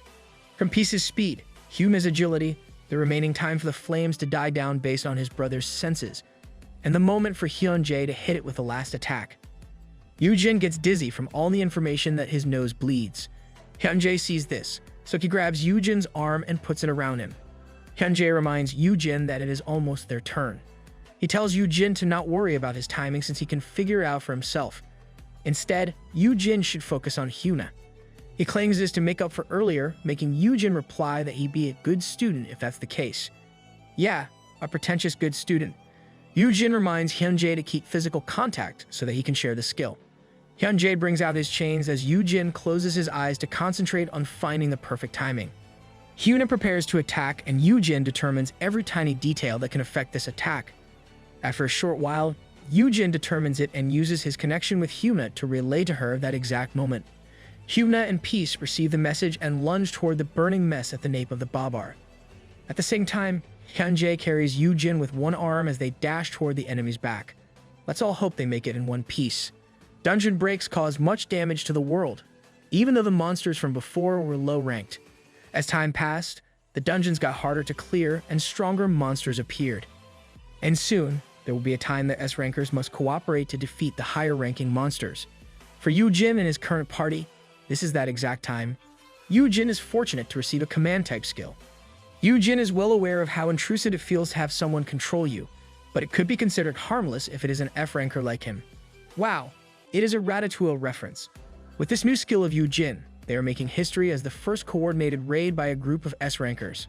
With the thrill of facing a strong enemy running in their veins, Peace dashes to Babar's weak spot. Hyuna raises her spear for a stab. They reach the exact spot, and she pierces her spear with all her strength. Yoram is so glad that Hyuna did it despite the scorching temperature of the flames. Hyuna maniacally laughs at her success. Even though she's getting burned, she is bursting with glee as she proclaims how amazing it feels. Green goo appears as Hyuna pulls out her spear. Carrying Hyuna, Peace leaps away, and more green stuff splashes out of Babar. This must be that toad's blood. Babar opens its mouth as a green sticky substance flows from its back. Hyunjae watches from above, thinking that is the spot where he must stick his chains in. Yoojin, whose eyes are still closed, tells Hyunjae to go all out since he can use his bracelet as protection. Hyunjae prepares for his attack. He already received Yoram's buff, and now Yoojin activates the effect of his veteran F-ranker title. The effect is instantaneous. Hyunjae increases his chains and lightning runs through them. His eyes widen as he felt how Yoojin's buff had doubled his skill attack damage. Multiple chains pierce the back of Babar's neck and lightning zaps through them. Yoojin can tell how overpowered this is, while Hyunjae still feels amazed that he can't help giving a genuine smile. Hyunjae continued the electrical discharge on Babar, causing a massive blast of light throughout the dungeon. Once Hyunjae releases it, the nape of Babar gets completely destroyed. Its eyes turn white, and it falls with a big thud to the ground. Just wow. They should do more coordinated dungeon raids with a group of S-rankers. Yeren looks ecstatic as she asks for confirmation if they really did defeat it. The fall of Babar causes a vast rumble, and the ground is still getting destroyed due to the impact. It causes a giant explosion on the ground. Everyone must move back to avoid any fragments thrown in the chaos. Knowing that they won't make it in time, Sunhan tells them to move back. The system appears and notifies that the upgrade condition is now fulfilled. Sunhan Kim's stats and skill proficiency also increased. Sunhan activates his shield skill, completely deflecting all the rocks coming their way. Yoram is so amazed by this and asks how it is possible. I guess only Yoojin, Youyun, and Sunhan are the only people aware of this raid's real purpose. In a different location, Yoojin and Hyunjae land in a farther location, unaffected by the fall of the monster. They watch as Sunhan activates his shield skill and protects everyone else. But before Yoojin can even admire this, he tries to hold himself steady with the support of Hyunjae. He is worried if everyone is okay, but he is in no real position to do so as his nose starts bleeding again. Knowing he is about to faint, Yoojin tells Hyunjae that he will nap, so they should do their best not to fight. Yoojin faints before he finishes his sentence, and Hyunjae grabs Yoojin's arm before falling to the ground. I doubt this guy would listen. Sunhan's shield skill remains activated as the ground calms from its rumbling. Babar is now dead, and this is proof enough how the first high-class coordinated attack ended in success. With Yoojin unconscious, the SS rank skill Stern Mother Hendril Surgeon is now deactivated. But this skill is so potent that it still leaves the Tarbits with a lingering connection with one another. Hyuna gushes affectionately for Peace, complimenting the magic beast as she hugs it tightly. Yoram and Youyun look at one another and clap each other's hands with their accomplishment. Still, they immediately feel awkward about it and turn their back on one another. They all felt the relief of defeating an unbelievably strong enemy. With their previous connections, they form a sense of camaraderie. I hope it lasts long. Sunhan runs towards Yoojin and Hyunjae and asks if Yoojin is okay. For Hyunjae, it was not the excellent coordination that lingers. Instead, he still relishes the feeling of how his power was doubled. He feels euphoric about finding a source that could make him more powerful. But let us wait for Youyun and the others to arrive first. For now, let us cut to where the system is. Their newbie claims that the real target is Yoojin and complains how this wasn't supposed to happen since Babar is a monster that will take 5 years before it comes out. Behind him, Deer is lying face down on the floor while Tree is repairing the system. Yep, that is the punishment for playing around with the descriptions. Newbie is still panicking and asks the others if the filial duty addicts are behind this. Tree calms him down since the attempt is made within Honey's world and not from outside. The merperson says someone tried using the teleportation skill to go to Honey. This makes Newbie confused since it would require at least SSS or legendary rank skills to do that. So Babar popped out because Chirpy tried teleporting to a dungeon. Yoojin's lil kid caused a big problem. The system gets back a visual of the dungeon where Yoojin is, and they are glad that Babar is taken care of immediately. Tree admits how he thought they would have to do more for this feat, so he said to give everyone a lot of rewards. Merperson checks beside Tree and observes that something isn't right. On their screen, they see Hyunjae crouching where Honey is. Back to our MC and his unruly kids. The others still haven't arrived. Yoojin is still knocked out from his skill, and Hyunjae looks at him like a delicious food up for his picking. Hyunjae asks who Yoojin truly is as he thinks he can wait for their contract to end if it is for Yoojin's magic beast tamer skills. But Yoojin somehow became more appealing to him as time passed.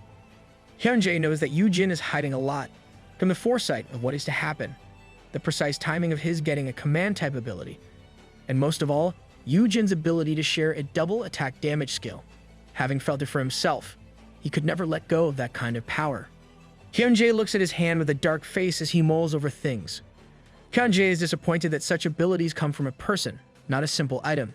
Hyunjae believes he could get it for himself if it was an item. He carries Yoojin again, one hand over his shoulder, as Yoojin lands beside Sunhan. Yoojin asks if his brother is okay and says he will take his brother. Hyunjae doesn't let Yoojin finish and says he will keep Yoojin. Oh no, that's a wrong move, mister. Lil bro is the type who would do anything for his big bro. Yoojin is shocked by this, but Hyunjae simply brings out his chains and claims that he will feed and take care of Yoojin from now on. Hyunjae announces that he will take this with him. Hey, our MC is not an item. Undoubtedly, you're jerkwad number 1 in Hyuna's contacts. Yoojin is furious at this claim, while Hyuna, who just arrived with peace, comments that Hyunjae truly is out of his mind. Yaren reaches the group and also hears Hyunjae's insane proclamation. She tells him to give Yoojin back. Sunhan and Peace glare at Hyunjae as they prepare to attack. Yoojin repeats it to hand his brother back to him. Yoojin's sword is unsheathed, ready to make a move if necessary. Hyunjae glares at Yoojin, thinking that an Iridan is still clinging, and wonders if he should just kill him. He is still in physical contact with Yoojin, so he still has the double attack damage skill active. He ponders if he should just make an excuse that everyone else died because of Babar. This guy needs a proper beating. Everyone else looks at Hyunjae's every move, ready to pounce if he makes any attempt. Hyunjae is still thinking about the repercussions once they get outside the dungeon. Still, he is snapped out of his thoughts as Hyuna pierces her spear and pulls it out to point at Hyunjae. Hyuna reminds Hyunjae that while the rest will hesitate to attack in case Yoojin gets hurt, she is different. She won't hold back in her attacks if he makes a mistake. She tells Hyunjae that he better listen now that things are done. Hyunjae changed his views on gauging the situation based on what Hyuna just said. He thinks about how Yoojin's bracelet is now broken and quickly comes to a decision. He removes Yoojin from his shoulder and gives him up, making an excuse that nobody is on his side. He hands Yoojin to Hyuna, and immediately, Yoojin attacks Hyunjae once his brother is gone from his arms. Lil Bro is a literal hothead. Expecting this attack, Hyunjae uses his chains against Yoojin's sword, claiming he is nice, and returns Yoojin. He then asks Yoojin if he is attacking because he is not wearing his fire-resistant coat, which makes him conclude why Yoojin wants it for himself. Yoojin gathers black flame in his hand and throws it at Hyunjae, but Hyunjae easily deflects it with his chains. Fire versus lightning. The two prepare to unleash their best, but before they can even do so, a blast of ice gets between them. Yirem yells for them to stop and reminds them that they must get out of the dungeon with Yoojin. Hyuna yells for Hyunjae to stop acting like a kid and harassing the other kids. She then throws the precious coat to Hyunjae while she yells for Yoojin to take care of his brother, or she will throw Yoojin on the ground. You shouldn't have done that, Hyuna. Yoojin really likes that coat. There goes Yoojin's chance to take it for himself. Yoojin removes his coat and threatens Hyunjae to not even think about getting close to Yoojin. Hyunjae ignores the threat and says he can't do that since he likes Yoojin. This makes Yoojin glare at the older man, and Hyuna yells for them to stop. Yoojin prioritizes his brother and covers him with his own coat. Hyuna tells Yoojin to not mind the pricks, since this might turn for the better. If Hyunjae really likes Yoojin, he will surely take care of Yoojin and ensure his safety. Yerim scolds Hyunjae as Hyuna talks to Yoojin. Hyuna reminds him that Yoojin is not as fragile as he thinks. Yoojin is resting, yet he grinds his teeth as he mutters how they should not fight. Those are extraordinary senses, big bro. You can tell they are fighting even in your sleep. Things have settled down, and the group leaves the dungeon. After that dungeon raid, news spread about the appearance of an SS-class monster in an A-rank dungeon. This brought great tension to everyone, hence details of the raid aren't revealed to the public. To give everyone a good news, the news of Sunhan's upgrade is released to the whole world. In a different place, a few locks of hair fall to the table, and a guild staff member calls for her guild master. She screams her lungs out when she finds Hyuna shaving her head. Hyuna claims she shaved it since her hair is burnt. Her staff worries that their sponsors will get angry with her guild master's actions. Even the Breaker Guild staff calls their sponsors old geezers. Hyuna says she doesn't really care and that they should at least be glad that she didn't shave everything off. She leaves the room, claiming this is a small matter to get so uptight about. The woman who used to worry about the opinions of her sponsors is now gone. Everyone who participated in this dungeon raid is about to experience more changes. From Yoojin's appearance as a magic beast hammer, the awakened with blacksmith skills, the upgrade of an A-ranker to an S-ranker, to even the successful cooperative attack of S-rankers who never worked together before. This is the dawn of a new age. In Sejong Guild, Hyunjae is on the phone saying how the plan changed. He gives instructions for everyone to prepare themselves for returning to Korea, including the twin siblings of the venomous curse Dragon Dio Valchesis. What? That crazy natural-born S-ranker is one of Hyunjae's people? You're getting more sus by the second, Hyunjae. Every change happening right now makes the cogwheels turn, and in the center of it all is our MC. Chirpy tries to wake Yoojin by continuously pecking him with his beak. Chirpy sees that Yoojin is starting to open his eyes, so he gives him a good body slam in the face. This shocks Yoojin into wakefulness. Yoojin sits up because of the attack and asks Chirpy if he is hungry. Chirpy peeps at Yoojin, trying to tell him things, but Yoojin is then called by Yerim and the others. There are tears in everyone's eyes except for Sunhan. They are glad that Yoojin finally regained consciousness, but the welcome overwhelms Yoojin. He asks why everyone is there. Yoojin looks at his clothes and thinks about how he fell asleep in the dungeon due to exhaustion. Seeing that he is wearing hospital clothes, he asks if he has slept for a long time. Manhwa frantically yells that Yoojin slept for 2 days. Our MC must be exhausted with using multiple skills at once, considering that his MP is also low. Sunhan assures him that the doctors who looked at Yoojin said nothing is wrong with his body, so there is no need to worry too much. This makes Manhwa glare at Sunhan as he shouts how Yoojin overworked himself to the point that he has to sleep for 2 days. Manhwa continues to complain that although their team has 4 S-rankers, Yoojin still has to exert himself. Manhwa is so angry that Chirpy joins the scolding. Sunhan and Yerim apologize for their inability to care for an F-ranker. Yoojin can't comment on this since he finds that Manhwa has gotten so scary in such a short period. Yes, this caretaker is scary. If one makes a mistake, it's goodbye to the chance of getting stronger equipment. Trying to change the subject, Yerim says Chirpy kept crying, so they got permission to bring him over. She asks Yoojin if she should take Chirpy back so that he can rest more.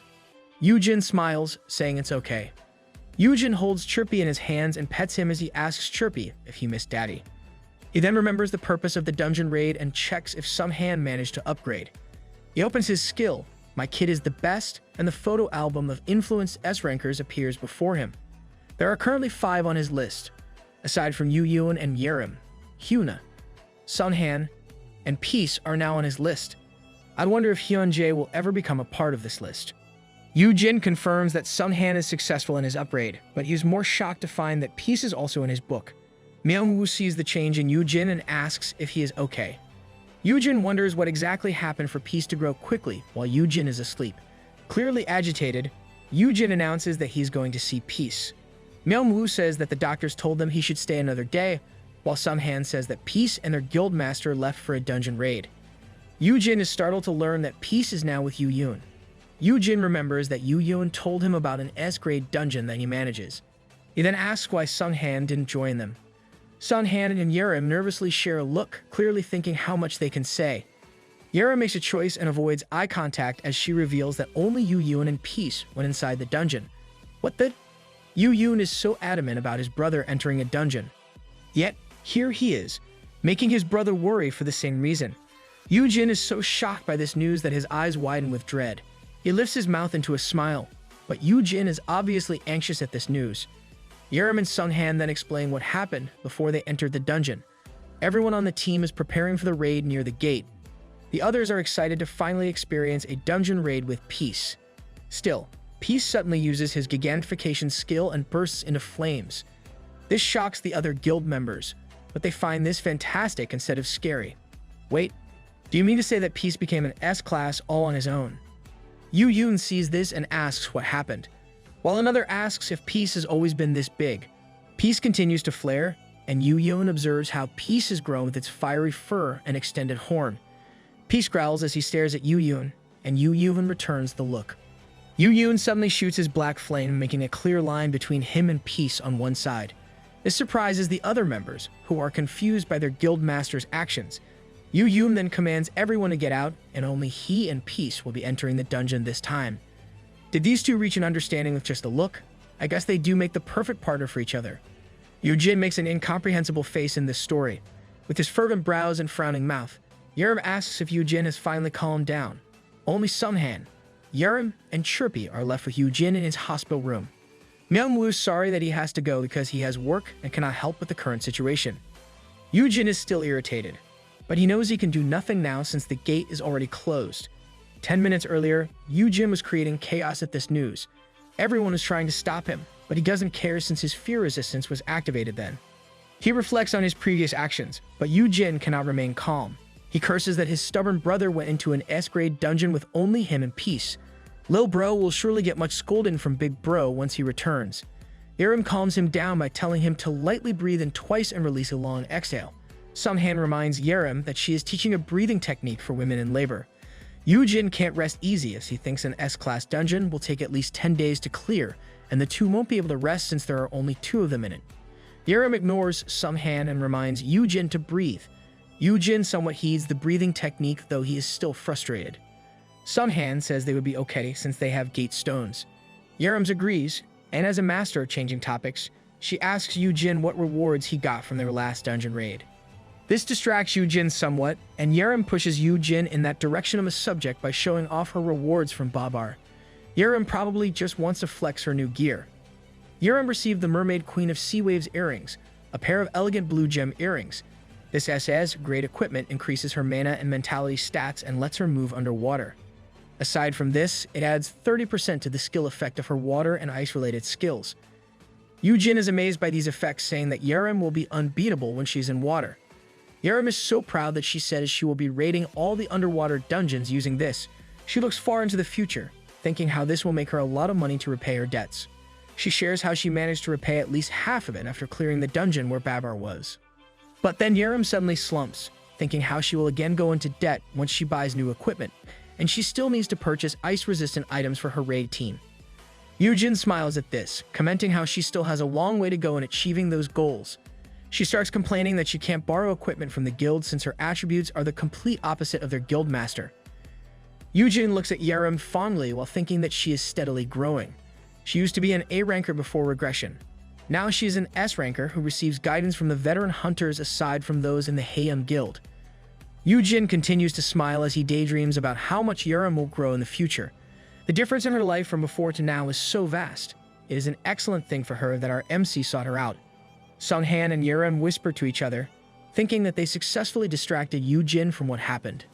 Sunghan decides to follow Yerim and shows the reward he got, which is a gate stone. He also shares his gratitude for becoming an S ranker after this raid. Yoojin is like an old man, and Sunghan and Yerim are the grandchildren trying their best to ensure the old man doesn't get stressed. Yerim continues the topic and asks what Yoojin got as a reward, saying she is really curious about it. Yoojin checks his inventory and finds an SS grade item within. Yerim is amazed that Yoojin got an SS rank item as well. Yoojin clicks on it, and it glows bright blue, shocking everyone. The object appears with a blue aura around it. The item is called the Nameless Demon King's Old Spinning Wheel. As the blue light disappears, Yoojin and the rest take a good look at the SS grade item. Yoojin says it is an old spinning wheel used by a demon king before. Chirpy climbs the wheel, taking a close look as well. Sunghan wonders if the item was used for threading, while Yerim thinks it is a weird hobby for a demon king to pick up. Yerim needs to meet Sadao Mao, and she'll gain enlightenment. Yerim puts the spinning wheel in Yoojin's head, wondering if it is meant to be equipped. Yoojin lets her do as she pleases while saying that the item seems to be a material or an ingredient instead of equipment. Yoojin holds it to his head, with Chirpy still atop the wheel. He thinks the system would have purposely given this to him for a reason, and he should ask them about it. As he thinks of the word dungeon, his mind suddenly makes the connection. He thinks of an S-rank dungeon and how his brother and Peace are entirely on their own inside one. Yoojin becomes gloomy, and Yerim and Sunghan are shocked at the change. Suddenly, Yoojin starts cursing again because of his stubborn brother.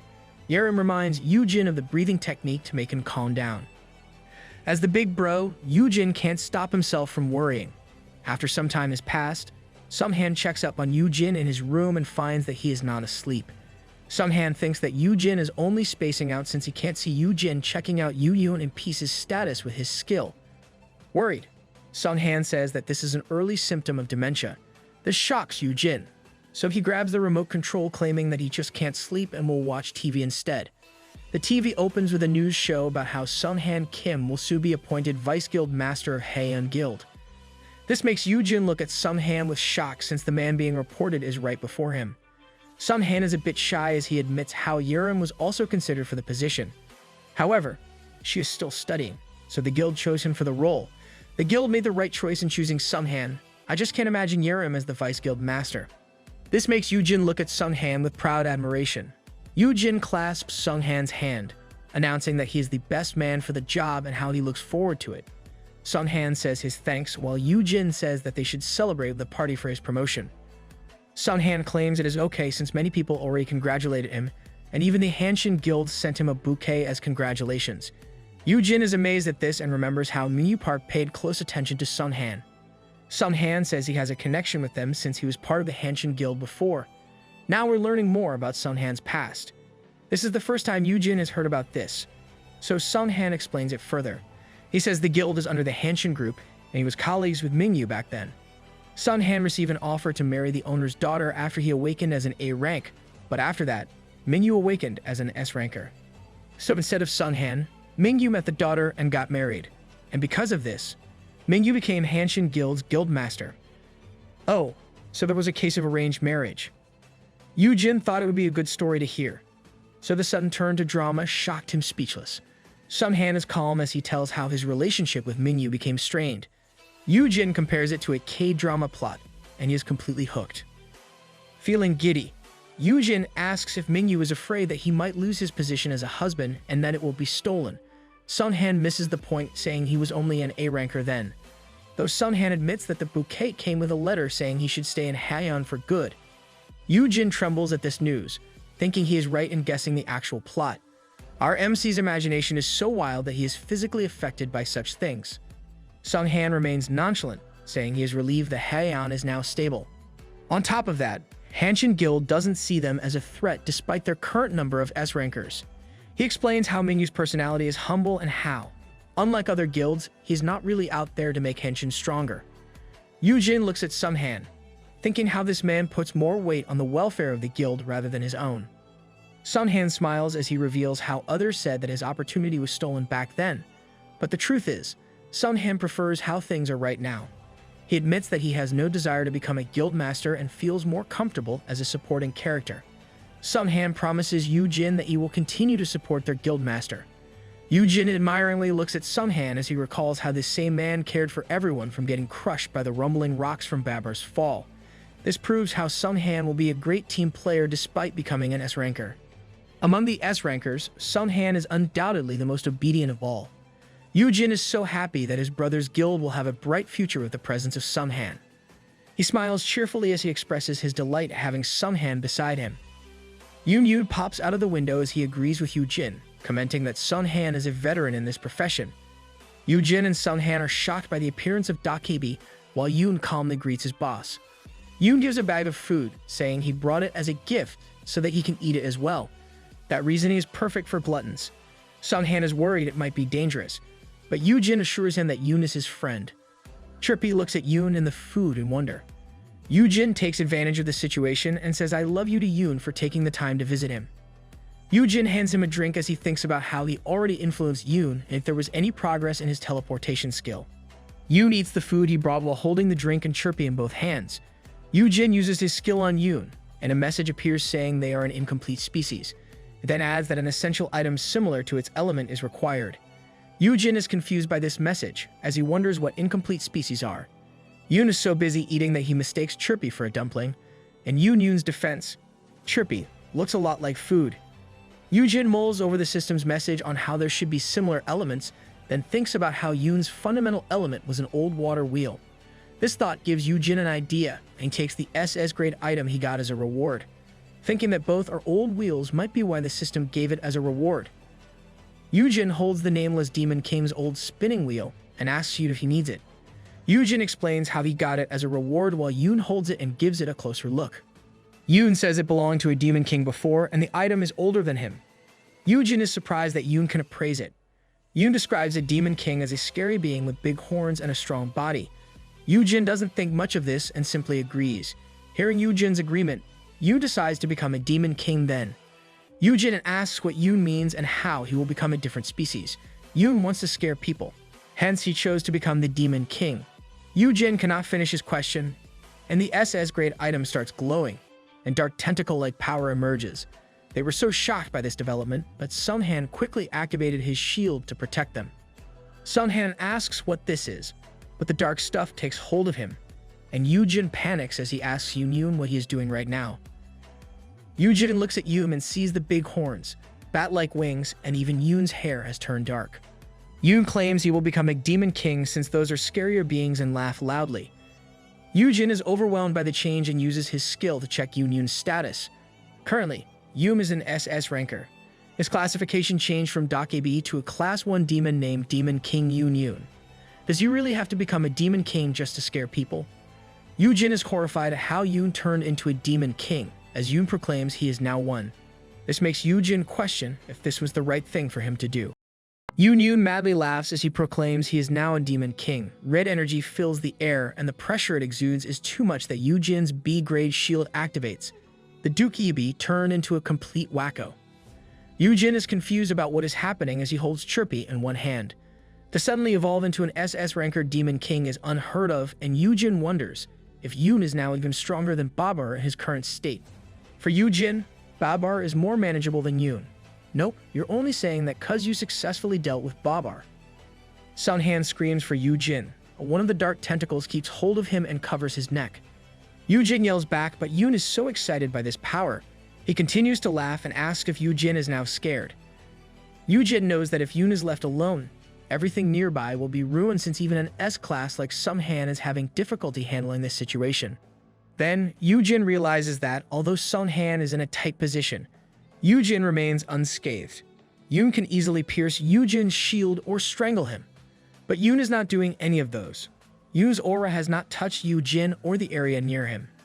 Yoojin wonders if this is Chirpy's ability, but seeing the little guy knocked out, he concludes that it is not because of Chirpy. This gives him an idea, and he checks his skill to see if Yoon is still under his influence. Yoojin is relieved that this stubborn kid is still under his influence even though he is now a Demon King. He concludes that Yoon still perceives him as the grandma who took good care of him before as a water wheel. So Yoon is in complete control of the situation. He's just doing things as he pleases. With this realization, Yoojin musters up his acting skill and embodies the characteristics of a nagging grandma. Yoojin is irritated as he yells at Yoon that he is not scared, calling Yoon a brat. He scolds Yoon for causing chaos in a hospital, making Yoon stop whatever he is doing. Yoojin then takes a fishing rod toy from his inventory. He yells for Yoon to come over, and the doctors want to punish him. Yoojin smacks Yoon on the legs with a toy fishing rod as he reprimands Yoon. Yoon stammers while calling Yoojin grandma but corrects himself and calls Yoojin boss instead. Yoon feels confused as he asks if Yoojin is not scared now that he is a Demon King. Yoon can't let go of playing pranks even though he is now a Demon King. Yoojin yells that there is nothing scary about a Demon King since it is cliché and that a Dukibi is multiple times more terrifying. As Yoojin says this, he thinks about how Yoon really loves to scare people whenever he can. But since he is still under his influence, Yoon may still listen to him if he says something along these lines. Yoojin reminds Yoon of how Myung-woo and Hae-yan fainted back when he was a goblin. Yoon says that Yoojin said he wasn't scary as a dookiebi. Then Yoon wonders if others are the same. Yoon looks at the restrained Sunhan. Yoojin and Sunhan are surprised. So Yoojin makes a scared expression to cue Sunhan. Sunhan somehow gets the message and shouts that he agrees that dookibis are much scarier. He adds that he was only startled because he is worried for Yoojin's safety. Sunhan said all this while still tied up and hanging in the air. Yoojin proves his point with this, slightly concerned if it will work. Sunhan is slowly following our MC's road to acting. Yoon then calms down and starts changing his form. Yoojin is glad it is working, pushing the goblins are scarier idea by inciting Sunhan to agree that Yoon's dookiebi is much scarier.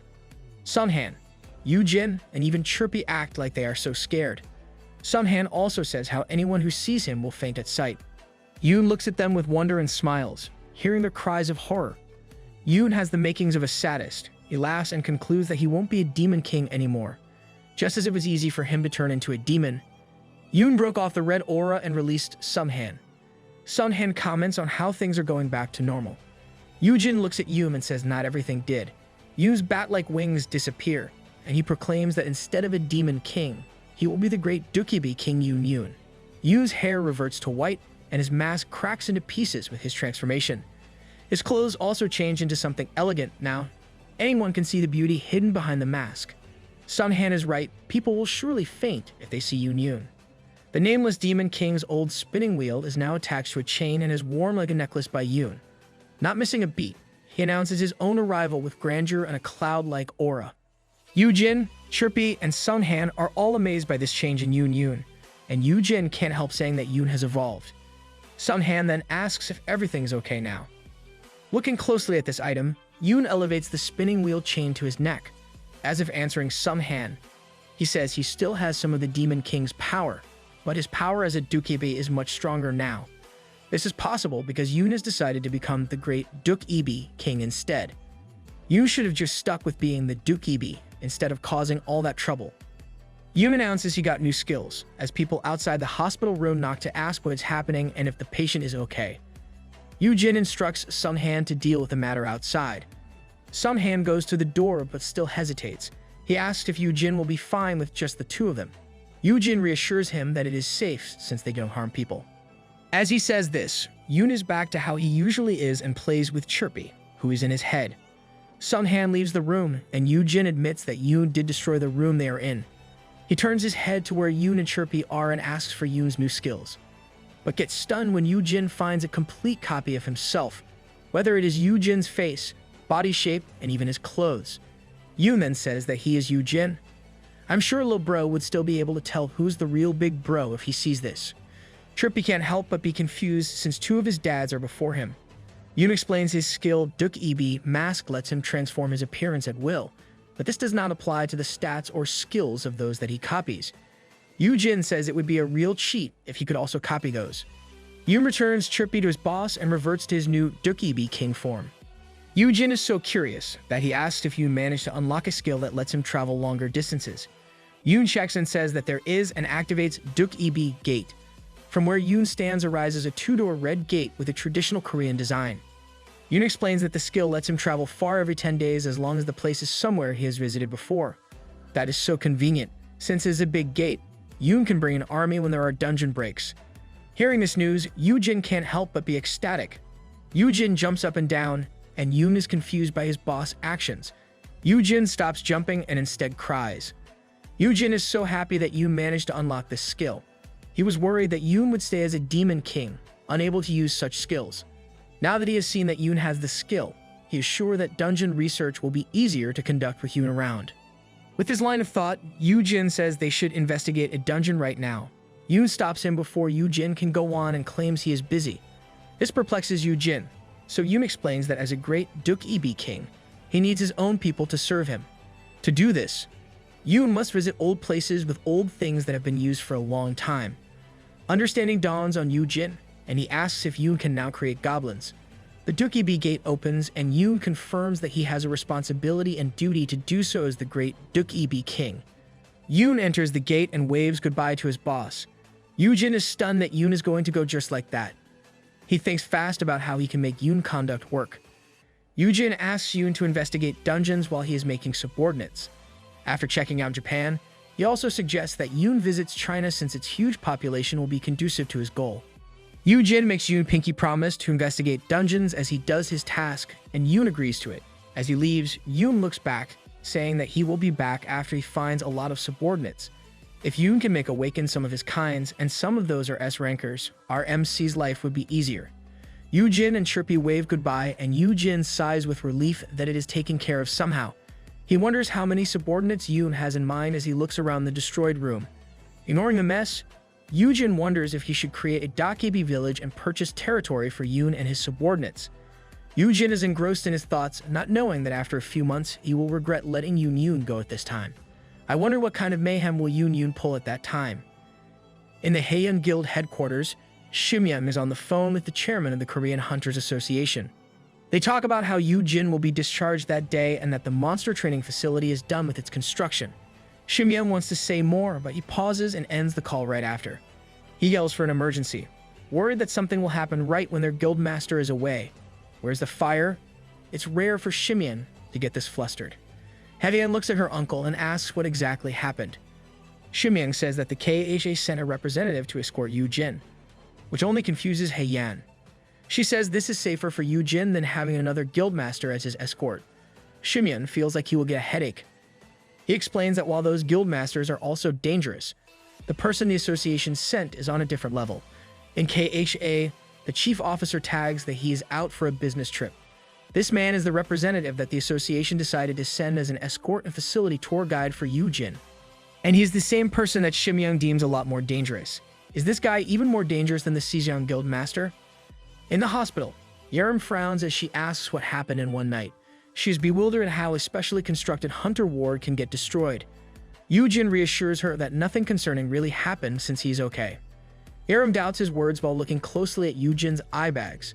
Yerim says with conviction that he didn't get any sleep, so there's no way he's okay. Yoojin looks away, thinking he was only up all night since he is checking with his skill to see if his brother is still among the living. That's ingenious. You can use my kid as the best skill that way too. Just then, Yoojin realizes something is wrong and asks why Yerim is there on a weekday when she has school to go to.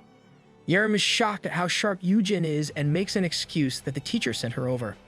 She scratches her nape, but Yoojin can imagine how Yerim must have intimidated her teacher in doing so.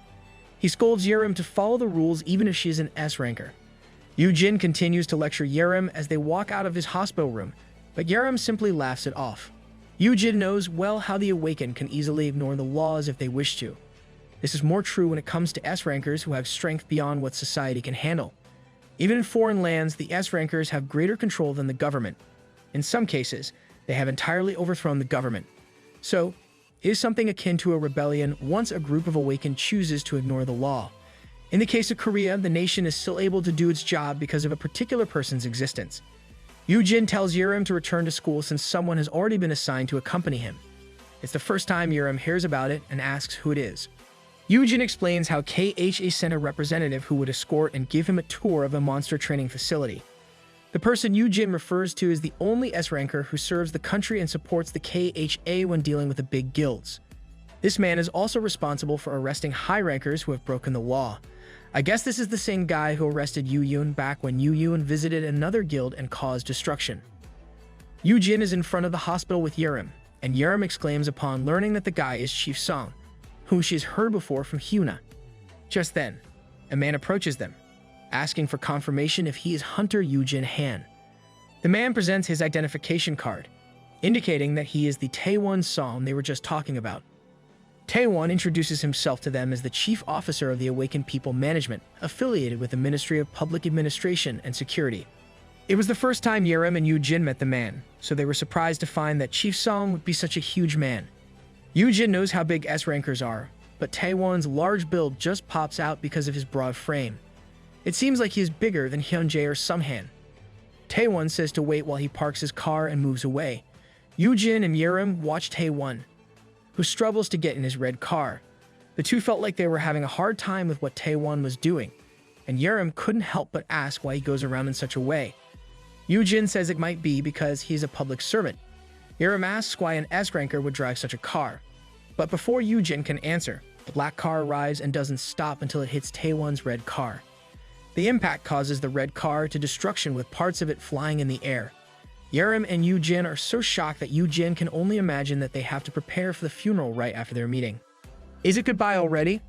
The red car is utterly destroyed, but Taewon simply gets out of the rubble, and Yoojin is relieved that Taewon is an S-ranker, so he is sure to survive such an accident.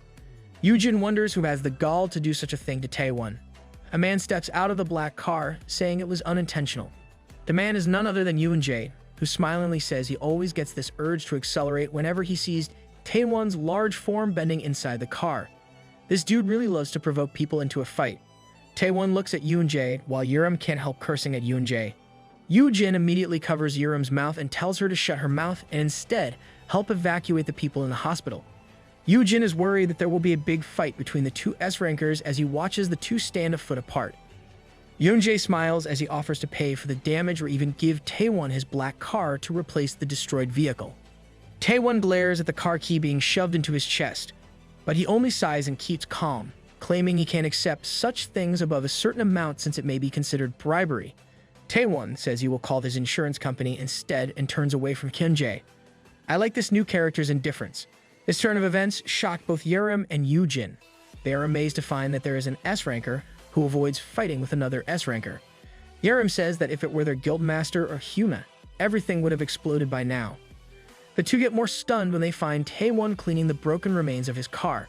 There is no doubt that this guy is a great model of what S-rankers should aspire to be. Yerim and Yoojin find Taewon's existence eye-opening. Taewon's nature as an S-rank police officer distinguishes him from those unruly kids. Taewon calls to report the incident, while Yoojin continues to admire the man for remaining calm despite what happened. He thinks about it for a moment, and Yoojin deduces that this is not the first time this kind of thing happened to Taewon. Yoojin glares at Yoonjae, thinking that this guy is the main perpetrator whenever Taewon experiences this kind of thing. Our MC treats Taewon like one of his kids even though he hasn't influenced him. Feeling Yoojin's gaze, Yoonjae turns to look at Yoojin and smiles innocently while putting in all his charm. Caught by the man, Yoojin pales and feels chills running through his body. Yoonjae walks towards Yoojin and asks if he is alright, since he must be devastated to find that his brother is off on a dungeon raid with only peace. Yoojin was reminded of this, but his current concern lies with the man before him. Yoonjae offers a bag filled with sweets to Yoojin, but Yerim snatches them away and eats them in front of Yoonjae. That's it, Yerim. Protect our MC by eating his snacks. While munching, Yerim asks why Yoonjae is there when Yoojin already got released from the hospital. Yoonjae smiles, saying they refuse his admittance, hence he can't visit. Yoojin wonders what exactly transpired while he was asleep.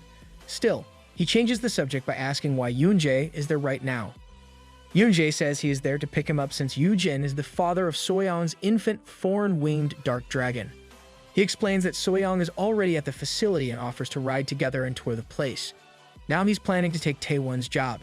Hearing this, Yerim gets in the way between Yoonjae and Yoojin.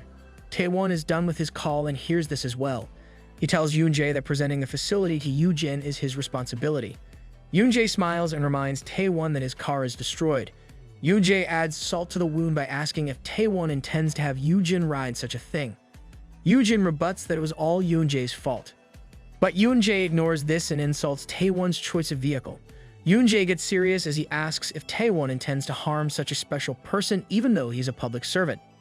Taewon listens to Yoonjae, then bows to Yoojin and apologizes for his carelessness. Yoojin is distressed by this. In Yoojin's head, he curses Yoonjae and wants him to buzz off since he is obviously at fault here. Our MC should just curse at Yoonjae out loud. That guy deserves it. Yoojin tells Taewon that he can just have Haeun send him a car. Yeon suddenly says to Yoonjae that he should be busy and that it is enough with Soyeon's presence in the facility. Yoonjae acts miserable at Yoojin's words, saying he took the time to go there, yet he is being rejected just like that. Yoojin becomes alarmed and scolds Yoonjae for acting like he is being abandoned. Yoonjae smiles at Yoojin, wondering out loud why Yoojin is acting like this when he knows they have gotten closer. Yoonjae claims that he has poured his heart and soul into doing so, and the shoujo-esque background is back. But the choice of white lilies is kinda sus though.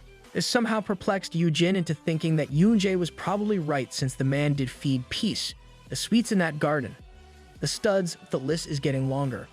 Yerim tries to snap Yoojin out of those thoughts by reminding him not to give in. But Yerim is too late, and Yoojin agrees to ride together as long as everyone can join. Yoonjae has a happy face as he admits he is glad about Yoojin's decision. I don't know if our MC is gullible or if this is a part of his plans. Since Yoojin has decided, Yerim looks back at Taewon and notices that the man is glaring. Yerim wonders if it is because Yoonjae keeps picking a fight with him, but she looks closer and looks at where Yoonjae and Yoojin are. Yoojin is busy reminding Yoonjae that he can't cause trouble or the new building might get destroyed. Yerim realizes that Taewon is not glaring at Yoonjae. The person Taewon is actually eyeing is Yoojin. This makes Yerim ponder if Taewon has an ulterior motive against Yoojin. And we now have a plot twist. Yoojin's group arrives at the newly constructed building intended for raising magic beasts. The place's design is on par with the Sejong Guild, and there are even areas where the beasts can roam outside. Taewon gives a tour, explaining the architectural design, but Yoonjae butts in and takes over in presenting. Whenever Taewon started talking, Yoonjae would talk over him and continue whatever Taewon was about to say. Yoonjae keeps doing it, making Yoojin wonder if this is okay. The Sejong Guild master is blatantly being rude to Taewon. No surprise there. Soyeon arrives carrying a big basket and happily greets Yoojin. She was waiting for Yoojin to arrive and admitted how excited she was.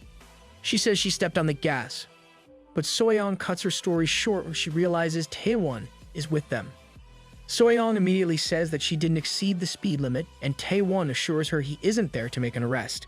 This interaction makes Yoojin think that Soyeon frequently has to deal with Taewon when riding her motorcycle. Yoojin then sees a sleeping thorn-winged dark dragon inside the basket. Yoojin is about to mention the dragon's name, but Soyeon cuts in, saying that she named the dragon Comet. Yerim says she did an excellent job in doing so. Yup, don't leave the naming to our MC. Taewon also closely examines the dragon and comments on how small it is for a mount. Comet yawns as Soyeon fondly says that the magic beast will grow a lot in the future. Yoojin uses his promising sprout skill on Comet and determines that the dragon is currently D rank, with the probability of becoming an A or S rank in the future. And it has 4 skills, 1 S grade and 3 A grade skills, that can be unlocked after maturity. Another easy addition to our MC's S classes list once it matures. Yoojin shows the owner's token to Comet as he greets the dragon. And as expected, Yoojin's title of Perfect Caregiver has multiplied its effects. Comet flaps its wings as it greets Yoojin, and his system notification indicates that the dragon likes Yoojin. Soyeon is glad that Comet flew and gushes at how adorable her dragon is for immediately getting attached to Yoojin. Just then, a shadow passes by, making Taewon glance above. It is Blue who looks like he's about to attack. The golden griffin screeches, making everyone aware of its presence. Taewon yells that it is dangerous as Blue lunges toward Yoojin. But his warning doesn't really matter because Blue has been trained long before on how to land on Yoojin. Yoojin greets Blue as the griffin affectionately rubs its face on Yoojin's head. Blue also looks at Comet with big eyes, and Yoojin introduces them to one another, explaining that it is a new sibling. As Yoojin reminds them to be nice to one another, Blue flexes his muscles at Comet, and he suddenly throws Comet away, shocking both Yoojin and Soyeon. Blue is like that rowdy kid in class who makes a mess of everything.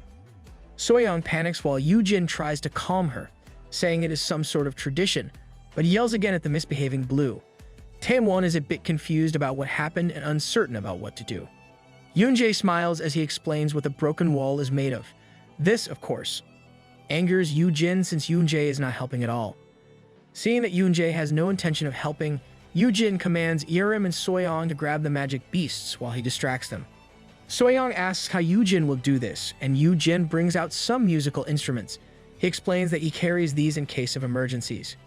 Yoojin starts playing them, successfully distracting Blue and Comet from flying amok. This amazed Yerim and Soyeon, who thought Yoojin was a true professional. The two then do their job and catches the 2 magic beasts. Yoojin instructs them further. This is like the scene when Blue, Salt, and Pepper first arrived. Taewon can only watch as this scene unfolds before him. He clenches his fist by his side as he thinks there really is something wrong. After some time, things were able to settle down. Soyeon looks disheveled as she entrusts Comet to an also unkempt Yoojin. Blue is now locked up in a cage while Comet rests in his basket. Soyeon says she will visit every day whenever she does not have a dungeon raid. Yoojin reassures her that Comet will be fine. Soyeon sweetly bids her dragon goodbye and finally leaves to prepare for Comet's home. Seeing how Soyeon is acting, Yoojin is confident that Soyeon is a great mom for Comet. But this only reminds him what kind of dad his younger brother is to Peace, and he wishes that Yoojin could be kinder to the magic beast, even just a little bit. Yoojin puts the resting comet in another cage and is relieved that things are now in order. He looks at Yerim and Yoonjae and reminds them they have somewhere else to be. Yoojin thinks that will only interrupt him, as if on cue. Yerim moves beside Yoojin and tells the other two that they should return now. Yoojin reminds her to return to her school, making Yerim feel tormented. You are not the only student who dreads going to school. Yoojin also tells Yoonjae that he can go now since he is busy, and Taewon can tell him about the rest of the facility. Yoonjae ponders on this a bit while looking at Taewon. Still, he only smiles, assuring Yoojin that his time is never wasted when Yoojin is involved. Yerim says the same and adds that it should be Taewon who should leave first. Yerim is adamant that she will only leave after Taewon does. She then reveals how Taewon had glared at Yoojin since before they arrived. Yoojin sweats as he hears this, but Yerim is wrong in thinking that Yoojin has been unaware of it all this time. Taewon looks away, seeing as he has been found out. Taewon needs to take acting lessons from our MC. Yoojin observes Taewon and is somewhat sure there is another reason for such a person to be here. Yoojin imagines that it would be related to his brother Yoon, thinking that this is something like a parent-teacher conference where Taewon would reveal the misdeeds of his child. Yoojin wonders why Yoonjae was also there, but he still urges the other two to go ahead. He reminds Yerim that Taewon is a public official, so there is a meager chance he will kidnap him. He then looks at Taewon for confirmation, and Taewon says the only exception is if Yoojin committed anything illegal. Our MC should be behind bars since he already committed numerous misdeeds after he regressed. Yoojin then looks at Yoonjae, calling him beloved guildmaster. He says he knows how much effort Yoonjae already put in for him, so listening to him now would also be favorable. Yoonjae seriously looks at Yoojin, determining if it is genuinely alright to leave Yoojin with Taewon. Yoojin glares back and Yoonjae finally gives in. Yoonjae says he has no choice but to listen and only hopes nothing terrible will happen. That's weird. Yoonjae is not smiling. Following the step of Yoonjae, Yerim decides to leave and reminds Yoojin to immediately call her if something happens. Yoojin is finally relieved that they are gone and offers coffee to Taewon. Taewon agrees and they both head to a break room. Things are already set up in the room, so Yoojin prepared coffee. Yoojin seals himself, thinking he will accept Taewon's complaints about his beloved brother. He tries to open up the topic by saying how hard it must be to deal with the S-rankers, especially for him, who does it as a job. Taewon claims that it is better now that there are fewer occurrences of dungeon breaks. He explains that it was worse back when it happened numerous times since S-rankers would be dealing with those, and things become chaotic when two of them are in the same area. Yoojin asks if Yoon is the same as he takes a box of coffee from one of the cabinets. Yoojin wonders if this is the topic that Taewon wants to discuss since he knows a lot must have happened when he wasn't around. Yoojin is sure he won't be shocked by anything that Taewon reveals. Just then, Taewon reveals how his arm was cut off because of Yoon. Lil Bro's a beast. Yoojin stumbles and coffee boxes and cups fall on him. Yoojin is so ashamed that his brother did something horrendous.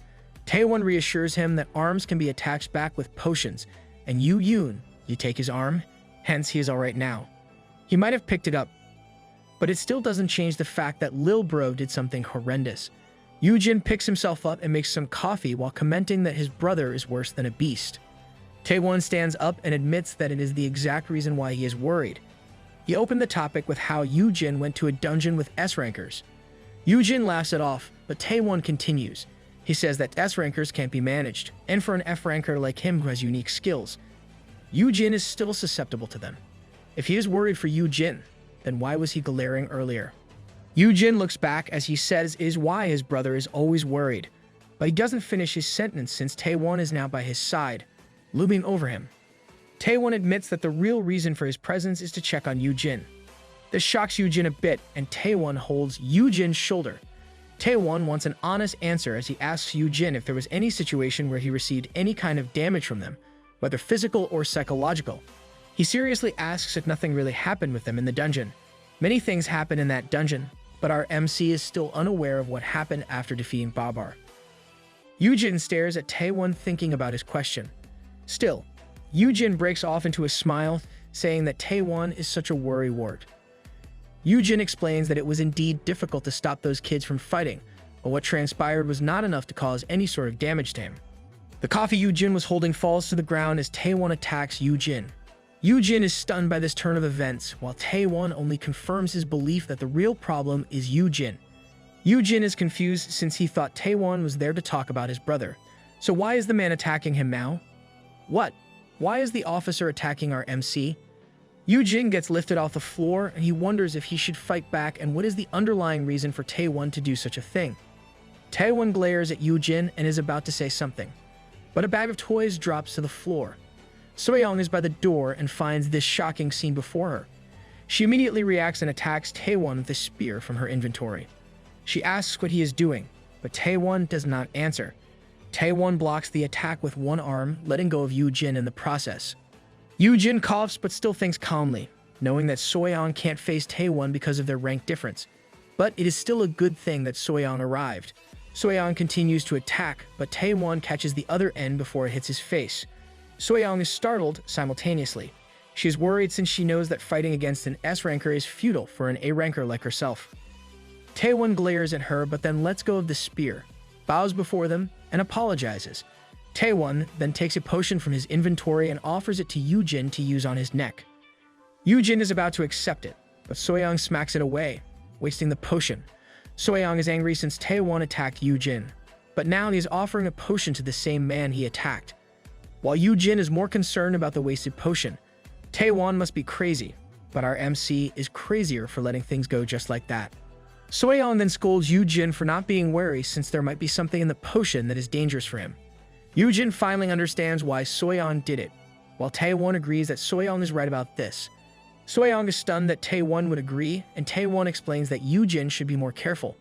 Really, a piece of safety advice from the same guy who made the attack. Taewon explains that he has been observing Yoojin since they first met in the hospital. Seeing Yoojin interact with the S-rankers, Taewon got confused. He says it is understandable if he is only close to Yerim. Still, Yoojin is obviously close to magic beasts and the Season Guildmaster. Yoojin is confused and asks if being close to them is terrible. Taewon says that is not the problem. Taewon explains that it is his first time seeing a low-ranking awakened who is at ease around high-ranking awakened and magic beasts. He then compares the high-ranking awakened to belligerent dogs that most people would fear, even more so if those dogs were not leashed.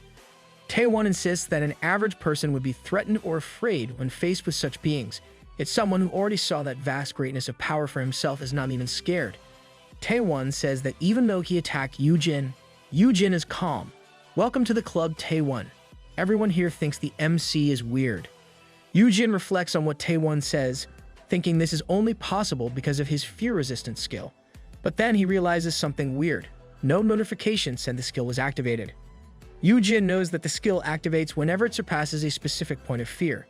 Still, the skill didn't activate when Taewon attacked him or even when Yu became a demon king. Yoojin finally understands what Taewon is trying to say. Our MC is the type who needs to be threatened to gain enlightenment. Taewon says it is not bravery, and it is more like Yoojin's perception of danger is faulty. Taewon asks if Yoojin knows this. He's about to talk some more, but Soyoung interjects, asking if attacking Yoojin is the right way to determine such a thing. She then tells Taewon to go back and that she will submit an official complaint for what happened as a guild. Taewon answers back that what he is doing is protecting Yoojin from that same guild. Doesn't this remind everyone before our MC turned back time? Lil Bro left Big Bro to bear an injury just so Big Bro wouldn't go inside dungeons. Yoojin tries to stop the two, saying they might destroy the building. Agreeing that Taewon is right, he admits he should be more careful and thanks Taewon for the advice. This stuns Soyoung, who thinks that thanking the guy who just hurt him is incorrect. This makes Taewon flustered as he takes a notebook and writes in it. He comments on how weird Yoojin is but still leaves his number for Yoojin. He turns to leave and says that Yoojin should call him whenever he needs help, though he does hope that Yoojin will never end up in a bad situation. That night, Yoojin checks if there are still some marks on his neck. He recalls how hard it was to make Soyoung stop from filing a complaint. Yoojin then thinks of Taewon and how weird the guys are.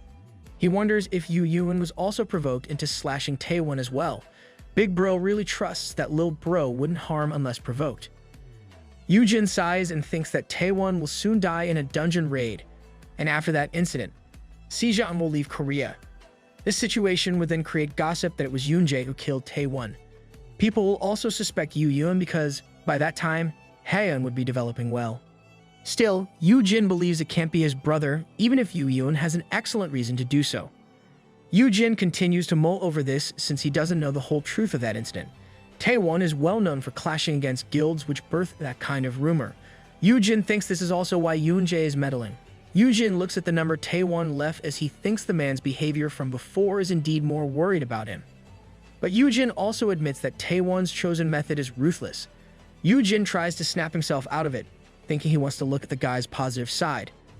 Yoojin feels like he has become apathetic. This characteristic of his probably developed because of the daily presence of high-ranking individuals or the side effects of fear resistance. It might also be possible that our MC was just born that way. Yoojin walks to another room and finds Myung-woo there. Myung-woo asks if everything there is all of Yoojin's stuff. Yoojin says it is, and Myung-woo presents in with a special rope that ties all of Yoojin's things in a big bundle. Myung-woo explains that he will keep all these in his smithy and bring everything out once they are in the new place. Yoojin comments on how Myung-woo made another fantastic item.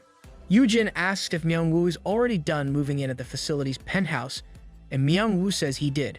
Myung-woo adds that the place is so big that it can feel lonely. Hearing this, Yoojin presents a keycard to Myung-woo for his home. Yoojin says Myung-woo can visit, making the other man so happy. Why does it feel like this story is really shipping Yoojin with Myung-woo? Yoojin says Myung-woo is free to visit, then asks a favorite have an item made that can help increase his mentality when he is free. Myung-woo says he can easily do that, and then asks what it is for. Yoojin doesn't answer. He thinks having such an item will help lessen the side effects of fear resistance and prove helpful when using Stern Mother Hendril Surgeon's skill. Myung-woo looks at Yoojin and asks if Yoojin plans to place himself in danger again. Suddenly, the wall crashes and breaks to pieces as Yurim walks in as if the hole she made is the apparent door to the place. This kid never learns. Yurim shouts about how she knew what happened, confirming Myung-woo's suspicions. Yoojin tries to explain, but Yurim is angry at how Yoojin made her and Yoonjae leave, and right after, he is almost killed. Yoojin says that Taewon is worried for him. Still, Yurim sarcastically asks if attacking is the new method to show worry for another person. She makes a good point. Yoojin bears the scolding while Myung-woo reminds him to be careful. Myung-woo is anxious for Yoojin's safety, while Yurim is near to tears. She says she always feels terrible when such things happen to Yoojin. Yurim grabs Yoojin's hands as she recalls her promise to protect him. Still, she has let him be kidnapped, and today you almost died at the hands of another S-ranker. Yurim continues by saying that the guildmaster is away, and it is up to her to protect Yoojin, whatever it may take. Yoojin smiles fondly at Yurim and thanks her. He adds that he will be more careful as well. You're making your own kid anxious, MC. Yoojin thinks he has been somewhat indifferent, and everyone around him is concerned. He resolves to be warier, but even though Yoojin decides this, another accident occurs. Yurim is bleeding and slumps. Yoojin looks at it being before them as he tries to support and wake Yurim. I can't really tell if we can still call this foreshadowing. Things are going well until that particular morning. The magic beasts are out of their cages and enjoying their time under the sun. Even Blue is behaving, and he is not attacking Salt or Pepper. Blue definitely made some progress. Yurim is glad everyone is having fun in the new place since they can also spend their time in a rooftop garden. Chirpy is busy falling in love with some flowers, and Yurim comments on how the magic beasts are full of energy. But she suddenly stops and yells for Yoojin, who looks dead on one of the benches. Yurim asks what happened and if Yoojin couldn't get enough sleep. Yoojin says that everyone is so energetic. They also discover that Comet is actually a nocturnal magic beast active from midnight to morning. Like any parent, our MC must stay up late for the kids. Yurim comments that these are the troubles of parenting and that Blue is no help since the kid is also always causing trouble. Just right then, Blue creates chaos. Yoojin says this much is okay so that they can grow healthy. He adds that Blue is bright since the Golden Griffin is the type to stay close and never strays far from him. As if on cue, Blue checks if he is still close to where Yoojin is. Yurim asks why he is complimenting the troublemaker when it is now destroying the garden. Chirpy flies to where Yoojin is and gives him some flowers it was just looking at earlier. Yurim comments on how enamored Yoojin is. But before Yurim finishes, Blue arrives with a tree filled with flowers on its claws, looking proud of himself. Yurim then smashes the tree into pieces, and Yurim scolds Blue for causing chaos when Yoojin is already tired. She also reminds Blue that the garden is new, yet Blue is already destroying it. Yoojin calms Yurim down and says it is okay. He explains how this kind of thing is natural for magic beasts, and that one can't really force them to understand humans' way of thinking. Blue flies to Yoojin, crying. Yoojin says that Blue only wanted to give him flowers, seeing that Chirpy did the same before. Isn't this déjà vu? This must be how our MC dealt with Lil Bro back when young Yoojin brought home branches from trees. Not forgetting Yerim, Yoojin shows his appreciation by using Blue's wing to rub Yerim's hair as he compliments Yerim for being a good girl. Yerim's cheeks flush pink as she shouts that she does not require the same treatment as the magic beast. Feeling happy, Yerim says that the magic beasts are probably so happy since they have Yoojin taking care of them. This kid is envious of the magic beast. Yerim ruffles the feathers off her head and tells Yoojin to rest since she will look after everyone for him. Yoojin says he would love to do just that, but today is the first day of their facility. Now that he is open for business, all kinds of people, especially foreigners, will want to get his services. Yoojin hopes to easily gain his target 50 S-rankers by building trust and influencing magic beasts and the awaken who will visit. Yoojin checks his phone for his first client. The DM from Ryit told him that her brother would be in Korea tomorrow. I guess Ryit can't use translation apps, though our MC gets her main point nonetheless. Yoojin mulls over the twin of Dio Valsius. He made it a condition to meet Ryit's brother in exchange for raising Ryit's magic beast. Yoojin plans to take advantage of his skill Rao Chita's Bane to use the keyword and influence another S-ranker in the process. He recalls how Ryit mentioned that she raised her brother to perfection with a devious look. I doubt it will be anywhere as good as our MC raising his little bro. Yoojin wonders if the brother is anything like Ryit, imagining that the guy must also be a musclehead with a violent nature. These thoughts fill Yoojin with tension, but he looks at Yerim and assures himself that it will be fine since he has an S-ranker as his bodyguard. I doubt he's that burly since there was a silhouette of Ryit's brother back when she mentioned how she got the title with her brother. Just then, Yerim learns from her earpiece that Yoojin's guest has arrived and will soon be coming up. She embraces her role and reminds Yoojin to stick close to her, and that he can't meet others without guards. Yoojin agrees with this and lets Yerim play her part. Yoojin thinks that Ryit's brother might be horrible when the system informs him of the activation of Rao Chita's Bane and the double effects of his skills if he encounters Dio Valsius. A handsome young man with blonde hair appears before them. The man greets them and introduces himself as Noah Luir, the younger brother of Ryit. The bright appearance of Noah blinds both Yerim and Yoojin, thinking that Noah must be an angel. Is this really her brother? It feels like babies got switched somehow. Once they have settled down, Noah thanks Yoojin for inviting him over and apologizes for his sister's behavior. Noah's completely opposite demeanor amazes Yoojin. Noah recognizes the gaze thrown at him and explains that they don't look the same because their appearance changed after gaining their titles. Yoojin laughs it off as he thinks that it is not only Ryit's and Noah's appearances that are different, but also their personalities. Yerim asks Yoojin where he met Noah since he's a foreigner. Yoojin explains that he is friends with Noah's sister on social media. More like forced to become friends. Yerim is shocked by this revelation and scolds Yoojin that he shouldn't just meet anyone from social media. Yoojin couldn't believe he had heard such words from a middle schooler. Noah, of course, hears this, assures Yerim that he is not suspicious, and reveals his profession as a guildmaster based in France. Yerim is amazed that a young-looking man like Noah is already at the top of the food chain. Noah says he is only 19 years old, and Yerim says he is much younger than our guildmaster, who is 23. Yoojin is bewildered since there is another person similar to his brother. Yoojin feels that the wall they have built against Noah is crumbling, and he suggests that Noah and Yoojin should become friends.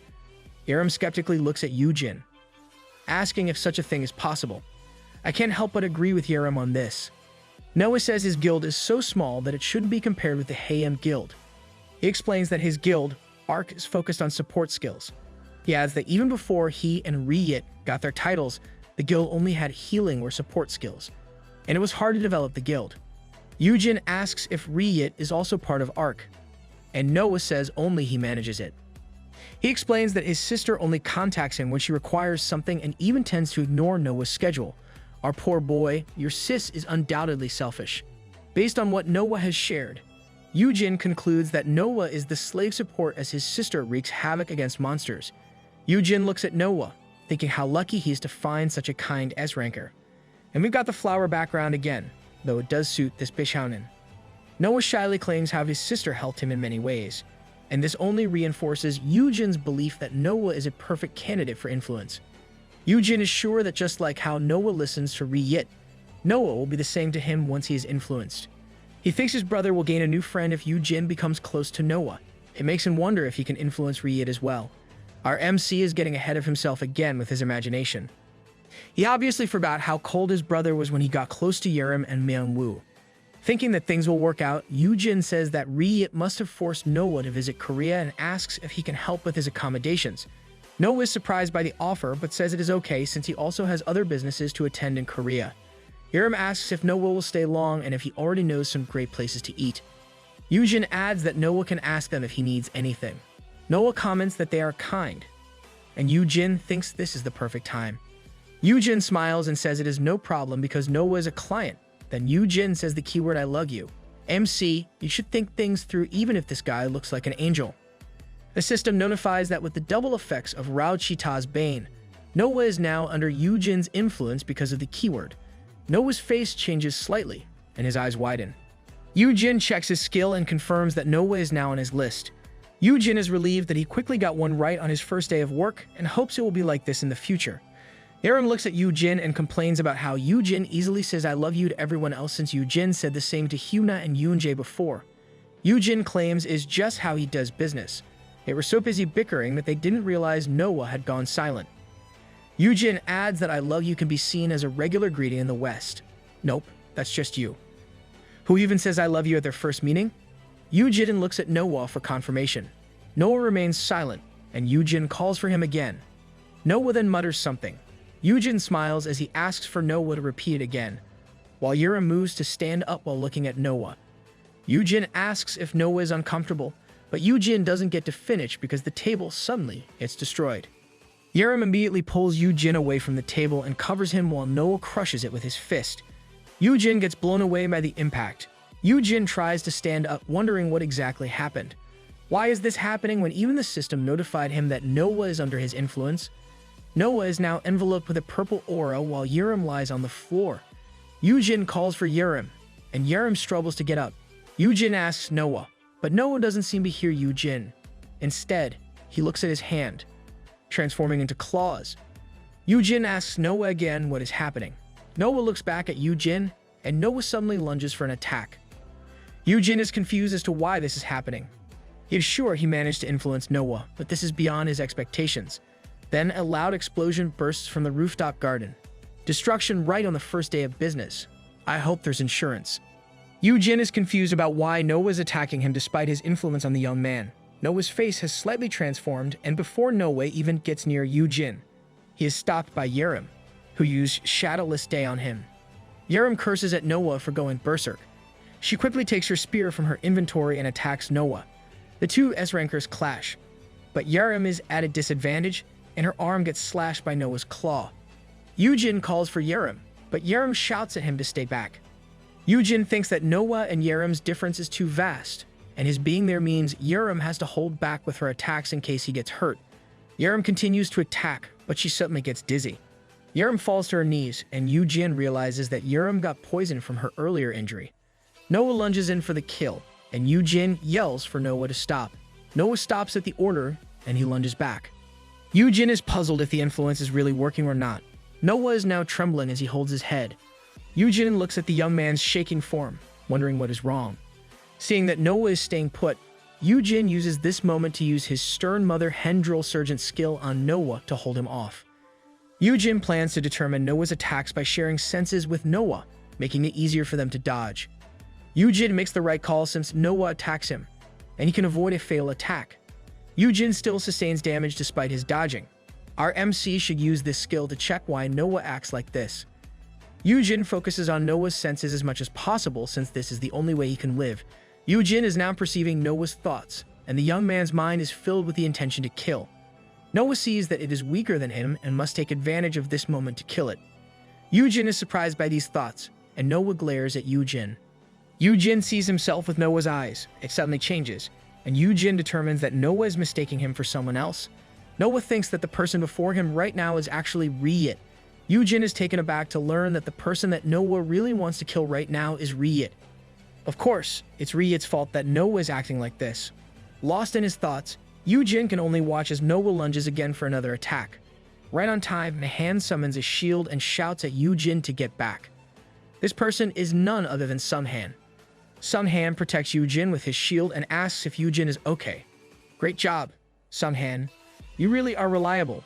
Yoojin is glad that Sunghan has arrived. Sunghan explains that people from KHA will soon come, as well as the Sijang Guild. Right at that moment, Yoonjae falls from the sky as if he was summoned. He falls directly on Noah for an attack and steps on the young man to keep him on hold. Yoonjae says Yoon should have been there so that he'll enjoy the show. Yoojin runs to Yerim, but Yerim tells him to not come near since the antidotes don't work. Yoojin says it's okay since he has poison resistance. Yoojin shares the skill using +1 and Yoonjae looks at them. Yoonjae says the skill should at least be S-class, confirming his suspicion that Yoojin still has a lot of skills hidden. Sunghan shouldn't have brought this troublemaker with him. He's too sharp. Getting back to the business at hand, Yoonjae pierces Noah's hand with his chain. He says things are messed up even though Noah just landed in Korea. He thinks of taking care of things immediately, but Yoojin calls for him to stop. Yoonjae stops, and Sunghan is surprised that Yoojin will get involved. Yoojin says he is thankful for the help but would also appreciate it if Yoonjae didn't hurt Noah. Sunghan tries to stop Yoojin from getting closer, saying it is dangerous. Yoonjae looks at Yoojin with a smiling face and says that Yoojin should rethink it since he is the victim after all. Yoojin claims he is okay, and Yoonjae comments on how Yoojin defends his guests despite the destruction caused in his new building. That's just our MC's personality. If he wasn't like that, you wouldn't be able to stay by his side, Yoonjae. Yoonjae finally releases Noah and claims he wants to know what happened there. Yoojin says he is going to check by calling Ryit. After a few rings, Ryit answers the call. Noah flinches upon hearing his sister's voice. Ryit asks why Yoojin is calling and if he has already met her cute brother. Yoojin says he did and reveals that Noah also attacked him. Ryit sounds confused and says Noah is not the type to do such a thing. She then asks if Noah can hear her and if what Yoojin said is true. Noah sweats as he confirms this, and Ryit reminds Noah of how she told him to be nice. Noah stammers as he apologizes. Yoojin is still using the stern mother hen drill surgeon skill on Noah, and he feels from their connection how terrified the young man is. Noah is trembling in fear and curls up as if protecting himself. This confirms Yoojin's suspicions that Ryit's claims of having an obedient brother are only because the younger brother is terrified of his older sister. Just what kind of boorish things did Ryit do to her own brother? Yoojin also uses the promising sprout on Noah, and finds that Noah is indeed an S-ranker. Still, at the same time, Noah's maximum possible awakening rank is only supposed to be Class A. Yoojin knows achieving this feat is almost impossible unless it was conducted through extreme means. Yoojin compares it to how Sunghan became an S-ranker despite awakening as an A-ranker. Yoojin knows it is possible because Sunghan can awaken as an S-ranker based on his classification. But in the case of Noah, this is obviously different. Yoojin imagines how much pressure Noah has to take to become an S-ranker despite his limitations. Ryit literally broke her own brother. Yoojin thinks about this kind of growth that has to break the limit, the siblings' words, and how Noah reacts. He ponders how Noah quickly chose to kill when he saw that the person he saw as his sister was weaker than him. Yoojin imagines what kind of hold Ryit has over her brother that can terrify him, and he can only wonder at what sort of upbringing Ryit did. Like how not everyone can be good. Not all caregivers can be good like our MC. This is a backstory of the siblings. A woman maniacally laughs while holding a torn monster head in her hand. She is overjoyed at the fact that she can fight monsters. Standing atop dead monsters, Ryit is celebrating the fact that this kind of world exists. Yep, she was a real psycho before she awakened. She then remembers the existence of her brother and looks at him. Ryit asks what Noah is doing, though she can see that Noah is busy healing other people at that moment. Ryit walks to where her brother is and asks if he is okay and if he is also awakened. Noah stammers a yes, and Ryit gets close to her brother. She holds his face and asks if he is an S-ranker like her. Noah looks away, stating that he is an A-ranker and that he does not have any combat skills, though he does have the ability to heal. Ryit lets go of her brother with eyes filled with disappointment. She then strikes her brother down and lifts him up by his clothes. She claims Noah is nothing but a disappointment and asks how he plans to survive if he is only an A-ranker. Seriously, the kid is an A-ranker. That's even better than our MC's stats. Ryit's sudden outburst shocks the people around them into running. Ryit looks at them and says that these people she just helped are now running away. She states that people should be able to defend themselves. Like the crazy person she is, Riet kisses Noah on the cheek and acts as if she is comforting her brother. She tells Noah not to cry and worry about it. Noah looks at his older sister as she smiles and claims that she will ensure that Noah becomes useful. Back to the present. Riet calls her brother Fable, a French term for weak. She asks if Noah is listening and why he cannot do anything right. Noah is still trembling from fear and apologizes. Yoonjae speaks up and comments on how Riet met Yoojin while she was in Korea. Riet reacts to the voice and warns Yoojin to be careful around the dangerous person with him since that man is very bad. Everyone already knows that Riet. Yoojin ignores Riet and gets back to the topic at hand. He says that Noah seems to have experienced many negative things because of her. Yoojin admits to himself that not all caregivers will be good people, and what transpired here was his mistake. Riet claims that she raised Noah to become strong. She says Noah was a weakling, and instead of throwing him out, she raised him herself. Yoojin says that Noah is supposed to be an A ranker when he awakened. Riet answers back, stating an A ranker is not enough since Noah is her brother. Yoojin looks at Noah, and he can see for himself what the young man is going through even without using his skill on him. Riet defends herself, saying she worked hard to raise Noah to become an S ranker. She explains that Noah is so weak that it seems like he is always on the verge of dying whenever she does something. This psycho is infuriating. We should have Taewon lock her up. Yoojin determines that Noah is anxious and scared even without the shared senses, seeing Noah break before his eyes. He can tell that the young man was abused a lot. Riet claims that Noah made a mistake even with Yoojin. She believes a weakling like Noah can't be independent, then mocks Noah's guild. Noah gets engulfed by his sister's words as Riet asks when he will be useful. She then reminds him that he might be left on the streets if she hadn't cared for him. Yoojin watches as Noah drowns in his fear. Riet is still unfinished and states she is doing all this because of her love for him. Love is not an excuse to torment your own brother. Yoojin is getting furious by the second and tries calming himself down, thinking he can use this situation. Yoojin clenches his fist as he tells Riet he has something to say. Riet notices the change in Yoojin's voice and asks why he sounds angry. Yoojin says Noah has injured a Korean awaken, so he will ask the KHA to keep hold of Noah within the country. Riet asks if Yoojin can let it go. Yoojin plans to take advantage of this time to learn more about Noah and Riet. Yoojin says that he can also ban her from entering the country if he reports her about selling illegal contracts. Riet is shocked that Yoojin would really report her. Yoojin says that they can talk about raising her magic beast later instead. Riet panics as she says she fulfilled her part of the condition by introducing her brother to him. That's a great option, MC. Let's get her banned. Yoojin plans to be careful, recalling how this same person he is talking to tried to kill him once. Riet tries to make up with Yoojin, asks if this is about her brother's mistake, and says she will handle it. Yoojin reminds himself that he is supposed to handle things carefully. But Riet kept saying it was her brother's fault, and Yoojin finally snapped. Yoojin yells at Riet for asking what is wrong when it is evident to everyone how she has manipulated her brother into thinking he is useless. Noah is shocked by the anger Yoojin exudes and stares at him. Riet asks why Yoojin is shouting, and Yoojin continues to scold her. Our MC is like Noah's knight in shining armor.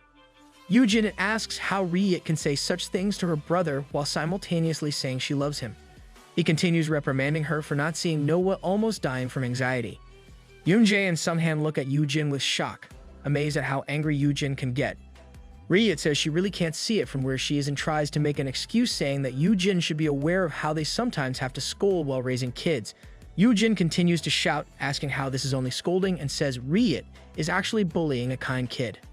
Yoojin asks how much Riet criticizes her brother to the point that he becomes a trembling fool just by hearing her voice. He scolds Riet for being insane and making her young brother like this and berates her for not protecting Noah if she deems him weak. The guts of an F-ranker who knows his own worth. Noah stares at Yoojin with awe, imagining how Yoojin is scolding his big sister despite being weaker than her. Yoojin admonishes Riet for thinking so lowly of her brother and asks how she can even call herself the kid's sister. Yoojin is enraged that such a person exists and warns her not to set foot in Korea unless she rectifies herself, bows down to her brother, and asks for forgiveness. Riet tries to talk back, but Yoojin quickly ends the call. Let's clap our hands for our MC. He is now the president of Noah Lure Protection Group. After a short deafening silence, Yoojin realizes what he just did, thinking he is screwed. Yoojin's phone vibrates, and there are a lot of missed calls from Riet. Yoojin sweats as he remembers that his warning system is not working right. but he is sure Ryit won't kill him since Yoojin still has to raise her magic beast. No worries, everybody will protect you, MC. Behind Yoojin, Yoonjae claps his hands at the performance he just watched. At the same time, Noah looks up at Yoojin and is amazed that Ryit cannot even say anything against Yoojin. After that mess, Taewon arrives and escorts Noah to the association. Taewon feels like he's going to get a headache as he comments on how there is no way a person can change in one night. Yep, but you're late, Taewon. Taewon explains that Noah will be detained in a detention cell meant for the awakened. Seeing that no non-awakened got hurt in what happened, Taewon says Yoojin can ask for a settlement after Noah's detention. He also explains that Yoojin can have him kicked out if he desires. Yoojin says there is no need to kick Noah out of the country. He also asks to have Ryit banned instead, saying it is for his own safety. Taewon easily agrees to the request, and Yoojin smiles at Noah, saying he can rest easy while in Korea. Yoojin reminds Noah that they should have their talk later. Noah looks at Yoojin with appreciation even as Yoojin leaves, and our MC gets another admirer. I wonder if he will be clingy like Myung-woo. Yoojin acts cool as he leaves Noah to Taewon. Yoojin thinks he can resolve things without using force and reminds himself to be more careful in the future. The Sejong Guild brought with them a healer just in case. Sitting down on a bench, he looks at the healer healing Yerim, thinking if he could take Noah as a healer if possible. The healer finishes healing Yerim, and Yerim jumps up and down to celebrate her quick recovery. It's like she never got hurt in the first place. The healer approaches Yoojin and asks if he is hurt anywhere. Yoojin says he is okay since he already has a potion. Suddenly, Yerim butts in, saying that Yoojin must be healed even if he only has a scratch. She pulls on Yoojin's clothes to take a better look if Yoojin still has injuries. Yerim ignores the fact that she destroyed Yoojin's clothes and reminds Yoojin to treat himself better. Yoojin can only agree as he covers his chest and receives treatment from the healer. Every kid under our MC's influence is such a worrywart. Yerim continues to scold, saying Yoojin should stop saying I love you to everyone around him since even Noah went berserk. Yoojin feels that Yerim hit the mark, but he simply claims he will do better. He will do better, but our MC will definitely keep saying those words to everyone. Yoojin realizes he has no time to recruit a healer. Yerim is right about saying the keywords to everyone without considering the consequences. Yoojin wonders if this is also the effect of fear resistance. He starts wondering how Yoonjae would act if the keywords worked on him. Of course, he receives mental damage for even imagining it. It is a relief that it didn't work the first 2 times he said those words to Yoonjae. The Sejong Guildmaster is playing hard to get. The healer is shocked at Yoojin for spitting blood, but continues to heal Yoojin. The healer leaves Yoojin, wondering if his healing skill can cause such a phenomenon. Yoojin doesn't realize that he caused the Sejong Guild's healer confusion. Instead, he resolves to stop dealing with the S-rankers. Yerim brings Yoojin some new clothes, and Yoojin thanks her for being there for him. Yerim blushes at this and sits beside Yoojin. She admits that she is nowhere near good at protecting Yoojin. She also wonders why an A-grade antidote could not heal her when she got poisoned. Yoojin explains that Noah's poison skill might be S-rank, hence the A-grade potion that Yerim used was ineffective. Yerim looks closely at Yoojin and asks about his poison resistance skill rank. Yoojin is trapped, but instead of choosing to hide it, he reveals that it is L rank. He reminds Yerim not to disclose it to anyone else. Yerim is shocked to hear it, and she is enlightened to discover that there is such a rank. Yerim doesn't know that there is also an M rank, but this is not common knowledge after all. Yoojin remembers that Yoonjae seems aware of his poison resistance skill and wonders if it is because Yoonjae knows of Noah's poison skill. Based on the call with Ryit, Yoojin determines that Yoonjae also knows her. A door opens in the detention center for the Awakened, revealing Yoonjae. Yoonjae finds Noah, who is shackled inside. He claims that it was only recently that the young man became valuable. Yet, he is already causing problems as soon as he reaches Korea. And Yoonjae reminds Noah to keep his promise. Noah looks up at Yoonjae, not a single bit shocked that the Sejong Guildmaster is before him. Our MC is correct in his suspicions. Yoonjae knows the siblings. If you remember, he made a call to have his team relocate to Korea, including the Dio Valsius' siblings. Yoonjae asks Noah why he wreaked havoc as soon as he landed and mentions that Noah only made things harder for himself. He once again reminds Noah to keep his promise. Noah looks away and clenches his teeth. He suddenly bangs his cuffed hands on the table and stands up. Noah yells at why he should pay for the information of becoming stronger when Yoonjae also made his sister stronger. Noah blames Yoonjae for telling Ryit the requirement of clearing the dungeon with a sibling. Oh, So it was because of Yoonjae that they got that SSS class title, the twin of Dio Valsius. Yoonjae sighs at this display of immaturity and says that he only told Noah that he would make him stronger, not that he would make Noah stronger than his sister. This only angers Noah, causing him to shift a bit into a dragon. Noah asks why Yoonjae is doing this, so I guess Noah wasn't exactly forced to the dungeon since he also chose to become stronger. But as Yoonjae is a prick, Noah felt he got scammed. Yoonjae does not appreciate this kind of questioning and throws the table over. Noah is now on the floor groaning, and Yoonjae looms over him, saying it doesn't matter right now. Yoonjae reminds Noah that he had already asked him twice why he attacked Yoojin. Noah looks up at Yoonjae, sweating as he wonders how to answer this question. After some time, Yoonjae walks out of the interrogation room as he contemplates Noah's answer to his question. Noah said it was weird how Yoojin felt like a higher-ranking, venomous, cursed dragon compared to him and his sister. He says it is why he feels like Yoojin is his sister, albeit a weaker version of her. Yoonjae wonders if Yoojin has a title related to a venomous cursed dragon since he also has a high-tier poison resistance. Yoonjae can only agree with how weird it is for an F-ranker to have something like this and for it to be greater than the Dio Valsius SSS rank title. Yoonjae is slowly unraveling our MC's secrets. The Seijun Guildmaster ponders on how Yoojin doesn't have any attack-related skills. Still, he stops once he finds Taewon's song before him. Taewon looks at Yoonjae and says he is right in thinking that Yoonjae is somehow connected to this case. Yoonjae claims his innocence, saying he is only visiting since he got involved in helping out. Not caring for Yoonjae's excuse, Taewon warns him to never put Yoojin in danger. Yoonjae smiles as he says it is the exact reason he got involved and even had a healer accompany him. Yoonjae adds that it was outside of his expectations and chuckles at how Riyet must be out of her wit with what she can do to make up with Yoojin. Taewon reminds Yoonjae that an F-ranker is no different from an ordinary civilian. He warns Yoonjae again that he should not use Yoojin or even consider exposing him in danger.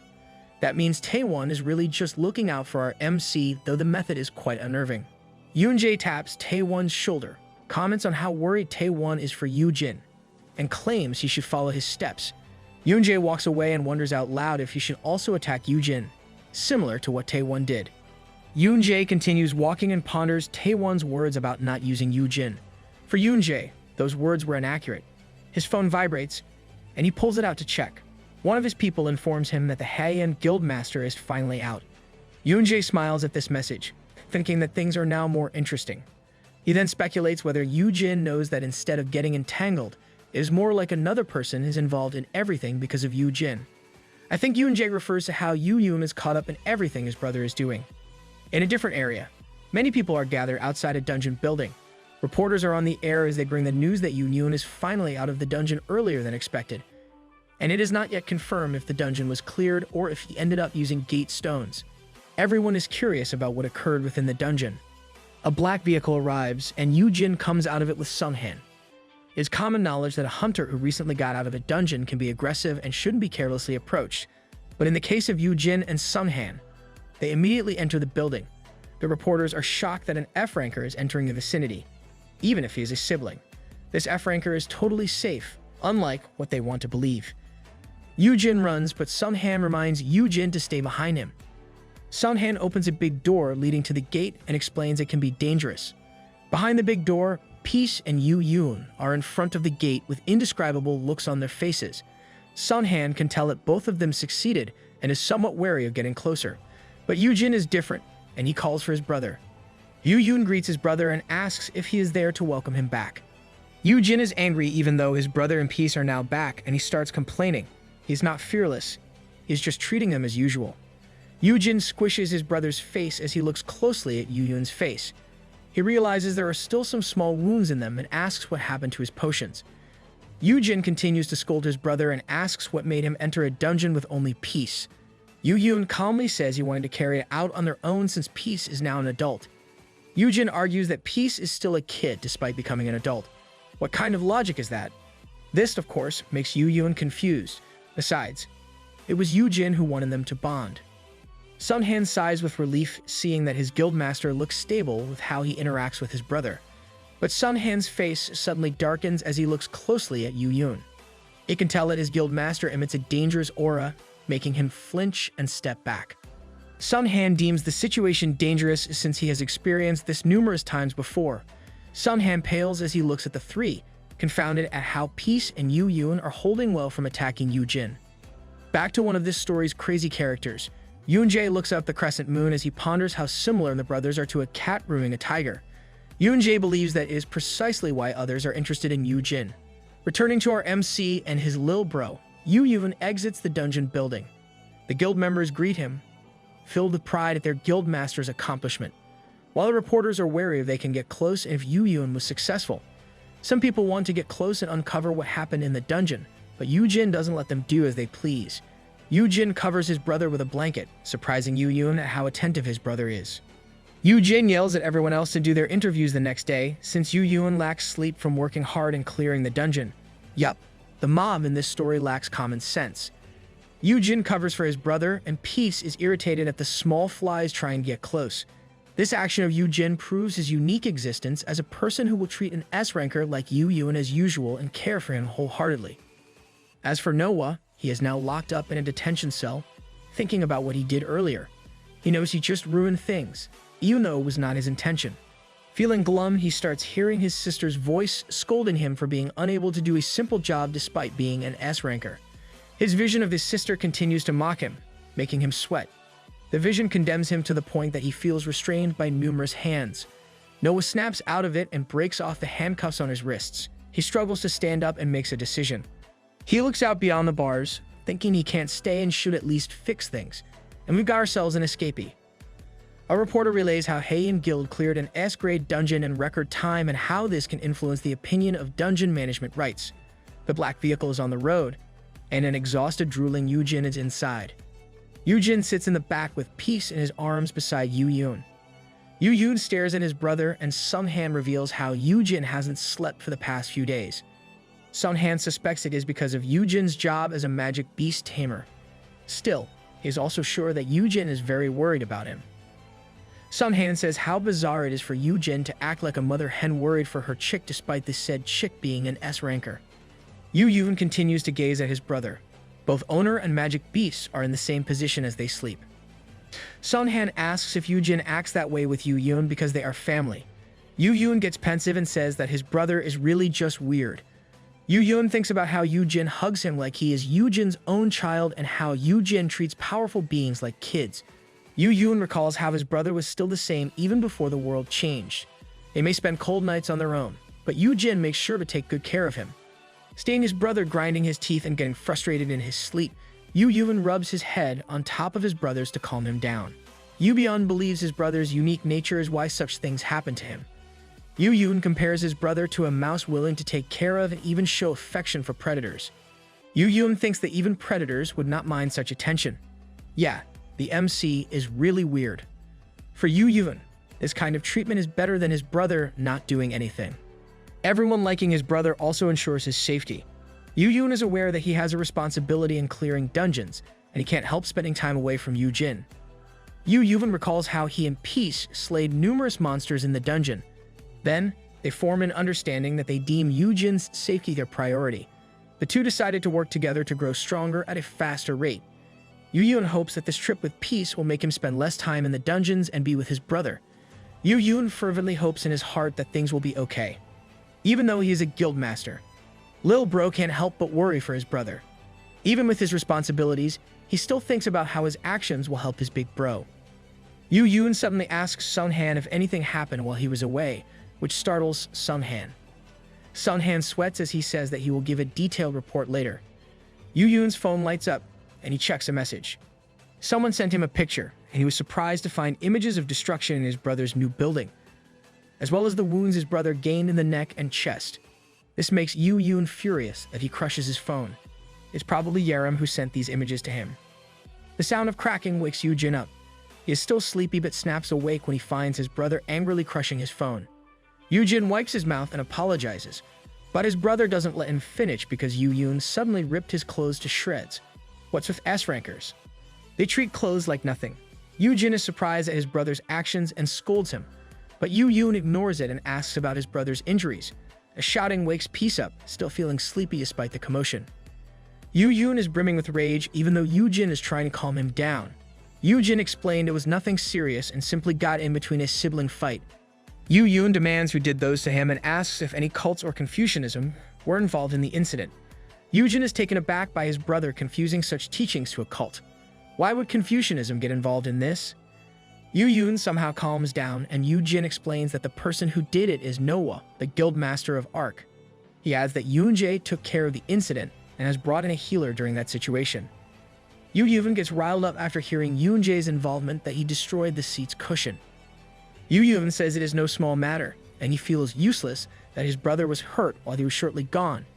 Yoojin reveals that he intentionally left everyone else to secure his safety, yet they could not do so. Yoojin slumps and continues destroying the car seat. He feels angry and remorseful that going to the dungeon this time is futile. Lil Bro is handling it better than I thought. At least it is only the seat cushions. Yoojin feels terrible for his brother and rubs Yoojin's head. He asks if that is why only Yoojin and Peace entered the dungeon. Yoojin reassures his brother that Sunhan and Yerim did protect him to the best of their abilities. He adds that Noah has been arrested, making Yoojin pause. Yoojin asks if that guy is not dead yet. Yoojin is confused by the question but answers it nonetheless. Lil Bro ponders over this information, thinking that Noah is left alone by Yoonjae because Yoonjae is definitely involved. Yoojin is shocked that his brother can deduce that with little information. Yoojin says he will still check it and once again gets agitated as he asks about the bruise on Yoojin's neck. Yoojin is peeved that Yoojin also knows of this incident. Your Lil Bro has to know everything since his priority is you. Yoojin explains everything that has happened to his brother. They are now walking outside and Peace is trying to ensure that Yoojin's chest is covered.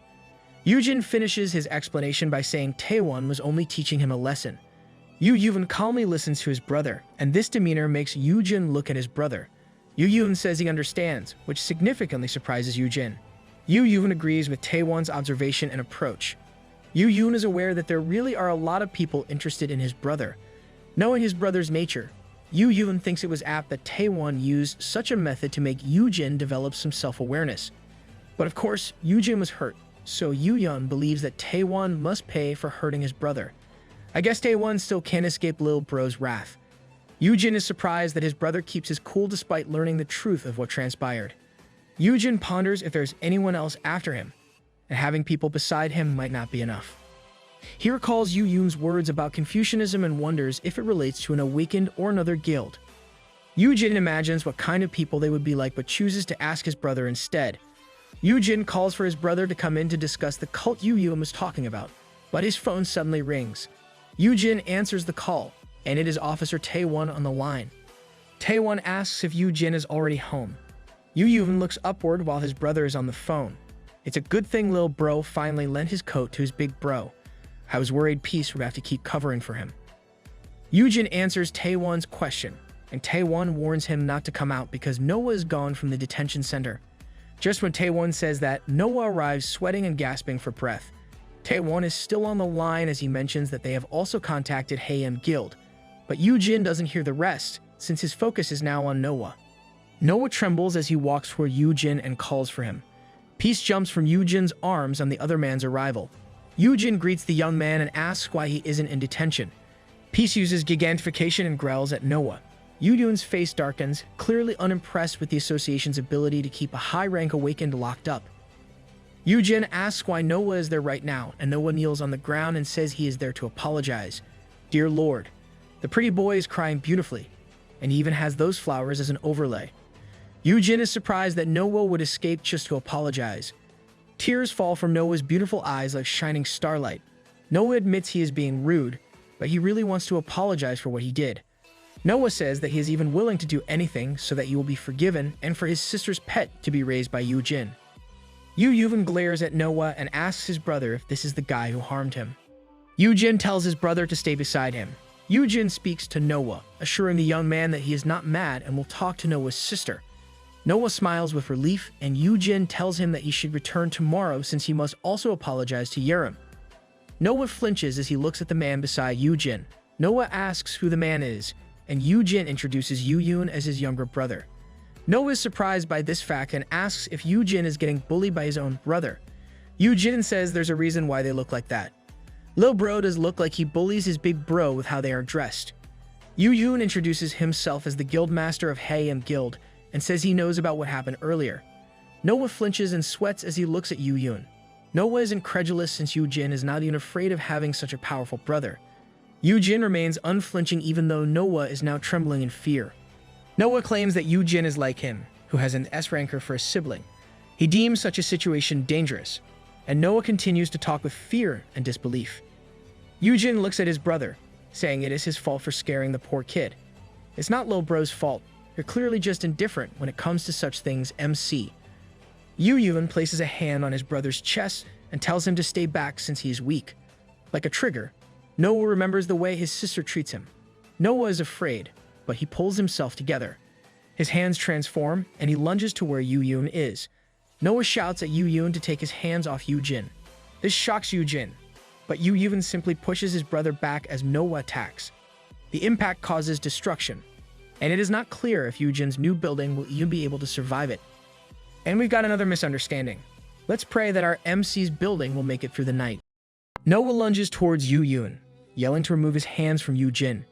Yoojin quickly pushes his brother away from him, and their impact causes a big explosion.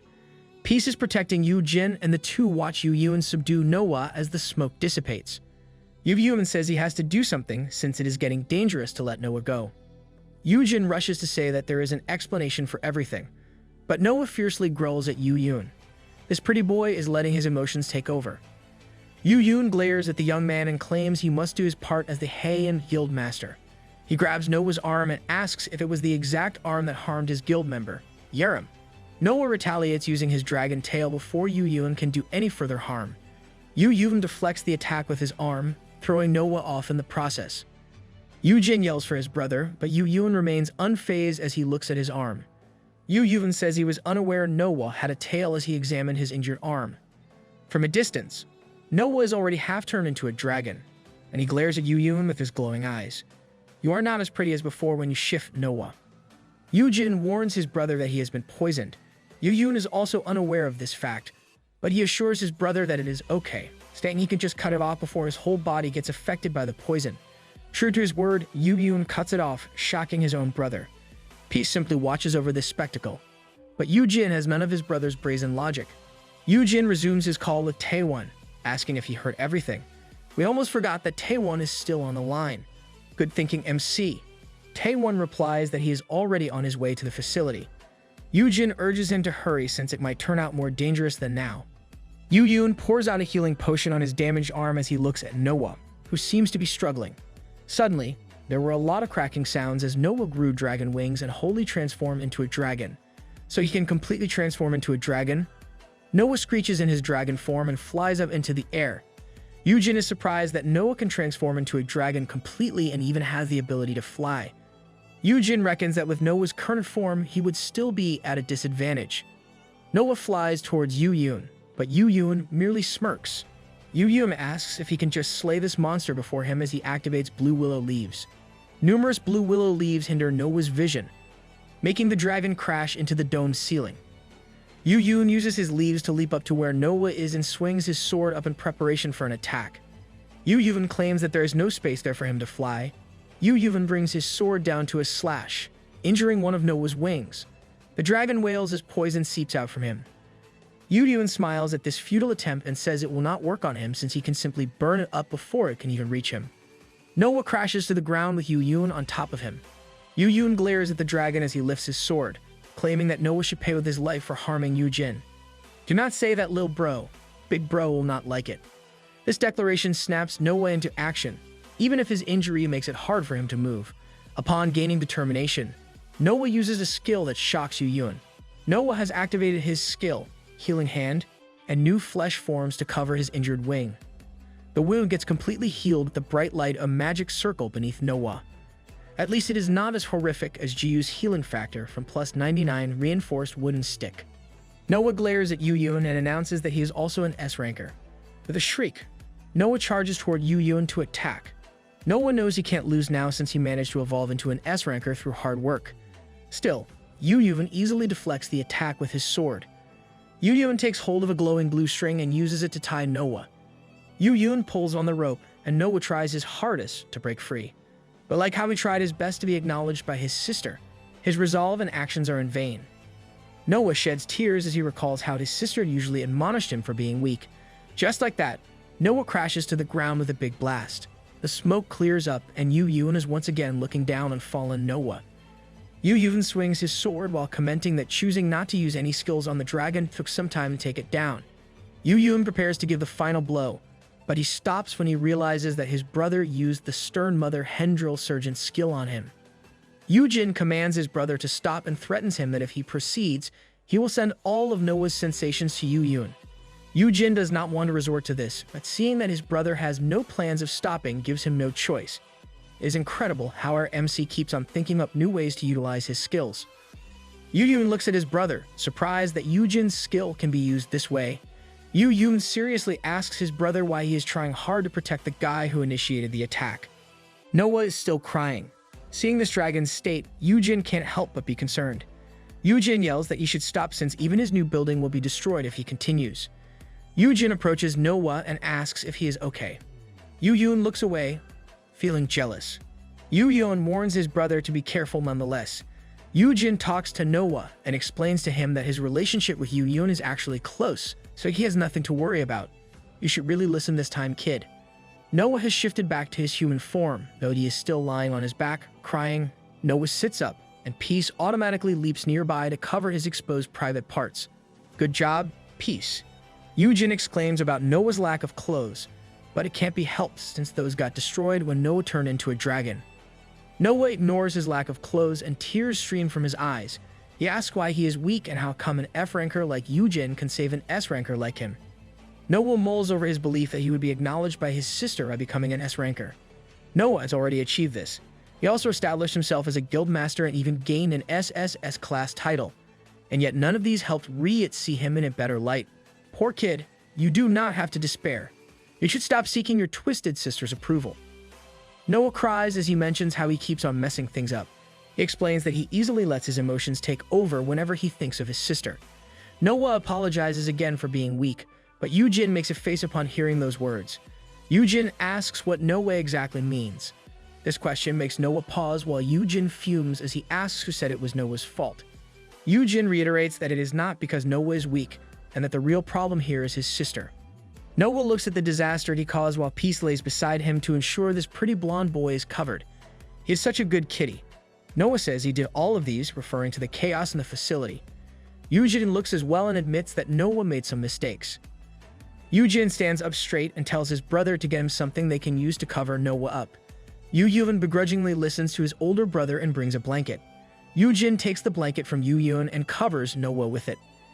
Yoojin tells Noah that he may not know him and Riot well, but based on what he has seen so far, he can tell that how Riot treats Noah is wrong. It is easy to discern that Noah is abused, making him naturally scared of his own sister. Yoojin slumps down as he concedes that Riya is just really scary, which is why no one can stop her from treating Noah that way. That makes sense, but there are other S-rankers who were aware of this situation, but did not stop Riya. For example, there is Yoonjae, but yeah, we can't expect too much from this guy. Noah can't say it, but he agrees with Yoojin. He says that things might have been different if he had been stronger, but Yoojin refutes those words and says he should not be treated that way, whether he is strong or weak. These claims make Noah's eyes widen and gaze at Yoojin. Yoojin fixes Noah's blanket to cover him adequately and tells him he is not weak. Yoojin reminds Noah that he kept on trying to improve to the point that he created his own guild and even got himself a title. And most of all, he tried his best to win against his sister. Yoojin tied the ends of the blanket to keep it secure. He then reassures Noah that he did a great job and is now strong. Yoojin smiles at Noah and reminds him of how he fought just now with Yoojin because he was afraid for Yoojin's safety. Yoojin guarantees that such action is not something a weak person would do. These words left so much impact on Noah that he can't help crying prettily once again. This kid is such a crybaby, but is okay if it is this kid. He is still pretty even though he's crying. Noah says is the first time someone has told him such things, making Yoojin think about this seriously. Yoojin is sure anyone can tell Noah is suffering because of Riet. Yoojin looks over at the young man whose face reddens with tears filling his eyes. Yoojin decides to reassure Noah again and advises him to keep his distance from his sister in the meantime. Noah mumbled, and Yoojin did not hear him the first time. Noah wipes his tears as he asks if he can stay there until he musters up his courage to face his sister. Yoojin readily accepts the request while Yoojin and Peace stare at the two with blank faces. The two are in sync as Yoojin thinks about how he shouldn't have slain Noah, while Peace growls at this turn of events. Lil Bro and Peace are jealous. There is another addition to the list of people and magic beasts who are craving Big Bro's attention. Chief Officer Taewon Song arrives at the facility to take Noah away. "You're late, Taewon." Things had already settled down even before he got there. Noah is still tearing up while he looks at Yoojin. At the same time, Taewon instructs his personnel to tell everyone that it is safe to return to their homes. And in the background, some staff are cleaning up the mess that Yoojin and Noah created in the place. Yoojin looks in amazement at how professional Taewon is in ensuring that regular civilians will not be hurt in the clash. I guess this is the reason he was late. As for Yoojin, he glares at Taewon as he recalls what the guy did to his older brother. Unable to keep his cool, Yoojin throws a dagger toward Taewon. Taewon easily catches the blade with one hand as he looks at Yoojin, who is glaring at him. And this somehow resolved the issue from before. Lil Bro really can't keep his cool if it concerns Big Bro. After some time, Noah started working as a guard in the facility to repay the damage he caused. This fact overjoyed Yoojin since he got an S ranker as a guard for free. There was also the issue between Noah and Yerim. But unlike Yoojin's expectations, Yerim quickly forgave Noah for what happened. Yerim claims that the fight was a fun experience for her and adds that they should do it again next time so that she can freeze Noah's poison. Noah is also a bit surprised by the turn of events. Still, he immediately agrees to fight again with Yerim anytime. Yoojin is taken aback at how fast they made up and wonders if all S-rankers make up this way. These S-rankers are pretty chill. It is like a brawl is just a game for them. Noah leaves them to handle other paperwork, and Yoojin waves him bye. As Noah goes, Yerim looks at Yoojin. She says she is okay with this, but then asks if Yoojin really feels the same. The question surprises Yoojin, and Yerim starts pointing out that Noah is the guy who attacked him in their first meeting, and that same guy has a crazy S-ranker for a sister. She asks if Yoojin really has no perception of fear. There is also Taewon, who attacked Yoojin when they were alone, and it was also their first meeting. Our MC already forgave Taewon, so Yerim should not be surprised anymore that the same applies to Noah. Yoojin laughs it off, seeing that Yerim got it all correct. Yerim asks if Yoojin has been manipulated or something. Still, Yoojin only looks away, thinking that he is actually the one who is manipulative here. Yep, but only you and the system are aware of that. Yoojin scratches his head and claims that he feels terrible for Noah since he is still young, and he really wants to help him out. Yerim beats on her chest as she shouts that this is the exact problem with Yoojin. Yerim points at Yoojin as she reminds him that ordinary people would get intimidated even if they just stood next to an S-ranker. She explains how she even has to hide her own energy while at school so that her friends will not be afraid of her. She then shouts that Yoojin does not even get scared and does the complete opposite. Yoojin feeling bad for an S-ranker is utterly different from the norm. Yerim compares him to a hamster who feels terrible for a beast. She has the same observations as Lil Bro, back when Lil Bro compared his brother to a mouse who takes care of predators. Yerim says that Yoojin is weird, but Yoojin contradicts this. He says he is only worried for Noah since he is around Yoojin's age, and the young man really does not feel like a stranger to him. Yerim says this kind of thinking is also weird and asks about Yoojin's actual relationship with Yoojin. She comments on how Yoojin kept on talking as if he was the one who raised him. Yoojin looks at Yerim, surprised that she is unaware. He admits that he actually did raise Yoojin from preschool. Yoojin proudly says that during Parents' Day, he would give carnations to Yoojin instead of their parents. For those who miss reading the notes, Parents' Day is celebrated in Korea instead of a separate Mother's Day or Father's Day, and it is a custom to give carnations to them. Yerim asks if they still had their parents at that time, and if they were not on good terms to the point that Yoojin had to take over the responsibility of raising his younger brother. Yoojin thinks about it for a moment and says that their parents' relationship is actually quite great since they are the type to always eat out and do things together. Yoojin adds that it was during one of their trips that their parents died. Yerim skeptically looks at Yoojin and asks if their parents left them on their own. She says that this is a weird thing for parents to do. Yoojin thinks about it and says he is not sure. The doubt on his face clears up as he says it is okay since his parents are on good terms. To better understand Yoojin and Yoojin's family dynamics, here's a flashback. The television is open, and there is a documentary about how a cuckoo lays its egg in a different nest. It explains how the eggs will look similar on the outside, but once it hatches, it would be obvious how it is a different bird species. It adds how the newborn cuckoo would push the other eggs off the nest, while the mother would unknowingly feed the cuckoo hatchling, which is obviously more significant than her. Yep, this documentary is a subtle analogy of the Han family dynamics. A young Yoojin is on the floor, too busy to pay attention to the show on television. He is drawing his younger brother with their family in his sketchbook when he suddenly gets startled by his mom's shout. Mother Han exclaimed as she agreed at how creepy it was.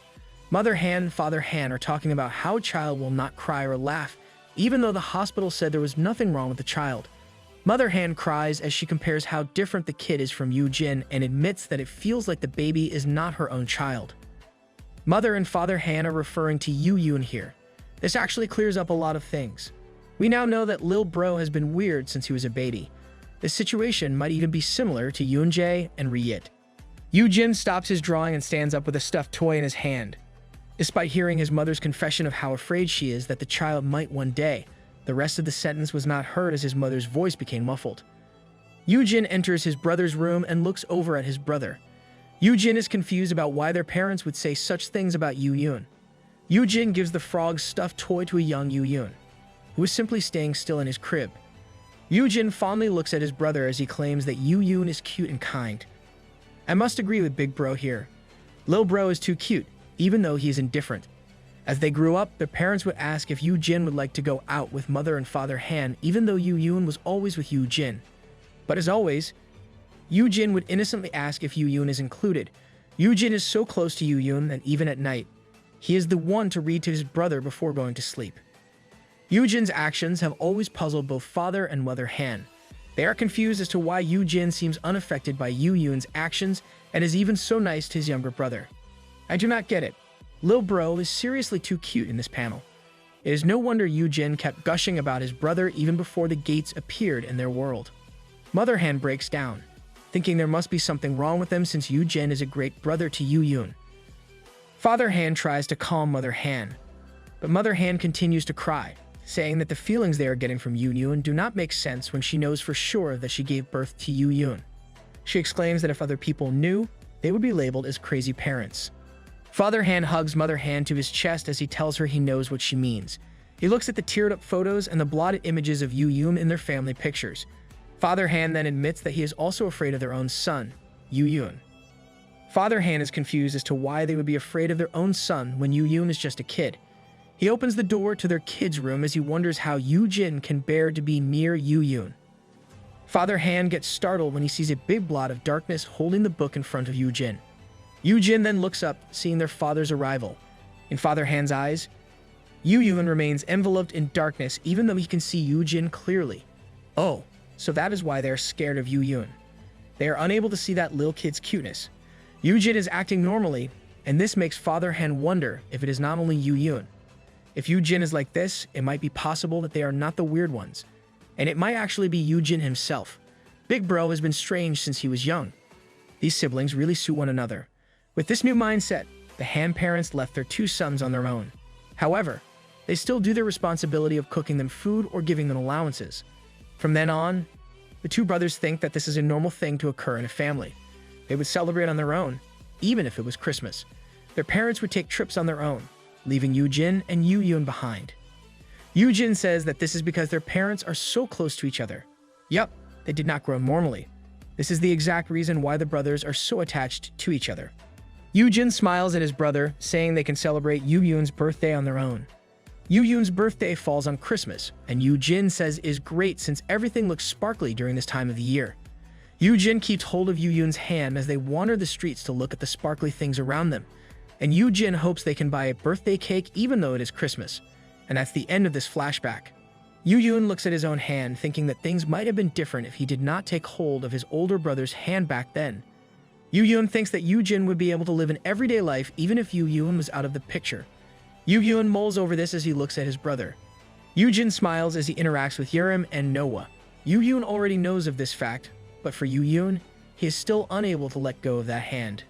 That night in the Sijang Guild headquarters, Yoonjae is talking on the phone. The person on the other end of the line mentions that she heard about Noah's mistake. Yoonjae compares the situation to how they initially trained a dog who ran away from them in the end. The other person asks if this is the reason why her flight was moved. She also asks why Noah did it in the first place. Yoonjae looks at his phone, which is placed on speaker mode. as he says that what happened might have something to do with Yoojin Han. The woman named Evelyn in Yoonjae's phone dawns with understanding as she says Yoojin's title is a magic beast tamer. Everyone is still unaware that this is a fake title. The woman on the other end of the call is in a foreign land and wonders if Yoojin managed to tame Noah, because Noah is a half monster. Yoonjae laughs at this, saying it would be amusing if that is the reason. The long-haired woman pauses and comments that Yoonjae does not seem to be upset by this turn of events. Yoonjae smiles as he admits that he actually likes it when things are happening, not how he expected them to be.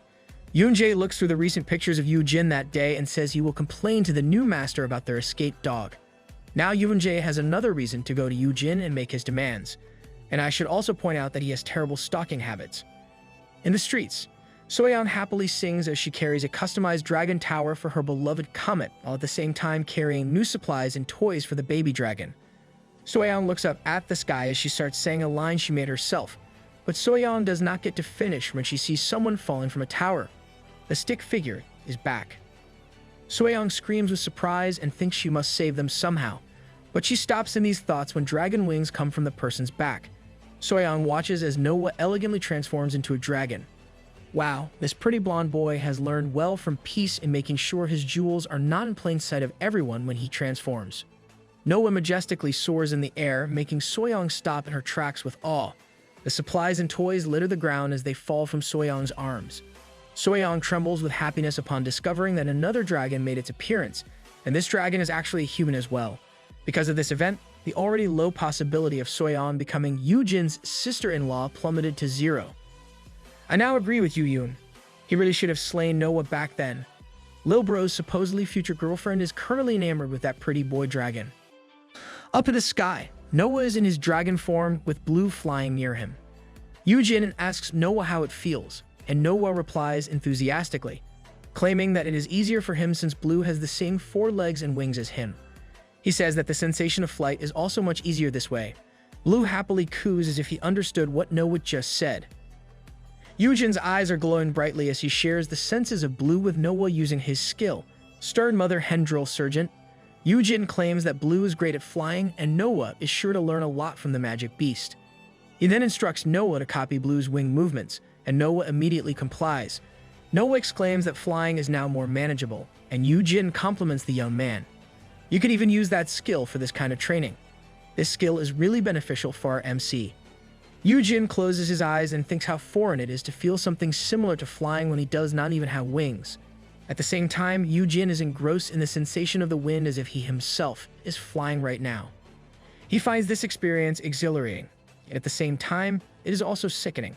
Yoojin suddenly yells at Blue, scolding the Golden Griffin to stop doing stunts as he flies. Blue ignores the scolding and happily squeals in the air. Noah realizes what is happening and immediately shifts back to his human form to run back to Yoojin. He asks if Yoojin is fine, and Yoojin says he is, even though he is already on all 4s. Blue joins them, and Blue perches on Noah's shoulder as Noah reminds Blue that they should go slow. Yoojin looks at the two, but is suddenly reminded that Noah needs some clothes first. This pretty blonde kid needs further lessons about decency. Noah started training with Blue in his dragon form to get used to flying and moving his body as a dragon. Yoojin admits that it was challenging, but he still deems that taking Noah in under his care is like hitting the jackpot. Aside from Noah's title, he also has other noteworthy skills like the B-grade healing hand. In the novel, this was actually ranked as A-class. Yoojin mulls over the fact that healers typically have low stats, but since Noah is an S-ranker, there is less worry about the healer getting hurt. Yoojin looks at Noah's other skill, which is the Soundless Scream.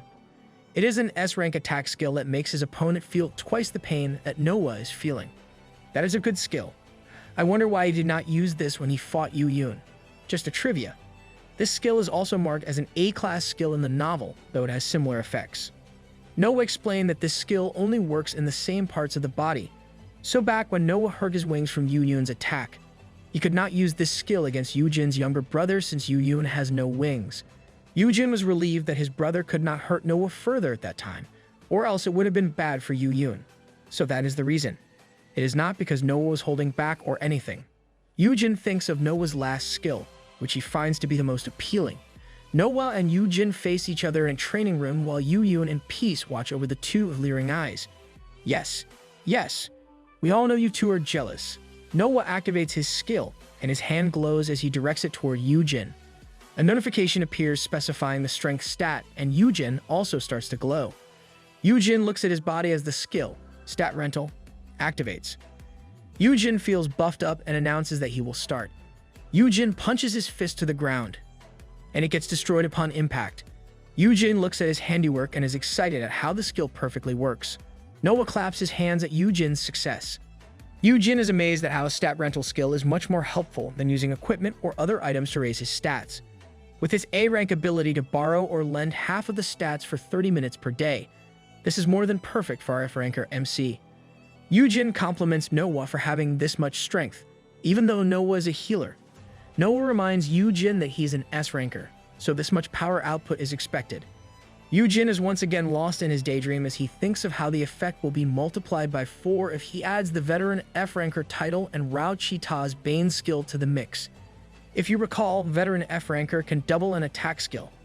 In contrast, Rao Cheetah's Bane can double the effects of skills if Yoojin is up against a lesser venomous cursed dragon like Noah and Ryit. And with this, you just can't help but admire our MC's forward thinking.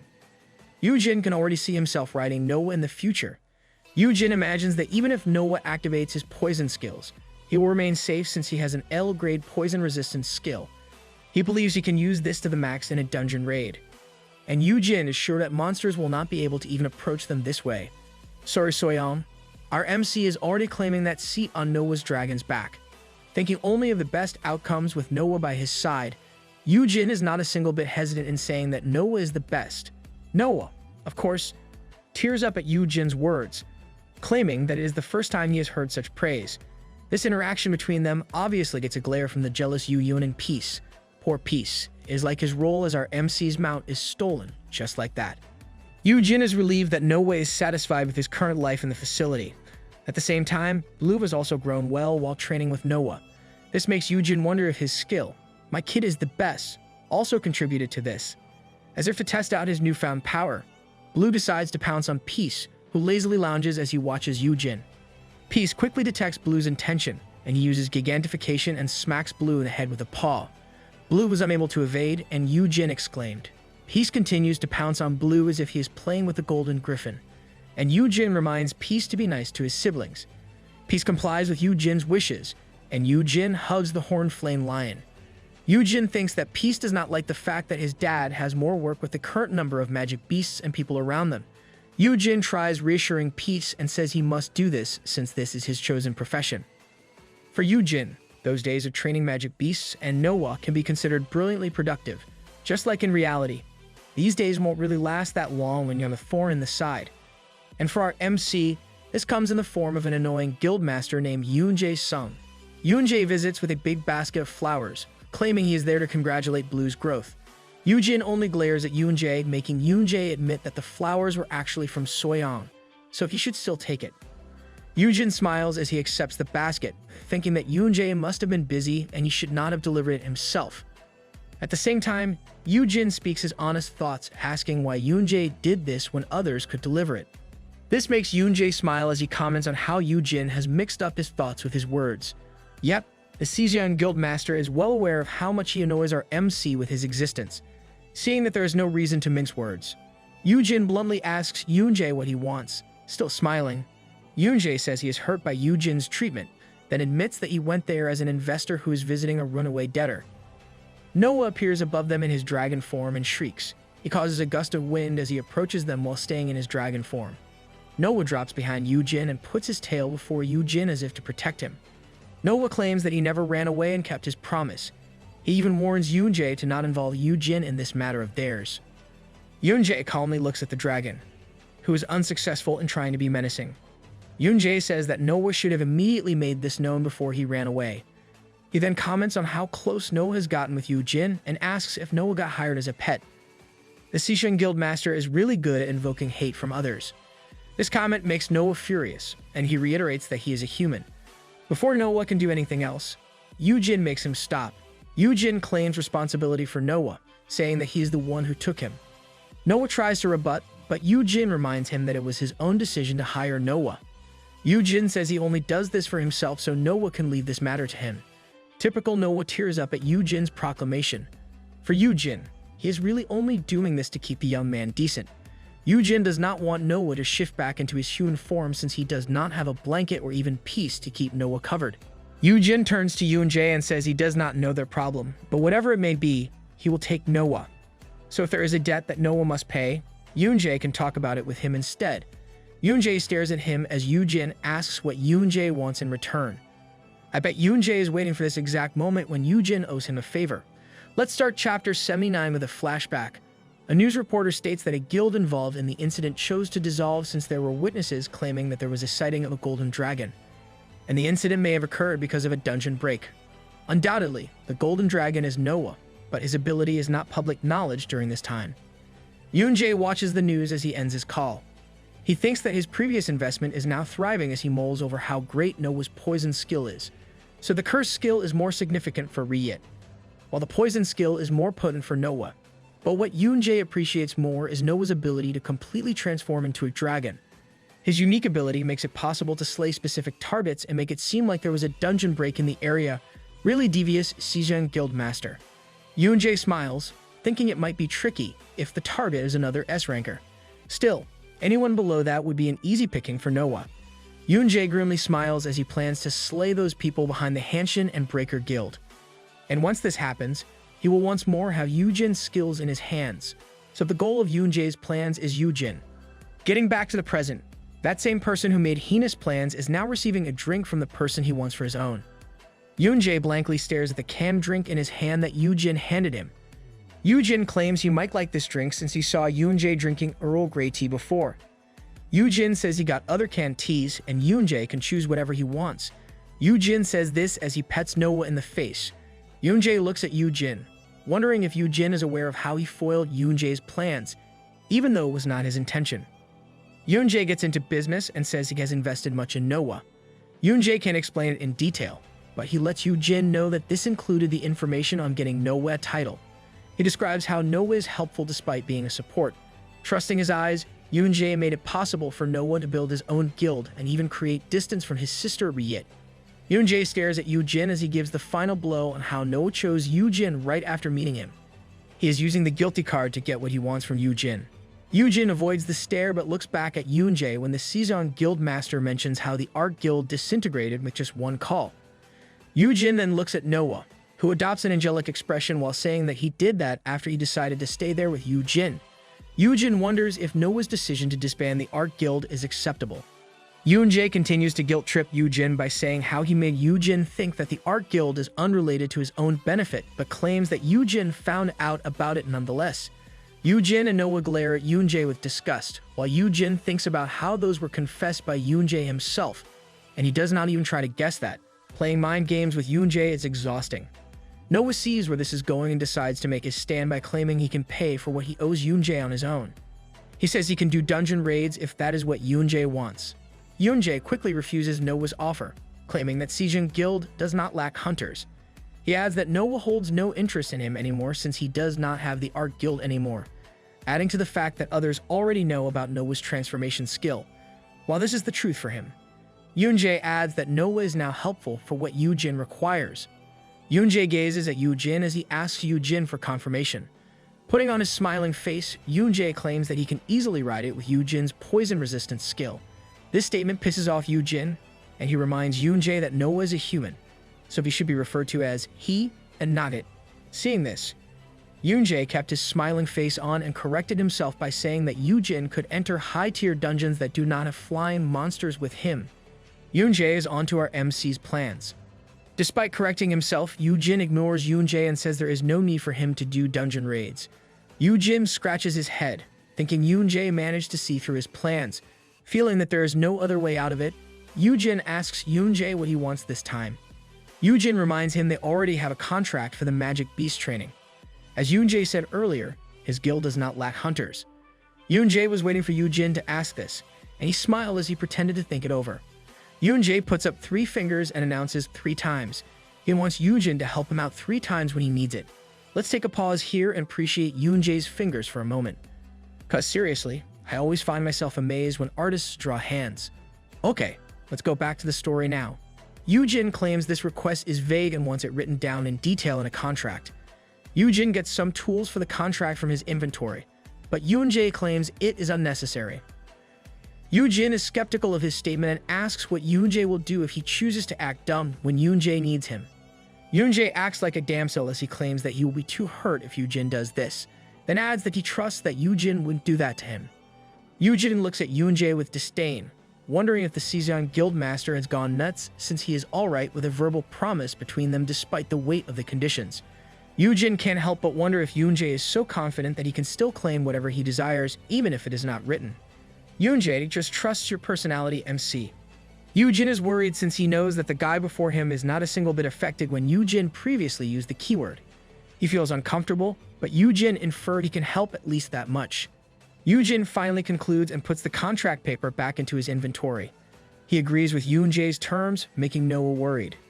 Yoojin reaches out his hand to Yoonjae and adds that he will still reject it if he is unable to do it or if the request is meant to hurt others. Yoonjae smiles at this and reaches out his hand as well. Yoonjae says that he has no intention of harming anyone, and the two shake hands. And that is how the Season Guildmaster managed to achieve his goal despite having his original plan thrown into the trash. Now that Yoojin agreed to help him out 3 times, Yoonjae quickly asks Yoojin if he can really only share the doubled effect of attack skill if Yoojin is wearing an item that nullifies damage. Yoojin looks at Yoonjae and says that is the case, and adds that he does not have the bracelet he used before. This makes Yoonjae smile and asks Yoojin to make sure to let him know when Myungwoo will be able to create an item with similar effects. Yoojin glares at Yoonjae as he confirms his suspicion that Yoonjae only wants his skill. Behind Yoojin, Noah laments the fact that Yoojin is being taken advantage of because of him. Yoojin laughs and curses Yoonjae in his head. He thoroughly mocks the Season Guildmaster in his mind as he thinks that the kind of item Yoonjae wishes to appear is very rare to have. But instead of Yoonjae, the world mocks Yoojin, as a worn-out Myungwoo hands him 3 marbles that have similar effects to the bracelet he gave him before. These clear marbles are called Shalo's beads.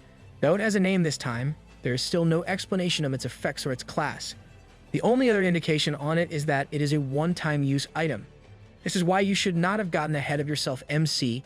You should have known by now that waifu material, Myungwoo, would do his utmost to provide for you.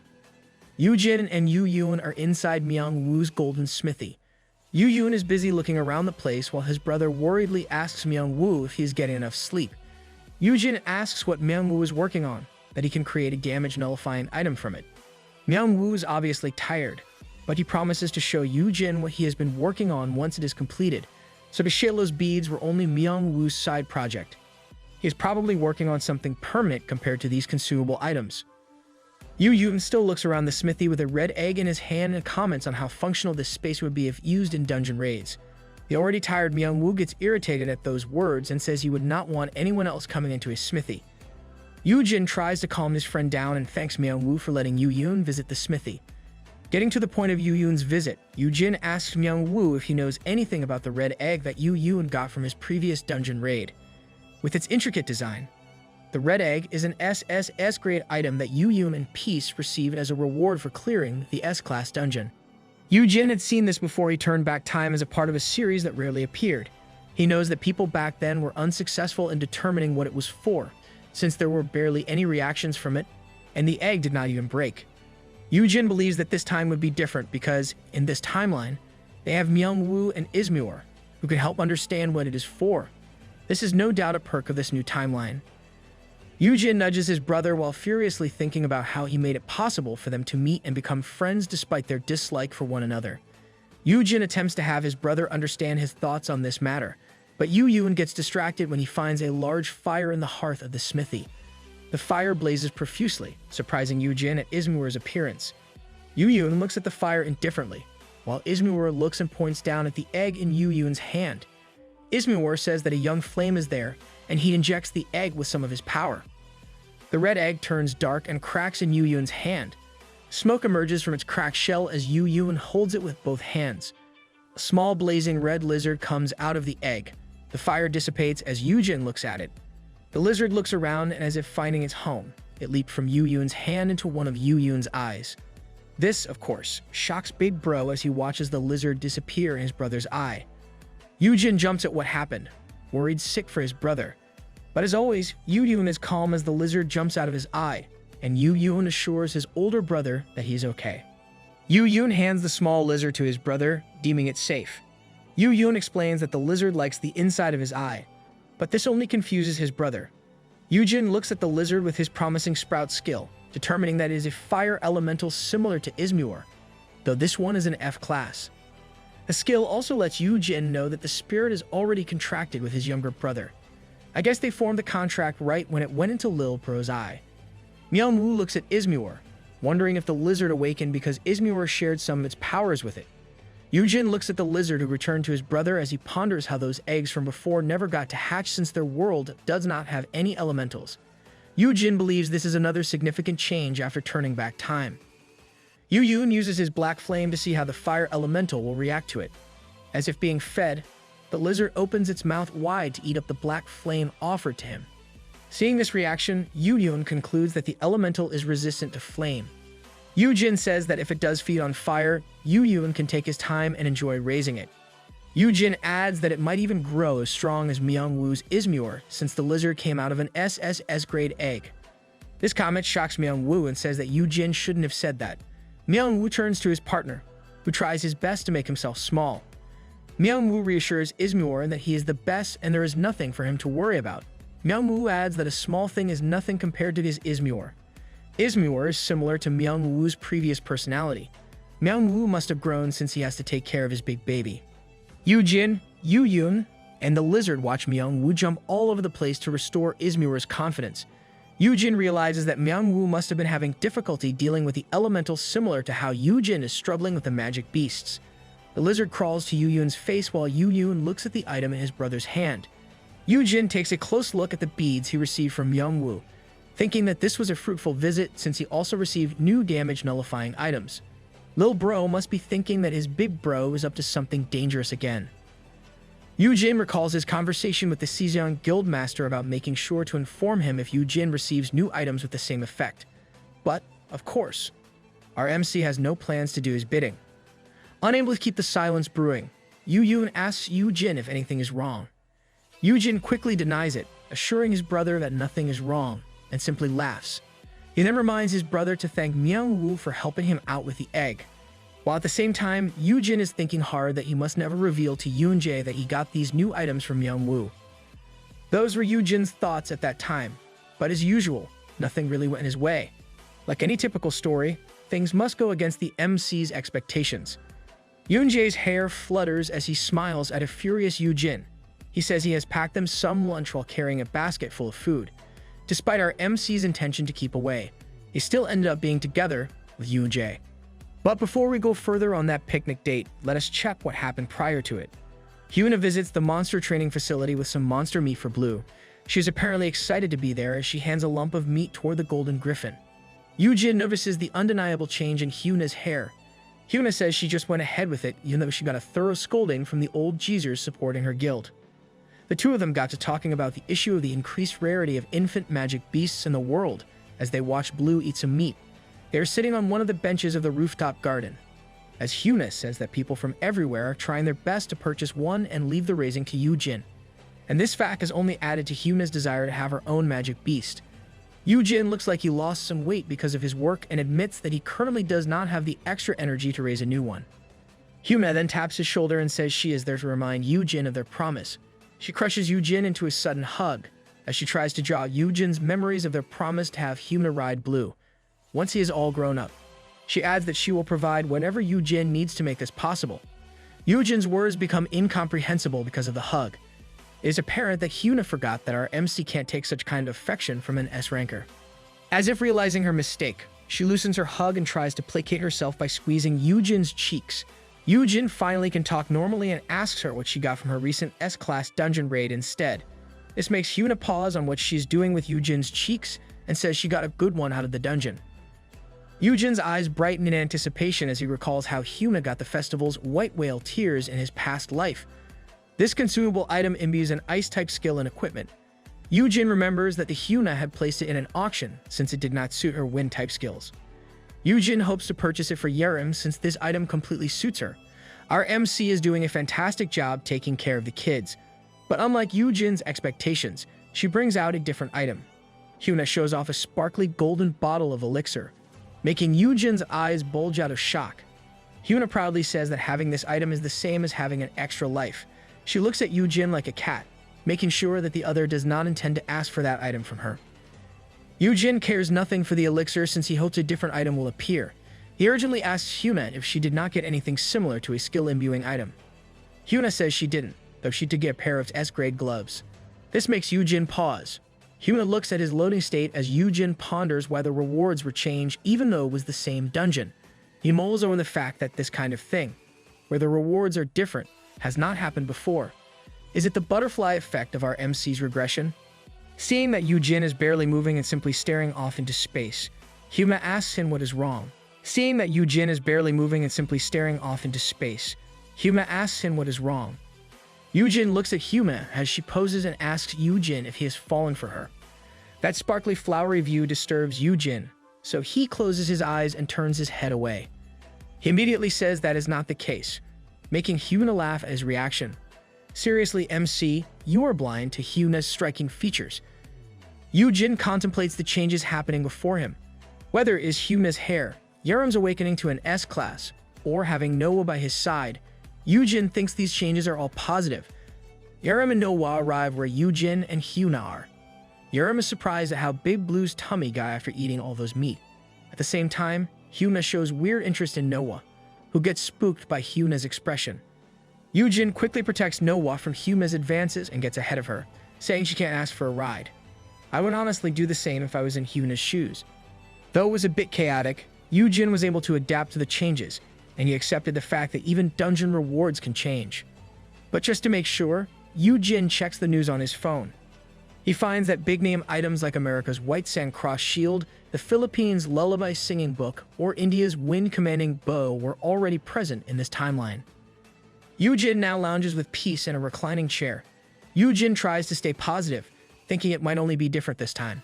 But as usual, even when he's trying to do this, Yoojin can't keep his cool, so he heads straight to his brother and just straight up tells him that they should go to a dungeon. Yoojin is no longer surprised by his brother's statement, and he can see that something is brewing in his older brother's mind. I love how Lil Bro quickly adapts to Big Bro's sudden mood swings. The siblings go for a drive with peace, and Yoojin asks if Yoojin has some questions for the system. Yoojin says he does. He adds that he wants to ask about Chirpy and other things that are bothering him. Yoojin can't speak about turning back time, so he can't be honest about his desire to ask the system about how things are playing out differently from what he knows, including the change in the rewards. Yoojin adds that Chirpy is so mysterious since skills do not work on her. She also does not grow like Peace or Blue, and there are times that she acts weird. Yoojin recalls the time that he woke up in the middle of the night because he heard the TV on. He went up to check, thinking that it might be Myung-woo. The news is on, and there are reports about the Sijiang Guild bringing in the S-ranker Evelyn Miller, known for her wide-range attacks. This is the woman Yoon-jae was talking to on his phone. Yoojin ignored what was being reported at that time because what he saw on the sofa woke up his senses. Chirpy was sitting on it with a remote controller by her side. It is obvious that the little bird is intently watching the news at that moment, and she is not even getting distracted. Yoojin immediately comes close and asks if Chirpy opened the TV on her own and how she managed to get on the sofa despite the height. Yoojin notices the basket before the couch and realizes that this is what Chirpy used to climb it. Yoojin then gushes at how genius Chirpy is. Seeing how amazing Chirpy is, Yoojin offers some mana stones as a reward, but unlike her usual cheerful and greedy temper, Chirpy refuses the offer. This reaction confuses Yoojin, making him question if it was really Chirpy before him. Chirpy simply gives a short reply and continues to watch the news. It is like the real Chirpy got kidnapped and replaced with an indifferent Chirpy. Yoojin finishes the story, saying that after that moment, Chirpy went back to normal and even ran towards the mana stone.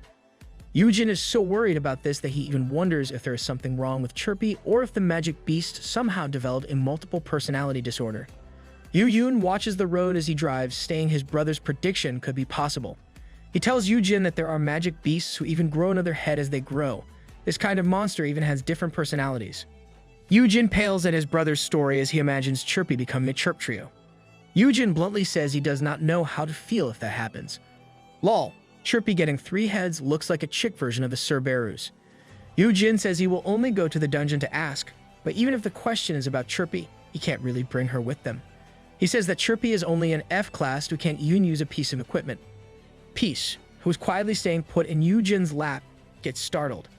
Yoojin asks Peace if there is a problem and realizes that the horn-flame lion is only curious about the red lizard in Yoojin's arm. While Peace is busy staring at it, Yoojin comments on how the fire elemental went with them. Peace's paw trembles as he lifts it, but he is surprised that the lizard went away up to Yoojin's arm. Peace is either trying to pounce on it or holding himself back from doing so. Yoojin asks his brother if it is alright for it to tag along since it is only an F rank. At the same time, Peace continues to watch closely at the crawling lizard. Yoojin says it is okay since it would be stuck on him and will not get hurt that way. He adds that it can go into his skin. As if on cue, the fire spirit crawls to Yoojin's cheek and embeds itself in it like a red tattoo. Yoojin asks his brother if there is anything wrong since he can feel the stare that Yoojin is giving him. Yoojin says is nothing, but he is staring because it is only then did he realize that Yoojin has also changed a lot. Yoojin tells Yoojin that you should not worry about him and to stay close to him at all times while they are in the dungeon. Yoojin smiles fondly at his brother and says that he is really reliable. Yoojin relaxed as he thought it was all for the better. Even if things changed, he was able to reconcile with his brother, and they could even go into dungeons together. These were things he could not do in his past life. But as we all expected, and our MC being the only exception, Peace cannot hold himself back and pounces at where the lizard disappeared in Yoojin's face. Yoojin is shocked by this, but Peace does not want to give up. Yoojin has to pull him off to avoid causing an accident while Yoojin is driving. Peace is confused since the lizard he clearly saw earlier is now gone, while Yoojin focuses on his driving task, ignoring the fur that Peace left all over him. For Yoojin, these changes are okay as long as his brother is okay. When he remembers the times they had to be apart or that memory that he really wants to forget. Yoojin is relieved that those things never happened in this life. This is what Yoojin believes to be the most important of all. With all these thoughts running through his mind, Yoojin rubs his brother's head to help him remove Peace's fur. I know that memory hurts, but it also serves as proof of how much little bro is willing to sacrifice himself for big bro. The siblings finally enter the dungeon with Peace. The place is filled with snow, and Yoojin is confused, since he thought it was supposed to be a desert-type dungeon. Yoojin checks their surroundings and says there are no monsters nearby, and even he wonders why it is like this. Unlike them, Peace is more interested in the falling snow and puts out his tongue to give it a taste. Yoojin says it might be connected to the system and turns Peace into a scarf. While Yoojin is carefree, Yoojin is seriously mulling over the various possibilities of this occurrence. Feeling uneasy, Yoojin tells his brother that they should leave. Yoojin wants to wait for the system, but Yoojin asks if his brother can really trust the system, and this place might be a trap instead. Yoojin is worried that those who want his brother dead might be involved. Better safe than sorry. Yoojin understands his brother's concern, but he tries to reason by asking if a person is capable of changing a dungeon on a large scale. But Yoojin does not give him an answer and glares somewhere. Yoojin is puzzled as to why his brother would be this tense. Then he remembers how his brother mentioned something about a cult. Yoojin suddenly asks Yoojin if he is hiding anything from him, which of course startles Yoojin. Yoojin states that a person will not be able to do this kind of thing in a dungeon. So what his brother is so cautious against are not other guilds or even the awakened. Yoojin knows that his brother has already caught on, and he tries to find the words to answer him. Yoojin asks Yoojin if this involves that cult or Confucianism that he mentioned to him before. Yoojin pauses and turns his head as he says that he can't talk about it. Yoojin is at a loss as to why, so Yoojin says he wrote a contract. Your big bro can deal with it for you if a contract is involved. Sometimes you guys should talk it out and resolve things efficiently. But before Yoojin can speak further about it, there is a flash of an incoming attack, and Yoojin uses his forearm as a shield. Yoojin and Peace are shocked by the sudden attack that pierces Yoojin's arm, but Yoojin keeps calm as he tells his brother to prepare a marble. Peace leaps out from Yoojin's arms and uses gigantification. Yoojin is appalled that an arrow can penetrate an S-ranker's arm like his brother, and he is sure that even a high-tier monster is unable to do such a thing. A hat appears from the snow on the ground, then a toy nutcracker's body pops out with a bow in hand. Yoojin uses a potion on his brother's arm while he looks out at the sudden appearance of that toy. He uses his promising sprout skill and is confounded when he finds out it is called a Toy Soldier number 6 with an S rank. There is also information about a contractor, but the details under it are blurred out. Wait, so aside from elementals, other things can be contracted. I wonder if our MC can overwrite those contracts. Yoojin tells his brother that the toy is an S rank. Seeing that it is called number 6, Yoojin deduces there are others, meaning it could be 5 or more. And as he expected, other toy soldiers start appearing, completely surrounding the 3 of them. This turn of events worries Yoojin that he can't help but curse out at the system for their current predicament. Why is it that every time our MC enters the dungeon, something ominous is bound to happen? Surrounded by S-rank toy soldiers, Yoojin felt like they were being played with a sick joke by the system. Yoojin immediately covers for his brother, repeating those same lines to get out of there, and he will somehow handle things. Lil bro, you are always quick to make your brother retreat. Yoojin, of course, does not agree with this, calling his brother crazy for even suggesting such a thing. He asks how Yoojin intends to deal with those on his own. But the toy soldiers charged at them before Yoojin could even answer or think up a plan. Halt! Somebody yelled at the toy soldiers to a stop, making each nutcracker stop in their tracks. The brothers are both surprised. Yoojin puts out a hand holding onto a Shayla's bead while the other hand is on Yoojin's face. That looks awkward, but I guess is his way of trying to hold his brother back. A huge blue strike box appears out of nowhere, and just like before, a voice yells for everyone to return. The toy soldiers were suddenly sucked back into the box. Once everything is in the box, a glowing red volleyball pops out from it, commenting that Honey must have been scared. That red volleyball head used to be pixelated from Chapter 53, so I guess the area changed because of the system and not some cult Yoojin was wary of. Does this also mean that those toy soldiers are contracted to this volleyball? The glowing red volleyball floats into the air while Yoojin has an arm up to cover his brother. The volleyball apologizes, saying he did not know the toys would attack Honey's brother. Yoojin finally realizes that this volleyball before them is one of those who are controlling the system. The volleyball winks at Yoojin and urges him to be called Newbie instead. We finally have a name to call one of them, even though it is only an alias. Still, it is better than calling him Volleyball. Yoojin does not appreciate the wink and scolds Newbie by bouncing it on the ground numerous times and ranting about how Yoojin's arm got a hole because of the toys. Newbie gets dizzy as it cries out. To defend himself, he says that Honey's brother was also at fault. Yoojin stops the bouncing and holds the ball between his hands. He asks what did his brother even do as he looks at Yoojin in peace. Only then did Yoojin realize that Yoojin is not reacting beside him because he and Peace are trapped in some sort of bubble. Yoojin is surprised by this, and the two try their best to get out of it. This system is always separating these siblings. Newbie explains that he just blocked them since they are forbidden to hear their conversation. Newbie adds that the place they are in right now was explicitly made for Honey, and he can't allow it to have it burnt to a crisp like last time. Yoojin looks at the place and then at his brother.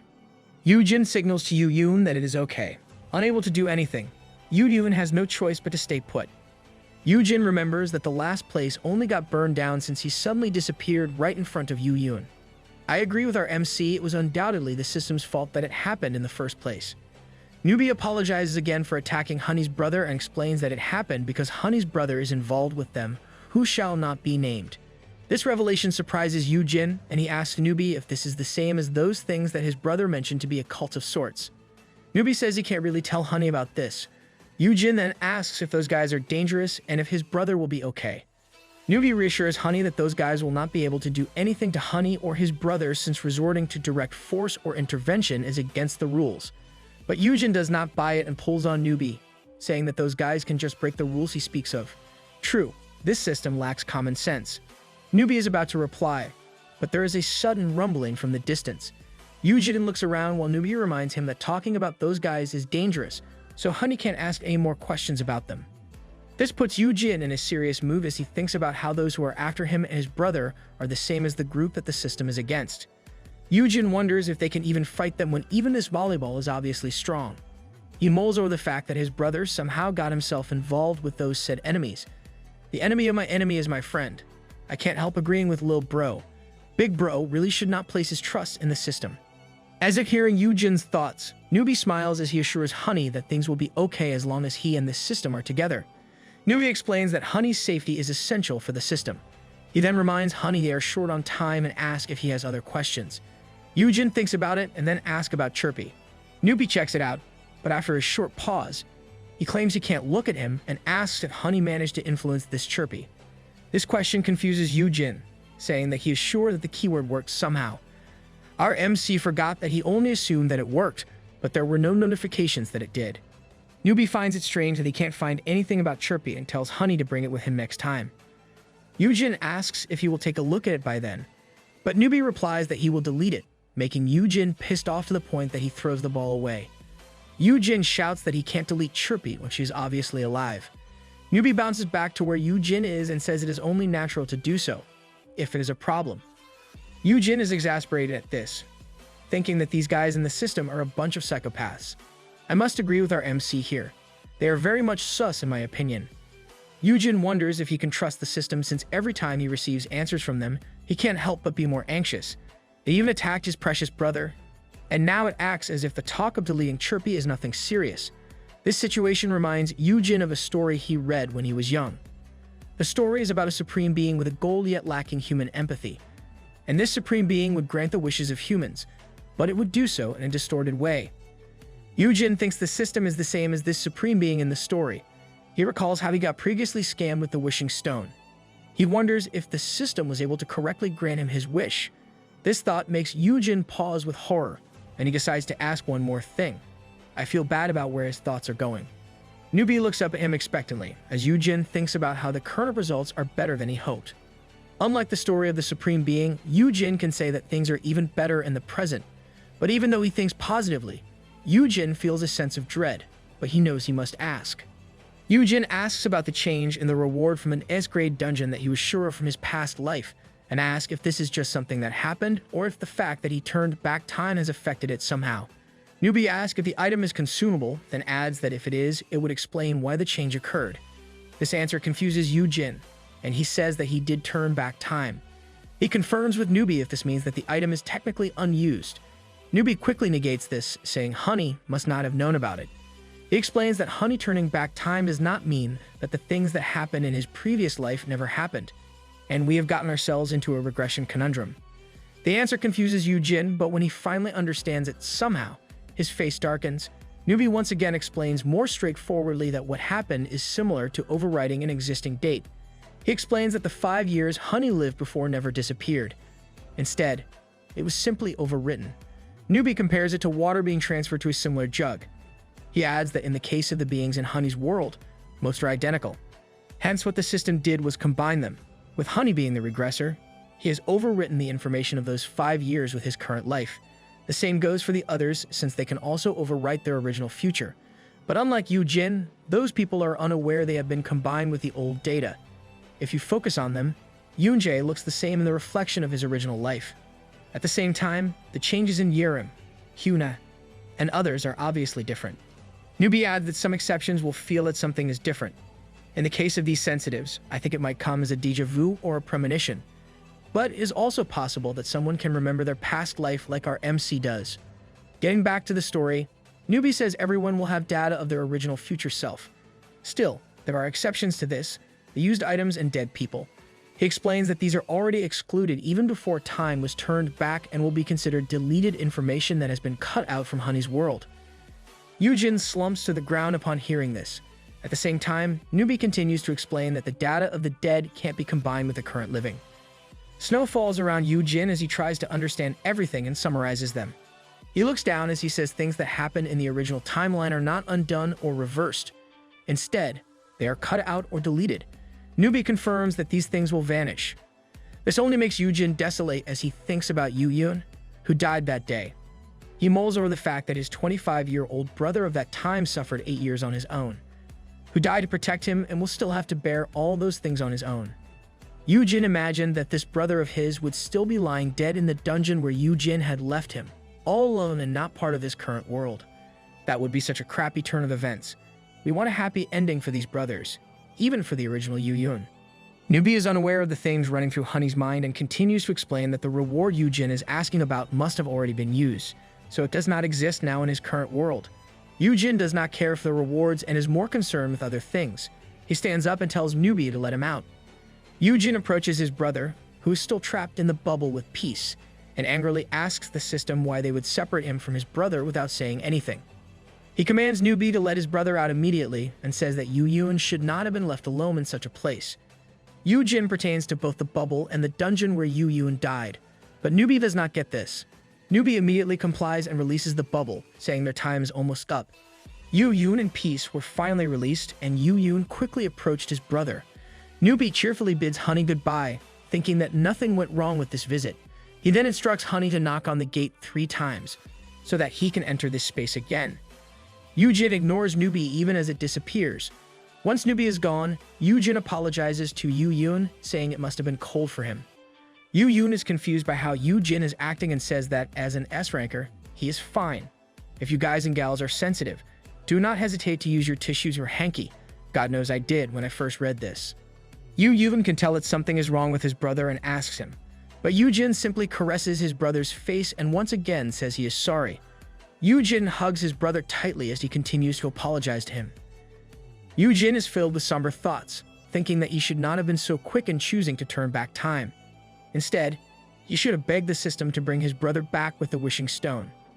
Yoojin recalls how Yoojin entered the dungeon just to save him, and in turn, Yoojin died protecting him. Yoojin wonders if the original Yoojin has already disappeared from the point of view of the beings outside of their world. But what Yoojin fears the most is that his brother is left all alone, abandoned. Boots lie askew on the floor, the same with bags, a jacket, and a phone. Yoojin lies on the floor near the entrance hall, filled with thoughts of how he left his dead little brother. His eyelids are sore from crying as he recalls his brother, who sacrificed himself and endured the last 8 years of his life to protect an ignorant older brother. And that brother died and was left all alone in a dungeon. My heart is breaking seeing big bro like this. Yoojin honestly thought that turning back time would mean that his previous life wouldn't count as real. Peace whimpers as he approaches Yoojin, trying to provide comfort. Yoojin slowly lifts a hand to Peace and sits up. He smiles at Peace with tears on his face, reassuring the magic beast that he is fine. Yoojin hugs Peace as he thinks he should pick himself up and be okay.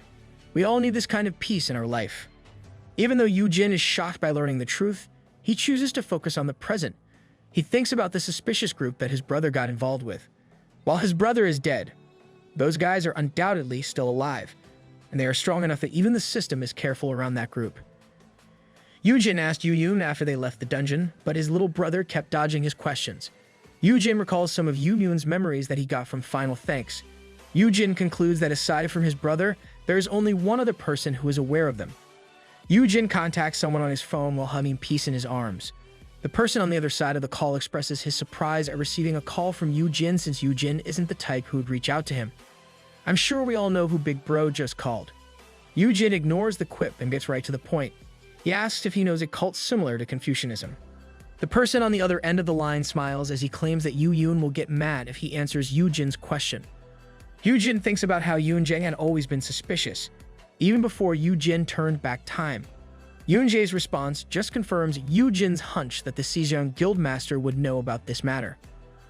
Yoojin says that he will be the one who will get mad if Yoonjae doesn't answer his question. He then asks Yoonjae which of the two is better. Yoonjae looks down and confirms that Yoojin is more dangerous if he gets mad. Wow, our Sejong Guildmaster is whipped.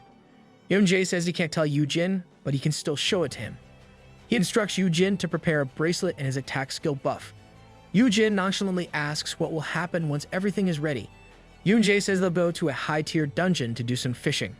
The next day, Yoojin looks at his brother, who just announced his plans to enter an A-rank dungeon. Yoojin scratches his head, saying he is interested in the ruins inside the gates. He adds how Yoonjae knows one with the fortress walls still standing. Yoojin stares at his brother and says he should let him accompany him. Yoojin smiles brightly at his brother, claiming they're just going out for something similar to a picnic. A picnic date with Yoonjae this time. Yoojin remembers Yoonjae's reminder to reject his brother if he asks to accompany them since the fish won't bite if the bait is someone strong like Yoojin. Yoojin doesn't really understand what Yoonjae means by what he said, but he chooses to listen. So to reassure his brother, Yoojin claims that Noah will be coming with them. Yoojin adds that he will be completely safe as long as he sticks close to Noah since he has his resistance skills, the Shellow's beads, and the system will surely watch out for him. Yeah, Big Bro can simply let Noah unleash his poison if Yoonjae pulls something, and Big Bro won't even get hurt in the process. Still skeptical, Yoojin says that it might be a trap. Yoojin says putting that much effort into setting up a trap will be wasted on an F-ranker like him. He adds that the dungeon they will go to actually belongs to Sudam Guild. Yoojin is a bit surprised by this and mulls over it. Yoojin says that the Sejong Guild wouldn't dare make a trap in another guild's dungeon. Yoojin continues thinking about it, but then he agrees with his brother's statement. Sudom is another guild with an S class for a guild master, Kyungsu-yoon. But unlike the others, Yoojin hasn't met anyone from this guild since they never reach out to Yoojin, even when all the other S-rankers personally went out of their way to meet him. A man glares as he introduces himself as the Kyungsu-yoon of the Sudom guild. Yoojin casually reaches out a hand to the other man and tells him how he really wanted to meet him. Kyungsu profusely refuses the handshake, claiming that he might accidentally hurt him. That reaction is new. He's kinda sus. Kyungsu says they will only be lending the dungeon to them, so whether they choose to enter or not is up to them. He then spits on the floor and tells Yoojin that he should let his brother know that he didn't even touch him, so he really should stop the nagging. Yoojin looks back at the Sudom guild, commenting on how the Sudom guild master must be vigilant. Yoonjae says it is more like hate than vigilance. Yoojin is surprised by this and asks Yoonjae why they are heading to Sudom's dungeon if that is the case. Yoonjae says they are going there for that exact reason since the Sudom guild would undoubtedly use this chance to attack. Oh, so choosing this dungeon was intentional. Yoojin is a bit worried about Yoonjae's plan. Still, Yoonjae says that the Sudom guild might have gotten the extra support just to ensure they are on the winning side. Yoonjae smiles, claiming that the one they are luring out is that support. Instead of getting assurance, Yoojin only pales at how they are purposely poking at a hornet's nest. He resolves himself to stay alert the whole time they're inside the dungeon. But like a guy who doesn't care about a fig, Yoonjae hands a huge picnic basket to Yoojin. The Sishin Guildmaster says he also brought a cake and he will do his best as a tour guide. He adds that this will be a fun experience. If we ignore the fact that they're going into a dungeon, Noah's presence, and the chance of an attack from the Sudom guild, this would be a date, right? Yoojin looks at Yoonjae, thinking he will remain safe with Yoonjae no matter who attacks them. On the other side of the world, people are rallying outside the Mexico Hunter Association about dungeon safety measures for the countryside. The people are clamoring for the association to not side with the high-class hunter emigration since there are only 2 S-rankers in their capital. Inside the association, a person is filing a complaint to the Korean Hunters Association. The person wearing a sombrero and poncho is none other than Ryit. She looks down at the association's staff, who are saying that this kind of thing is out of their hands and the chaos outside makes it more difficult to handle. Ryit wants to have this resolved immediately and suggests having her document sneaked in during this situation. Ryit's the type who has no qualms about breaking laws and policies. The staff can't promise anything and says the best he can do at the moment is to have this matter reported to the higher-ups. But before he can finish his sentence, a big blast from outside burns him to a crisp. Ryit manages to avoid the explosion just fine, indifferent to the death before her. She asks what happened, and people wearing red bandanas and masks appear riding a reinforced fire truck. They claim punishment for the association because of their belief that dungeon breaks are God's will. The association staff who managed to survive the explosion raise their weapon against the terrorists attacking the association. Ryit looks at her poncho with dismay and throws it at the other guy she complained to earlier. She tells him to watch closely since she will take care of this situation for them. But in exchange, she wants to be sent to Korea. She shouts for the staff to get out of her way and jumps in the middle of the fight. The impact of her landing crushes the ground, but the terrorist only complains of her interference. Ryit ignores him and announces to everyone to do their best to dodge, since she will attack even if they happen to be an ally. Typical Ryit. Ryit activates a skill called Eternity's Severance and cuts everyone up before they even realize what's happening. Ryit stands still, enjoying the screams, chaos, and shower she just created. She smiles, announcing that things have been taken care of, and is about to ask for her reward. But she stops short when a voice called for her. She looks back, and one of the fallen heads speaks up about the contract. She doesn't let it finish and asks why he's appearing now when she has already clarified that she and her brother won't get involved. Like zombies, the dead bodies rise up, calling for her to once again accept the contract with an unknown being. Oof. The info is filtered, so we can't know whom the voice is talking about. Irritated, Ryit threatens them. The voice calls Ryit by her title, making her shake and bend her knees.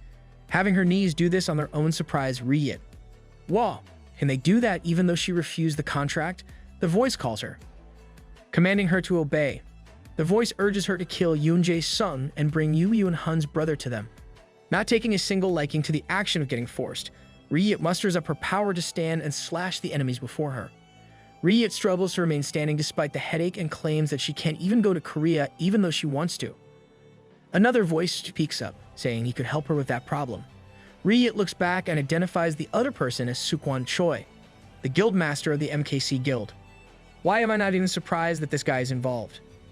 Supwan claims he has prepared a private jet since he was instructed by the same voice Ryit spoke to earlier.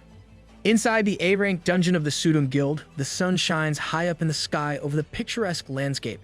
But if you look down below, there are carcasses of monsters that were poisoned to their deaths. Noah flies above in his complete dragon form, confirming they've eliminated all the monsters near that area. He looks over at Yoonjae and Yoojin, wondering if leaving Yoojin alone with that man was the right choice. He knows that Yoojin assured him that they'll just talk, but this can't stop Noah from worrying. Yoonjae and Yoojin look over the lake, and Yoonjae goes into tour guide mode, spouting random details about the lake. With a bored look, Yoojin eats a sandwich from the picnic basket they brought and asks if Yoonjae really measured the lake to give those details. Knowing that he can't fool Yoojin, he comes clean by saying he made it all up. This makes Yoojin comment that Yoonjae is more of a fraud for claiming to be the tour guide. He adds that if he can connect to customer service, he'll have Yoonjae fired for doing an awful job. Getting playful, Yoonjae acts like a personnel of the Sejong Guild's customer service who answers the call from Yoojin. This clown act can't stop Yoojin from cringing with disbelief at this kind of conversation he's having with the Sejong Guild master, who's known as the strongest person in the world. This just shows how much Big Bro and Yoonjae have grown close, though our MC detests the idea. Yoojin ignores the act and gets to the point by asking if Sudum will really take a bite from their bait. Yoonjae says they will find out once the gate closes and adds that having Yoojin as the bait means that they can take revenge against the Heian Guild. Yoojin takes out more food from the picnic basket and asks Yoonjae what happened between the Sudum Guild and Yoon. Now, it really looks like they are in the dungeon for a picnic. Yoonjae explains that around the time Yoon awakened, Kyungsu picked a fight with Yoon, completely belittling him, and Kyungsu suffered the consequences of his action.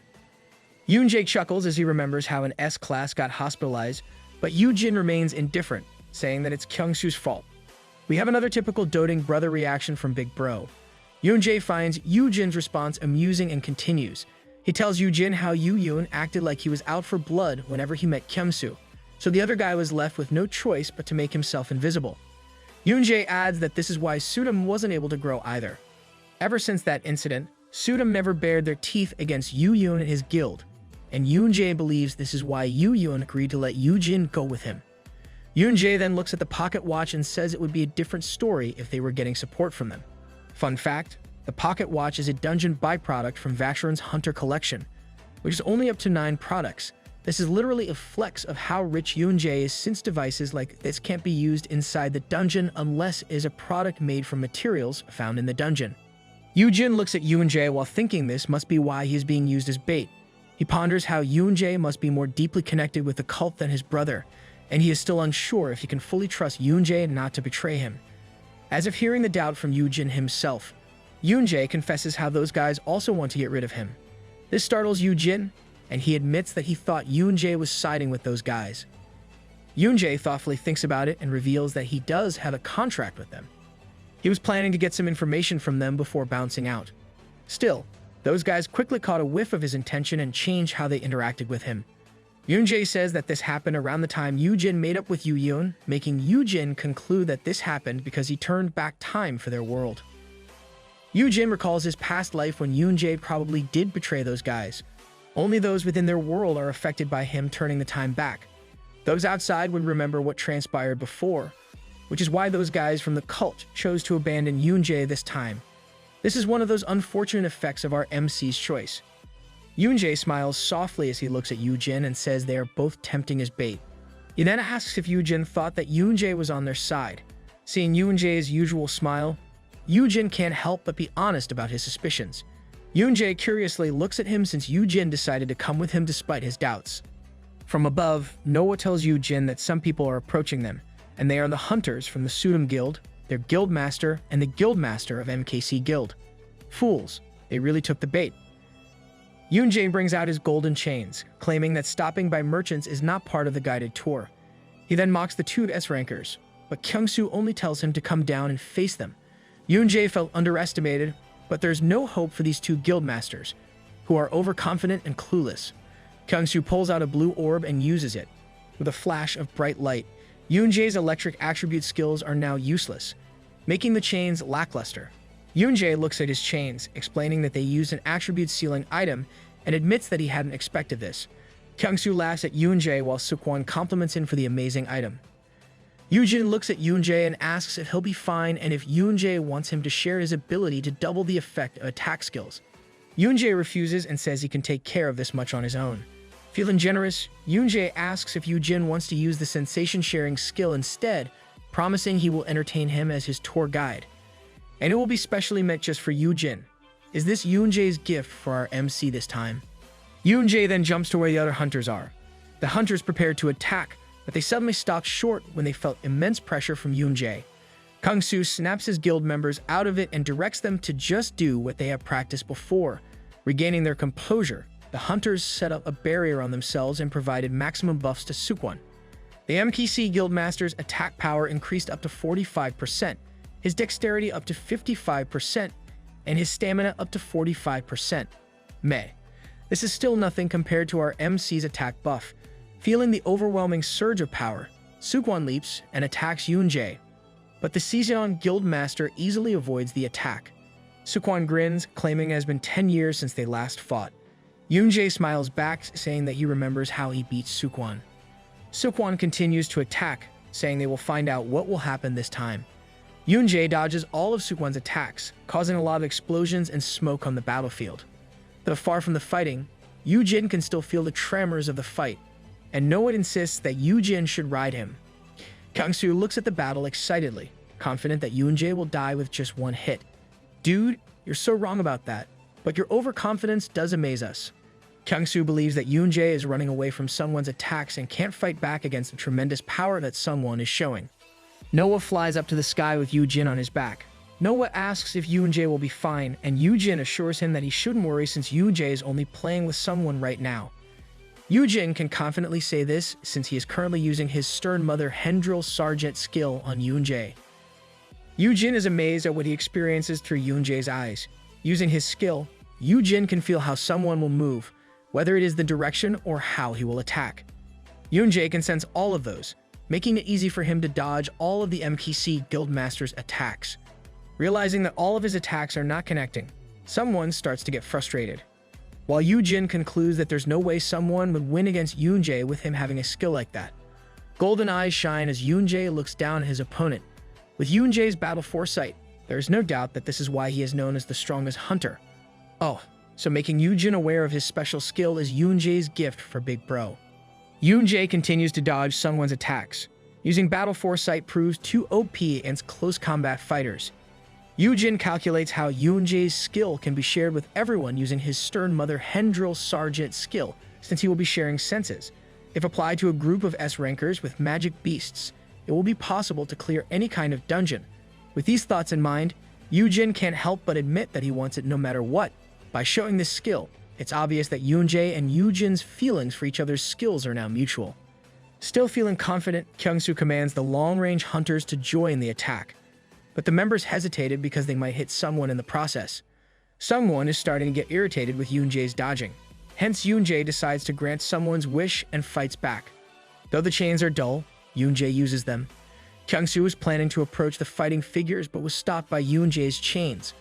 All of the support guild members that he brought with him were attacked by those chains. Yoonjae's skill applies not only to one target, but to everything or everyone around him. Even I want that skill now. Announcing that he's done playing around, Yoonjae prepares to punch someone with his knuckles covered in chains. At the same time, the buffs that someone received are now disappearing. Someone tries to catch the punch with his hands, but in the end, he is overpowered by Yoonjae's attack. The impact causes a big blast of explosion. As the smoke dissipates, someone lies on the ground face down with Yoonjae expressing his disappointment. Yoonjae looks at Kyungsoo, asking if this is all they have prepared for him. Kyungsoo's confidence deflated with what he witnessed, but he still had the gall to smirk, claiming it was not the end. Yoonjae gets startled and yells for Noah to watch out from behind him. Yoojin and Noah look behind and find Ryit. Ryit grabs Yoojin by his clothes, kicking her brother to the ground. Noah was surprised by the attack. While Yoojin hangs by Ryit's hands, the effects of his skill Rao Chita's Bane get activated, doubling all of his skill effects against the title holder of the Dio Valchasis. Kyungsoo rejoices at Ryit's arrival, while Yoonjae can only put into words his surprise.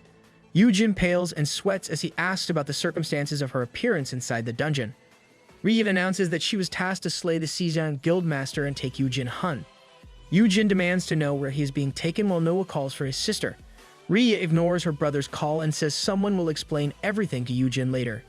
Yoojin looks at Ryit with curiosity and asks why she is calling him by his name instead of her usual nickname for him. Ryit usually calls our MC darling, honey, or babe. Realizing that Ryit is acting strange, he asks why she is teaming up with those lame guys from the Student Guild. Kyungsoo is offended, but Ryit says she agrees with Yoojin, making Kyungsoo frustrated. Though she agrees with Yoojin, Ryit says she must still take him as the kin of the venomous cursed dragon. The statement confirms Yoojin's suspicions that Ryit must have been brainwashed. Ryit was about to say more, but Noah chose to attack his sister at that moment. He bites on his sister's arm and tells Yoojin to run. Yoojin knows he can't run far since he's in F class, so he makes a snap decision and hugs Ryit tightly on the waist. Ryit asks what Yoojin is doing, but instead of getting an answer, Yoojin looks up at her with tears in his eyes. He pleads for Ryit to get it together and not do this since they are close friends. The siblings are both surprised by Yoojin's action, while the Student Guild is confused about what is happening. Big Bro is really unleashing all of his charms this time. Yoojin continues to plead, babbling some nonsense about their friendship, the sky, and Ryit's heart. Ryit throws off her brother, telling Yoojin to stop with his BS. Yoojin continues to cling to Ryit and prays hard for his skills to work on undoing the control on Ryit. As if his prayers were heard, a bright flash of light comes from them. Yoojin continues to cling, not realizing what happened. Ryit gently takes Yoojin's face in her hand. She smiles fondly at him and calls him using a pet name. She expresses her thanks for helping her clear her head. Yoojin asks if she's back to normal. Ryit talks sweetly, saying it is all because of him that she was able to get back.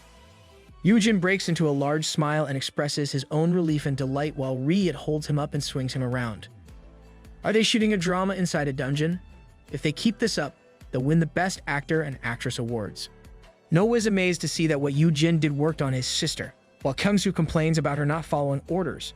Ryit hugs Yoojin to her chest and says she won't listen to those orders. Yoojin asks if Ryit is not on that side anymore.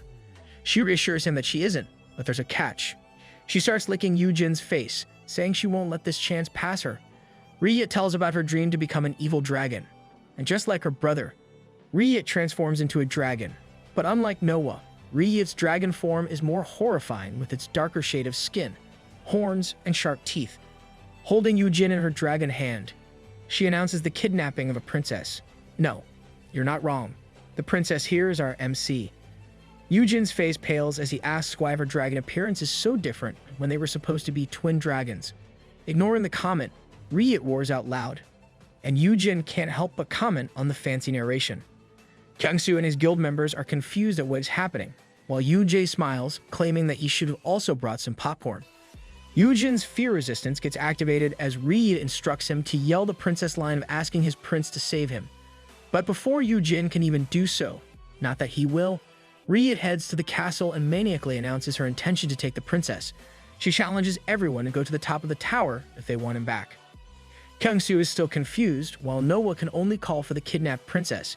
Yoonjae laughs, saying that this situation really did become a fairy tale. It's the complete package with a damsel in distress princess stuck in a tower, dragons, antagonists, and of course, the prince, which I'm guessing is Yoonjae. Before, dragons were only the stuff made out of fiction, with them being the finale of such adventurous stories. Different kinds of dragons became a reality when the gates appeared all over the world. So when Ryit became a dragon herself, she really wanted to become the type of dragon who takes and traps the princess in a tower. Yoojin palely expresses how fun Ryit's dream is as he is held by Ryit's dragon hand. They reach the tower, and inside, Yoojin sat on a bed, wondering how things turned out this way. Ryit poofs as she reverts back to her human form and asks Yoojin if the tower is comfortable. Yoojin panics, thinking that Ryit must be naked after her transformation. Ryit assures him that she is clothed, so he doesn't have to cover his eyes.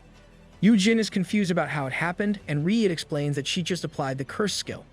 In the novel, it is described that she applied it to her equipment. Exasperated, Yoojin tells her to tell that to her brother, but I doubt that it'll help since this manhwa loves seeing Noah in his baby suit.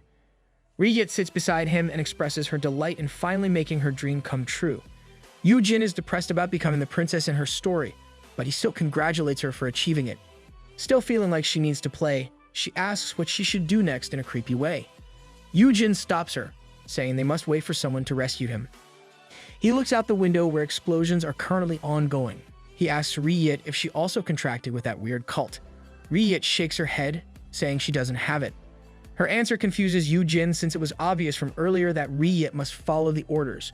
Riyit admits this also confuses her since she was sure she had rejected that contract. She probably made a contract in Yoojin's past life, or it could be an effect of her title as the twin of Dio Valchasis.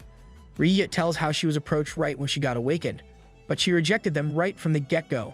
Acting cute, she says that the offer is lame as she might have accepted it if the proposal involves a fight where the loser must become the subordinate of the other.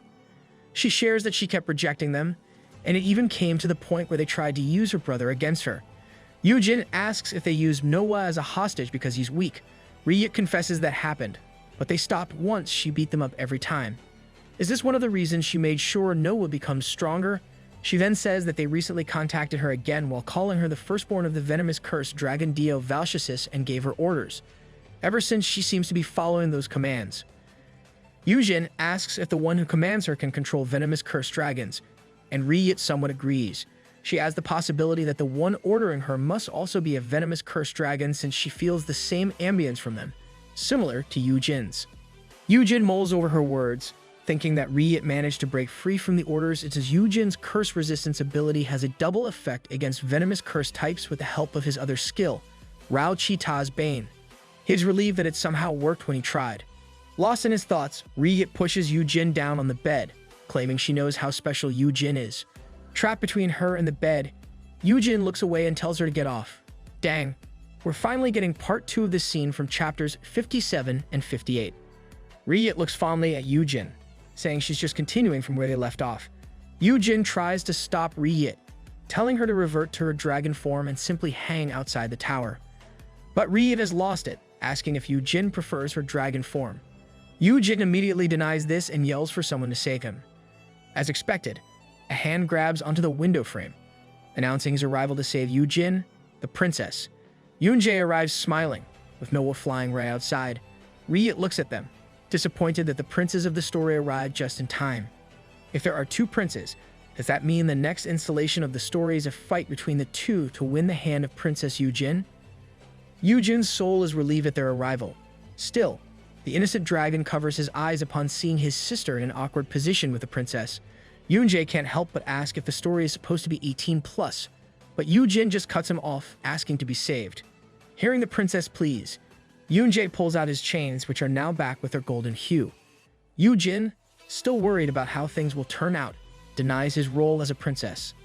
Riyit asks if Yoonjae intends to use his skill against her. Yoonjae gives her a smile, announcing how he dealt with the side dish, so it is only natural to have the main dish next. Riyit holds Yoojin down on the bed with one hand. With the prince's arrival, she announces her intention to play as she takes an item out of her inventory and leaps to where Yoonjae is. Yoojin complains about how these unruly S-classes are fighting again, and now they are doing it within the castle. Yoojin tries to warn them, but his words fall on deaf ears, and the place gets destroyed, making our MC fall off the tower. Good thing Manhwa catches him in time. I bet it's one of those S-class things that make them want to fight with those of the same rank, so this is nothing serious. With those 2 natural-born S-rankers unleashing their full power, there is no doubt they won't be able to stop them. Manhwa reassures Yoojin that those 2 are only having some fun, and it would have been worse if those 2 fought while his sister was still not herself. Yoojin can only agree, and he is relieved that the opponent who controlled Riyit was another venomous cursed dragon. Yoojin suddenly pauses, wondering if things really happened by chance. Yoojin recalls meeting Inky, the C-rank Creek from chapter 37, dismissing that as a coincidence, but he knows for sure that the cult deals with venomous cursed dragons, while Dio Valchasis exists this time around. Yoojin can't help but think that the Rao Chi-Tas that appeared in the D-grade dungeon before he turned back time has something to do with, did that dungeon incident from his past life happen because of those Confucianism guys? Yoojin ponders this and asks Manhwa for details on how they got the Dio Valchasis title. Yoojin can't shake the feeling that all of these are no mere coincidence. The castle is now in shambles, and only a few walls are left from their fight. The air is filled with poison as Riyit drinks from a bottle. She expresses her euphoric feeling from this fight even though she never really landed a proper attack on Yoon-jae. She calls out for Yoon-jae, calling him Prince, wanting to know if her poison cloud worked on Yoon-jae. Yoon-jae watches Ri-yit from afar while holding his arm. The smile on his face is gone as he looks at his poisoned hand. He is sure that an antidote is not enough to heal this. He ponders his next moves based on the current situation, deeming that his battle foresight can't help him in this situation. He knows that if Ri-yit joins with other S-rankers, it will be dangerous for him. There is no doubt now in Yoon-jae's mind that this ploy was meant to eliminate him. Yoon-jae was lost in his thoughts, but his golden eyes suddenly grew bright. He looks up and finds the overlooming shadow of a dragon above him. Yoojin jumps from manhwa, his own eyes glowing, and yells for Yoon-jae to catch him. Our MC is using Stern Mother Hendril Sergeant's skill here so that Yoon-jae can catch him at the exact moment. Ri also looks back and sees Yoojin, but Yoon-jae already dashes and catches Yoon-jae in his arms. For Yoon-jae, the big game changer is Yoojin Han's existence. Yoon-jae looks at Yoojin and asks him what he is thinking, and he decides to jump off. Yoojin doesn't reply and simply holds onto Yoon-jae and activates his +1 and poison resistance skills. With a flash of light, the poison in Yoon-jae's hand gets healed, and Yoon-jae can't help but admire the effects of Yoojin's skill. Ri-yit saw what happened and started complaining about how Yoon-jae was cheating. Yoojin tells them to stop the play fight with a serious tone. Basing it all on what Yoojin has done so far in this dungeon, Yoon-jae is sure that this F-ranker in front of him has foiled the plans of that guy who is out to get him. Yoojin looks at Yoon-jae and asks if the dungeon information that gave Noah a title came from the cult. Yoon-jae prolongs the moment by asking if fairy tale time is now over. Yoojin ignores the quip and outright tells him that the cult is trying to replace him with Ri-yit. Yoojin explains how Ri-yit rejected them, causing her brother to get involved. So the cult made use of the dungeon that has the Dio Valsius' title to take control of the siblings. Yoojin adds how these have all been planned from the start so that Yoon-jae would be the source of this information, making him the root cause of his possible inexistence. Oof, the irony. Yoojin looks at Yoon-jae, asking if he really doesn't know any of these. Yoon-jae shakes his head, saying that he can't see the future.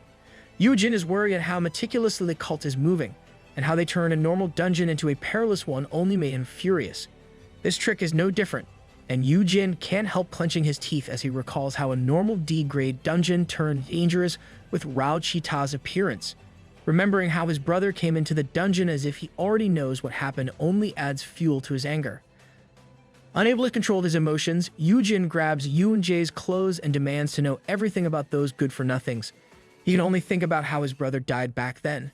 And with the current circumstances, Yoojin believes the cult is involved somehow. Noah watches over the two as they talk, wondering why Yoojin jumped. Suddenly, an arm hooks his dragon neck, and Ri-yit greets her brother. She notices the worried look on her brother's face and says there's no need for him to be scared since she already forgave him. Noah gets exasperated at his sister's gall and says she should ask for forgiveness instead. He tells her to let go, for he'll go to Yoojin. Ri-yit keeps her hold on her brother and tells him that he can't go to them right now since their conversation is very important.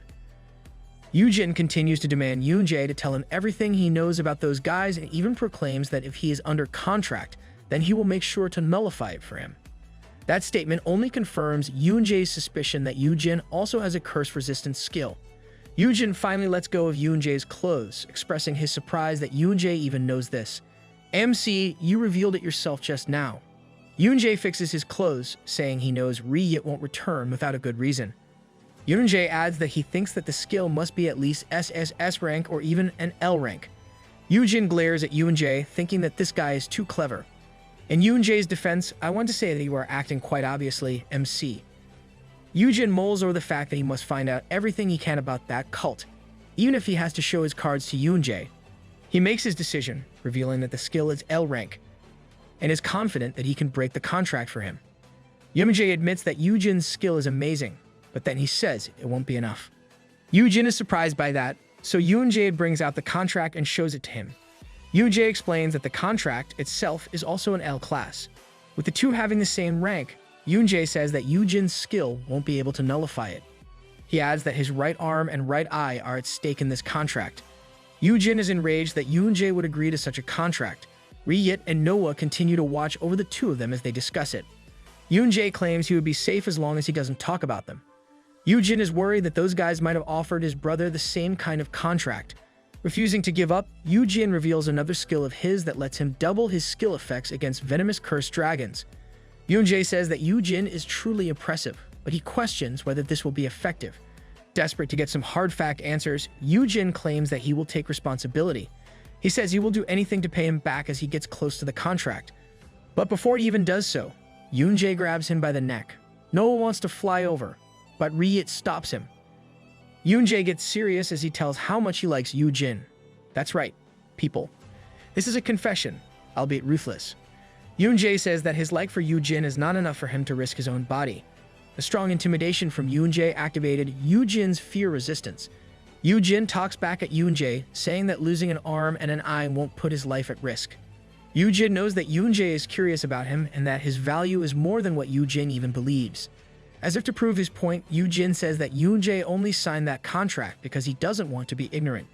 Wanting Yoonjae to risk it all for him, Yoojin says that there are still a lot of things that he is hiding. He tells Yoonjae that there are still a lot of things for him to discover and enjoy. Yoojin will let Yoonjae use him, that is how desperate he is to know about those who killed his younger brother. Yoonjae finally lets go of Yoojin, hoping that everything Yoojin told him is the truth. He shows the contract once again and claims that he is nervous since it's been a while since he last gambled. Yoojin asks if Yoonjae permits it and wants to get over it by ripping the contract. That would be satisfying. Yoonjae stops Yoojin short, reminding him that even if Yoojin succeeds, he should remember that Yoonjae did risk his eye and arm for him. Not missing this chance, Yoonjae announces that he looks forward to how Yoojin will repay this debt. Yoojin says he won't forget it, even though he's annoyed that he now owes Yoonjae. The two bat into position, with Yoojin placing one hand on the contract and another on Yoonjae.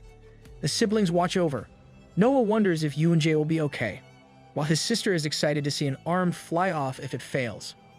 Yoonjae then starts talking about some parents who want to end the world and children who wish for their parents' dreams to come true. Yoojin is a bit confused by what Yoonjae is saying, but Yoonjae only continues. He says that it is their goal and how he would describe those guys. He explains how they can't directly interfere with their world, so they resort to using contracts, dungeons, and items as baits to have the awakened do their bidding and influence the world. All of these are for the goal of destroying the world.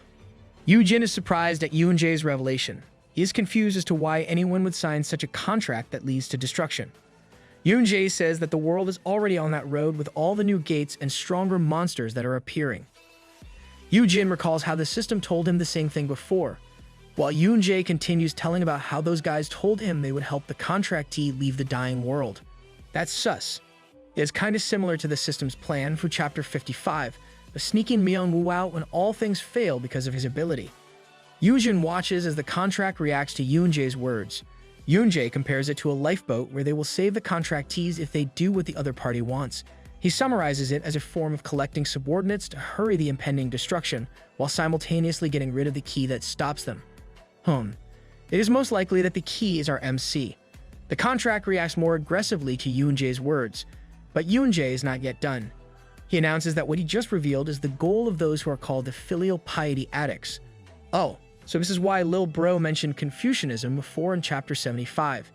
Filial piety is one of the core teachings of Confucianism. Getting back to our story, the contract breaks into pieces with those last words from Yoonjae.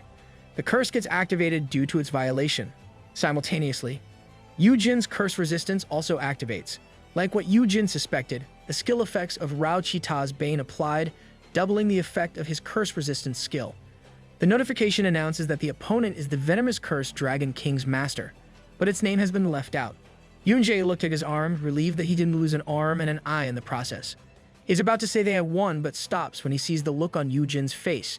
Yoojin glares, thinking that the venomous curse Dragon King's master really did exist. The master of that lizard who slayed his brother. Yoojin asks Yoonjae if those filial piety addicts also took his brother as their subordinate. Yoonjae says that Yoon isn't exactly a subordinate since he cut contact with them. He adds how he wondered why Yoon didn't get himself involved much. But now that he thinks about it, Yoojin is the reason. Yoonjae says there is no way for Yoon would leave his older brother, who happens to be an F ranker. Yoonjae says that with Yoojin's physique and stamina, he wouldn't make it when the time comes to leave the world. He adds that only S rankers were contacted because of this reason, and Yoon might have broken off contact with them once he learned this. Yoonjae's probably right. There's no way Lil Bro would leave his big bro. And the same goes if Big Bro is in that situation. Yoonjae's words made sense to Yoojin. He recalls how much Yoon kept his distance from him and how Yoon revealed that he didn't want to burden his older brother, thinking that Yoojin might not understand. Yoojin can now say that his brother was really only thinking of him, and he made that choice considering everything. Yoonjae staked his eye and arm to form a contract with the filial piety addicts, and Ryit was threatened by them using her brother. In this case, you can say that Ryit made better choices than Yoonjae. As Yoojin thought of those, he knew that there was no way Yoon could take Yoojin, and even after cutting contact with them. Yoon knew that Yoojin might still be at risk, and if Yoon can't talk about the contract, then this only means. Yoojin's line of thought was interrupted when a lizard-like hand grabbed his leg from the ground. The hand inflicts injury on Yoojin's leg, and with a bright burst of explosive light, a lizard-like being climbs out of the ground. The humanoid dragon appears in its full form while still holding onto Yoojin's leg. The being looms over Yoojin, and Yoojin thinks this happened because of the broken contract. The humanoid dragon glares at Yoojin with intimidation. Ryit dashes to where Yoojin is telling her brother to stay back. She yells at the lizard to let go of Yoojin and attacks it. Still, the humanoid dragon instantly changes its location, confusing Ryit. The humanoid dragon doesn't stop there and attacks Ryit with its tail. Noah calls for Yoojin, but Yoojin shouts at him not to come near them. Yoojin gauges the situation as something that even a natural-born S-ranker can't handle. He uses the promising sprout skill on the enemy. He determines it to be a Tier 2 ancient dragon species of venom and curse named Vicus. It only has the possibility to awaken as an S-class, but it awakened as an SS class instead.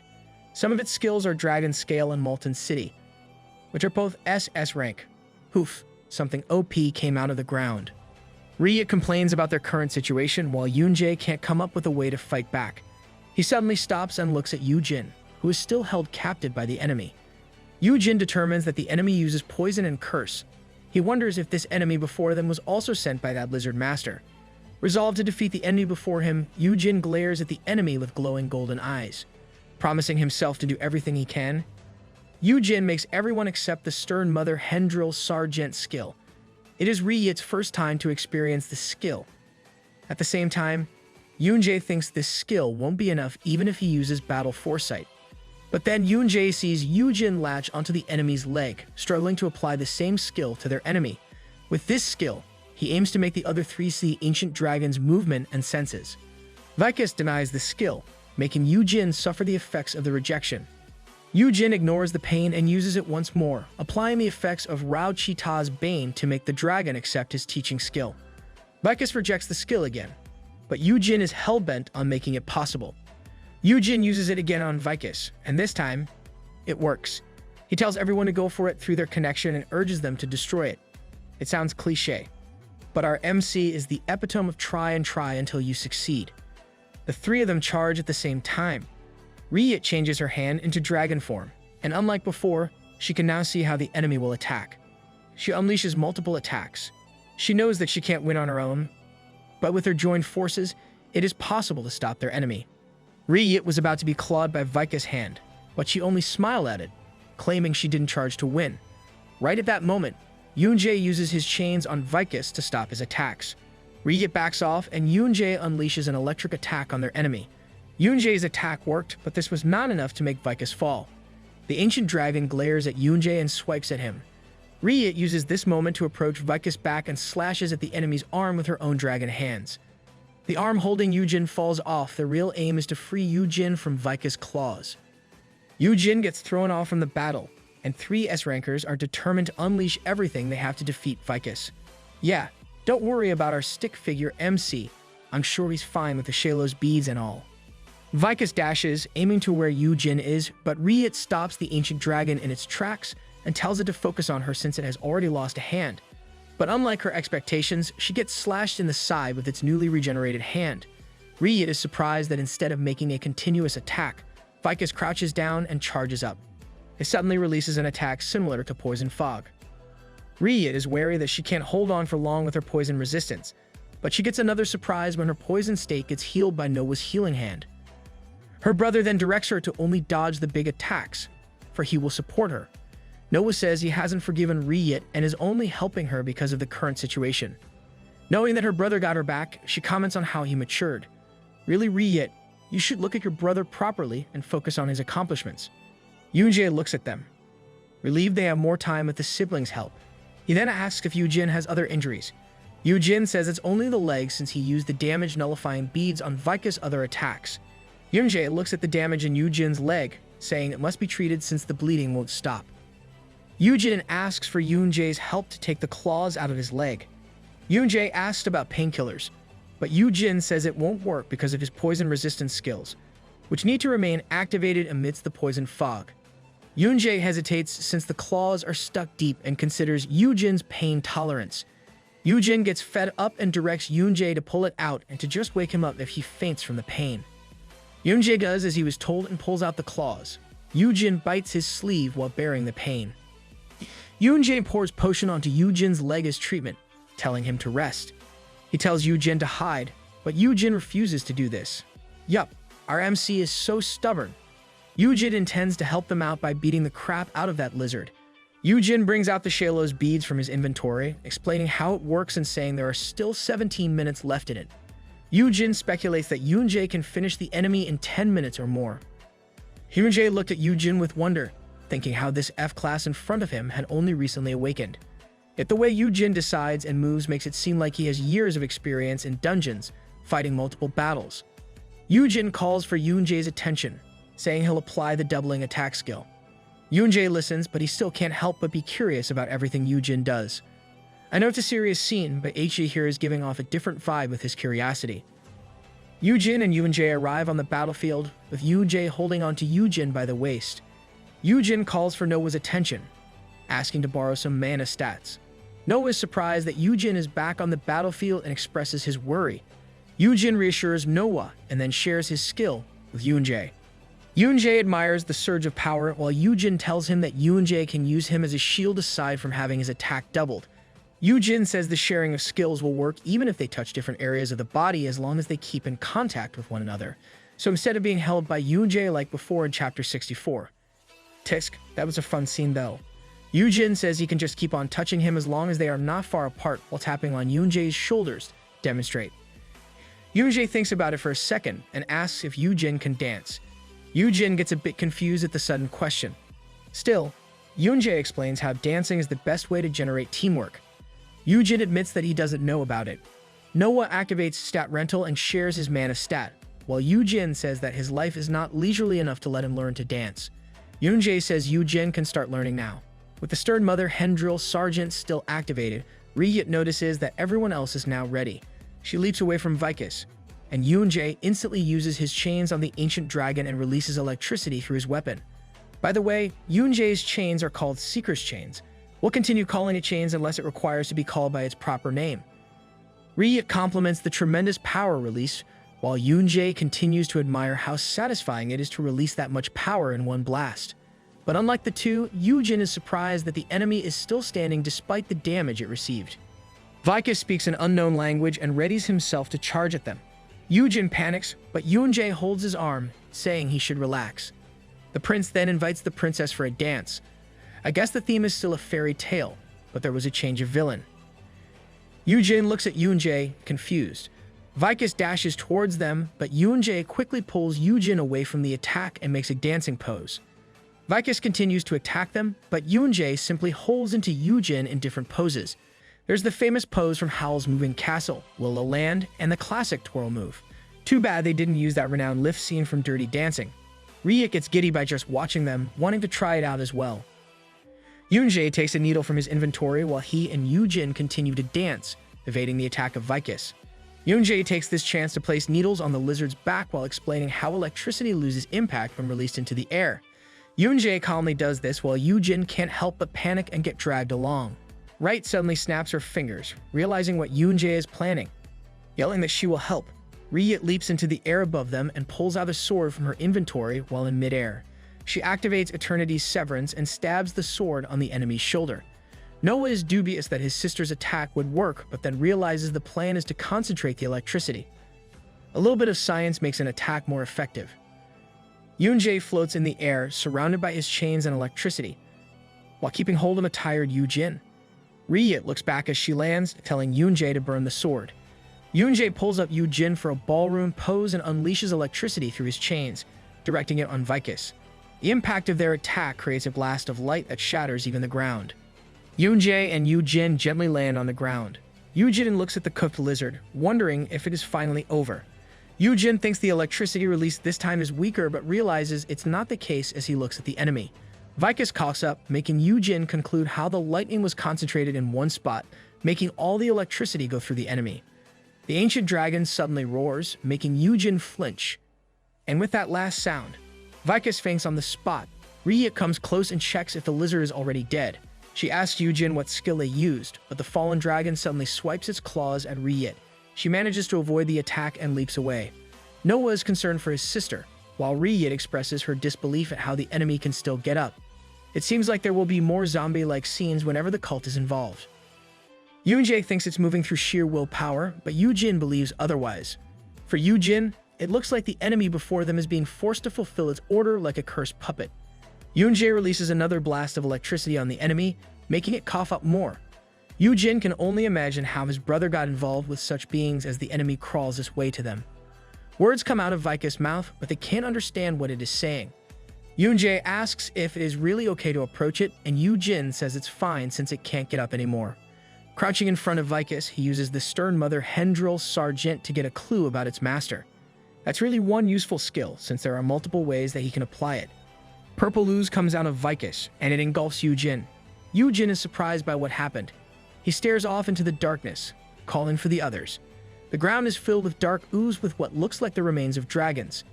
Yoojin stands up in shock and looks around. A voice suddenly speaks, saying how their consciousness overlapped at that moment. A beam of 4 eyes and big wings sits atop the remains as if he is sitting on a throne, with the big dragon behind him. He expresses how nice of Yoojin to come on his own, but then claims that Yoojin is the reason why his plans are getting thwarted. The being then talks about Vicus, making Yoojin ask if this guy before him is the master of the venomous cursed dragon. Yoojin approaches the 4-eyed dude, asking if he sent Rao Chitaz to kill his younger brother. Instead of answering, the being lifts a finger, and a large clawed hand appears and subjugates Yoojin. Yoojin falls to the ground, and the being starts to speak about Yoojin's death. The 4-eyed dude approaches Yoojin and admits he didn't expect it to turn out that way. He didn't answer our MC's question, but based on the current circumstances, the 4-eyed dude is probably the one who's pulling the strings all this time. He takes hold of Yoojin's face while saying that it was supposed to be him who should have died at that time. The 4-eyed dude reveals how that dungeon was specifically created to slay Yoojin, since he is the only reason why Yoojin won't cooperate with them. Yoojin asks what he means, and the 4-eyed dude tells him how Yoojin Hun chose death because Yoojin is alive. These words make Yoojin clench his hand into a fist. Looming over him, the being spites Yoojin by telling him how Yoojin would have survived if it wasn't for him. He says how Yoojin would become stronger if he had accepted the contract he offered.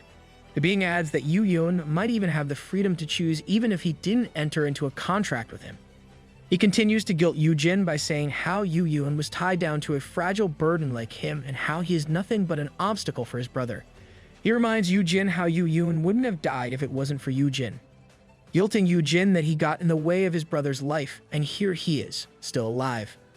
At those words, Yoojin recalls old memories of how people talked about how he got abandoned by his brother for being an F-class, how his brother reprimanded him, and that same brother's death.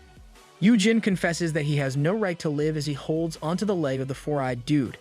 Yoojin looks up at him, saying it is the exact reason why he's aiming to get revenge on the master of that lizard who killed his brother. And this is where our MC's redemption story turns into a revenge story. The 4-eyed dude mocks him for being an F-class who can't do anything, but Yoojin talks back at how this same F-ranker destroyed his plans twice already. Yoojin does the mocking this time, saying how a lizard turned into sushi while the other got cooked.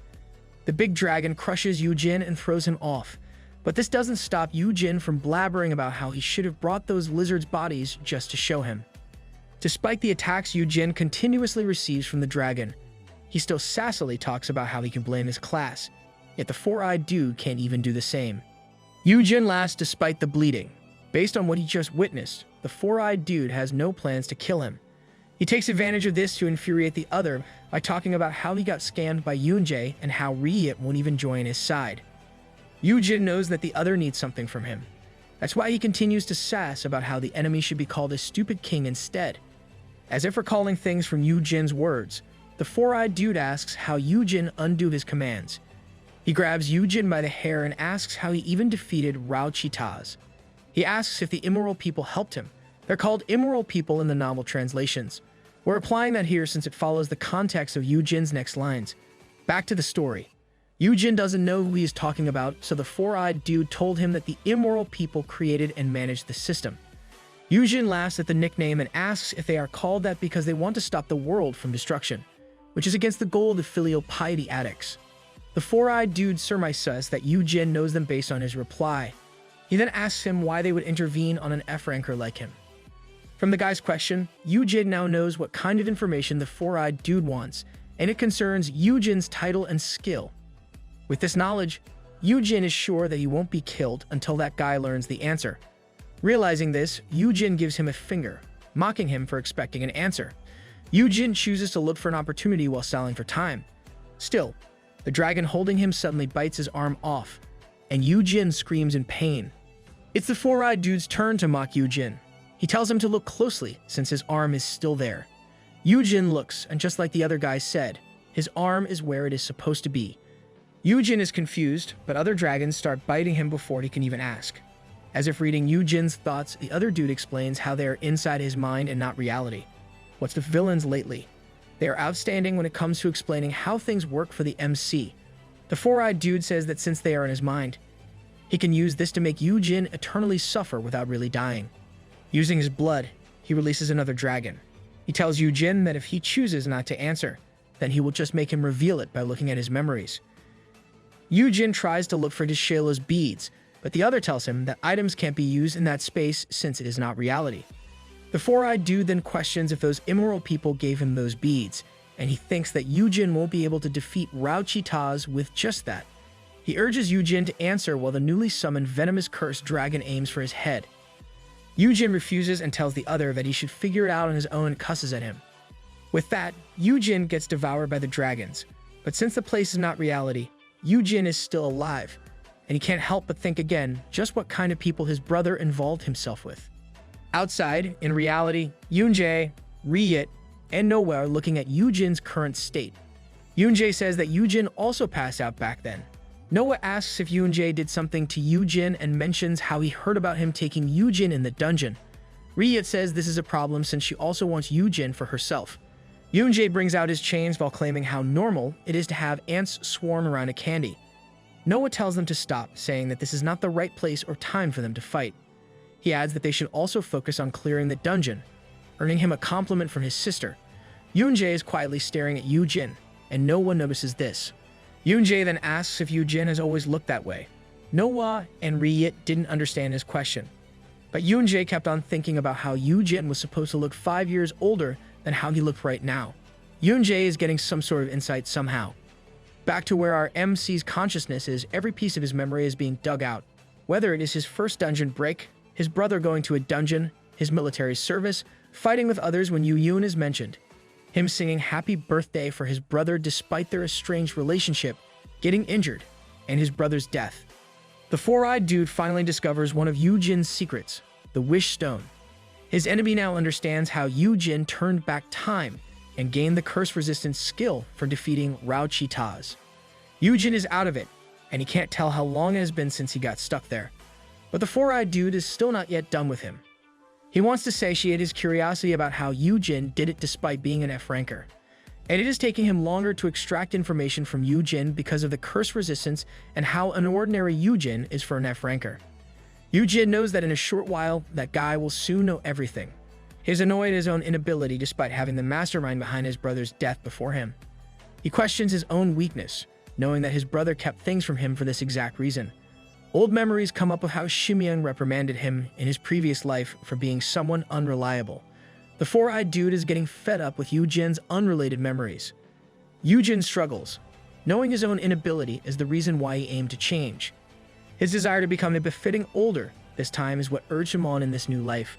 Refusing to give up, he mocks the four-eyed dude while coming up with a way to get out of this mess. The four-eyed dude is busy looking at Yoojin's memories like the voyeur he is. Yoojin asks why skills weren't blocked like he did with the items, looking for any sort of clue with his questioning. Like the good villain, our four-eyed dude is, He explains how skills are counted as part of the senses and even mockingly adds how an F-ranker's skills would be nothing after all. He explains how anything is possible when in consciousness. Still, he is so sure that humans are not creative enough to do anything. And this is where our villain made a big mistake. He continuously mocks Yoojin and steps on him. He admits his surprise at the advanced curse resistance and is about to say more. Yoojin ridicules the four-eyed dude's stupidity and nonsense talk, earning him another hit from the other. The enemy expresses his amazement at how Yoojin can still talk back. Yoojin is not yet done. He probes the truth of what happened back then by bringing it up. He states that the four-eyed dude should have only interfered right after the gate closed so that Yoojin wouldn't have followed him in. Yoojin stops, realizing something. The enemy further incites the horror of Yoojin's realization by smiling and laughing out loud. He then reveals how Yoojin borrowed his power to get inside a closed dungeon in order to save his older brother. The four-eyed dude smiles at Yoojin's reaction, saying they should talk more about Yoojin. Wrong move, dude. You just confirmed that you're the mastermind of everything. Here's a flashback of what happened back then. Yoojin asks why he's back when he has already declined the offer. Yoojin looks at a dead monster, who replies that he has important news for him. It adds how Yoojin would regret it if he didn't hear about it. The dead then reveals how an error occurred in the dungeon that Yoojin's brother entered. Hearing this news, Yoojin immediately went to the gate his brother entered and asked about the situation. The staff explained how it was supposed to be a D-grade dungeon, but based on their latest findings, there's an S-class monster inside. Horror fills Yoojin's face. He pulls out a weapon, but someone tries to snap him out of it, saying the dungeon is already closed. Yoojin pays no heed and slashes at the gate. The staff tells him to stop since it's useless. He reminds Yoojin that it can only open up once again once every hunter inside it dies. Yoojin refuses to listen and continues to slash at the gate, worried for his older brother. A voice asks Yoojin if he wants to be let in, and a purple-black goo comes out of the ground nearby and shows Yoojin what is happening inside.